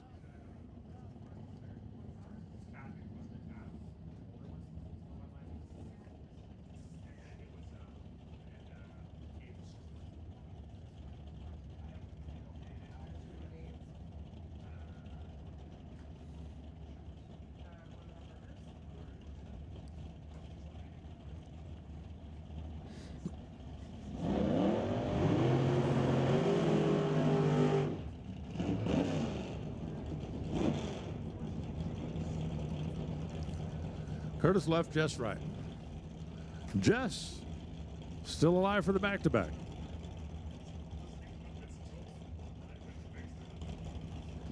Told us a heck of a story. We're talking about the driver of the Dodge over there in the right lane yesterday in the winter circle. Said he had a flat tire. Stuck a plug in it. The plug came out. Stuck another plug in it. Had a buy run. Idled up, took the tree. Went back. Stuck another plug in it. Came up for the final round, and he absolutely was not sure if he could drive the thing down the racetrack. And he said, I want to win the race, but I certainly don't want to wreck the car. His opponent went red. Gave him all night to fix the tire. Well, now the tire's fixed, and now he's going back to the final round with a car that obviously ain't broke. 1091 beats a 1091. 10.917, 10.915. Only a couple thou apart in reaction time. The true margin to the stripe was 0.03 of a second. And Jess Dale is going to try to win again.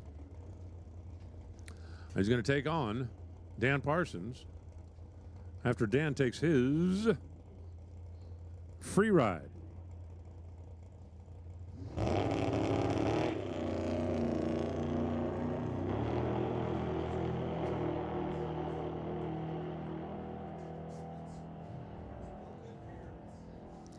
And the free ride is a 1091.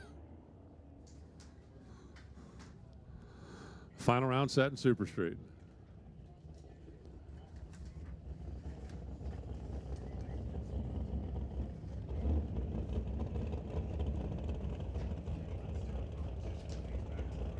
All right, it's gas and go, folks. If you're still alive, come on down. Attention in the pits. All cars, all classes, if you're still in competition. I believe we just have the top comp and pro semis. Everything else is final round, so come on down. It's trophy time.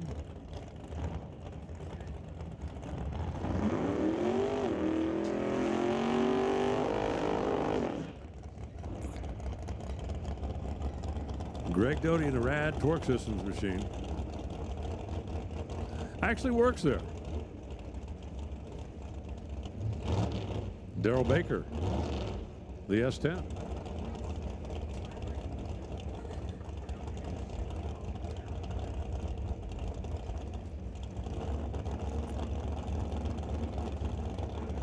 Adam DeJong pulling into the water box, wondering if he's going to run the truck or if he's going to run the dragster. Yesterday, interestingly enough, top comp was 2 door cars.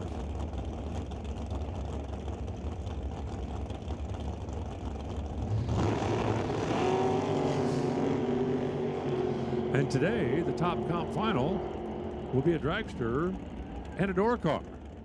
As Greg Doty turns on the win light, 494 on the 493, 503 on the 506. Doty had 4 thou in his pocket leaving the starting line. Baker had a little bit of room, but just couldn't get there.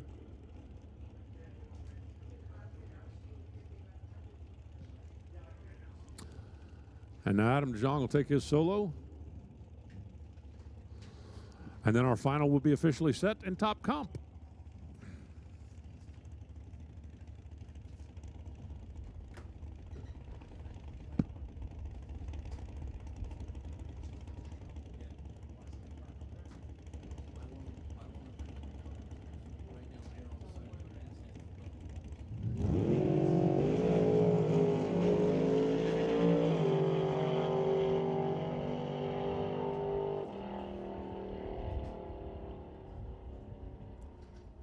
On his 530, runs 5.301. I'll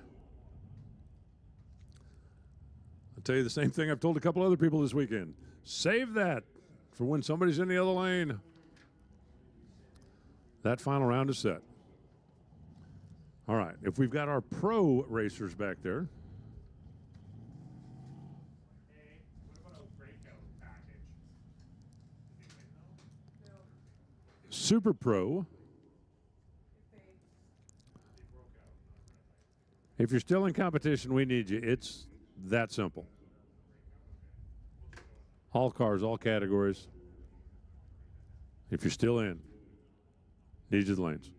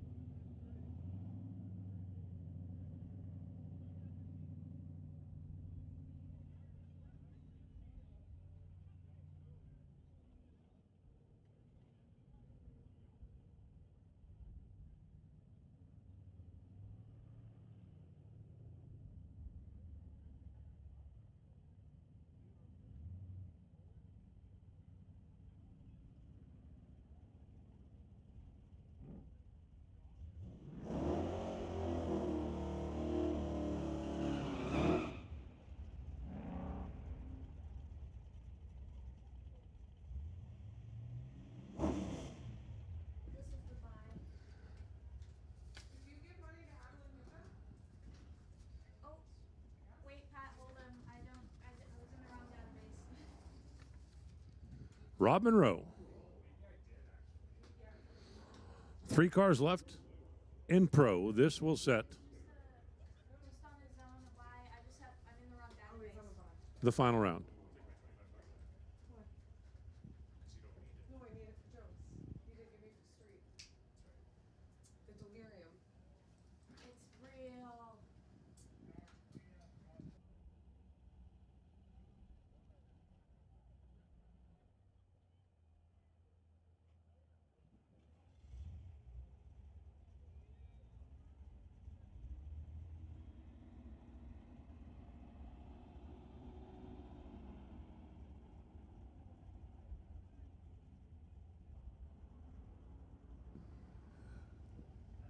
Well, Rob, the order of the day on buy run has been, you know, like dead on with a 6 or something like that.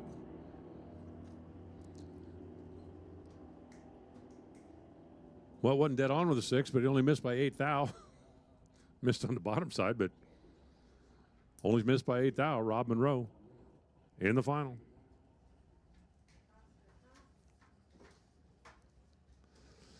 Against one of the next 2 that should be rolling around the corner momentarily.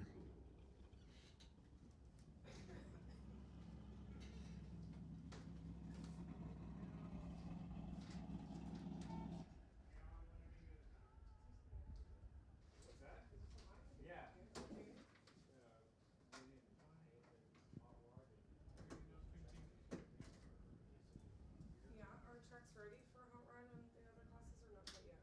Yeah. Yeah, for semis? Yeah. Yeah, for sure. Okay. Come together. Come together.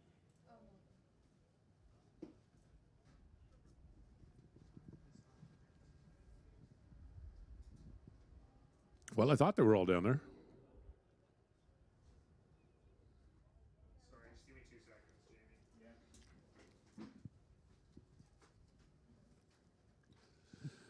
Well, gang, we've got a pretty good line of people down there in the winner's circle that want to get pictures taken so they can get loaded up and get headed home. I'm going to drop down there, do some driver interviews when the cars come up. Kevin's up here. He's going to take you through the rest of this deal. And if you're still in competition, keep your fingers crossed. Maybe I'll see you in the winner's circle.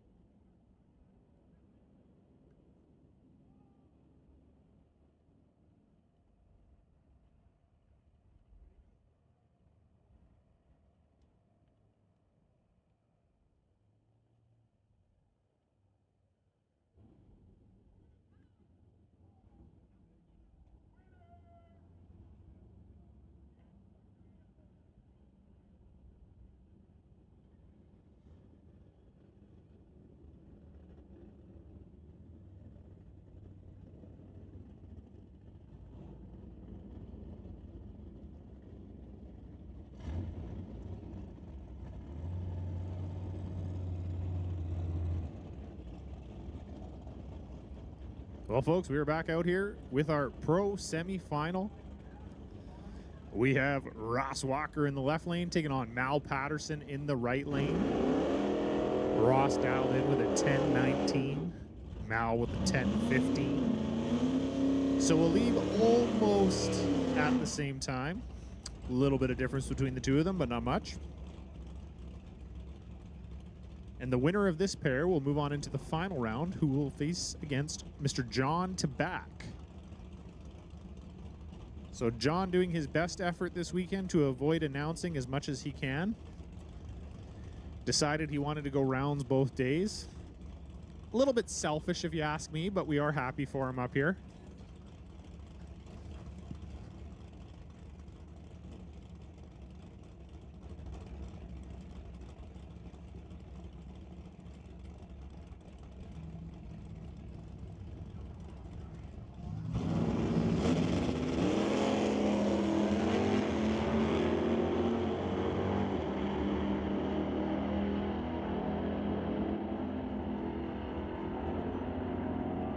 Couple of womps down at the end there, and Mal Patterson taking the win, going 10-20 on the 10-15, went as 0-55 on the tree.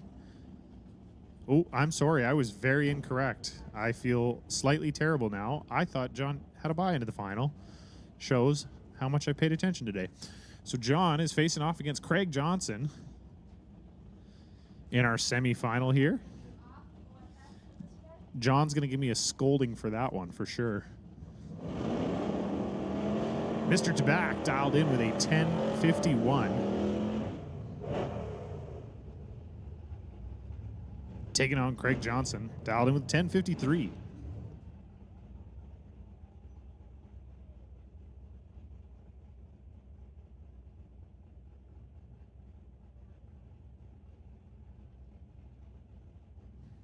I'm all messed up here, so Rob Monroe will be facing against Mal Patterson in our pro final. This is our super pro semifinal. Folks, it has come to that time of the weekend where we get a little delirious and don't really know what we're doing up here in the tower. Both drivers just creeping on in there.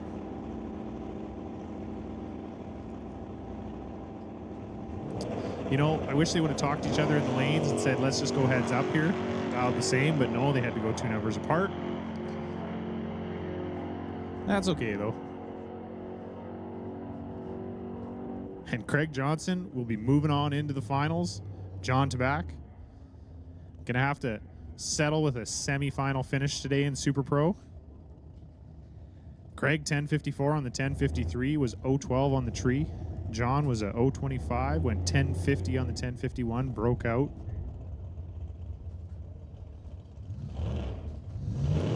Emmett McKillop. Hope I say that right. McClillop. Emmett McClillop. I have been corrected.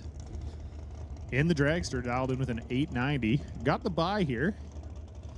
Going to move on into the finals and face Craig Johnson in our Super Pro Finals, our Rad Torque System Super Pro Finals.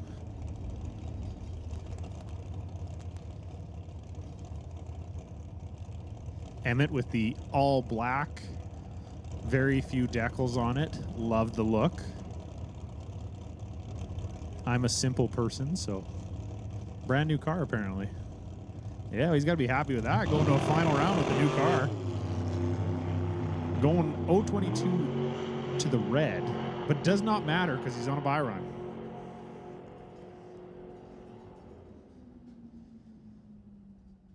That winner's circle looking busy down there. You got Brian Howe in there with the funny car. Sean Cowie waiting to get it in there with the dragster.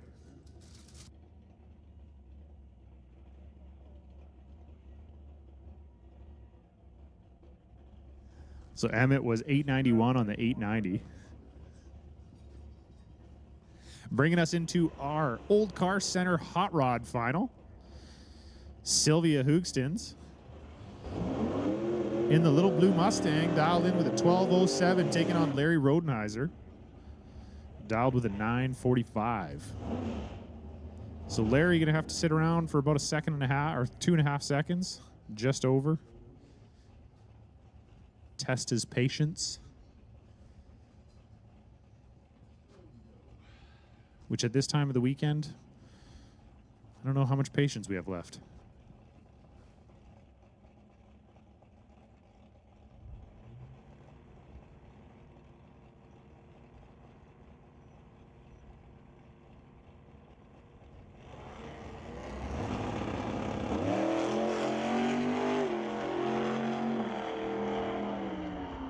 And Larry turns on the red light. Sylvia Hoogstens takes the win in our old car center hot rod final.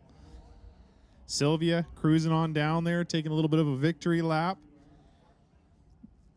The Wicked Wahine is taking home the Wally today. Okay, go ahead.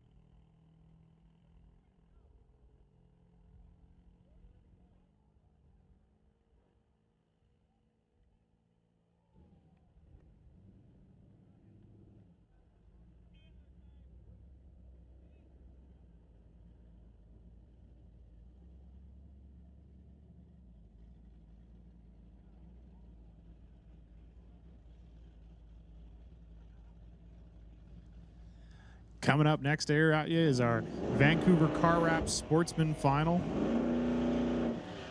Brendan Piscasek in the left lane taking on Veronica Hodgson in the right lane. Brandon dialed in with a 1321, Veronica with an 1190. Brendan looking to go back to back in Sportsman. Can he take home both Wallies this weekend? Maybe. So I had the chance to interview him last weekend after his win. And he said his goal was to come out here this weekend and win another one. Well, maybe he might win two. We'll see if he can get it done.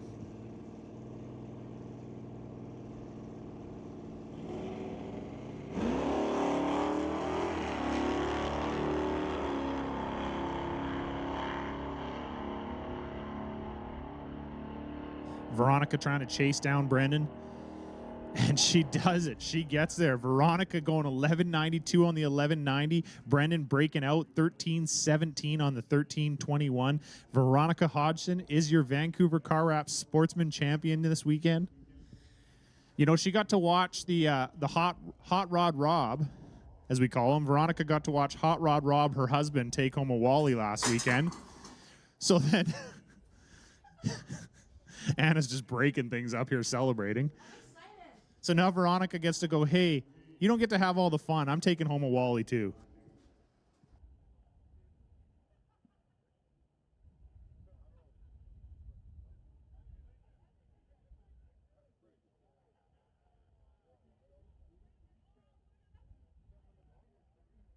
We're at that time of the weekend where we're playing the hurry up and wait game here, folks. We got a few final rounds to go. We have our Rad Torque Systems Super Pro Final. We have our National Tire Wholesale Pro Final, we have our Top Comp Final, and we have our Super Street Final. So if you're still in competition out there, folks, if you're still in competition, that's Top Comp, Super Street, Pro, Super Pro. We'll get you back to the staging lanes as soon as possible, please, so we can wrap this up. It's been a fantastic weekend here at the Titanium Strip. The weather stayed great for us. Wasn't too hot, wasn't too cool. Seen some record-setting runs. Some great passes and some good times. We thank everybody for making their way out here and enjoying the weekend with us, and we hope you'll come back. In 2 weeks from now, we have our Door Wars event, which is one of our signature major events with a full field of pro mods, Outlaw 275 cars, limited street, over 40 door slammers will be on the property. It's going to be a great weekend, busy weekend, so make your way out and come see some fast heads-up racing on the West Coast.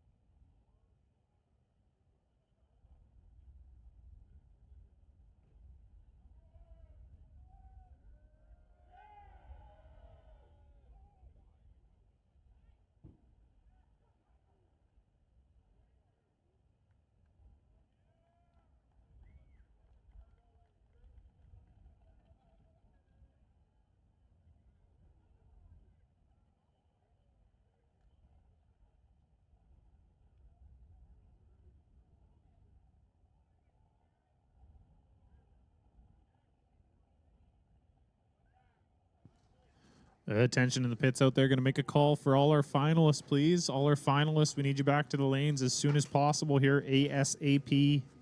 Get back down here. Your answer. We want to go home. Yes, please.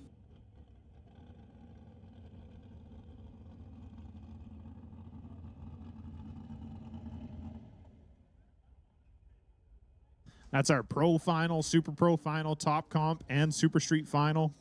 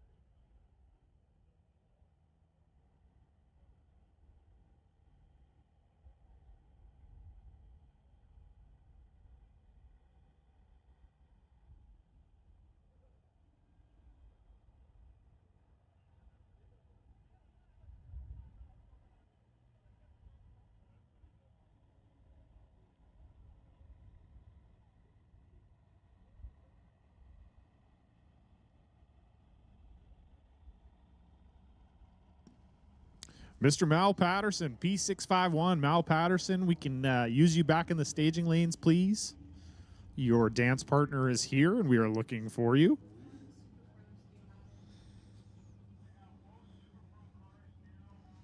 The dragster. Emmett Colo. So if I understand that correctly, Willie, we're just missing Mal Patterson for our pro final.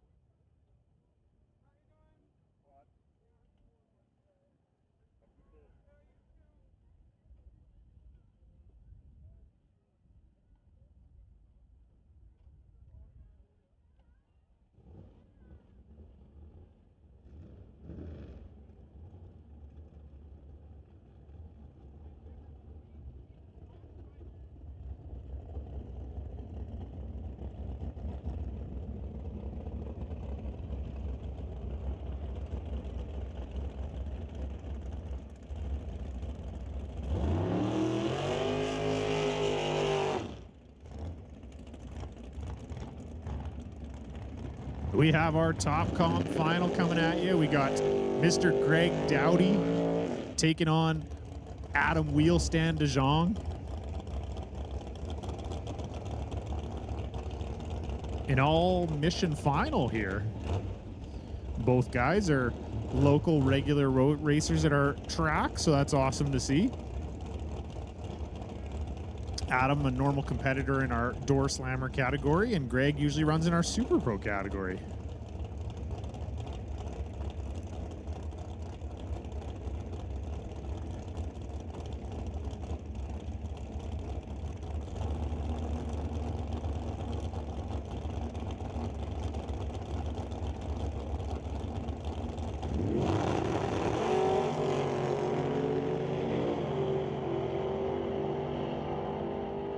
And Greg Dowdy goes 494 with a 7 on the 494, 016 on the tree. Adam DeJong goes 530 on the 529, was 041, but did not have enough. Greg Dowdy taking the win in our top comp category, which is bringing up our National Tire Wholesale Pro Final. Rob Monroe Jr. taking on Mal Patterson in the All Nova Final. Rob in the left lane in that slick little blue Nova. Mal in the right lane in the red Nova.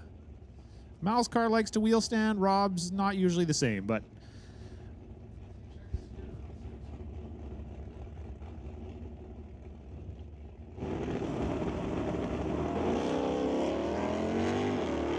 and Mal Patterson turns on the red light, giving the win over to Rob Monroe. Rob Monroe Jr. is our pro champion, taking home the Wally.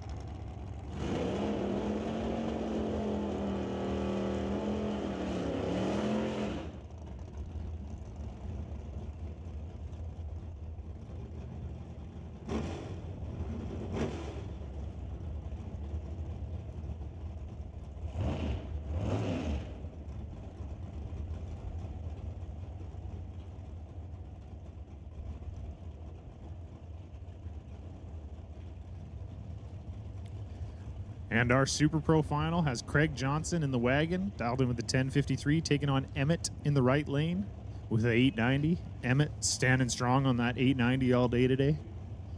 Obviously working pretty good for him, so why would you change?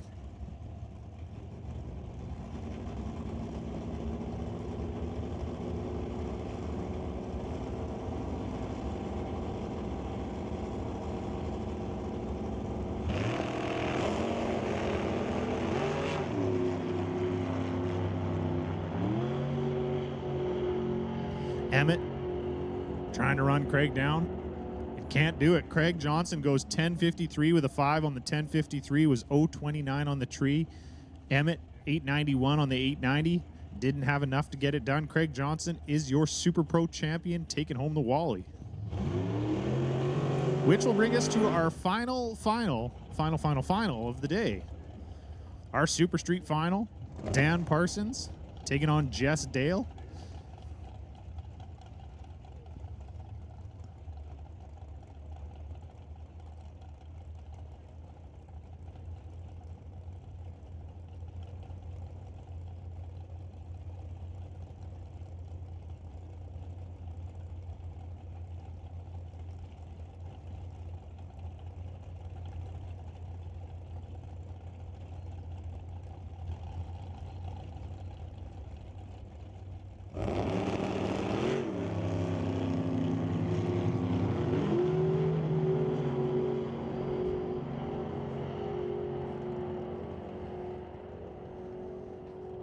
And Jess Dale going 1090 with a 0 on the 1090. Jess Dale taking home the win in Super Street category today. Congratulations, Jess Dale. That was our final of the day. That means, folks, that we are done for the day, all finished up for the weekend. What a fantastic weekend of racing. We thank you all for coming out. Thank you for sharing this weekend with us, and we hope that we get to see you soon. And everybody have a safe ride home.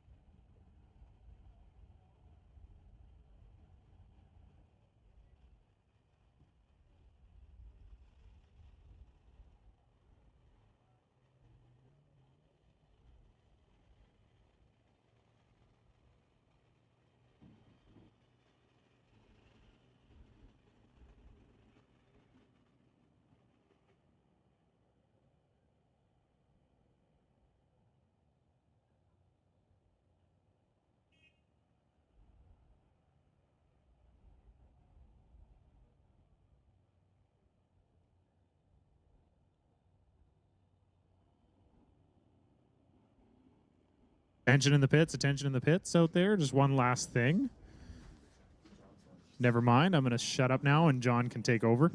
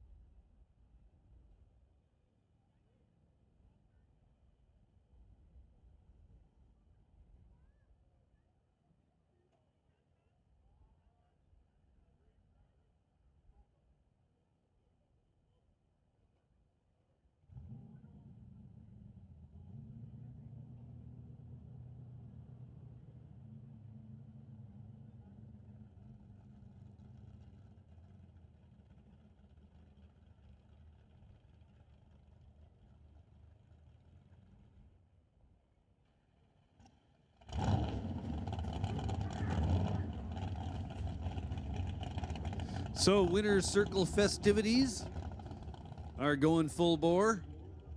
Want to congratulate all the winners and runner-ups from this weekend. And congratulate all the staff here at Mission Raceway Park, NHRA, everybody involved. What an absolutely awesome weekend. Both days were without any real kind of trouble or delays in any way, shape, or form. Everybody's cars were out there, clean, dry, working well. Turned into a couple of very efficient race days, and those are good. So again, congrats to all the winners and runner-ups. And a reminder to everybody, the Canadian Postal Service is kind of in and out of whether or not they're on strike or walking out, or so the mail system is in jeopardy here. So especially if you're from down south and you semi-finaled or better, or you were a #1 qualifier, we've got a check up here for you. We would absolutely love to have everybody's check handed out to them by the time we close the tower tonight. So please, in good time, like right away, lickety-split, if you finished semifinal or better on either day, or if you were a #1 qualifier in any of the NHRA classes, we've got money for you. Now, who doesn't like money? So please make your way up to the timing tower as soon as you possibly can so we can get this taken care of. So one more time, great job to all the winners and all the runner-ups. Fantastic job on everybody's part. So we look forward to coming back here in 2 weeks' time for Door Wars. That's right. Awesome event. Check it out on the website. All the info you need. Lots of classes. If you've got anything to race, we've got a class for you. I know it's called Door Wars, but we'll let you race your dragster. Or your roadster, or what have you. So, folks, thanks for coming out to Mission Raceway Park today. It has been awesome having you here, and we look forward to seeing you again. Thanks, everyone. Hi, this is Sylvia, and I'm Veronica. We're here for our